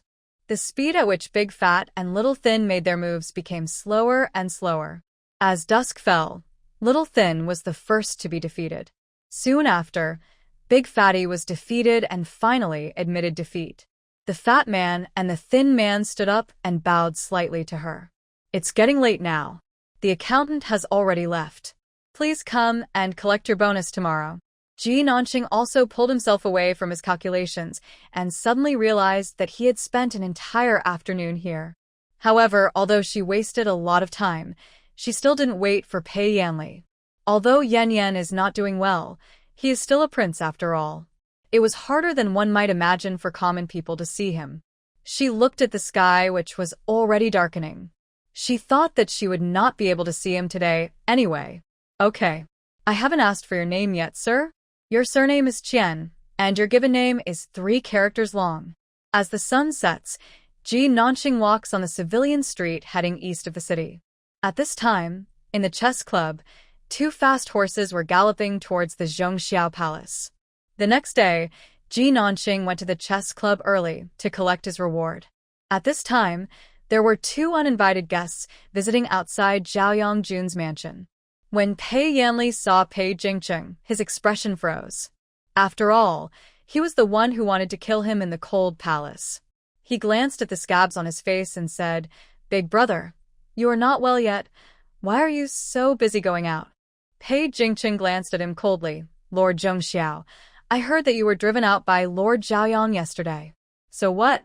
"My eldest brother has broken off his engagement with Lord Zhaoyang, yet you dare to come and visit him, let alone me, your foolish brother." The 2 of them spoke in a sharp and pointed manner. Seeing that they were about to quarrel at the gate, the manager came out.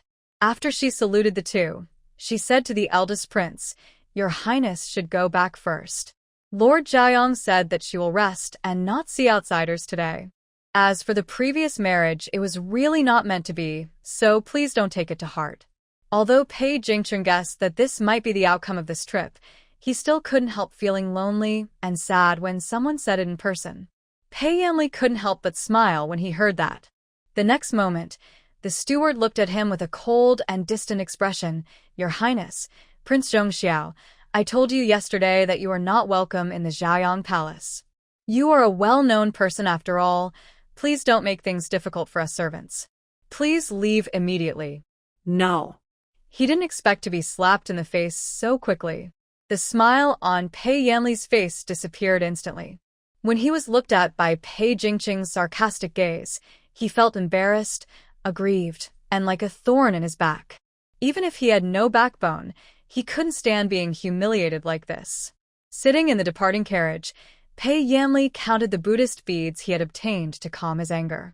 But when he thought of the Chanshu temple where he had obtained the Buddhist beads, he thought of Ji Nanqing whom he met in Yangzinyuan. Excessive exertion.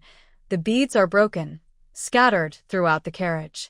He closed his eyes and took a deep breath, suppressing the anger in his heart.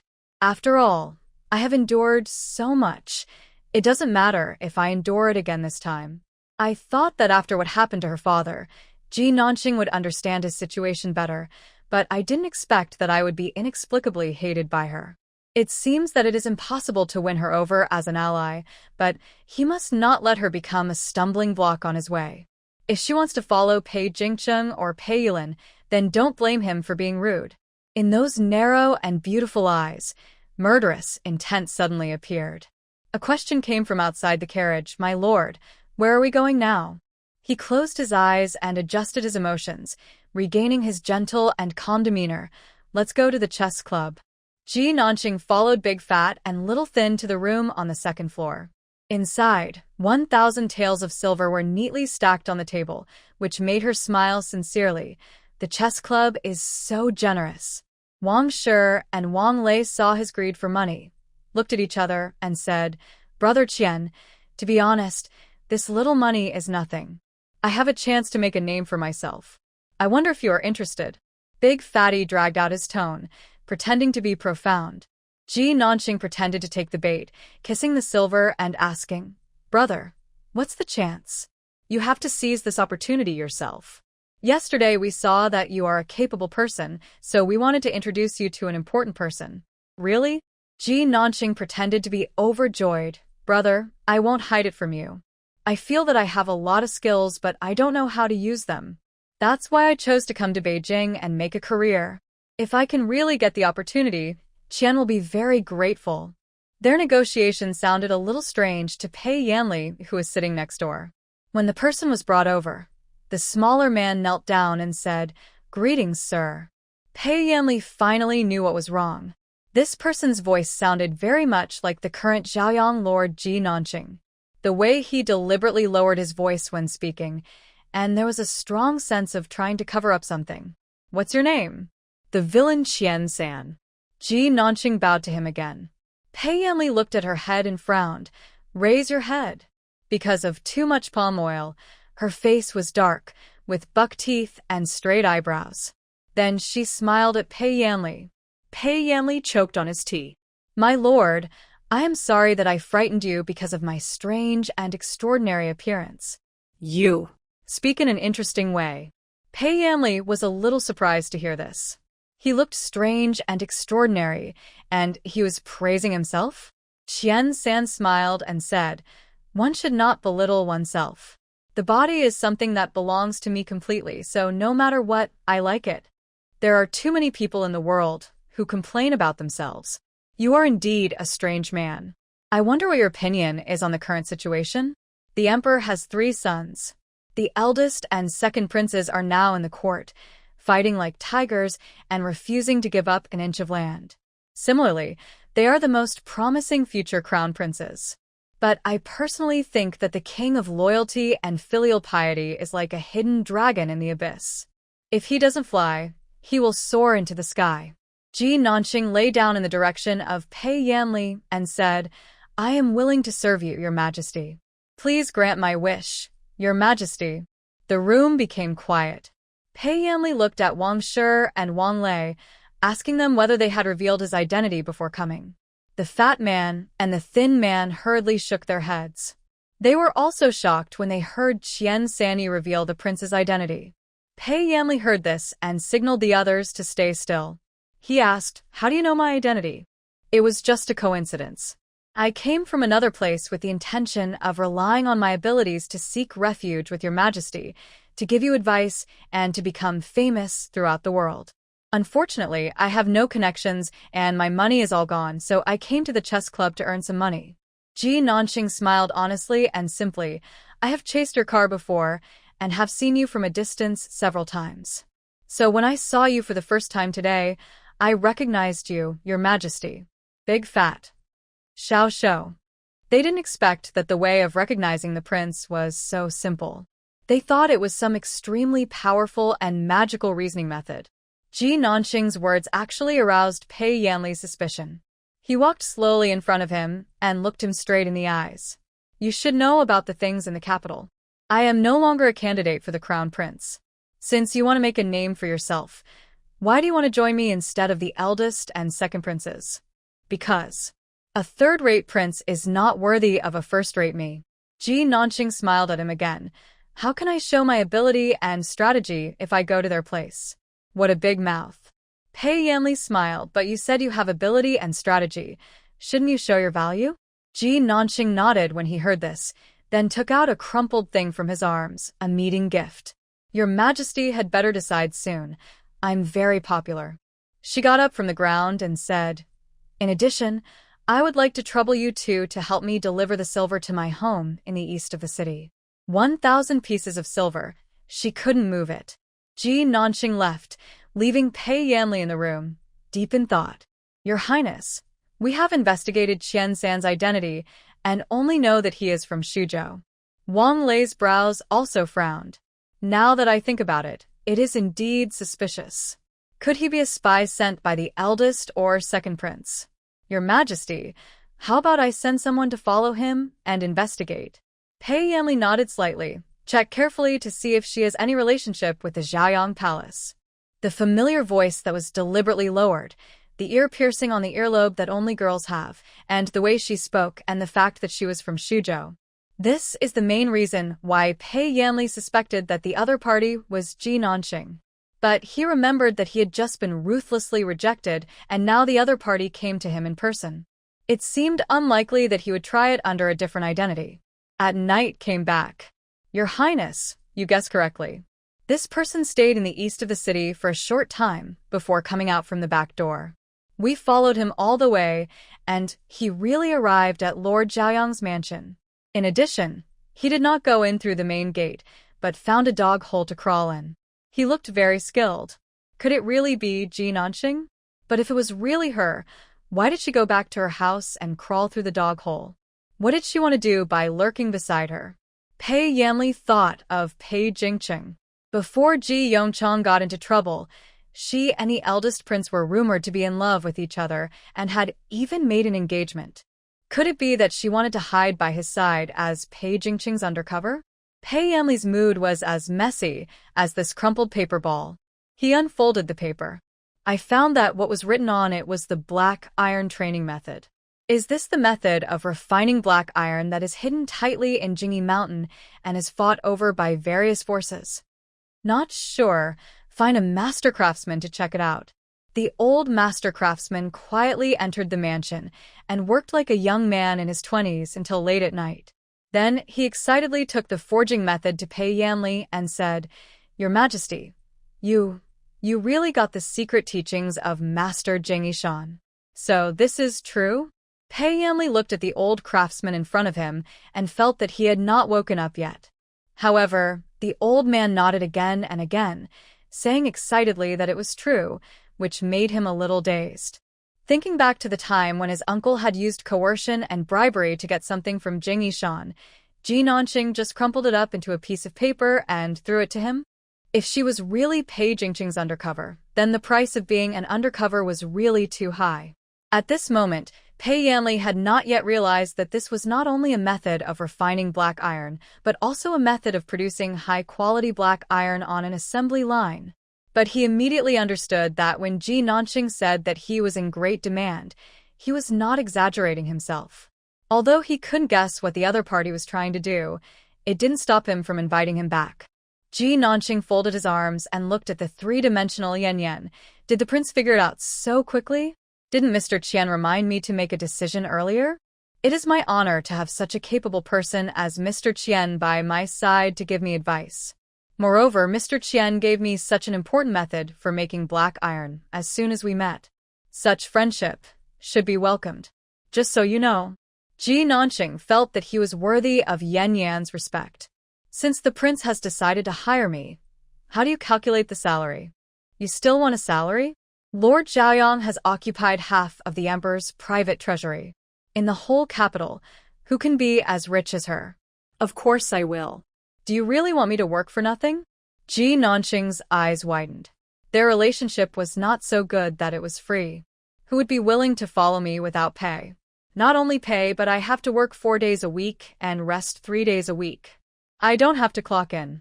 The fat man and the thin man looked at each other behind Pei Yanli. Is the prince inviting an ancestor? Can you tolerate this? The prince can tolerate this. Good. Pei Yanli nodded. Mr. Qian, do you have any other requests? Why don't you tell me all of them at once so that I can order my servants to handle them? Well. Then please prepare a carriage for me. Otherwise it would be tiring to walk back and forth. Since I couldn't ride in the carriage of Lord Zhaoyang's palace, if I bought a carriage myself, it would mean I had to pay to go to work. I gave him my patents for free. The boss providing you with a car and a house is the treatment that top talents deserve. That's all I have for now. If there are any other needs later, I will notify His Majesty. Qian San's matter-of-fact attitude shocked Wang Shi and Wang Lei. You still know that you are a commoner, but those who don't know better would think you are the prince. But until Ji Nanqing left, Wang Shi and Wang Lei could not help asking Your Majesty, if you let him be so arrogant, will he go even further? It's okay. When you work with Qian San in the future, you must take care of her in every way. As long as it is not a matter of principle, don't go against a request. Since Lord Zhaoyang comes here in person, doesn't he have to offer the person as a sacrifice? He waved his hand. Go on, gentlemen. Wang Shi and Wang Lei, who were leaving, were extremely curious about Qian San. Brother, where does this buck-toothed dwarf come from? I've never heard of this person before in the underworld. This person is quite important. Wang Shi looked at the man eating peanuts downstairs and said, You and I are brothers. Please be polite to him on weekdays. The Wang brothers didn't know where Ji Nanqing came from, and Pei Yanli didn't know why Ji Nanqing came here. He stood up and tapped on the window inside the house. Soon, two young men with good skills climbed in through the window and said, Please investigate what Ji Nanqing has done since the strange fire burned the sky until yesterday. The two nodded and quickly disappeared. Before Pei Yanli left, he took a special look at two Dizzy, who had buck teeth and eyebrows, downstairs. Imperial Observatory Lord Zhang was fiddling with the tortoise shell in front of him, as usual, predicting the Emperor's fortune for the day. Pei Yanli saw it and asked casually, What is the fortune today, sir? A good sign. Lord Zhang looked as if he had finally let go of a huge rock in his heart. Suddenly, Pei Yanli remembered something. You must have been to the Emperor's coronation before. Did you see what Lord Zhaoyang looked like? I did go there at that time, but I was too far away to see clearly. But Lord Zhaoyang is the goddess, and the goddess's face is not something that mortals like us can look directly at. As Lord Zhang spoke, his memories returned to the night when the strange fire burned the sky. It was really spectacular. So spectacular that it was terrifying. Pei Yanli had obviously thought of that kind of method that could destroy the heavens and the earth. If Ji Nanqing was really willing to help him. Outside Zuixinlu, Ji Nanqing was preparing to cook for De Pang and Xiao Shou. I haven't thanked you two for your introduction yet. Please enjoy the meal today. I will treat you. Although Qian San said so, De Pang Xiao Shou was a little afraid to eat. This Zuixinlu is not cheap, and any random dish costs several taels of silver. Even if he earned 1,000 taels of silver, it wouldn't be enough to squander like this, right? Wang Shi and Wang Lei quickly stopped Ji Nanqing, who was about to enter the restaurant, and said, Brother Qian, although Zuixinlu is very famous, let's go eat something else. That's right. There will be many more places to spend money in the future. Even if the money is all gone, don't we still have the salary given to us by the prince? Come on, let me tell you that the stewed chicken here is especially delicious. Even when they sat down in the restaurant, the two still felt somewhat uncomfortable. Ji Nanqing also noticed their strangeness. My dear friends, we are now the prince's staff after all. There is no need to be so nervous about having a meal. The two looked at each other, hesitated, and couldn't say anything for a long time. But even if they don't say it, we can still guess. Is it because the prince doesn't give you much salary? The two of them widened their eyes upon hearing this, and hurriedly explained, This is not as little as you think. Although you can't afford the food at a place like Zuixinlu in the capital, you can still live a decent life. Yes, following the prince is much better than what we had before. How could this be good? Take Pei Jingcheng as an example. Not to mention Sun Ting, who was the most respected person around him. Even other ordinary counselors could afford a meal at Zuixinlu. The two of them talked back and forth, and suddenly Ji Nanqing realized Pei Yanli's current situation. You two are so poor. Is the prince very poor? Pei Yanli was the least favored prince after all, and his house had been confiscated before. Not to mention that compared with the other two princes, his family background might not be as good as some officials in the capital. Both Fatty and Thin saw panic in each other's eyes. They put down their chopsticks and wanted to cover Qian San's arrogant mouth with their trembling hands. Oh my God, you will be beheaded if you say such words. Calm down, calm down. The prince is kind-hearted and will not chop off our heads. Ji Nanxing signaled them not to get so excited, and then put the biggest chicken leg into his bowl. Besides, it's the prince's business if he's poor, but he can't let us be poor too. I will take care of the salary increase. After all, no matter who suffers, we counselors should not suffer. After he said this, Wang Shi and Wang Lei were so scared that they dropped their chopsticks. The next day, Ji Nanxing really showed up. Your Majesty, the salary you pay to your advisors is already far lower than that of your competitors' advisors of the same rank.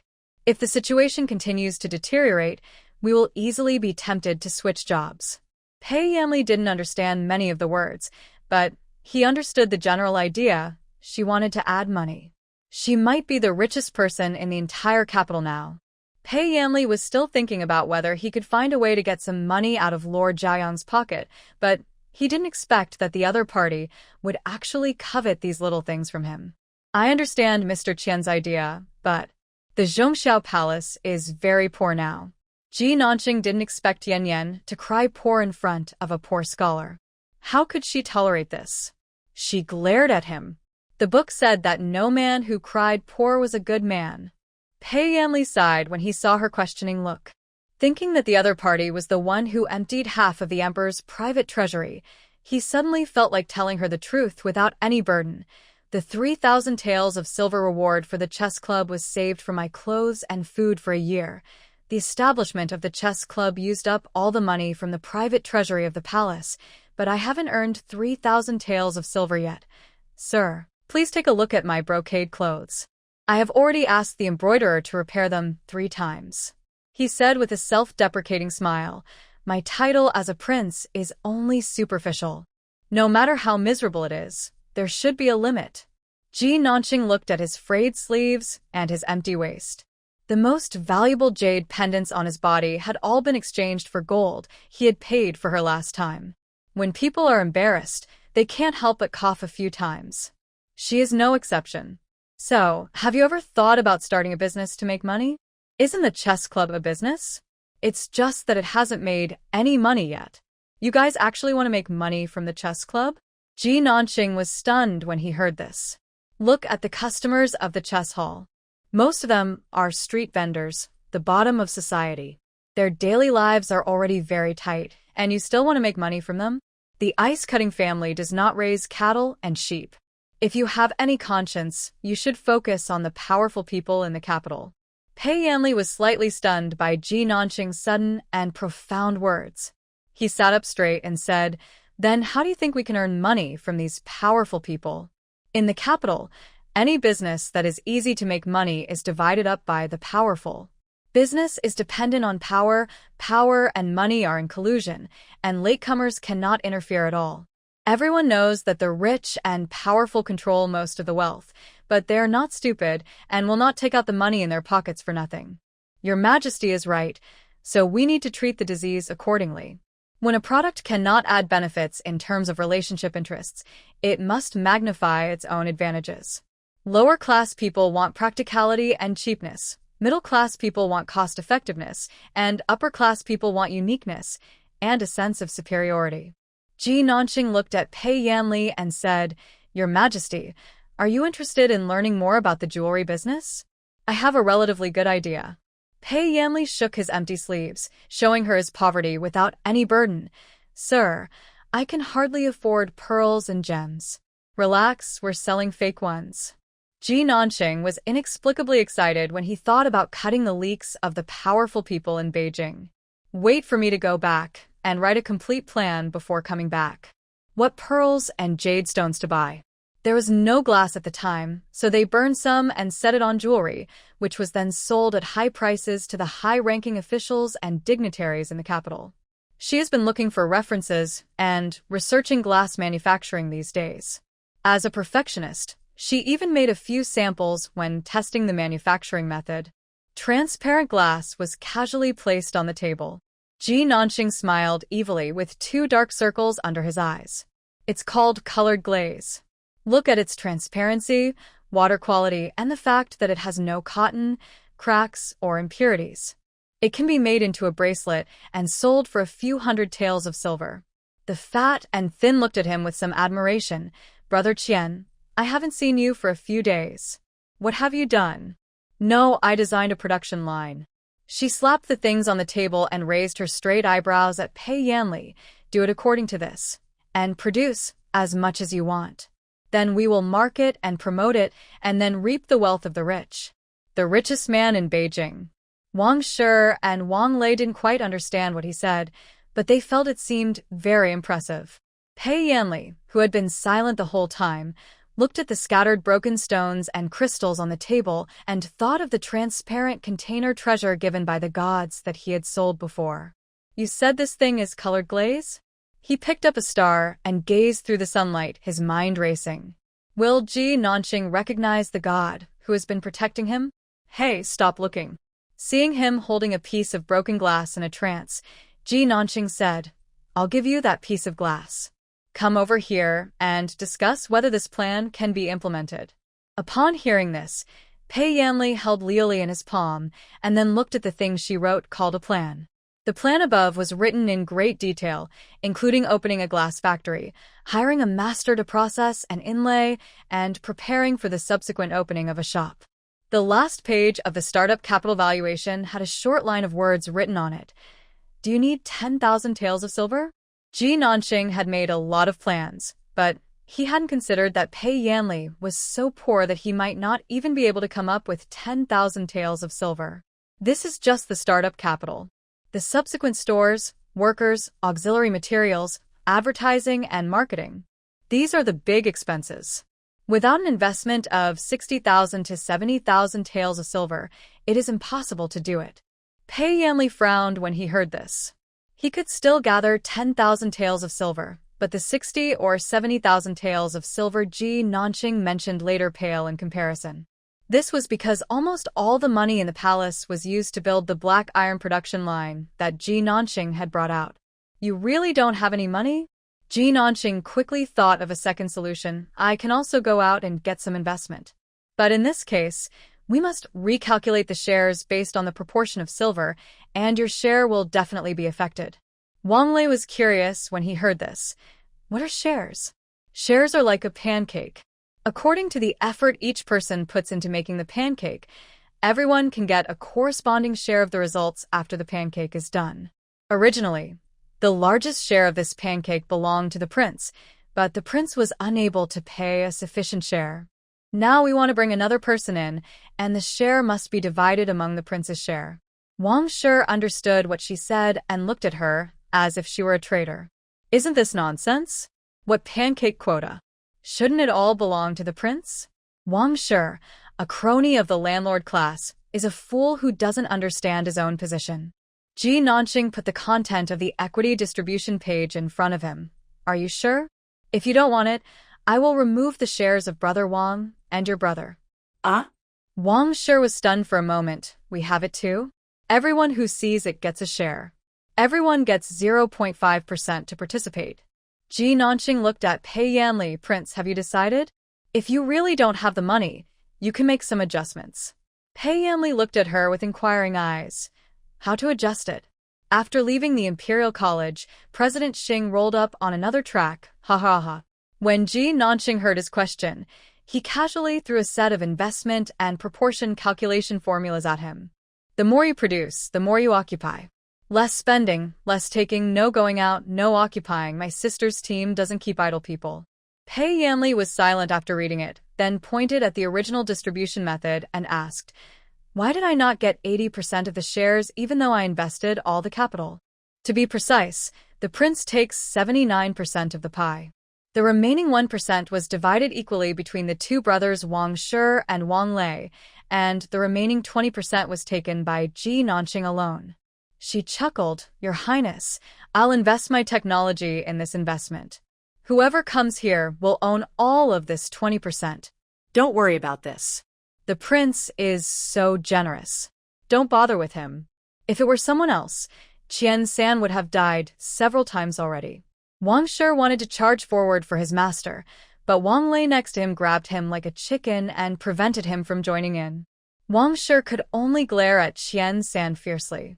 It seemed that the prince could not afford the 60,000 taels of silver, but just did not believe that this thing of his could make money.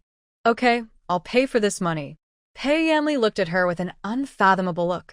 But sir, please don't let this king down. Ji Nanqing nodded with a smile. Your Majesty, please leave the matter to the three of us. Wang Shi was listening and staring. How could this have anything to do with him? Go downstairs. Go back to your room. There was only room for the two brothers, and Wang Shi couldn't help complaining. Qian-san is a man of eloquence and grandstanding. Brother, why did you stop me from speaking just now? Xiao Shi, can you be as powerful as the prince? Wang Lei shook his head when he saw his impatience. Qian-san was able to make this precious thing called liuli in just a few days. Look at the plan he wrote. It is clear, well-reasoned, insightful, and not flashy. Can you and I write something as good as this? He looked at Wang Shi's still arrogant look and couldn't help but sigh. Xiao Shi, you should know yourself.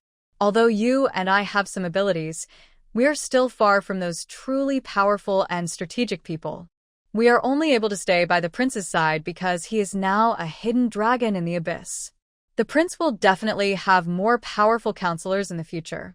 If we brothers don't want to be outdone, we have to make friends with these extraordinary people.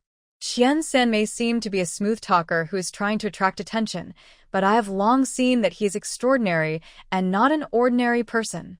After Wang Lei finished speaking, Wang Shi's depression was slightly relieved. But he was still a little unconvinced. Brother, are you really sure that Qian-san is better than us? Wang Lei glanced at him and said, Facts speak louder than words. Just wait and see. What are you arguing about? The reality is that Qian-san just came up with a plan, but when it came time to actually work, all the hard work was done by the two brothers. His elder brother, Wang Lei, was responsible for recruiting workers, purchasing raw materials, managing accounts, and hiring skilled craftsmen. Wang Shi himself was in charge of setting up the factory and preparing the tools for firing glass as shown in the blueprint. The two brothers were busy running around under the scorching sun every day. He is Qian-san often missing. This made Wang Shi full of complaints. Something went wrong with Prince Wang. Something was not done well. The craftsman in charge of building the equipment took the blueprint to Wang Shi and told him that there was a core problem that could not be solved. This section of the blueprint is too difficult. Several of us studied it for an entire afternoon and tried many times, but still couldn't solve it. Can you help us check it yourself? The tall chimney had been almost completed. At this moment, a group of craftsmen were surrounding something under the chimney. When they saw Wang Shi coming, they immediately made way for him. It's good that Prince Wang is here. This thing really stumped us all. It happens to be the most important component. If it is not done properly, the work cannot start. You have to come and take a look. Everyone's words made Wang Shi understand the importance of this thing. As the person in charge of the construction, he read the drawings given by Qian-san carefully many times and sorted them out. Hearing the compliments from the craftsmen, Wang Shi subconsciously straightened his chest and said, Everyone, go and deal with other places first. Ma Xuan and Huang Dong, come and help me solve this problem. Ma Xuan and Huang Dong are the two most powerful people in this group. Wang Shi called them over and said they were ready to join forces. They persisted for 3 days and stayed up 2 nights, but they could only make barely usable parts. My lord, do you think this is feasible? Huang Dong and Ma Xuan yawned, exhausted but forcing themselves to ask, This can barely be used. Wang Shi frowned when he heard this. It can be used, but if you really use it, I'm afraid it will break down in less than 2 days. Not to mention the quality of the produced glass, the risk of using it is also very high. He looked at this for a long time and finally sighed helplessly. You two go and have a rest first. I will take care of the rest. In the chess club, Ji Nanqing was woken up when he was dozing off in a private room. Brother Qian, your life is so comfortable. Wang Shi looked at him with dark circles under his eyes and an untidy beard. Although he felt very jealous, he did not dare to be too obvious because of his brother's instructions. Thinking of the purpose of looking for him this time, he even bowed his hands specially, Brother Qian. I came here to ask for your guidance. There is a problem in the factory. The craftsmen have studied the drawings for a long time, but can't find a solution. I'm afraid only you can solve it. This is true. Ji Nanxing subconsciously recalled that he should not have designed anything to deliberately make things difficult for others. Let's go and have a look. She draped the towel that had just been draped over her face over her shoulders and took the teapot with her. She walked into the construction site with such ungraceful manner that people felt she was there to cause trouble. Master Wang, you asked Huang Dong and Ma Xuan to go back and rest, and invited this. Is this okay? When asked, Ji Nanxing glanced at the craftsman and said, This brother is right. I only know a little bit. After saying that, she walked straight to the part where the problem occurred and checked it carefully. Do you know why it can't be fixed? You calculated the numbers wrong. This part is curved. Its length should be different from the previous ones. There are also requirements for thickness. She talked a lot and picked up the stones on the ground to count. Give the results to Wang Shi. Just a small change will do. 3 people thought about it for 3 days and 2 nights, but couldn't make it completely perfect. Qian San, who didn't even spend an incense stick of time, actually said that it would be fine with just a minor change. Wang Shi stood there in a daze, feeling a sense of unreality. The people who had just questioned Qian San also became quiet, dodging in the crowd. Huang Dong and Ma Xuan, who had rested for 2 days and were busy coming back to work, were stunned.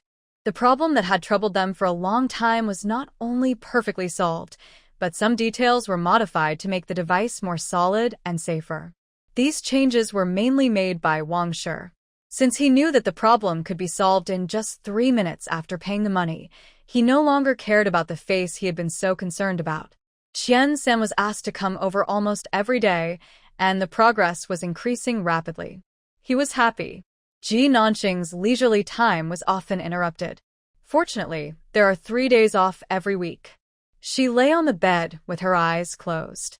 There were 3 basins of ice in the room, and 2 beauties on both sides fanned and massaged her. This is life. She even began to doubt whether she was stupid enough to take the initiative to work. Just as she was sighing, the maid came hurriedly. Your Majesty, the eldest prince is outside the door asking to see you. Pei Jingcheng had visited her many times, but Ji Nanxing had never let him in. However, he seemed to have some indomitable spirit and still insisted on coming. His spirit is very touching, but he is worthless now. Ji Nanxing shook his fingers and picked up a grape. Old rules, don't report this kind of thing next time. President Xing is so indifferent to the objects of his withdrawal of investment. At the gate of Lord Zhaoyan's residence, the carriage from the eldest prince's palace returned with regret again. It seems that Miss Ji Air has made up her mind to draw a clear line between herself and us. Sun Ting, who was following the eldest prince, also sighed heavily. Your Highness, it's all my fault. If I hadn't been short-sighted at the beginning, you wouldn't have lost such a powerful helper. Such a powerful fire from the sky covered the sky and the earth.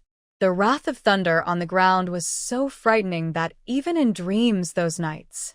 Oh, it's all my fault. Sun Ting couldn't help muttering to himself. The annoyance and regret made him wish he could go back to the moment when Ji Yongchang was first thrown into jail. Sir, don't be upset. Let the past go. Pei Jingcheng saw that he was so upset that he wanted to hit himself hard, so he quickly stopped him and comforted him. Although Miss Ji is unwilling to associate with us now, she hates King Zhongxiao and killed Miaoshan, so she has a deep hatred for the second prince. All in all, we still have the advantage. The world is uncertain, and everything is possible. Some people were worried about how to build a good relationship with the goddess, while others were worried about the issue of money. Wang Lei acted prudently, and the 10,000 taels of silver were given to him for safekeeping. As an ordinary person, this was already an extremely huge number in his eyes. However, such a huge amount of money was easily spent under the execution of Qian San's plan. Not only did Wang Lei have to take care of various trivial matters every day, but he also often couldn't sleep in the middle of the night because he thought about the dwindling money in the account. However, when Qian Sanyi arrived at his own holiday, the person just can't be found. He held on for 3 days and became so anxious that blisters appeared on his mouth. As soon as Qian-san arrived at the door, he stopped them and said, "Brother Qian, you are finally here." He quickly handed him his account book for the past few days and said, "Look, originally it was said that 10,000 taels of silver would be enough to build the factory, but now the silver has been used up. What should I say to the prince?" He vaguely felt that the 70,000 taels of silver estimated before the start of construction might not be able to sustain it at all.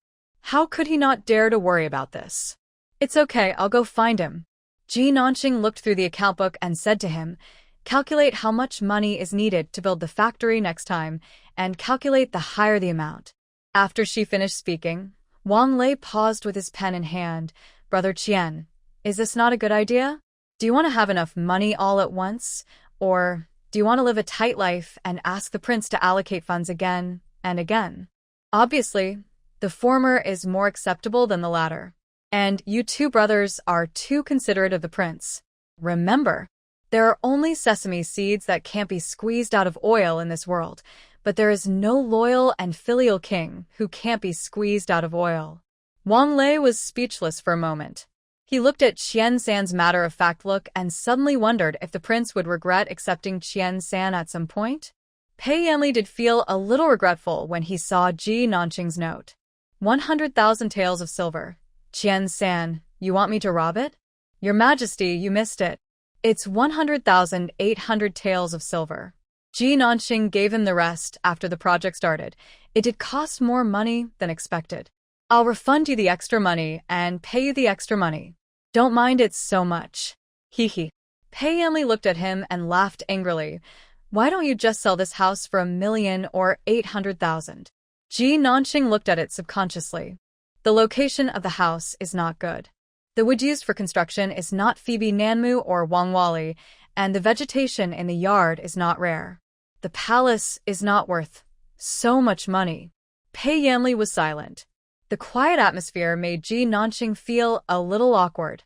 She looked up at the sky, then down at the ground. "I'm sorry about the money." Pei Yanli thought of the huge amount of manpower and material resources he had invested in the early stage, took a deep breath, and said, "Just wait, the issue of money will be resolved soon." From what he said, she knew that the private vaults of princes and nobles were bottomless. Everyone says they are poor, but in fact they are hiding their poverty very well. Ji Nanqing suddenly thought that Emperor Wenshuan's private vault might contain more than just those things. Could there be a lot more hidden? She suddenly got an idea and decided to find an excuse to rob him later. Inside the palace, the unfathomable Prince Zhongxiao was listening to the butler taking the account book to calculate the accounts at this time. "Your Highness, now if we exchange all the treasures, fertile land, shops, etc. in the palace warehouse for silver, there will be about 27,000 taels of silver." This little bit of silver is far from the 100,800 taels that Ji Nanqing mentioned. If you count all the paintings, calligraphy, expensive furniture, flowers, and porcelain in the mansion. The butler paused hesitantly and said, "My lord, what are you going to do?" In order to raise money, the prince is now thinking of selling all his clothes, the blue and white tiles on the floor, and the gold used to cover the gilded door plaque at the entrance of the palace. But even if the butler added all of these, it would only be around 80,000 to 90,000 taels of silver. Moreover, some of the treasures in the warehouse were gifts from the emperor and could not be sold. Some silver needs to be left to pay the servants their monthly wages. Even if the blue and white tiles on the ground were pried up, the silver would still be far from enough. "Ji Nanqing, you are not really going to force me to mortgage my house, are you?" Pei Yanli looked at his current predicament and laughed himself out of anger. Once upon a time, any treasure in his private vault could be worth 100,000 taels of silver. He closed his eyes and exhaled, then looked at the butler. "I remember there should be a pot of tricolor chrysanthemums in the yard?" Yes. The butler nodded and said, "The tricolor chrysanthemums are growing very well. They are worth 100 taels of silver." Quoting prices has become a conditioned reflex for him. Palace, the old concubine's bedroom. When Pei Yanli came out, he breathed a sigh of relief. I don't know when it started, but any place near the Imperial Palace would make people feel uncomfortable. He looked at the silver he had begged from the old concubine. His eyes darkened. Go find Qian-san. He wanted to see what Lord Zhaoyang could do with the silver. On the most prosperous street in the capital, Ji Nanqing bought the largest restaurant without hesitation. Then he had all the decorations inside demolished. As soon as Pei Yanli arrived at the door, he saw Ji Nanqing's big hammer and 80 wasteful scene, Mr. Qian, these tables and chairs are all good. Why do you want to throw them away? We make jewelry, not a restaurant. These things don't look out of place in the store, and we won't be using them for the time being. After answering, Ji Nanqing looked at him and asked, Why are you here, my lord? All of my private vaults are here. Come and see how Mr. Qian is doing. Pei Yanli looked at the servants passing by him, holding something in their hands, and asked, You don't want the stool anymore? No.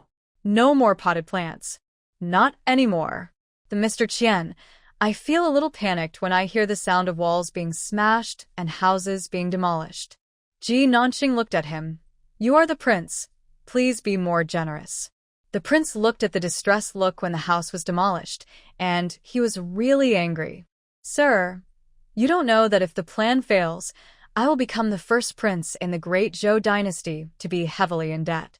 I won't let you be poor. Seeing his worried look, Ji Nanqing handed him the finished product and said, Take a look. The colored glass was greener than the bracelet the old toffee was wearing. These colored glasses are cut and polished into the shape of diamonds and inlaid on silver one by one. They sparkle and give off a luxurious feeling under the sunlight. Ji Nanqing directly designed some jewelry based on some classic and haute couture styles from Harry Winston, Van Cleef and Arpels and Cartier. In addition, the traditional aesthetics of the Zhou jewelry is also very important. Luxurious styles are also chosen, expensive and precious pearls and jade are removed, complicated filigree craftsmanship and kingfisher feathers are abandoned, and transparent glass, green glass, red glass are inlaid. Under the sun, a royal family member who had seen a lot of things in the market had to admit that this thing was indeed beautiful. Your Majesty, you have a very sharp eye. If you were to estimate the value of this thing in your mind, how much do you think it is worth? The design is unique and ingenious, and the glass is crystal clear and flawless. I think it is worth 1,000 taels of silver. After he finished speaking, he looked at Ji Nanqing and found that she frowned slightly. Mr. Qian, do you have any other opinions? Ji Nanqing didn't intend to hide it from him, and took out some jewelry that was obviously not as beautiful as the one in his hand, and had even less colored glaze inlays. I plan to set the average price of these at 1,000 taels of silver, and the one I showed you just now is priced at 10,000 taels. Pei Yanli frowned slightly when he heard this. How much silver do these jewels cost? Ji Nanqing, a simple one costs 200 copper coins, and a complex one costs between 800 copper coins and 2 taels of silver. This made people dumbfounded. He thought it was very expensive to make these things, but it turned out that the most expensive cost was less than 2 taels of silver. Isn't it too much for you to sell something that costs only 2 taels of silver for tens of thousands of taels of silver? No, we make luxury goods, not treasures. Ji Nanqing didn't plan to explain to him the difference between luxury goods and treasures, but just had someone send him a few carefully designed sandalwood boxes. The dark blue velvet cloth was used as the base, and the necklace, earrings, pearl hairpin, waistband, headband, and crown were placed in the specially customized gift boxes in order. Now, Your Majesty needs to make use of the advantage of your status and send these finished products to relatives and family members, such as the concubine dowager, the imperial concubine, the emperor, the first prince, and the second prince. In addition, high-ranking officials can also give some appropriately. I have enough here. What is this for? It took a lot of effort to make this thing. Aren't you going to sell it? If you want to sell at a high enough price, you have to market it first. Since ancient times, the spread of fashion has always been influenced by the upper class. Whatever the people at the top like, the people below will follow. Think about it. If all the royal family members like colored glaze, will the officials below dislike colored glaze? If the officials below like colored glaze, will their subordinates resist colored glaze? Selling luxury goods means selling status, fashion, and stories. Listen to me, let's work harder. This thing can make us a lot of money. It is indeed reasonable that what the superiors do should be followed by the subordinates. His father liked landscape paintings and calligraphy, but disliked animal paintings. Nowadays, animal paintings are extremely rare in the studios of merchants. But I don't want to send it. Ji Nanqing understood why he didn't want to send it. But you don't want to give it. Did the silver just fall from the sky? Think about the 120,000 taels of silver you have already paid. Do you want to watch it go down the drain? If the prince is unwilling to go, it will be your responsibility if our jewelry business fails in the future. Think about how you will be heavily in debt and laughed at in the future, and how Wang Shi, Wang Lei, and I, Qian San, will all look for better opportunities for the silver. All right, I'm going now, okay? Pei Yanli looked at her deeply and said, but you have to go with me. It was actually okay to follow him. The only thing she was worried about was whether she would be recognized by someone she knew. At this moment, just outside the old concubine's bedroom, Ji Nanqing subconsciously touched her dentures, and Pei Yanli in front of her paused. You look coarse and ugly, so I'm afraid you'll scare the toffee, so I'll wait outside. She looks so unique, so I waited outside. I guess it will be the same next time, so Ji Nanqing felt relieved. It was easy to deal with the old Empress Dowager. Pei Yanli came out soon. Then there was an audience with the emperor. This time, Ji Nanqing stopped at the entrance of the hall on his own initiative, but was dragged to the door by Pei Yanli by the collar. Your Majesty, I have a rough appearance, and I am afraid I might frighten your Majesty. Father is young and strong, and he has seen all kinds of ghosts and monsters. Come in. She was dragged into the imperial study, then she let go of his hand and knelt down towards the inner room. Your Highness, I bow to you, Father. There was no response from the inner room. The room was so quiet that only the sound of grinding could be heard. The aroma of expensive spices wafted slowly towards us, and every breath felt like a huge rock was pressing down on us. They knelt for a long time. Ji Nanqing felt pain in her knees, and she glanced at Pei Yanli beside her. He stood straight with a blank expression, making it hard to tell whether he was sad or angry. There are people inside. However, he deliberately ignored it and treated his own son like this just because of a prophecy. Emperor Wen Xuan was indeed quite cold-blooded when it came to family affection. Emperor Wen Xuan finally gave Pei Yanli a look and asked, "What are you doing here?" "Your Majesty, I have nothing better to do, so I tinkered with some gadgets. I specially sent you a glass rui, wishing you a long life, good health, and good luck." As he spoke, he asked someone to bring the things up. "Well, send it to the Ministry of Internal Affairs." Pei Yanli knelt until his knees were swollen, but he only got one sentence. Emperor Wen Xuan glanced at the person kneeling next to Pei Yanli. "You, raise your head. I am Qian San, and I am here to see His Majesty." Ji Nanqing lowered his voice to the lowest level and then looked up. She was not afraid of Emperor Wen Xuan, but she was a little worried about being recognized. But it was clear that her disguise was successful. A trace of disgust flashed in Emperor Wen Xuan's eyes, and then he looked away. "Prince Zhongxiao, you have been disrespectful in front of the emperor.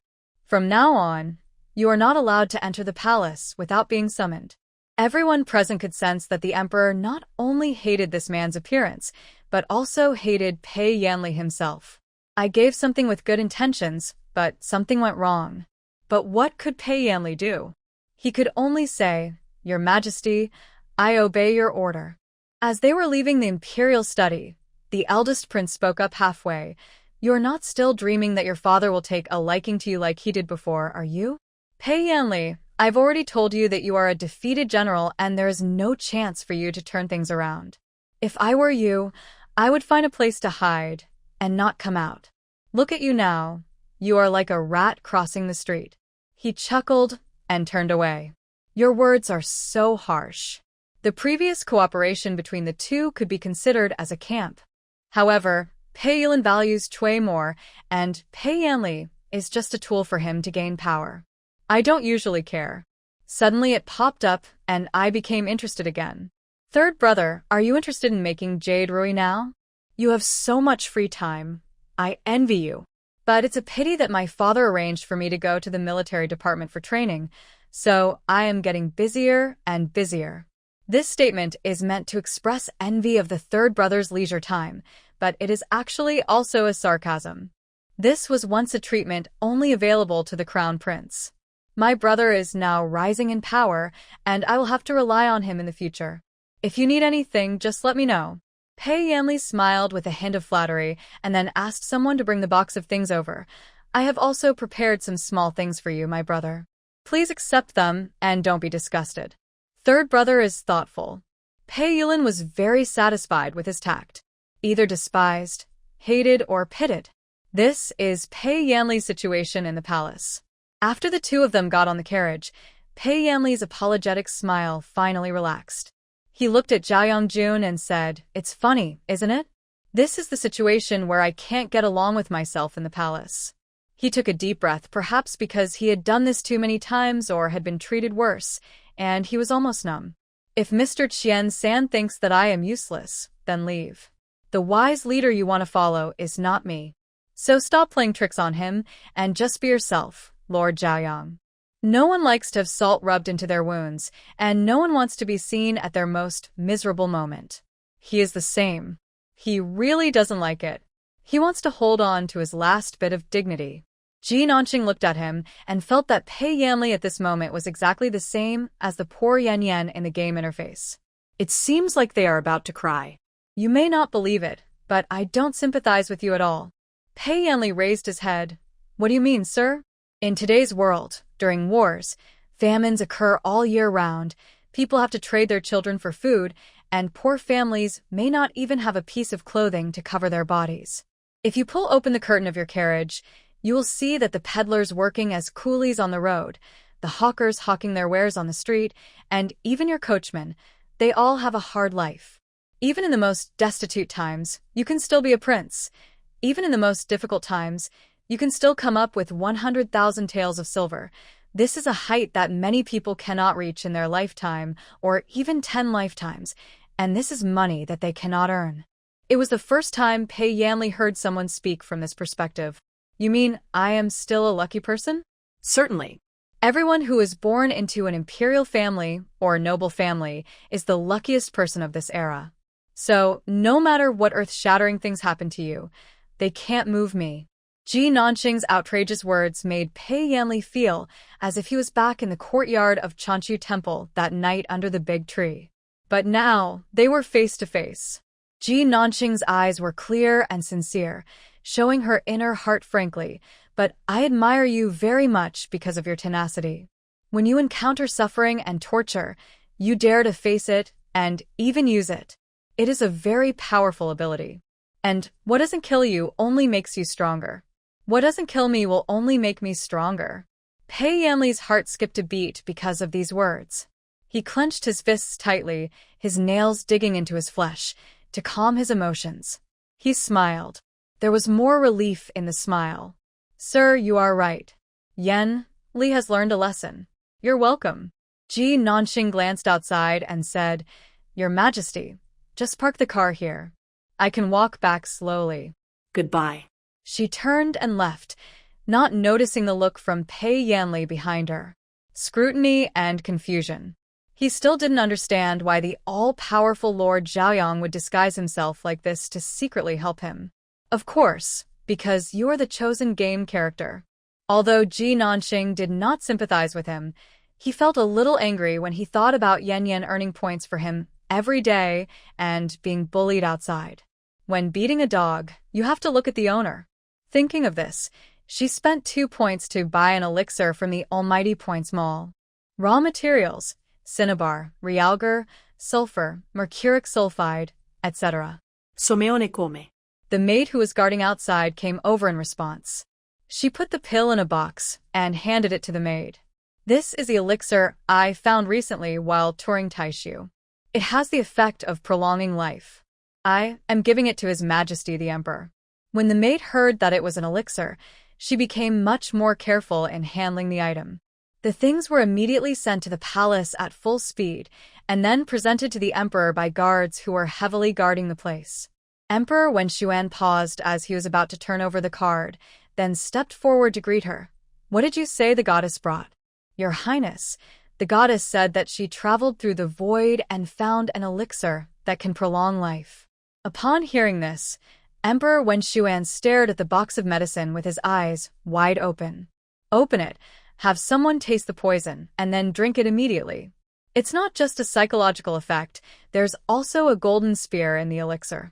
That night, Emperor Wenshuan was full of energy and vigor, and he sighed that the immortal's medicine was really powerful. The eunuch took the reward to Zhaoyang Mansion, and Ji Nanqing showed an unfathomable smile.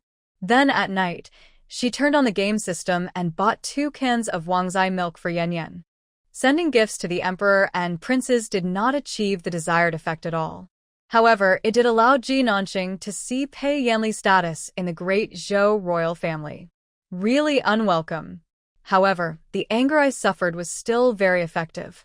The second prince was somewhat proud and conceited, so he dutifully brought Liuli with him too, and from court.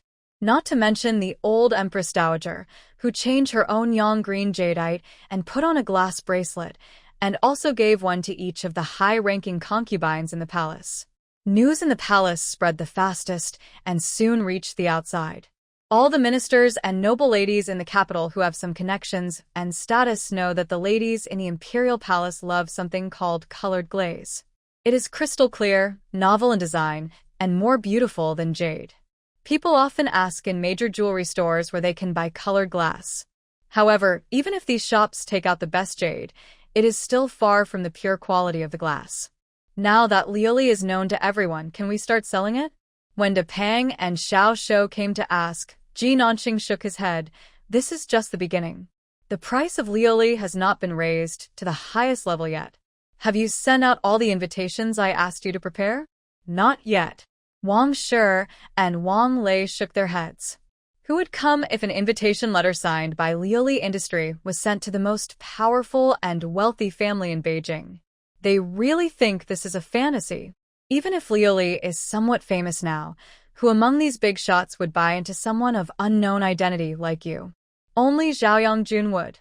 When Zhao Yongjun expressed that he liked Liuli very much and would definitely go to this so-called auction, the invitations that some people had thrown away were picked up again, and some people who did not receive the invitations even sent people to wait at the door to see when the person who sent the invitation would arrive. Then, people who were paying attention to this matter suddenly discovered that it seemed that only top officials, dignitaries, and a few wealthy people in the capital could receive invitations. After this, the invitation letter, it has become a certification of the rich and powerful. Some people wait for the invitation letter to be delivered to their home every other day and feel embarrassed if it is not delivered. You haven't waited so long, and you don't even know how to buy one yourself. Who sent the invitation? You didn't even ask around in Beijing about who I, Song Xiang, am, and you didn't even send it to me, your grandfather. When I got the news, Wang Shi, who was worried about being kicked out after sending out the invitation letters, was stunned. He really didn't expect. How could it be like this? I told you all, this group of people cares most about face. Ji Nanqing looked at Wang Lei. Is everything ready for the auction? Wang Lei nodded vigorously. It's ready. The prince has taken out all the remaining treasures that can be sold in the private vault. Your Majesty is quite powerful. Ji Nanqing was very satisfied when he heard this. This person finally stopped searching. Where is the prince? Wang Lei. It seems to be outside. She turned and walked out after hearing that. At the entrance of the chess club, people come and go. There was a copper coin left on the roadside, which was normal, right? Ji Nanqing happened to see it and went over to pick it up, which was normal, right? As a result, as soon as she bent down, a big ace next to her pushed her aside. Oh, this power. Ji Nanqing took several steps back before she could stand still. A pair of slender fingers passed in front of her, picked up the copper coin at lightning speed, and then put it in her arms. Pei Yanli. Ji Nanqing was stunned when he saw him. My lord, are you bullying me for a copper coin? This is not a simple copper coin, this is 2 steamed buns, this is 1 penny of salt, this is half a pound of wood. The way he talked was as if what he picked up was not money, but the universe. Wow, you're exaggerating. She thought he was pretentious. Pei Yanli took out a shriveled purse without changing his expression, put the copper coins in it and carefully kept it away. When even the blue bricks and stones in your house are pried up and sold, you will know that this is not an exaggeration at all. Sir, you have had too many good days. Did he also educate himself? By the way, Mr. Qian. He put his hand on Ji Nanqing's shoulder. What's for lunch today? Ji Nanqing pulled his hand away. How would I know what you eat? It doesn't matter. I will eat whatever Mr. Qian eats.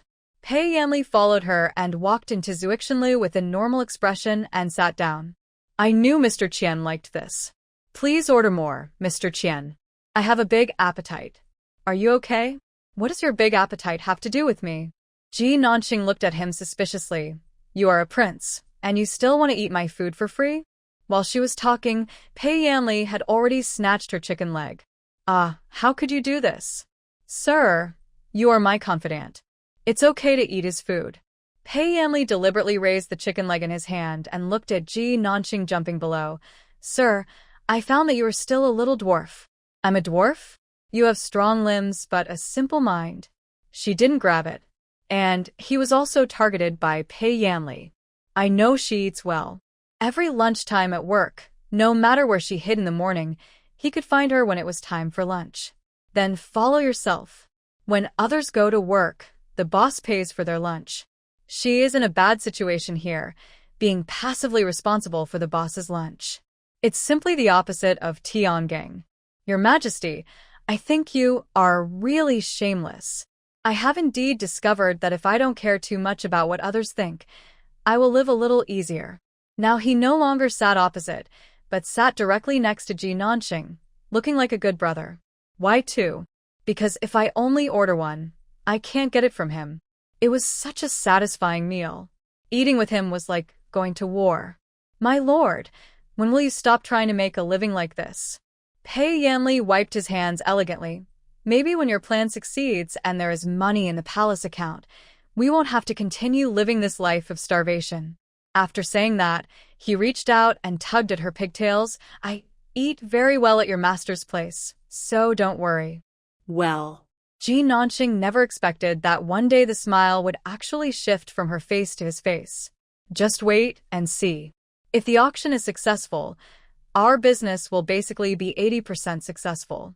She suddenly stopped talking and stood still, as if someone had pressed her acupoints. Pei Yanli stood up and sat further away from her when he heard this. I don't have any more money. I'm not asking for money. I just want to know what you want to name your jewelry store. Ji Nanqing looked at him. It has to be a nice-sounding, expensive-feeling name, short and loud. We can use it as a trademark in the future. Why not call Ryu? Ryu, this name sounds nice, but I suggest you add some elements of your own name to it.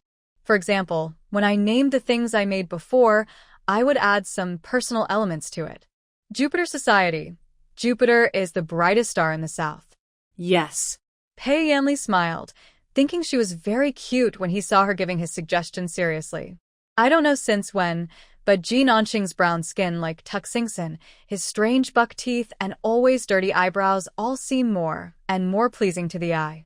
Even somewhat endearing. Take your time to guess, sir. You need to guess slowly. Ji Nanqing took some water and wrote a few words on the table, Ger and Yi. Glass in the Zhou dynasty looks like jade, but without gold. When put together, it forms the word Shi, Yatesal, the imperial seal of the great Zhou dynasty. She suddenly thought of this thing and wiped the tea on the table with her hand. Others can't stand it. Yan Yan is really crazy. The auction was held as scheduled, and those who received the invitations arrived one after another. According to local merchants, they had never seen so many carriages parked on the road in all these years. The people who were invited were well-known and influential. Those who were not invited were also curious and wanted to know what was going on in the building. However, the burly waiter stood behind the welcoming maid, silently blocking all those who were just curious and wanted to get closer to take a look. No way. It's so mysterious. Didn't you see the waiter at the entrance of the auction?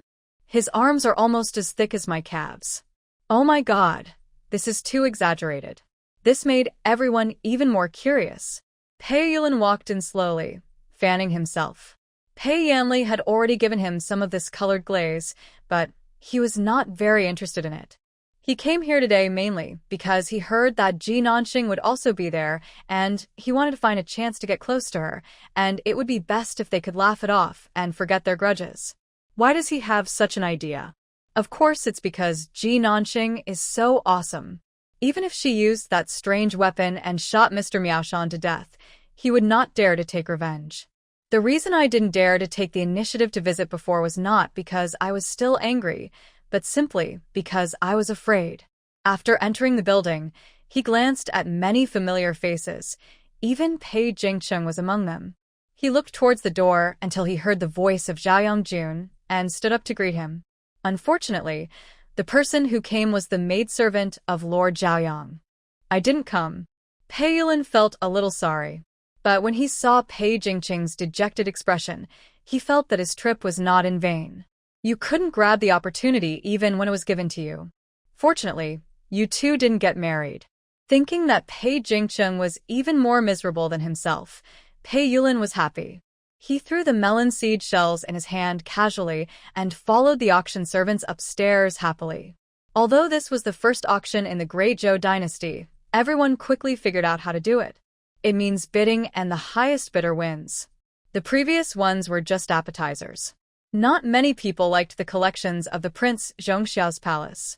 If people hadn't been arranged in advance, they might have gone unsold. But it got better later. Lioli came out. The auction was deliberately held at the time of the day when the sun was at its best. The roof of the building is removable, and the tiles in that area were removed. Under the sunlight, a necklace inlaid with 23 cabochon-cut emeralds sparkled. This gave the ladies at the auction a little surprise. The host gave a comprehensive introduction to the beauty of the glass, the exquisite craftsmanship, and the rarity of the colored glaze, and then briefly mentioned the real jade. Price: 8,000 taels of silver. Start bidding. This price was the result of a dispute between Ji Nanxing and Pei Yanli. Ji Nanxing required the reserve price to be no less than 10,000, otherwise it would be unworthy. Pei Yanli said the price could not be higher than 5,000, otherwise it would not be sold. The two of them were arguing so hard that neither of them gave in, and the dinner party almost broke up. Finally, one person took a step back and the price was set at 8,000. The previous preparation is effective. Soon someone started bidding from 8,000 to 10,000. Ji Nanxing, who was hiding in the background, glared at Pei Yanli next to him and said, "I'm telling you, 8,000 is too low." "Wrong, wrong." Pei Yanli turned her head away and said, "Watch the auction." The price had soared to 20,000 and was heading towards 40,000, finally stopping at 48,000 taels of silver. This made De Pang Xiao very excited. They thought that if they sold 3 more, they would make back their investment. Don't worry, there's more to come. The second piece is an ornament. The light blue base looks like splashing waves on top. If you look closely at the inside of the glass, you can see that it is filled with boiled water that has been thoroughly sterilized. In the sunlight, it looks like a section of flowing water, which is a kind of art even in modern times. This excited the officials and wealthy businessmen who liked ornaments. The reserve price this time is 10,000 taels of silver. Soon the price reached 80,000 taels of silver, but the price increase did not stop. Ji Nanxing glanced at Pei Yanli again and said, "Let me tell you that the price is too low." Okay, I'll listen to you next time." Pei Yanli's smile never relaxed at this moment. After all, the 2 pieces of colored glaze he sold were enough for him to recover 80% of the cost. What's more, there is a grand finale later, the gigantic crystal chandelier made of colored glaze. When the workers slowly lifted it above the booth, everyone present was already amazed by its complexity and luxury. The sunlight refracts through the carefully polished glass surface, revealing a dazzling composition of light and shadow. Is this a lamp?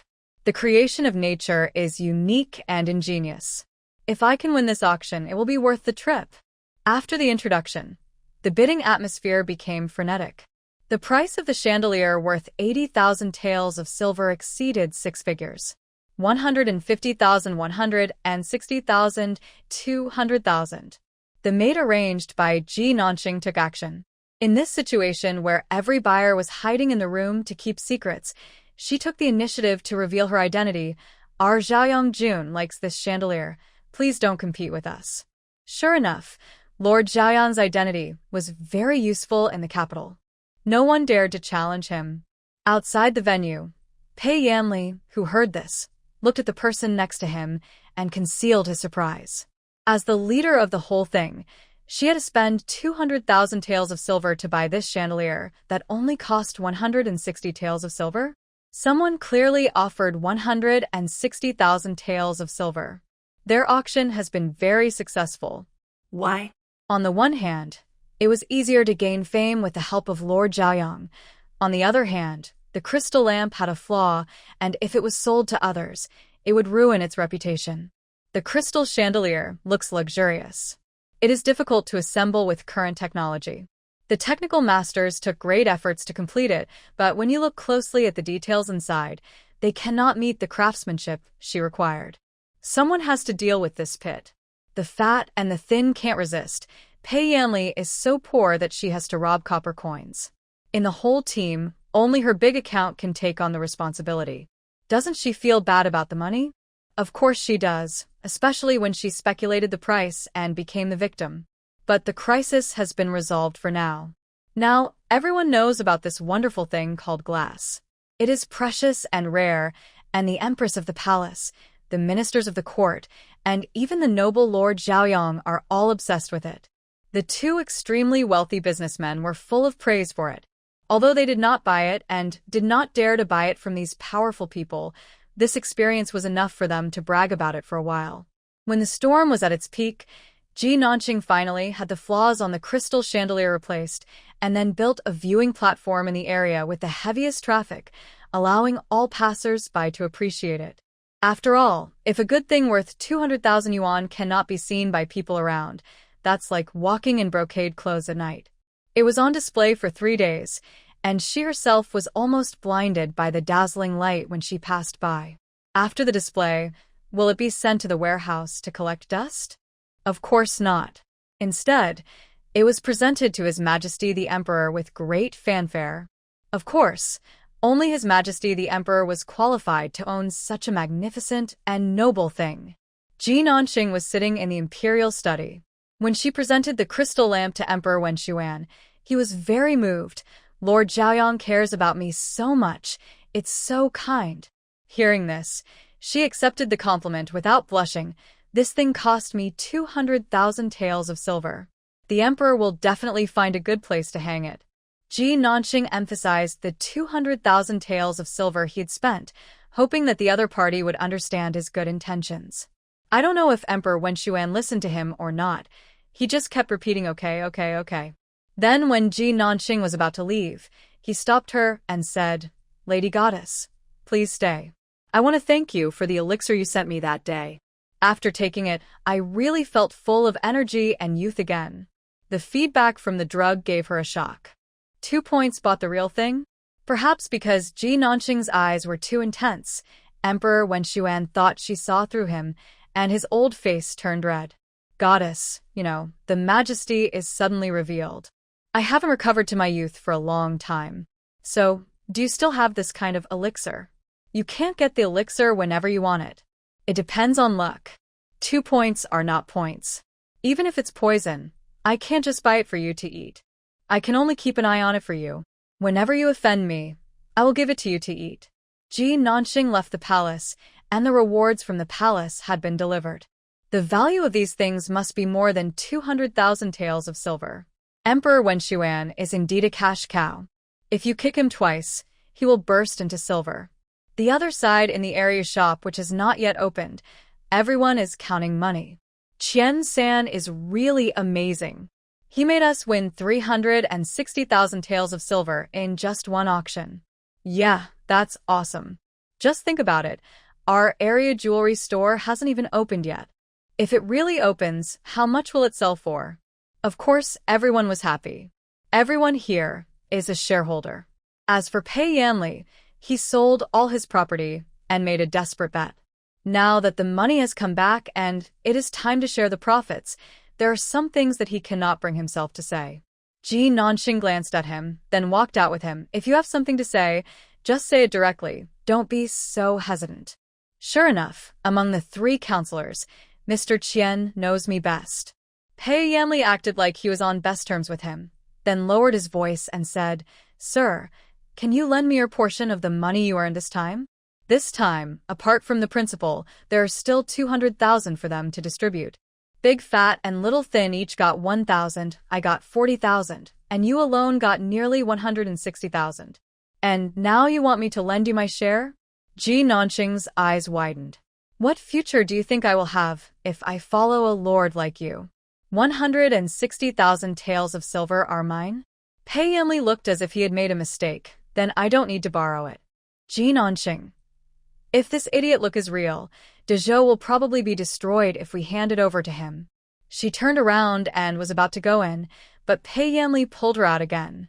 Sir, how about you lend me the remaining 40,000 taels of silver as well? He leaned close to Ji Nanqing's ear and whispered, in fact, I have my own private army, and I also built an ironworks at the border using your methods. I need the money now, and I will pay you back when I have more money in the future. Pei Yanli's tone hit her ears, making her feel, Your Majesty, are you mentally ill? You are bringing up such things as secretly making weapons and raising troops privately? Pei Yanli held her hand and said, I believe you, sir. Ji Nanqing couldn't help but roll his eyes. Your Majesty, these 2 charges are so serious that even if you hear them, they are punishable by death. She looked at him again and said, Oh, you are so annoying. Just take the money, and don't tell anyone outside. Well, okay. I can't possibly trust others as much as I trust you, sir. Here comes the you and I are the best rhetoric again. Ji Nanqing pretended not to hear, and then distributed the money that Wang Shi and Wang Lei got from their shares to them first. In addition to the silver from dividends, we will arrange for part of the remaining 160,000 taels of silver to be used later and part to be used as hedging funds. When it was meeting time, she tapped the table twice, and everyone started to remember. Our company is about to officially open for business, and we must do a good job in quality control, grading, and pricing. You can take a look at the glass grading system I prepared. Yang green is the top grade, red is second, then comes blue and other colors. The cheapest is colorless glass. As she spoke, the other 3 took out their plans and looked at them carefully. In fact, they also felt that in the early promotion, green-colored glass was always more expensive than other colors, except for the crystal lamp. In addition to color grading, the styles of colored glaze also need to be graded, mainly into finished products and haute couture. Haute couture is all about new products and classic styles. Even if the ones at the auction are in this series, no matter what color, the price must be over 10,000. Ji Nanqing looked at him and said, You say. Brother Qian, isn't this classification too detailed? The color glaze we sell is just one thing after all. Why do we deliberately divide it into different levels? It gives me the feeling that we are dividing people into different levels. Yes. It is through things that people are divided into different classes. Ji Nanqing looked at him with appreciation. You have a keen sense of smell. The colored glass we sell should be sold for its other value when it is temporarily scarce, that is, class. Rich people and powerful people will also compare with each other. If they can transfer their secret competition to our products, they may invest a lot in these worthless things just to show off their strength. Isn't this the underlying logic of luxury goods, which brings rights and dignity to top customers? Of course, they occasionally harvest some ordinary people because they need dignity and self-confidence to suggest to themselves that they are also successful. In addition to grading the products themselves, we also gradate the customers. The royal family are born first class whether they buy anything or not. The remaining customers are divided into 5 levels, namely B, C, D, E, and F, according to the accumulation of their purchases, and are treated differently. As for the specific details, I have also written them down below. Please remember to cooperate with me. After she finished speaking, she looked at what she was going to talk about next. Next is the issue of the step-by-step distribution of the company's employee salaries, the confidentiality of the glass production method, and the issue of brand operation. Everyone received their pay slips, which showed a very high monthly salary. Even the people in charge of cleaning earned 3 times as much as those outside. Not to mention the technical workers and managers, who start at 1,000 taels of silver a year. Core technicians and senior managers like Big Fat and Small Thin get 6,000 taels of silver a year, which is more than the normal salary of a fourth-rank official. Work hard, and you will get the big dividends in the future. Ji Nanqing looked at De Pang and Xiao Shou and told them not to be intimidated by the small amount of money in front of them. Once Riots' brand is established, the rich people in the whole Great Zhou and even the whole world will be harvested by us. Pei Yanli, who had been listening quietly to the class, finally asked the most important question at this moment. Sir, do you think the method of making colored glaze can be kept secret? Riots is a business built on glass. No matter how much money they pay the technicians or how powerful the confidentiality measures they design, the truth will eventually come out. What if someone knows how to make colored glaze and starts mass production? The materials used to make colored glaze are not expensive, so even if the price of a piece of jewelry is reduced to 10 taels of silver, there is still some profit to be made. So we want to make Area famous instead of Lioli. We need to design a unique trademark and an anti-counterfeiting mark that cannot be copied by others. Remember, we are making luxury goods, not treasures. These are important knowledge from that world in the past. How much she used to despise people like Imama and Louis, but now after careful analysis, she realizes how powerful these people are. Trademarks are valuable, services are valuable, and anti-counterfeiting labels are valuable. As for the goods themselves, they are actually just an insignificant carrier, she said, causing all three present to ponder. After a long while, Wang Lei looked up and said, "This is really an unprecedented idea. What a tricky way of thinking. Indeed, the person who could come up with such a harvesting method is really." Wang Shi glanced at Ji Nanqing and didn't say the word scoundrel. He changed it to genius. Pei Yanli looked at her deeply. She has thought about human nature so thoroughly. It is already amazing for ordinary strategists to think 3 steps ahead, but she has reached the point of thinking 5 steps ahead. There has never been a moment when he hoped so much that Ji Nanqing would really stand by his side and become the strongest counselor in their camp. But Zhao Yongjun, whose side are you on? He can't see clearly. He couldn't believe it. Ji Nanqing noticed Pei Yanli's gaze and raised his eyebrows slightly at him. How about it? Are you shocked by my intelligence? As the operator behind Riots, it just started, the store filled up immediately. Many people are deterred by its high price, while others don't care about the price at all and are just angry about why it is not in stock. High-end custom orders have been booked for 2 months later, which is enough to show that there are so many wealthy people in Beijing. She herself has become a major collector of colored glass. Some people who wanted to curry favor with her or ask her for favors sent her glass every day, and Zhao Yongjun was about to become a big glass collector. So she thought of another way, adding a little mystery to it, and sent it to the palace. Then Lioli became even more popular because it was a popular trick in the palace. Somehow a positive cycle has been formed, and even Wang Shi and Wang Lei now dare to go to Zuixinlu every day in a generous manner. For a time, Pei Yanli had so much money that he could use it to renovate the palace. With more silver, I didn't know what to do with it except to maintain soldiers and build weapons.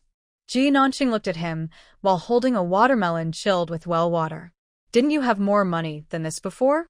Back then, there was a lot of silver, and there were more places to use it. He replied, in addition to the inherent expenses of the palace and the noble families, we also need to support some poor scholars with potential and comfort the soldiers who are injured or disabled while serving the Great Zhou. Now my father does not allow me to interfere in the affairs of the court, and I have to keep a distance from officials from aristocratic families. Time to spare, and less places to spend money. I don't know where else I'm needed. Ji Nanqing glanced at Pei Yanli, who was feeling sad at the moment, and said, "Then your majesty, give me 500,000 taels of silver first to see my strength." Pei Yanli, "Sir, you have such a thick face. Didn't you say you had too much money to spend? I was reluctant to give you some." Ji Nanqing retorted without giving in. "Then I want you to comfort me, right? Other counselors treat their masters as treasures, but you are not even willing to share the chicken leg on the table with me. How dare you ask me to pay for meals? How can you be a prince like this?" The sound of their quarrel was heard next door, but the two brothers, the fat one and the thin one, seemed not to hear it and just closed the window. They looked so familiar with each other, as if they had experienced this many times before. In the room, the two of them have become entangled in a ball. Don't be fooled by Pei Yanli's tall and big appearance. In fact, he has no strength at all and will fall down if someone pushes him. She straddled him and pounded him hard. Wait a minute, wait a minute. Pei Yanli looked at the person moving around above him, and his body suddenly stiffened. He quickly pushed Ji Nanqing aside, opened the door, and ran away in a panic, as if something serious had happened. Prince Zhongxiao Pei Yanli has been a little troubled recently. He feels that he is too close to Ji Nanqing. Although winning over counselors is a necessary skill for a prince, it is not the right skill to deal with the counselor's physical reactions. Besides, although Ji Nanqing is a girl, she is completely different from the type he likes. He likes girls who are weak, innocent, fair, clean, and have dimples when they smile. Ji Nanqing is a small coal ball. She is a black person, and her heart is black too. He admired her strength, but she was definitely not the type he liked. Thinking of this, he looked up at the person opposite him. Dark, straight eyebrows, buck teeth. She kept talking to Wang Lei without even looking at him. When she smiled, she actually had dimples, which was a bit cute. What does this have to do with anything? Pei Yanli felt that his aesthetic taste had been corrupted, and he decided that if he had nothing to do recently, he should stay away from Ji Nanqing. My lord, I am asking you. Ji Nanqing looked at him, and Wang Shi and Wang Lei also looked at him. We're planning to go out for an outing recently. Would you like to go, Your Majesty? I'm not going. You guys go. He refused without a second thought, and then considered that it was inappropriate for Ji Nanqing to go with two adult men because she was a woman. I will send a team of people to protect you. It's clear, the fields are vast and green. Ji Nanqing rode on his horse and looked at the stream ahead and the shadows of the mountains in the distance. It's nice to be out for a walk. It's a pity that the prince doesn't come out. That's right. Wang Shi and Wang Lei are not only the prince's counselors, but also Ji Nanqing's loyal brothers. Brother Qian, the scenery here is just right. Today is an auspicious day. How about the three of us become brothers of different surnames here? Generally, sworn brothers are arranged according to age. In this way, the two of them became brothers. Ji Nanqing thanked him for the invitation. No, I don't like being someone else's younger brother. Wang Shi and Wang Lei were unwilling to give up, or you can be the big brother. As the three of them were talking, they suddenly saw a long row of people sitting by the river, the place they had originally chosen for the outing. These people were wearing feather fans and long scarves and were dressed like scholars. Regardless of their status, they all had a sense of superiority and arrogance that was hard to conceal on their faces. When they saw a few people coming on horseback, they were even more disdainful of them.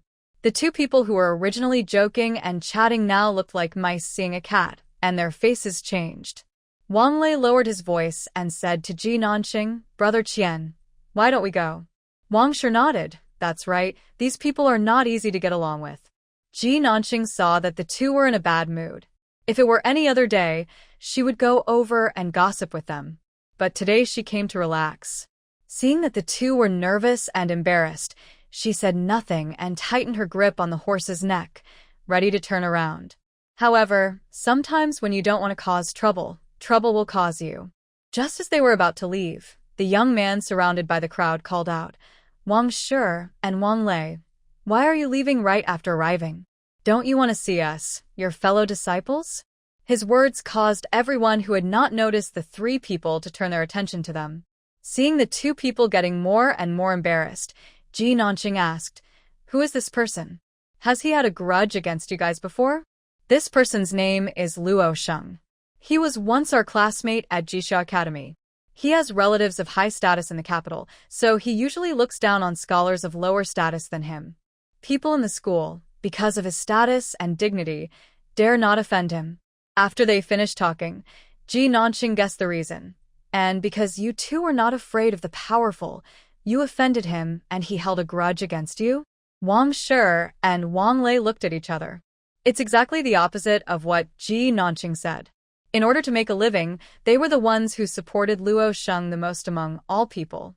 In fact, we had a good relationship before, until later we solved the puzzle in the chess club and became famous. But Luo Sheng didn't figure it out in one game, and he felt embarrassed at the time. Then they said that the chess club was a waste of time, and that we two brothers didn't study hard, and only focused on studying this kind of weird and lewd skills. Later, because of him, we were both kicked out of Jixia Academy. Wang Shi and Wang Lei looked at each other. To be honest, they also felt wronged. Luo Sheng was not good at it, but he took his anger out on others. Oh, it's the Peter effect. What? Wang Shi and Wang Lei have never heard of it. The relationship between superiors and subordinates in the workplace will be affected by comparison. Superiors may take some inappropriate management behaviors because they are jealous of their subordinates' abilities. This invisible rule of isolating and excluding talents will cause a group to enter a downward spiral, leading to mediocrity of the entire team. Ji Nanqing said a lot of things, but seeing that they were still confused, he thought for a while and said, "There is an old saying that if a tree stands out in the forest, the wind will destroy it. How can a crane be kept in the same cage with a chicken?" Oh. The two suddenly realized and felt comforted. "Brother Qian, you are such a nice person."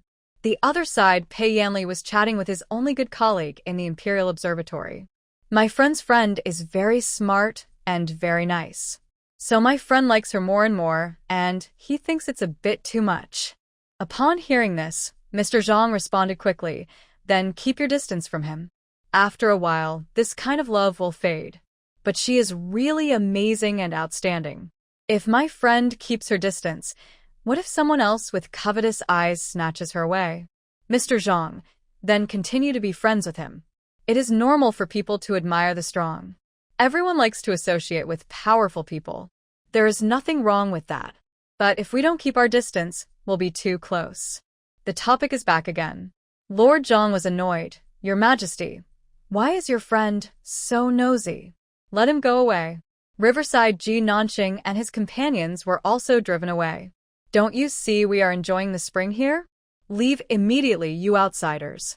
The scholar next to Luo Sheng said this, with a disdainful smile on his face. After all, Wang Shi and Wang Lei were used to being bullied in the past.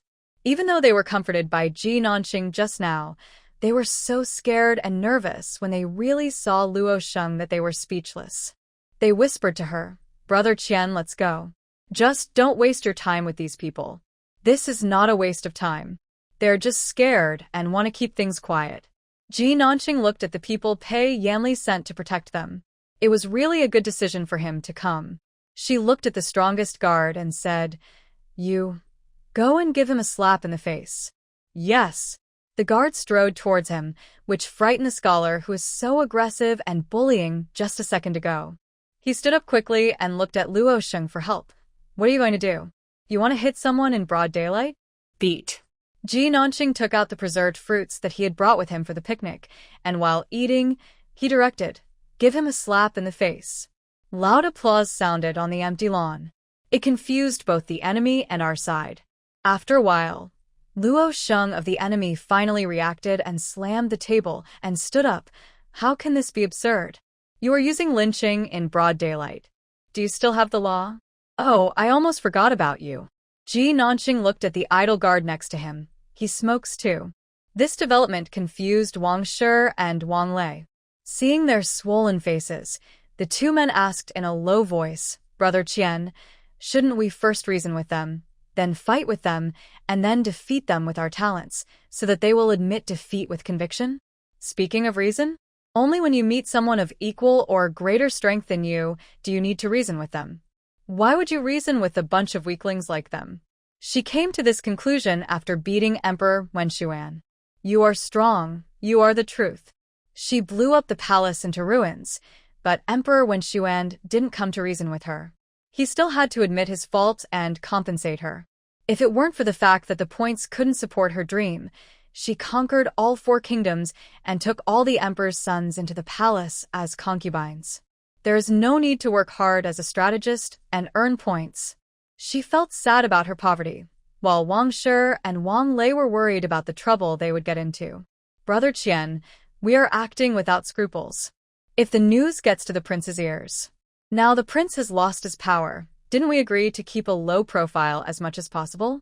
When we talk about keeping a low profile, we mean not to cause trouble, but now trouble has come to you. If you don't fight back, these people will be furious, right? Besides, we are the prince's advisors. Protecting our personal safety and dignity is what the prince should do. If we can't enjoy the shade under the big tree of the prince, who will be willing to water him and catch insects for him. Even if Ji Nanqing causes trouble, he has the right to do so. This reason really convinced Wang Shi and Wang Lei. Besides, you think too little of the prince.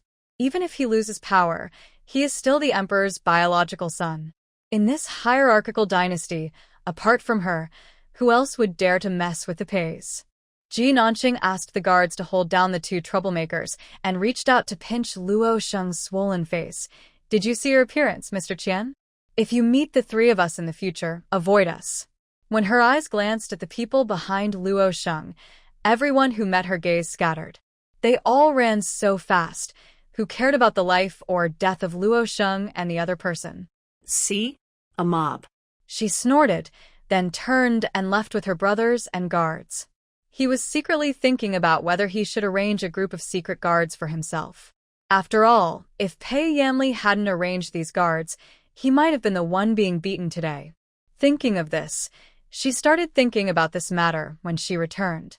The other side, Wang Shi and Wang Lei, were still worried about the trip. After all, they had heard that Luo Sheng's close relative was a high-ranking official in Beijing. These days they have been worried that some high-ranking official will come to settle accounts with them. But I waited for half a month, and there was still no news. I guess there won't be any news in the future. The two of them realized belatedly that Luo Sheng's abilities and power were all just their imaginations. When you think about it this way, it makes you feel inexplicably stupid. Wang Lei, Brother Qian, you are a god. Wang Shi, I totally agree.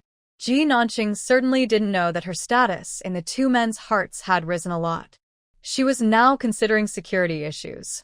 In fact, when she used the big account, Zhao Yangjun was of noble status and had people following her wherever she went, so she was not afraid at all. It was mainly because of Qian San's small account that she was afraid that she would offend too many people in the future, and someone would frame her in the future. Pei Yanli had been practicing alienation tactics for several days. He was the first to lose patience and come to look for someone, but found that Ji Nanqing was not in the chess club or in area building. He asked Wang Shi, "Why is Mr. Qian not here?" When Wang Shi answered him, he also sighed, "Brother Qian has so many things to send. Of course, I'm not a bodyguard. I'm here to choose a bodyguard." However, the escorts traveled far and wide and had seen many strange things on the road. Ji Nanqing accidentally got into a conversation with the escorts again today, bought some melon seeds, and chatted with them while eating them. When they got near Shuzhou, someone suddenly didn't want to come anymore and insisted on turning back. That man is fair and handsome, but his temper is as stubborn as an old cow. 10 people couldn't persuade him, and he insisted on leaving. Ji Nanqing laughed out loud when he heard this. Brother Biao said it very well. It would be a waste of Brother Biao's talent if he didn't go into storytelling. At this time, saw Ji Nanqing surrounded by a group of people, and his sense of crisis suddenly increased. As expected, the master is too outstanding and is liked wherever he goes. After so many days of thinking, he has figured it out. For a talented person, he should not be bound by the other person's appearance, skin color, identity, or even gender. To appreciate a talent whose abilities and thoughts far exceed those of ordinary people, one should face one's own heart. People naturally admire the strong. Even if Ji Nanqing might be the eldest prince's man, the emperor's man, or even the second prince's man, he could still fight for it boldly. Sir. Pei Yanli pushed aside the people surrounding Ji Nanqing and put his arms around Ji Nanqing's neck. I haven't seen you for so long. I miss you so much. He looked at Ji Nanqing's skin, which was as sweet as melted powdered sugar. Suddenly, I feel that people don't have to be white. This brownish gray is actually healthier and has more layered colors. Although straight eyebrows and buck teeth are not beautiful, but it instantly made her look less like a treacherous minister and more like a kind, honest, and cute girl. It's been a long time since we last met. Sir, do you miss me? Ji Nanqing looked at Pei Yanli, who was sticking close to him right from the start, and felt as if he had inhaled too much high-concentration oxygen, with an excitement similar to that of a gambler. My lord, are you okay? It's okay. Ji Nanqing discovered that his strangeness was not just that he treated her to meals, but also that he liked to stick around her. Such a tall guy. He couldn't stand properly, and leaned on her. She looked at him speechlessly. Can you stand up straight? Am I your crutch? You are to me like the wings of a bird or the wheels of a car. You are indispensable to me. I want to hire a few bodyguards to follow me wherever I go, chat with me when I'm free, and protect me when I'm in danger. If you need guards, I can arrange them for you. Although he has lost his power now, he can still be used as a team of guards. Thank you, but I've already made an appointment with Brother Dart. Besides, she didn't want to be followed by Pei Yanli wherever she went. If the prince has many guards, we can actually assign 2 to Wang Shi and Wang Lei. After she said this, Pei Yanli actually thought about it seriously. We should indeed improve the treatment of these 2 people. Thank you for your reminder, sir. Oh my god, why is Pei Yanli so easy to talk to recently? Ji Nanqing felt that there was some conspiracy, so as soon as she returned to Zhaoyang Jun's mansion, she immediately opened her eyes on him. Gaming system, sometimes it is extremely useful. She watched the little characters going in and out, like a silent movie, so she spent 100 game points to redeem a 10-minute subtitle experience. Just like watching TV. She saw the little man on the screen holding a booklet and looking at another elderly man in the room, and subtitles appeared below Mr. Jinho. Are these the people you want me to win over? Ji Nanqing had never heard of Jinho. She continued to look down. Your Highness, since you lost power, we can no longer win over the noble families. The only real choice is the humble families. Brothers Wang Shi and Wang Lei are not up to the task. Lord Zhaoyang cannot be trusted. You need more people around you to help you return to the court as soon as possible. Oh my, you still don't believe Zhaoyang Jun? I, your master, have personally come down to work for you, and you still don't believe me? Ji Nanqing chuckled at the old man, and then a look of disdain froze on his face. She looked at the characters stiffly. Was her vest falling off? When did it fall off? Was he deliberately watching her act and playing a trick on her? The conversation between the 2 continued. Pei Yanli. Sir, you are right. Since these people were recommended by you, they must be talented. Yanli will definitely follow your arrangement. Old man, but when it comes to talent, who in the capital can compare to Lord Zhaoyang? All the strategists in the world cannot be defeated by force. Since Her Highness Lord Zhaoyang is here with us, the prince will definitely work hard to make her truly ours. Pei Yanli nodded in agreement. Speaking of which, now that we have enough money, it is all thanks to her help. People who are both capable and intelligent are rare. Ji Nanqing was unhappy at first when he saw others praising him behind his back, but suddenly he felt happy. At once. Their praise was quite high level. The other side inside the Zhongxiao Palace, Marquis Jin looked at Pei Yanli and said, Since you know how important Lord Zhaoyang is, why don't you take her down as soon as possible? Pei Yanli didn't understand. What? Seeing this, Jinho said directly, as the saying goes, even heroes are tempted by beauty, and even heroes in the world are cut by the knife. When the word love enters my heart, I lose my rationality. Sir, but I am. The prince. He originally wanted to say that he was the hero, but he felt like he wasn't one for the time being. Strength and weakness are relative. Your Majesty, you don't need to be bound by external rules and regulations.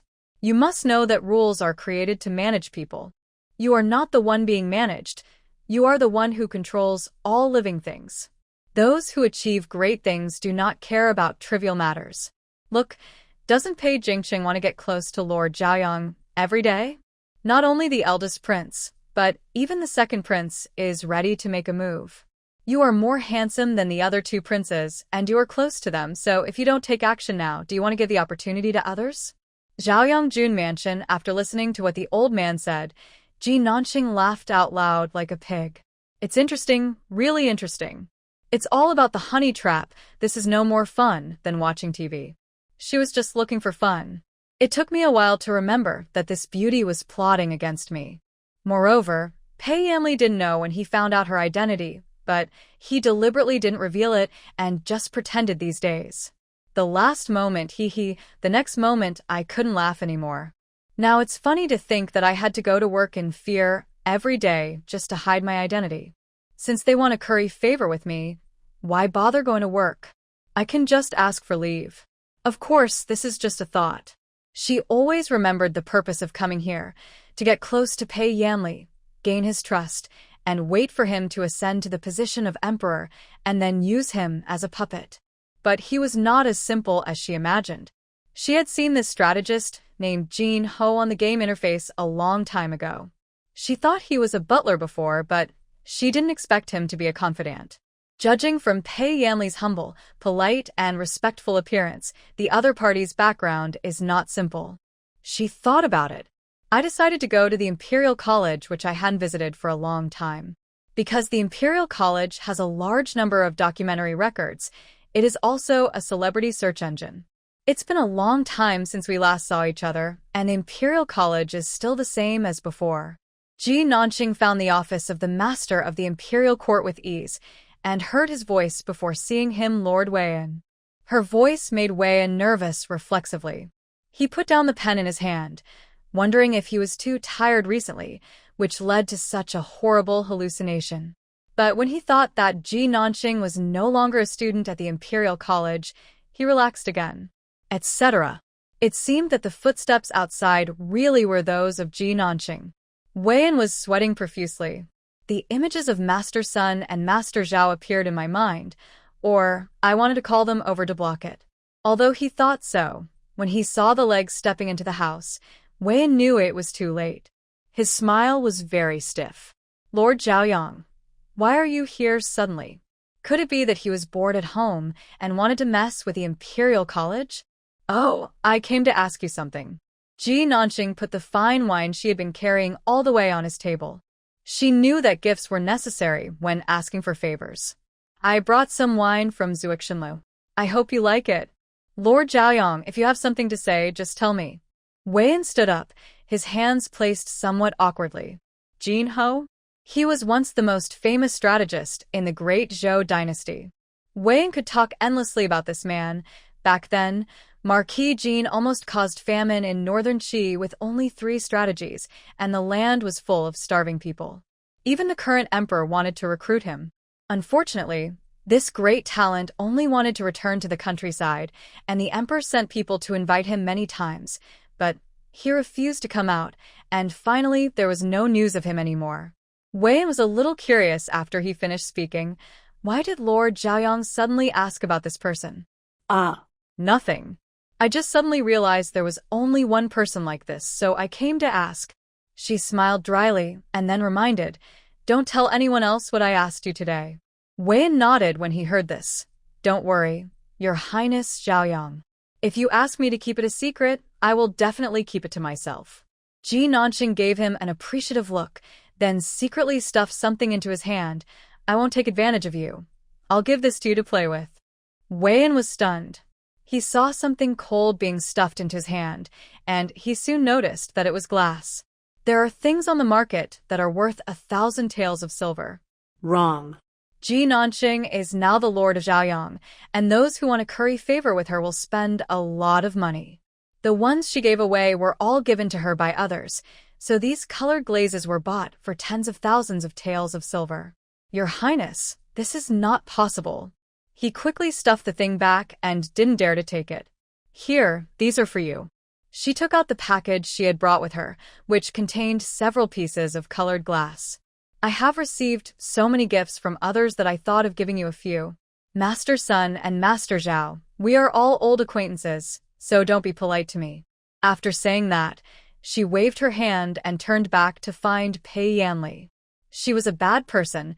She had no ulterior motives. She just wanted to see what kind of beauty trap he would use. He.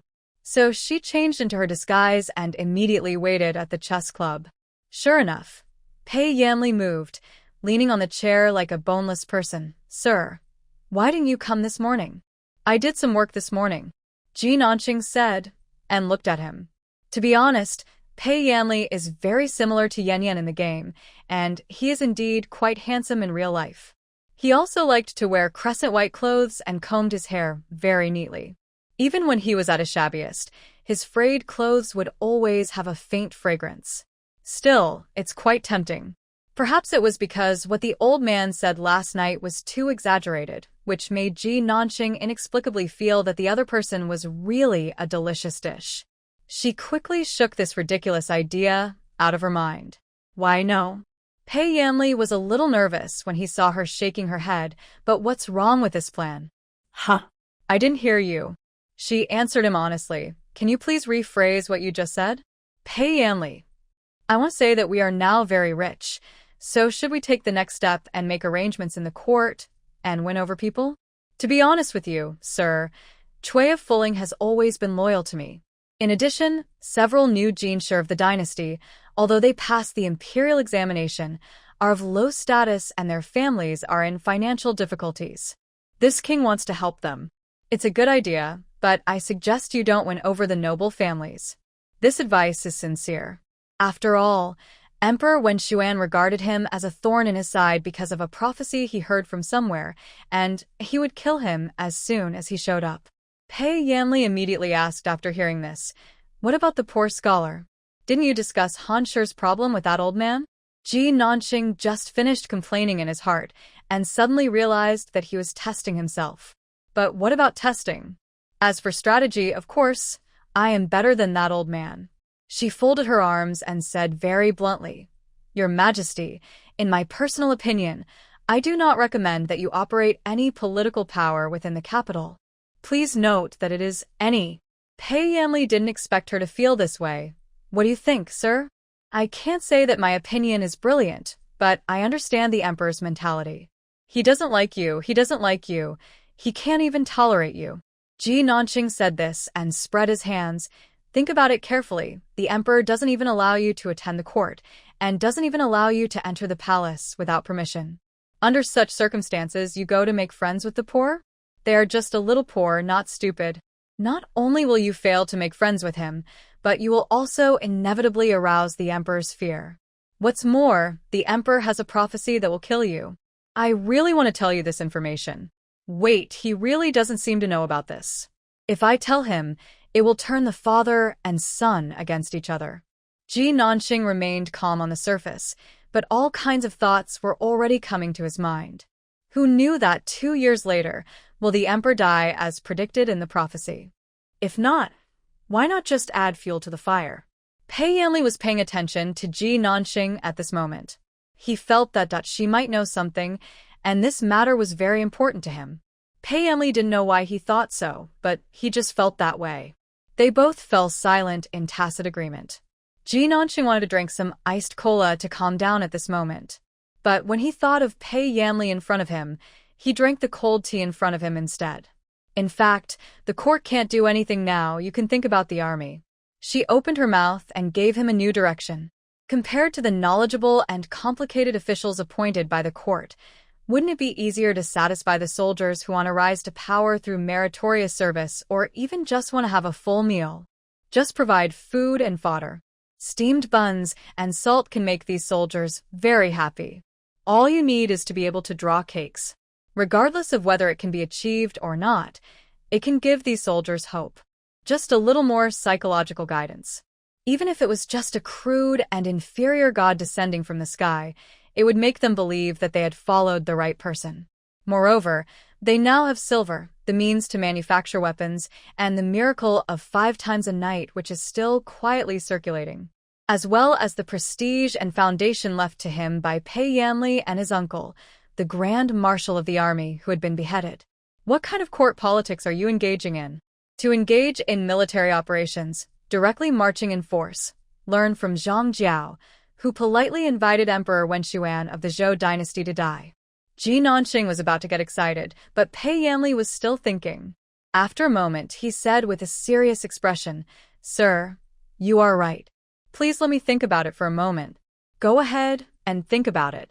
She knew that he would definitely go back to discuss things with his trusted old man. It's really a pity that you didn't even bring the person out to introduce him to everyone. The difference between the closeness and distance between inside and outside, it's chilling to watch.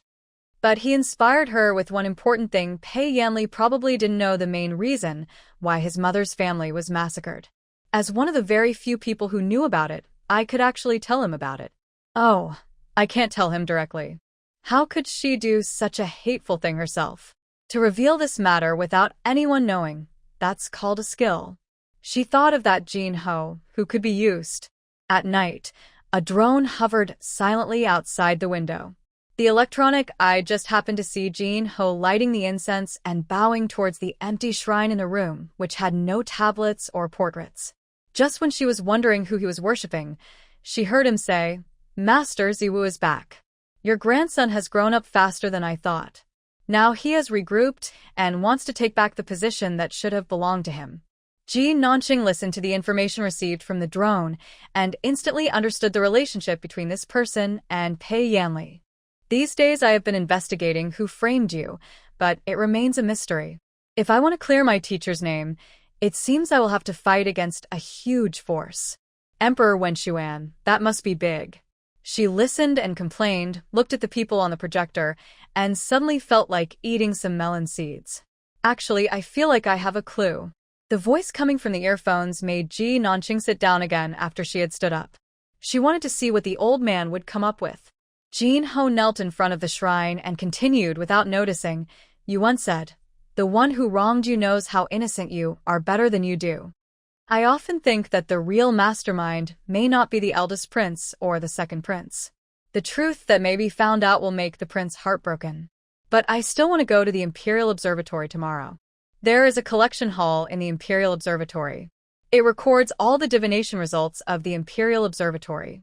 But isn't that a place that no one can enter without permission except the Emperor or someone with his password?" She was curious about what the other party was going to do, so she went there early. The Imperial Observatory heard that Ji Nanqing was going to the Tibetan Collection Hall. A group of officials from the Imperial Observatory followed her nervously and fearfully.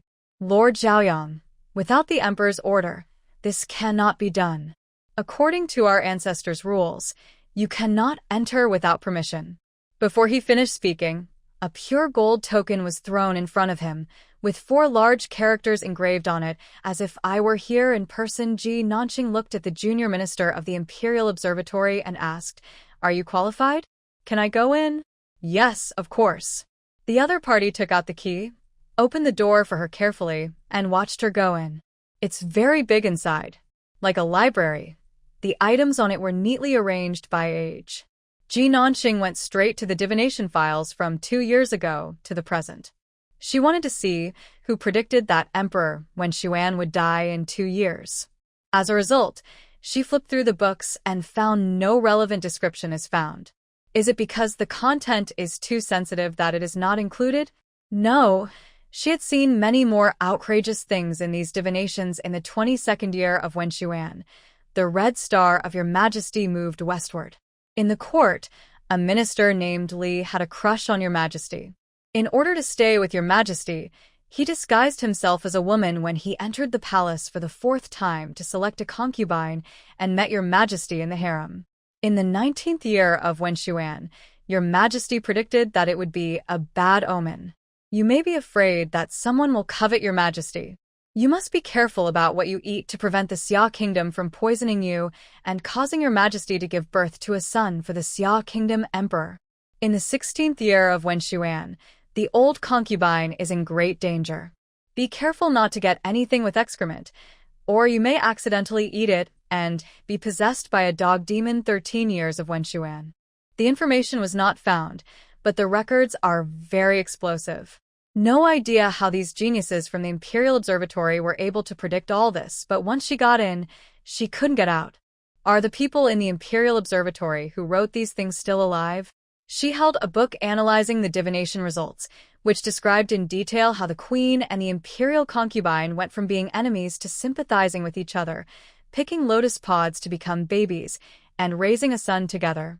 Just as she was about to sit down and read it carefully, She looked up and saw someone hanging from the beam like a dried sausage.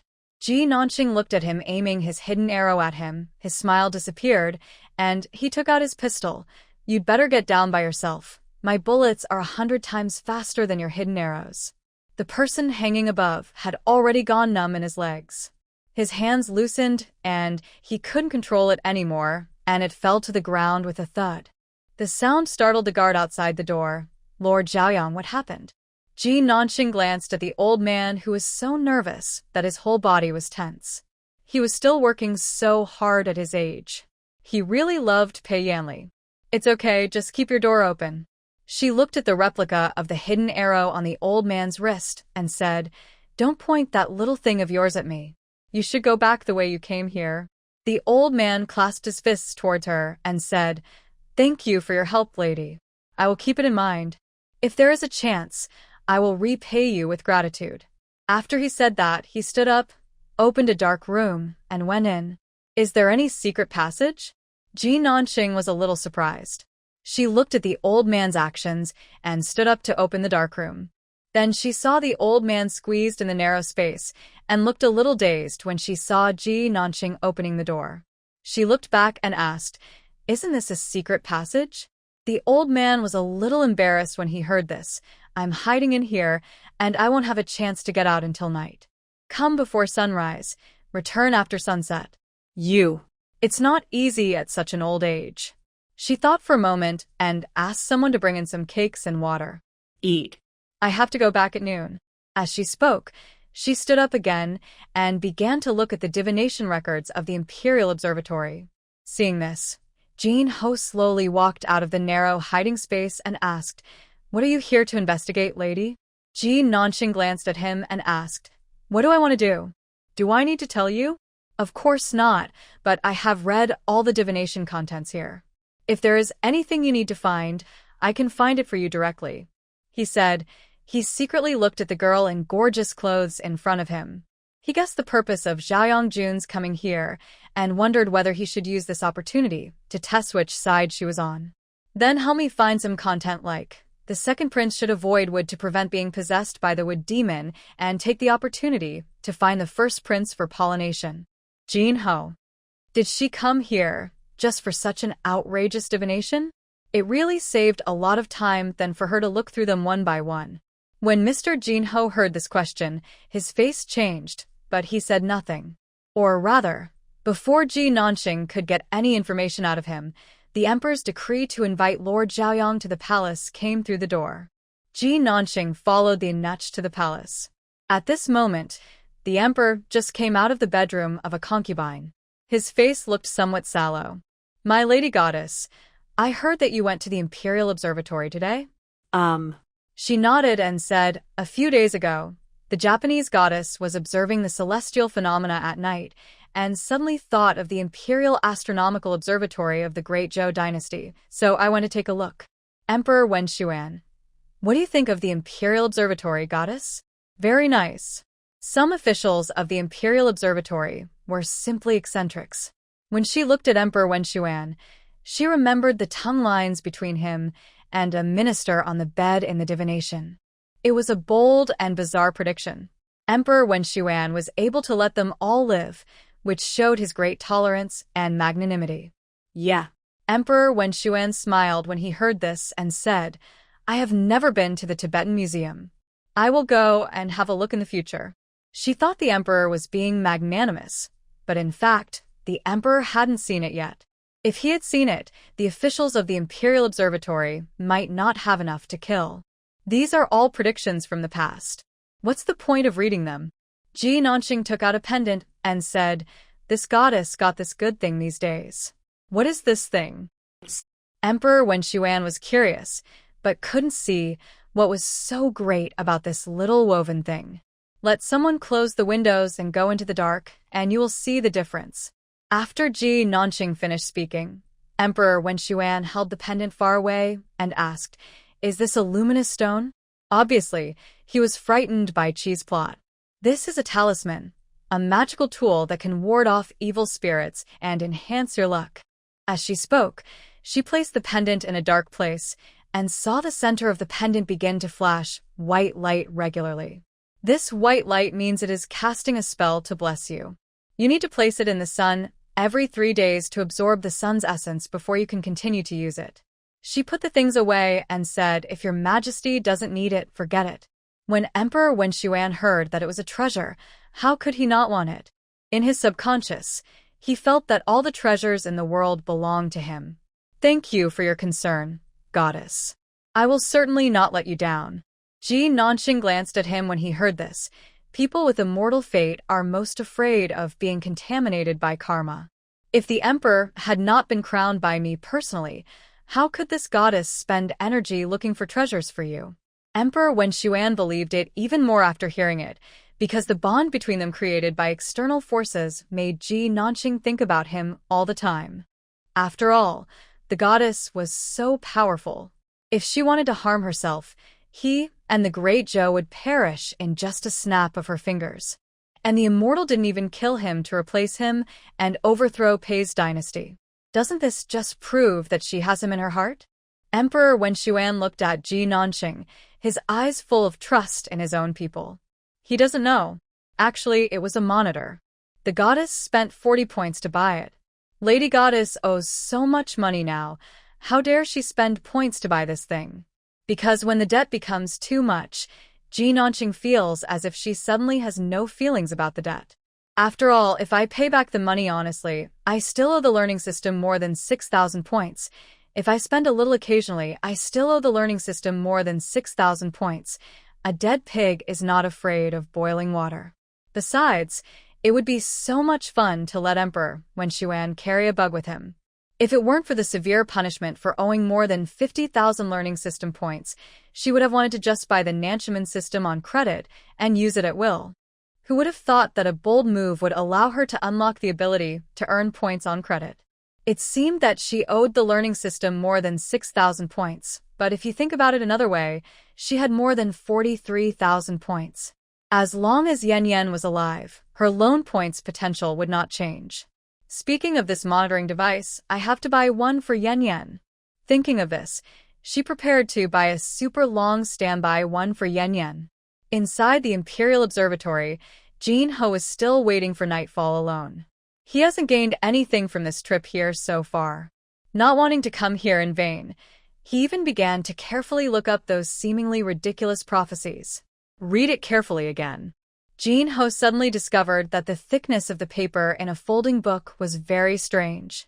He took it down and examined it carefully, then took out a very thin blade from the sole of his shoe. He carefully cut the paper with a blade along the edge. The page suddenly split into two. The content on it made his eyes gradually sharpen. In 4 years, one of the 2 sons was disabled and the other died. The 3rd son ascended the throne, and the empire was about to collapse. This content. Jin Ho was glad that he had not missed any corner and finally found important information. The prophecy revealed some vague hints, and combined with what he had investigated before, he had almost figured out the complete truth in his mind. It's late at night. Jin Ho quietly left with the clues he found. On the other side, Ji Nanxing had already opened the game interface and was waiting for a long time. She actually secretly put that memorial into the pile of prophecy books, with the purpose of telling Pei Yanli the truth through Jin Ho's mouth. Although peeping at others is very immoral, but she herself really has no morals. Instead, it was Pei Yanli's reaction after knowing the secret and how he handled his relationship with Emperor Wen Xuan that determined how she should proceed in order to avoid any setbacks. On screen, just as she expected, Jin Ho came to find Pei Yanli late at night, handed him the divination paper, and told him the results of the investigation. It's not someone else's framing, it's the Emperor who wants the Ping'an Marquis to perish. Your Majesty, our previous direction was wrong, and our plans were all wrong. What injustice is there to clear? All their injustices were caused by the Emperor. Your Majesty, the Emperor is immoral. What is Pei Yanli's reaction now? Ji Nanxing didn't know why, but when he looked at the old man's animation and the note below, he felt a little sorry for them. In fact, Yan Yan is really miserable. If the game channel hadn't happened to be linked to him, he died in the cold palace a long time ago. So what would you choose? Ji Nanqing moved closer, trying to figure out what Pei Yanli was thinking at the moment from the two-dimensional painting style. Should he continue to be an honest prince? Or should he burn his boats and take up arms to fight the opponent? Ji Nanqing was watching him outside the game screen, and Jin Ho was watching him on the spot. Sir, I am a little tired. Pei Yanli had no expression, but he seemed to have been drained of his energy. His voice was mixed with numbness and other emotions. Can you let me rest for a while? Jin Ho knew that he needed time to digest it, so he left quietly. At this moment, Ji Nanqing outside the screen was less playful and more empathetic.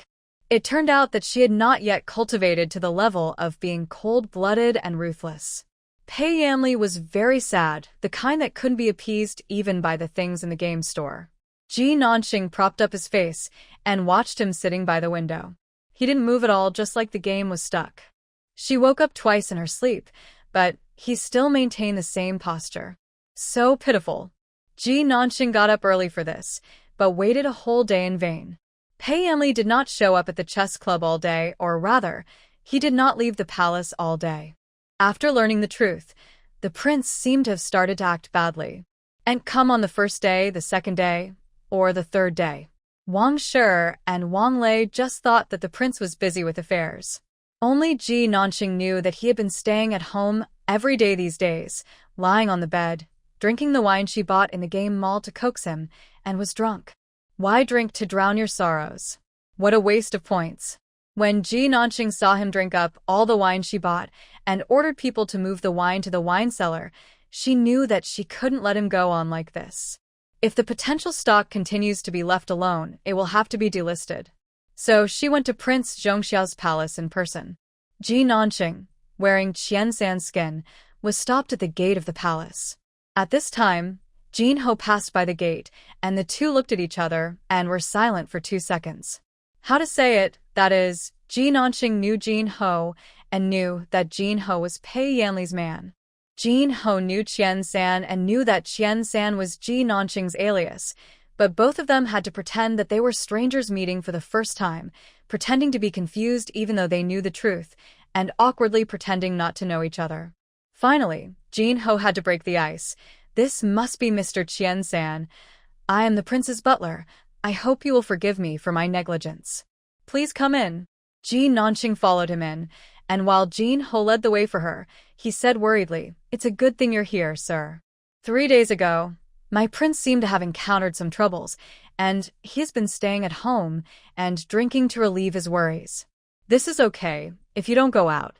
But what if you drink too much and damage your body?" He sighed hard. "Sir, please help us persuade the prince. This little old man, pretending to be ignorant when you know the truth." If the news had not been passed on to Pei Yanli through her infiltration into the Imperial Observatory, she would have almost believed it. But she was also very serious about caring about Pei Yanli. She hurried to the courtyard where Pei Yanli lived. As soon as she stepped through the gate, a smell of alcohol hit her in the face. Very smelly.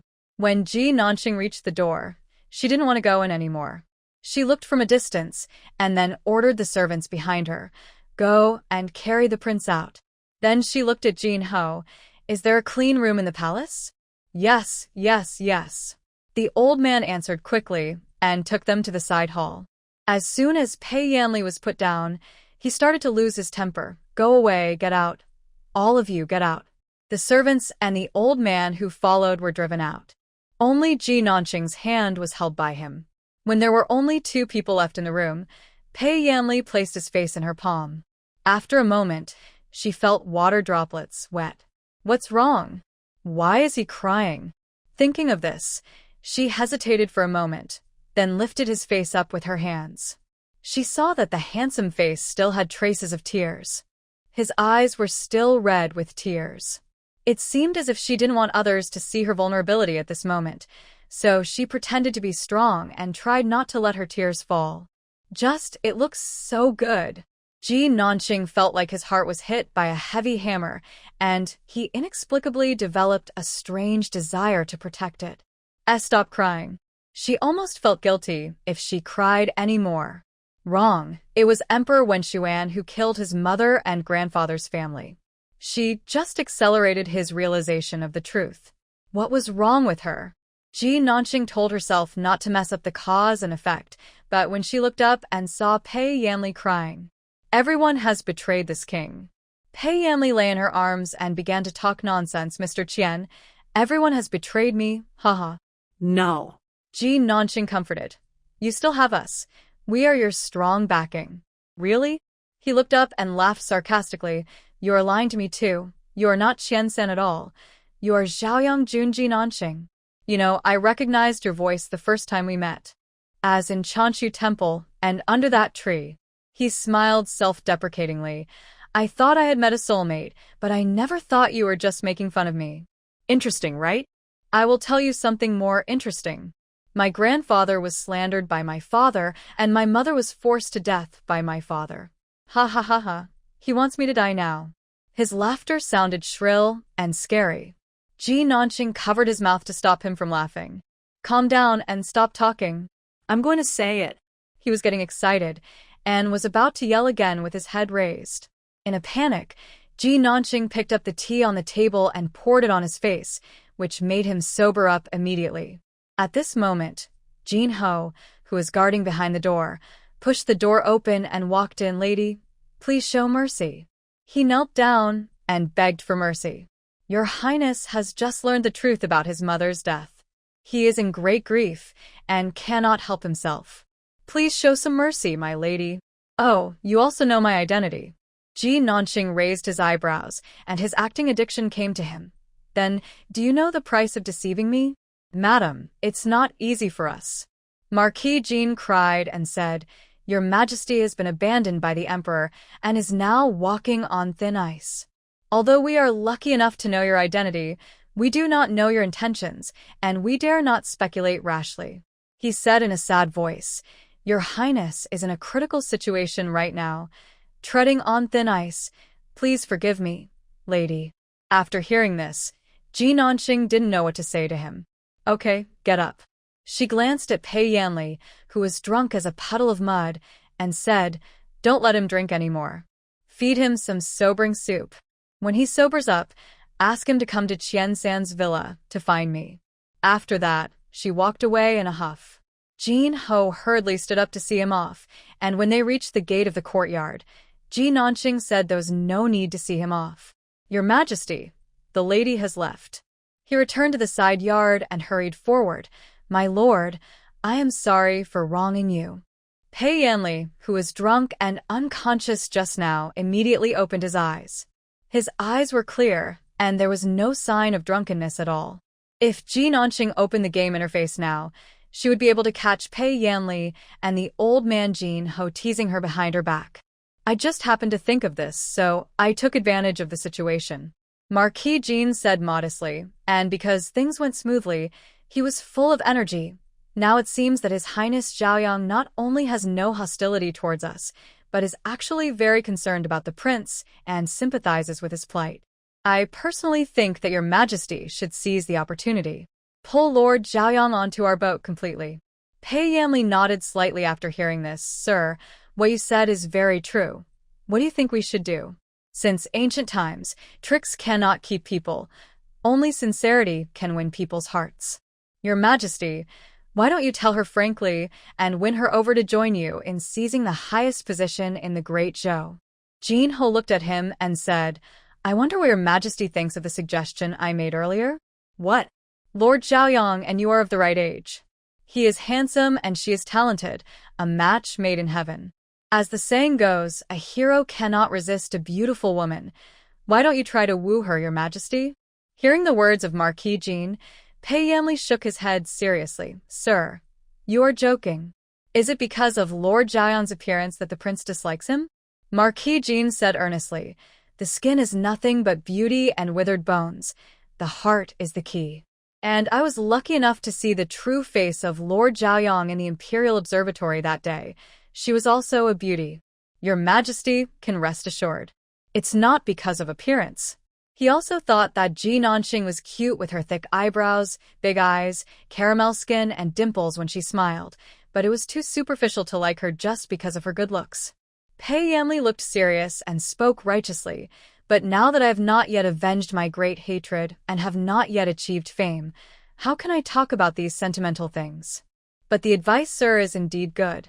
Even saints and wise men in the world cannot defeat the word love. If we can make her follow us wholeheartedly, a little trick, no problem. Yes. After learning the truth about the deaths of his grandfather and mother, new and old hatreds became intertwined, leaving only revenge in his heart. He wants revenge. He wants to take the highest seat. In order to achieve his goal, he would do anything, including his own body. The next day, Pei Yanli specially burned incense, bathed, and dressed up before going out. The dark-colored robe and brocade clothes made him look rosy-cheeked and white-toothed, noble and extraordinary, and he carried a faint bamboo fragrance when he walked. From his shoes to the tips of his hair, he was exquisite. Successfully fascinated Ji Nanxing for a while. Can drinking make you better? Pei Yanli held back her laughter and said as if to say, I'm very casual. I'm naturally beautiful. I don't understand what you are saying. Lord Zhaoyang, I am here to apologize. He took out the prepared whip and apologized. I will let Lord Zhaoyang punish me. The people of the great Zhou loved to beat people with whips. Ji Nanxing waved his hand. Throw it away. Throw it away. Why would I punish you? After all, they are our own children, and, at most, we can just use them. Pei Yanli lowered his head, and a hint of complacency flashed across his eyes where Ji Nanxing couldn't see as expected. She had some plans for herself. So Lord Zhaoyang hid his identity and came to Yanli specifically to help me. When he looked up, his pride had turned into gratitude. My lady, you are so kind. I don't know how to repay you. How about? You don't need to repay me. Just work hard and try to take back everything you own and become the next emperor. She interrupted him, feeling that if she didn't interrupt, he would say something stupid like, why not pledge my love to you? Since everyone was open and honest, she naturally had to tell her what she thought directly. Among the three princes, I am most optimistic about you. Your Highness, Prince Zhongxiao, you won't let me down, right? The gentleness and obedience in Pei Yanli's eyes disappeared. When looking at her, the wildness and predatory aura of a tiger suddenly emerged. I will not let Lord Zhaoyang down. He said seriously, when I ascend the throne, no matter what Lord Zhaoyang wants, I can promise it to you. Wealth, status, fiefdom, and even himself. He, since you said so, then she won't be polite in the future. Ji Nanxing smiled ugly but harmless. I am just following the will of heaven. In the future, I will take over your position and become the emperor. The two looked at each other and smiled happily from the bottom of their hearts. Then let's think about our future plans now. Ji Nanxing took out a pen and paper and analyzed the situation for him. Your Highness, you now have money, connections, and military connections. Don't worry about the court, just build up the team first. As long as you have soldiers, you can be a wild king and drive out the emperor. She looked outside the door and said, Isn't Jin Ho here today? Let him come in and talk with us. Mr. Jin Ho is not here today. Pei Yanli heard what she mentioned and thought of the sky fire covering the entire palace. Give it to him. What are you playing by yourself? But speaking of it, she is now having an affair with Pei Yanli.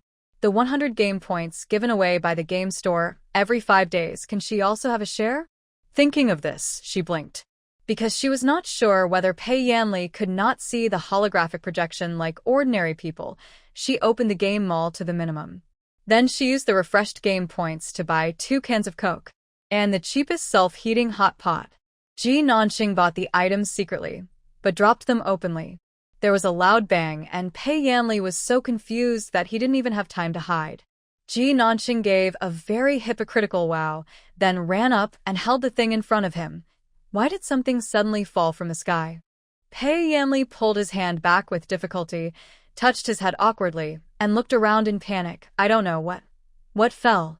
I don't know it either, but it looks like a good thing. Do you want to come and take a look? Invited by Ji Nanxing, he hurried over. According to the pattern of gods giving gifts, he guessed that these things might be edible. He wanted to find an excuse to take it all away. Then a click was heard. The bubbles coming out of the can of sweet water, and when the bubbles burst brown sweet water was revealed. Then he saw Zhao Yongjun leaning over to drink the sweet water, and this action was somewhat inexplicably skilled. However, the mature King Zhongxiao resisted his impulse and was unwilling to tell others the secret that was left in his heart. Just like he could feel that there were also secrets hidden in Ji Nanxing's heart that no one else knew. Every time the gods gave him gifts, they would leave him a thoughtful note to explain how to use the things. It was for this reason that Ji Nanxing drank the sweet water and ate the delicacies given to him by the gods. Pei Yanli watched her sweep away everything in an instant, standing there in a daze. After a long while, he managed to say, "That's mine. Things that fall from the sky belong to whoever picks them up." Ji Nanxing didn't feel guilty at all. She even decided that in the future she would choose to send gifts to Pei Yanli when she was present. As long as you have a sip of his soup, you must have a bite of meat to eat. This is the correct use of game points. Thinking of this, Pei Yanli's position in her heart rose again. I like you so much. Her points production machine. Pei Yanli was originally distressed about his things, but when he heard this, something in his heart trembled. Then he pretended that he hadn't heard anything and buried his head in drinking water. How to say it? Unrequited love is destined to be fruitless. He simply wanted to take advantage of her abilities, talents, and status. Thinking of this, Pei Yanli suddenly felt that it was not difficult for her to accept that she had eaten the gift from the gods. He even glanced at the sweet water he had just taken a sip of. Do you want more? No, thank you. She only drinks what no one else has. She is so nice. Pei Yanli sighed and then brought the topic back to business. I will seriously consider what the lady said. Regarding building power in the army, I will have to ask the lady for advice when the time comes. Pact. Ji Nanxing smiled happily when he thought about the extra 100 game points every 5 days. If you have any problems, come to me. I will definitely help you solve them if I can. Pei Yanli was very emotional. It seems that she really loves me. Wangfu's Hong Jin Ho was waiting anxiously. When Pei Yanli brought the news that he had convinced Lord Zhaoyang, he was finally able to put his turbulent heart at ease, and then he was ecstatic. Finally, there is a force supporting us. This is a happy ending after all the hard work. Your Majesty, did Lord Zhaoyang say how he could help us? What he imagined was that Lord Zhaoyang would use her mysterious methods to get the emperor to rehabilitate the prince and restore him to the position of crown prince. In fact, Lord Zhaoyang said that we should follow the will of heaven, and she cannot directly interfere in these matters. If we want to sit in that position, we still need to rely on our own abilities.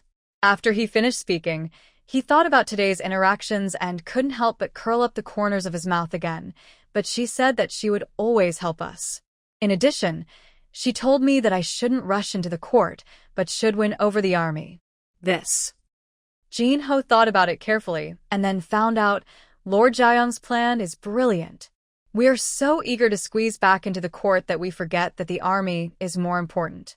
Although the emperor has wiped out all of the prince's influence in the court, there are still many connections and subordinates left by the grand marshal in the army. Army even more important than the imperial court. His eyes were shining. Your Majesty, I will write a letter now and contact the old subordinates of the Grand Marshal of the army. Pei Yanli nodded slightly. This matter must be handed over to someone you can trust, and you must be careful and not let anyone notice it. Yes, Marquis Jin assured him, but please prepare some money, food, and salt for me. Not only do I need to recruit the subordinates of the former Grand Marshal, but I also need to make arrangements and win over their hearts. Don't worry, sir. I will fully support you. With a new direction, Pei Yanli's business was like opening up his Ren and Du meridians, and it grew bigger and bigger. Although he did not participate in the struggle in the court, the struggle never stopped for a moment. The dispute between the first prince and the second prince was as fierce as fire and water. There are no absolutely neutral officials anymore. As long as the position of crown prince is not decided, the struggle in the court will never stop. Emperor Wen Xuan was extremely worried about this, and even invited Ji Nanxing to the palace. Lady Goddess, what do you think should be done about the crown prince? Let them fight. Whoever wins will inherit your position. Ji Nanxing's words left Emperor Wen Xuan dumbfounded. Lady Goddess, this. I'm kidding. You are the emperor. It is you who will decide between the two of them, she said calmly. But if the emperor really can't choose, why not give them a test? This made Emperor Wen Xuan suddenly interested. How to test? Think about it yourself. Anyway, let's just rely on the test to see who is more qualified to become the next emperor. This is not her job. What does she care about? She just needs to make sure that the crown prince cannot be determined for the time being. When the eldest and second princes are fighting, Pei Yanli is more likely to benefit. As for the situation of Emperor Wen Xuan and the struggle between the two princes, it doesn't matter. This fight, autumn turns to winter, winter comes and summer goes. As for the camps of the eldest prince and the second prince, they are as hostile as water and fire and are fighting to the death. There were both competitions between the court and the prefectures and counties. Pei Yanli took this opportunity to secretly open many factories in various places. All the books he read on business and manufacturing were worthwhile. He started out by selling glass, and then he opened many factories across the country that needed workers. These people earn money in factories and use the money to buy things. It just so happened that the first and second princes were eager to compete, so the officials below had to follow suit. With this favorable wind, the markets in many parts of the Great Zhou were revitalized. Everyone's life was getting better day by day, but it might not be obvious to those who were in the midst of the changes. However, the envoys from Western Xia, Northern Qi, and Southern Yan were very surprised by the wealth and strength of the people of the Great Zhou. It's been a long time since we last met. The people here have become much richer. I didn't see any corrupt officials or oppressive officials. The chosen one of the Great Zhou dynasty has only just appeared for a short time, but the Great Zhou has already undergone such a huge change. This is really making people feel uneasy. The three envoys, it was certainly not a coincidence. When Ji Nanxing learned about the envoys from the three kingdoms, he was eating hot pot with Pei Yanli at the Prince Zhongxiao's mansion. Of course, he bought the hot pot base with his game points. It is worth mentioning that after all this time, the two of them have never met in a formal occasion. Every time before Ji Nanxing came to see him, he would carefully paint himself black, wear dentures, draw his eyebrows, and come to have a meal like a secret agent meeting. So spicy. She gasped and looked for water. Pei Yanli handed her water with one hand and wiped the sweat off her forehead with the other hand. I told you to put less of this red stuff. Why did you insist on eating something so spicy? That's how cool it is. Ji Nanxing answered, taking his handkerchief and putting it aside. You said that the envoys from the three countries are here? All together? Pei Yanli nodded. It is worth mentioning that with the expansion of his business empire, his information network has become extremely large. Factories everywhere, caravans, waiters, and shopkeepers.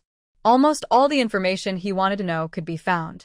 Sometimes, he was even more informed than the intelligence organizations specially established by the eldest prince and the second prince, and received more comprehensive information than them.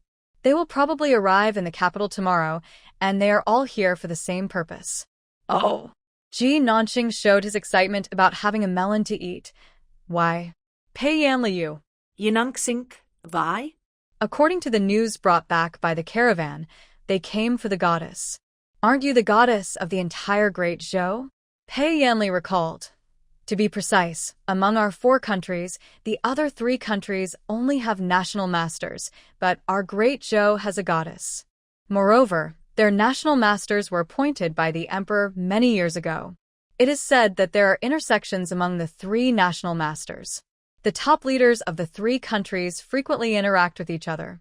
How can Emperor Wen Xuan still sleep well? Isn't he afraid that the 3 countries will attack Zhou together? Of course he was worried. 3 years ago, he sent people to investigate and even wanted to invite them to the Great Zhou. But later, for some unknown reason, he suddenly stopped caring. Unfortunately, not long after that, he was imprisoned in the cold palace and never had the chance to find out the reason.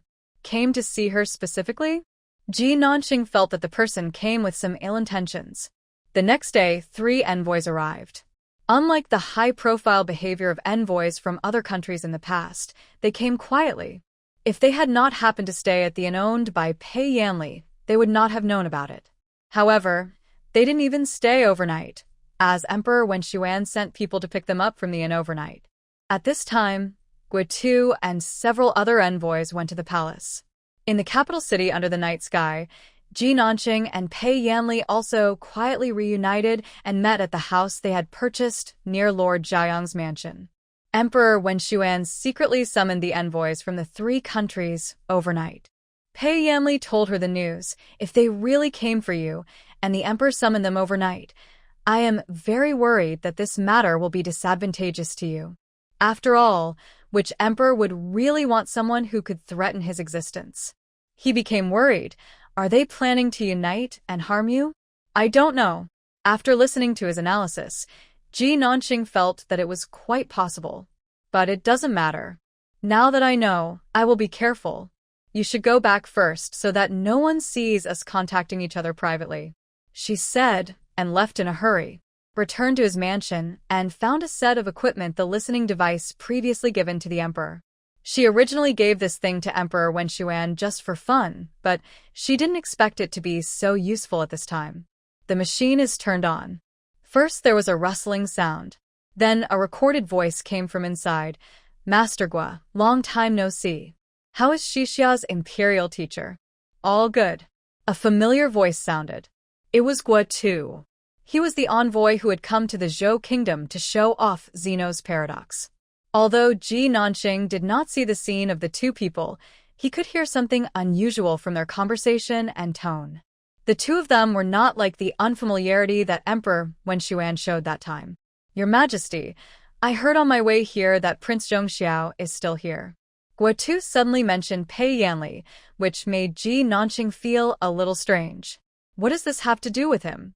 As a result, he continued, the 4-year period is already the last year. Is the emperor still unwilling to make up his mind, or does he think there is something wrong with the predictions of the 3 imperial masters? Wait, what are the predictions of the 3 national masters? When Ji Nanqing heard this, he immediately discovered the important point. When she went to the Imperial Observatory before, she didn't find the minister's prediction about Pei Yanli in the collection. At first, she thought that Emperor Wen Xuan wanted to keep it secret and hid the book somewhere else. But now think about it, the collection hall can even record the tongue prints of the eldest and second princes when they quarreled and put them in there, so how could it hide this prophecy booklet? So this prophecy was not made by the Imperial Observatory, but by the Imperial Masters of the other 3 countries? Ji Nanqing thought about this and found it incredible. Although Emperor Wen Xuan was suspicious, jealous, cruel, licentious, and vicious, he was not a stupid man. Besides, he also believed the prophecies given to him by the 3 kingdoms' national master. Just as Ji Nanqing was shocked by this, she heard the voice inside continue to come. Even if you don't believe our national teacher, now that the goddess of the great Zhou has appeared, she should have predicted the same result. And the goddess appears. The sky fire comes, the palace is overthrown. Your Majesty of the great Zhou, didn't you verify it yourself? Guotu's words made Ji Nanqing hear Emperor Wen Xuan's heavy breathing and the beating of his heart. Ji Nanqing felt that his heartbeat also began to speed up along with this sound. Why would Guotu know? The imperial masters of the other 3 kingdoms know about his actions. Or was it a prophecy? Ji Nanqing was nervous. This was the first time she felt that in addition to learning the system, things beyond her control. What kind of person is Xia Yanqi, the national teacher of the 3 kingdoms? He can actually predict what will happen in the future. Just when she was shocked, Guotu once again dropped a big bomb. Your Majesty, I came here at the request of the national teacher for 2 things. The first thing is to confirm the identity of the goddess chosen one. The second thing is to remind your Majesty that the opportunity to change your fate is fleeting. If you still don't believe it, let me tell you another prophecy. When Guotu first appeared, Ji Nanqing just thought he was a smart guy. Guotu's second appearance directly shattered Ji Nanqing's values.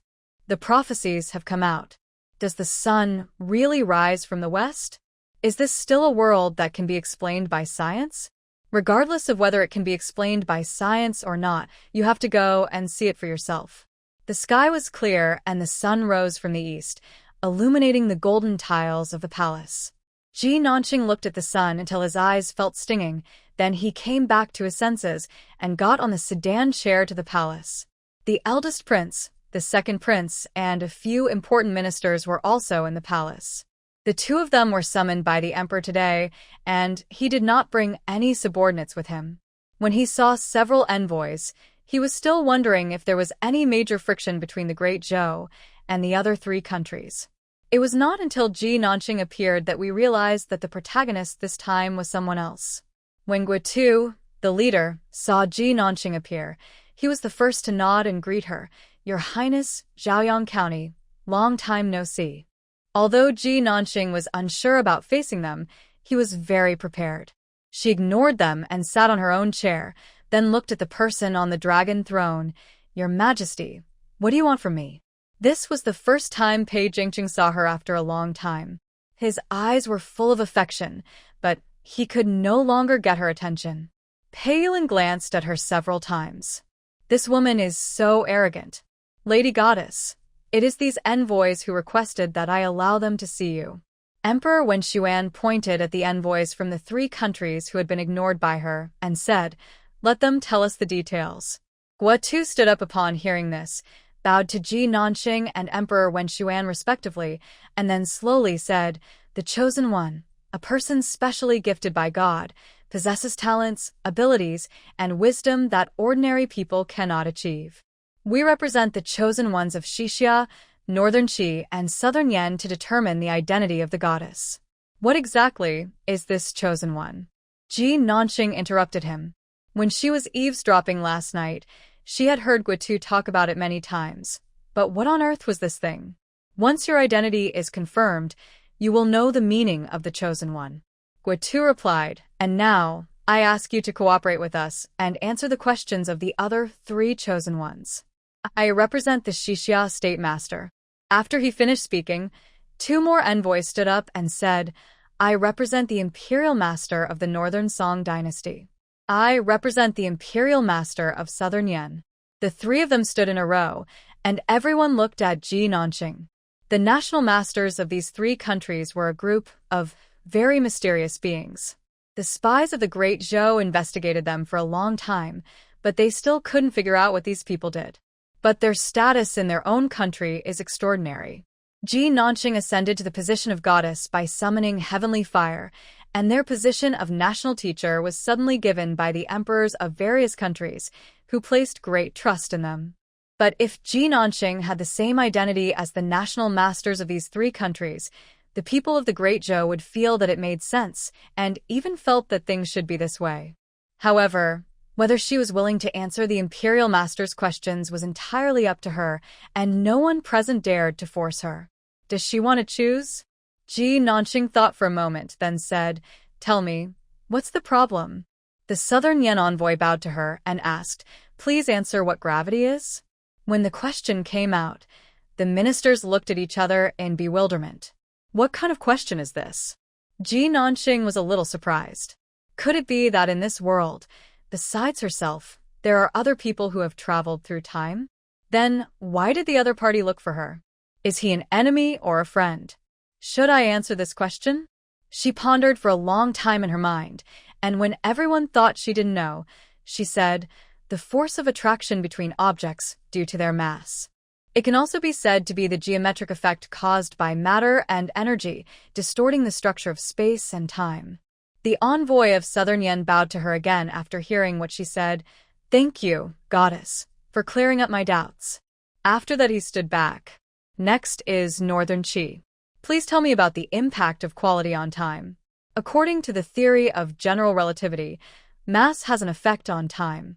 Generally speaking, the greater the mass of an object, the slower the flow of time around it. The setting in mythology that one day in heaven is equal to 1 year on Earth is valid under certain conditions.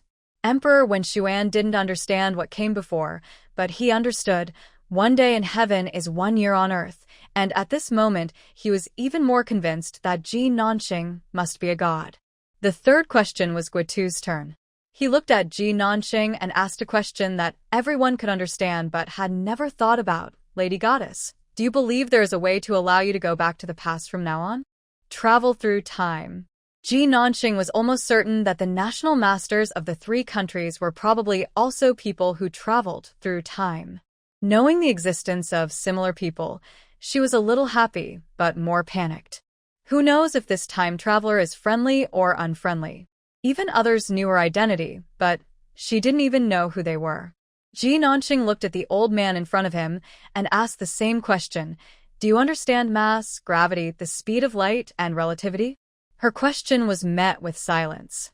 The envoy of Southern Yen replied, the Imperial Master did not explain the mystery to us, but they said that if your explanation is completely incomprehensible to us, then it is approved. Just as he did not understand the national teacher's gravity, he also did not understand what geometric relationships were. After hearing this explanation, Ji Nanxing said, Point 6 isn't this still them? Now that I have answered your questions, am I qualified to know what the chosen one is? You are indeed qualified, but the Imperial Masters must come and tell you in person. Ji Nanxing was stunned by Guitu's words. Oh, are you kidding me? Goddess, please calm down. This is exactly what the Imperial Master told me. I believe that you will meet the Imperial Master soon. Look at what you said. Then do you know that it won't be long before your ace starts to bloom? Guitu and the other two envoys did not understand. Ji Nanxing quickly made them understand what this meant. Teasing the goddess without permission is detrimental to the country's prestige. Come on, each of you will be punished with 10 strokes of the cane. Dare to play tricks on her? Then wait to be beaten. There is a saying that when two armies are at war, neither will kill the envoy. But it doesn't say you can't call the messenger. The envoys of the three kingdoms entered the palace standing and were carried back to the envoy's residence. That's it? It's not over yet. That night, Guitu, who was lying on the bed recovering from his injuries, was carried away. When the knockout drug wore off, he opened his eyes dazedly and saw a row of very conspicuous teeth in the dark room. Ji Nanxing's dentures. Guitu was so scared that he thought he had seen a ghost. Woke up. Ji Nanxing looked at him suspiciously, and just as he was about to be mysterious, he suddenly heard him say, Lady Goddess. How did you recognize me? She disguised herself very well. As soon as you spoke, I heard it. In the dark room, Pei Yanli, who was dressed in black, stood not far away and looked at her. He had told her that it was easy to be exposed by the sound. Guitu endured the pain from his buttocks and said carefully, If the goddess is still unhappy about what happened during the day, I deserve death. But please spare my life for the sake of my 60-year-old mother and 3-year-old child who need to be taken care of. I can give you a chance to live. But the next question is, if you tell a lie, there will be an extra body in the moat tomorrow. Her voice was calm and eerie. Besides asking me questions, what other tasks did your Imperial Master give you this time when you came to Dezhou? There is none left. Liar. Ji Nanxing poked Pei Yanli, who was hiding behind him. Xiaozha. Get him. What is Xiaozha called? Pei Yanli glanced at her, but he still attacked Guitu very obediently. He specifically attacked the injured part of Guitu, and the pain was directly doubled. Will you tell me? Talk. Tell your men to stop doing it. Guitu gasped in pain, and even after Pei Yanli let him go, he still gasped for a long time. Does it hurt so much? Ji Nanxing turned around and glanced at Pei Yanli. Pei Yanli seemed to notice her gaze and smiled at Ji Nanxing. Under the moonlight, his smile was as sweet as a tomato dipped in sugar. She suspected that the sweet king was ruthless. It would be better to suspect that Guitu is too crispy. Speak now. Be honest. In addition to confirming your identity, I have been ordered by the Imperial Master to spare no effort to invite the goddess to join us. Join you? You want me to betray my country? Ji Nanxing's words made Guitu feel a sense of crisis, as if he was being targeted. He subconsciously looked behind Ji Nanxing.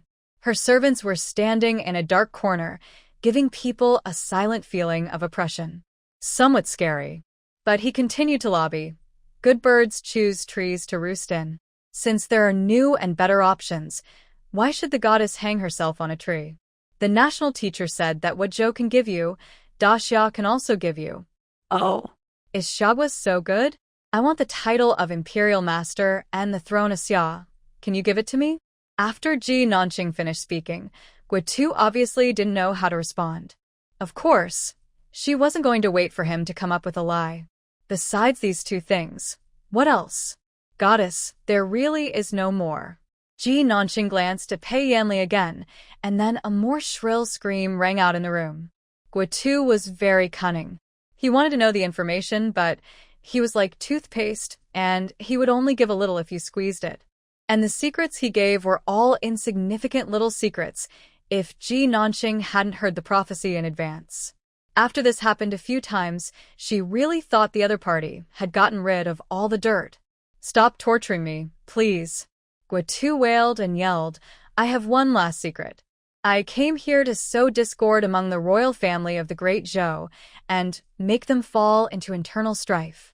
And in order to make the whole thing succeed, the state master gave me 2 prophecies. Pei Yanli will ascend the throne. 2 days later, the sun will rise from the west. Finally, asked his question.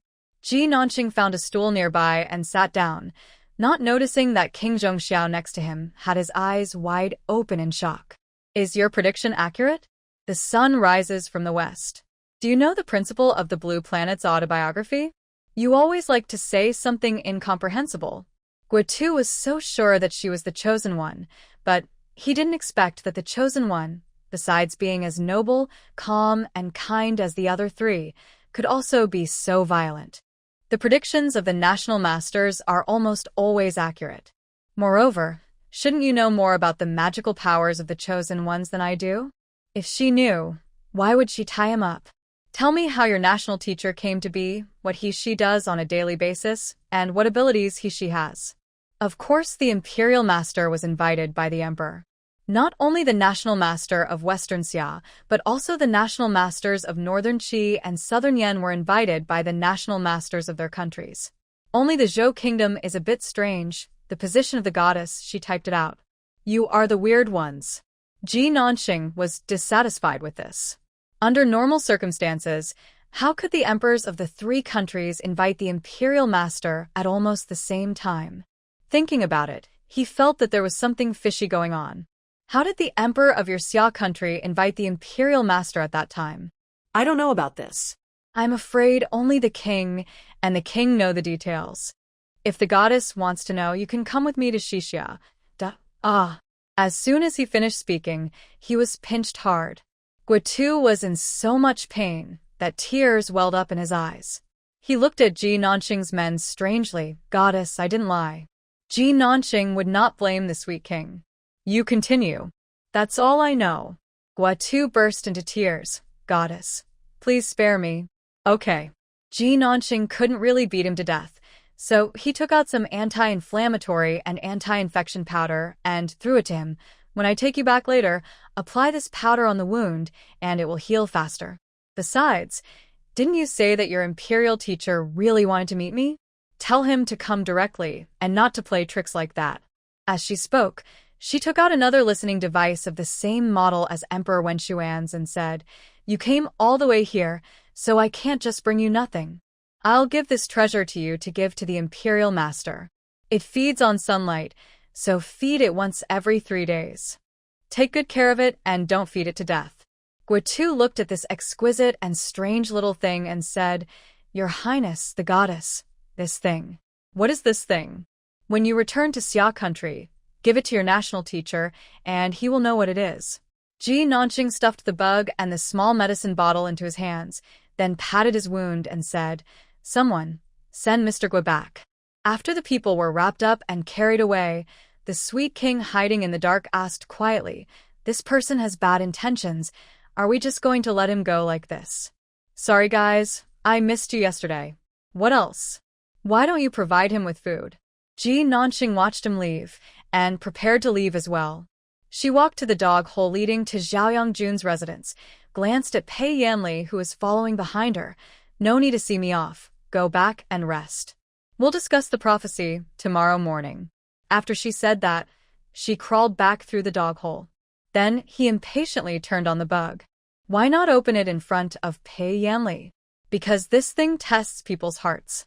If a person can read minds, he will have no friends, because no one is willing to expose his privacy to others.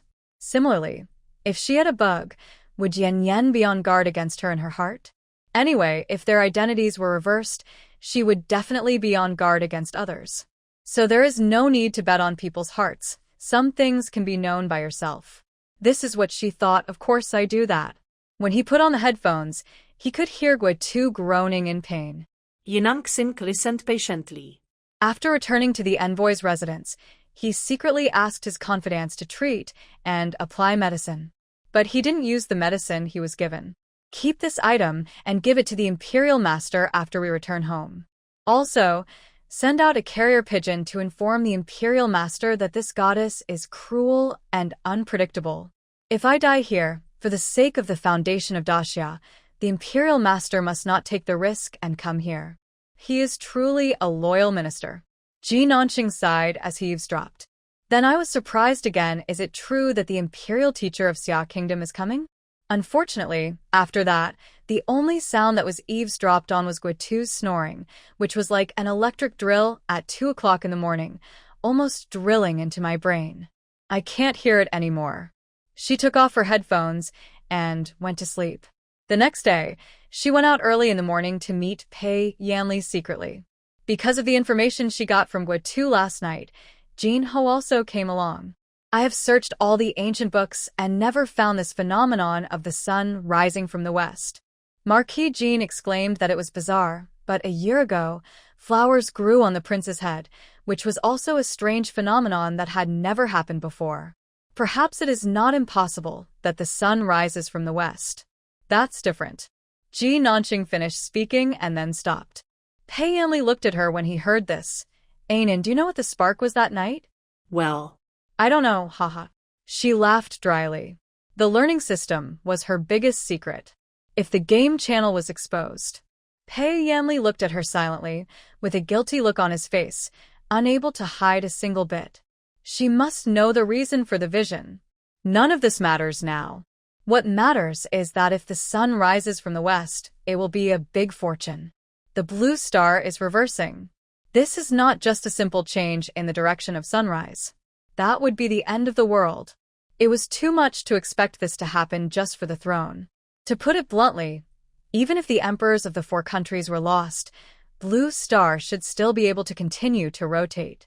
Unless their world is not real. Only a series of parameter changes are required.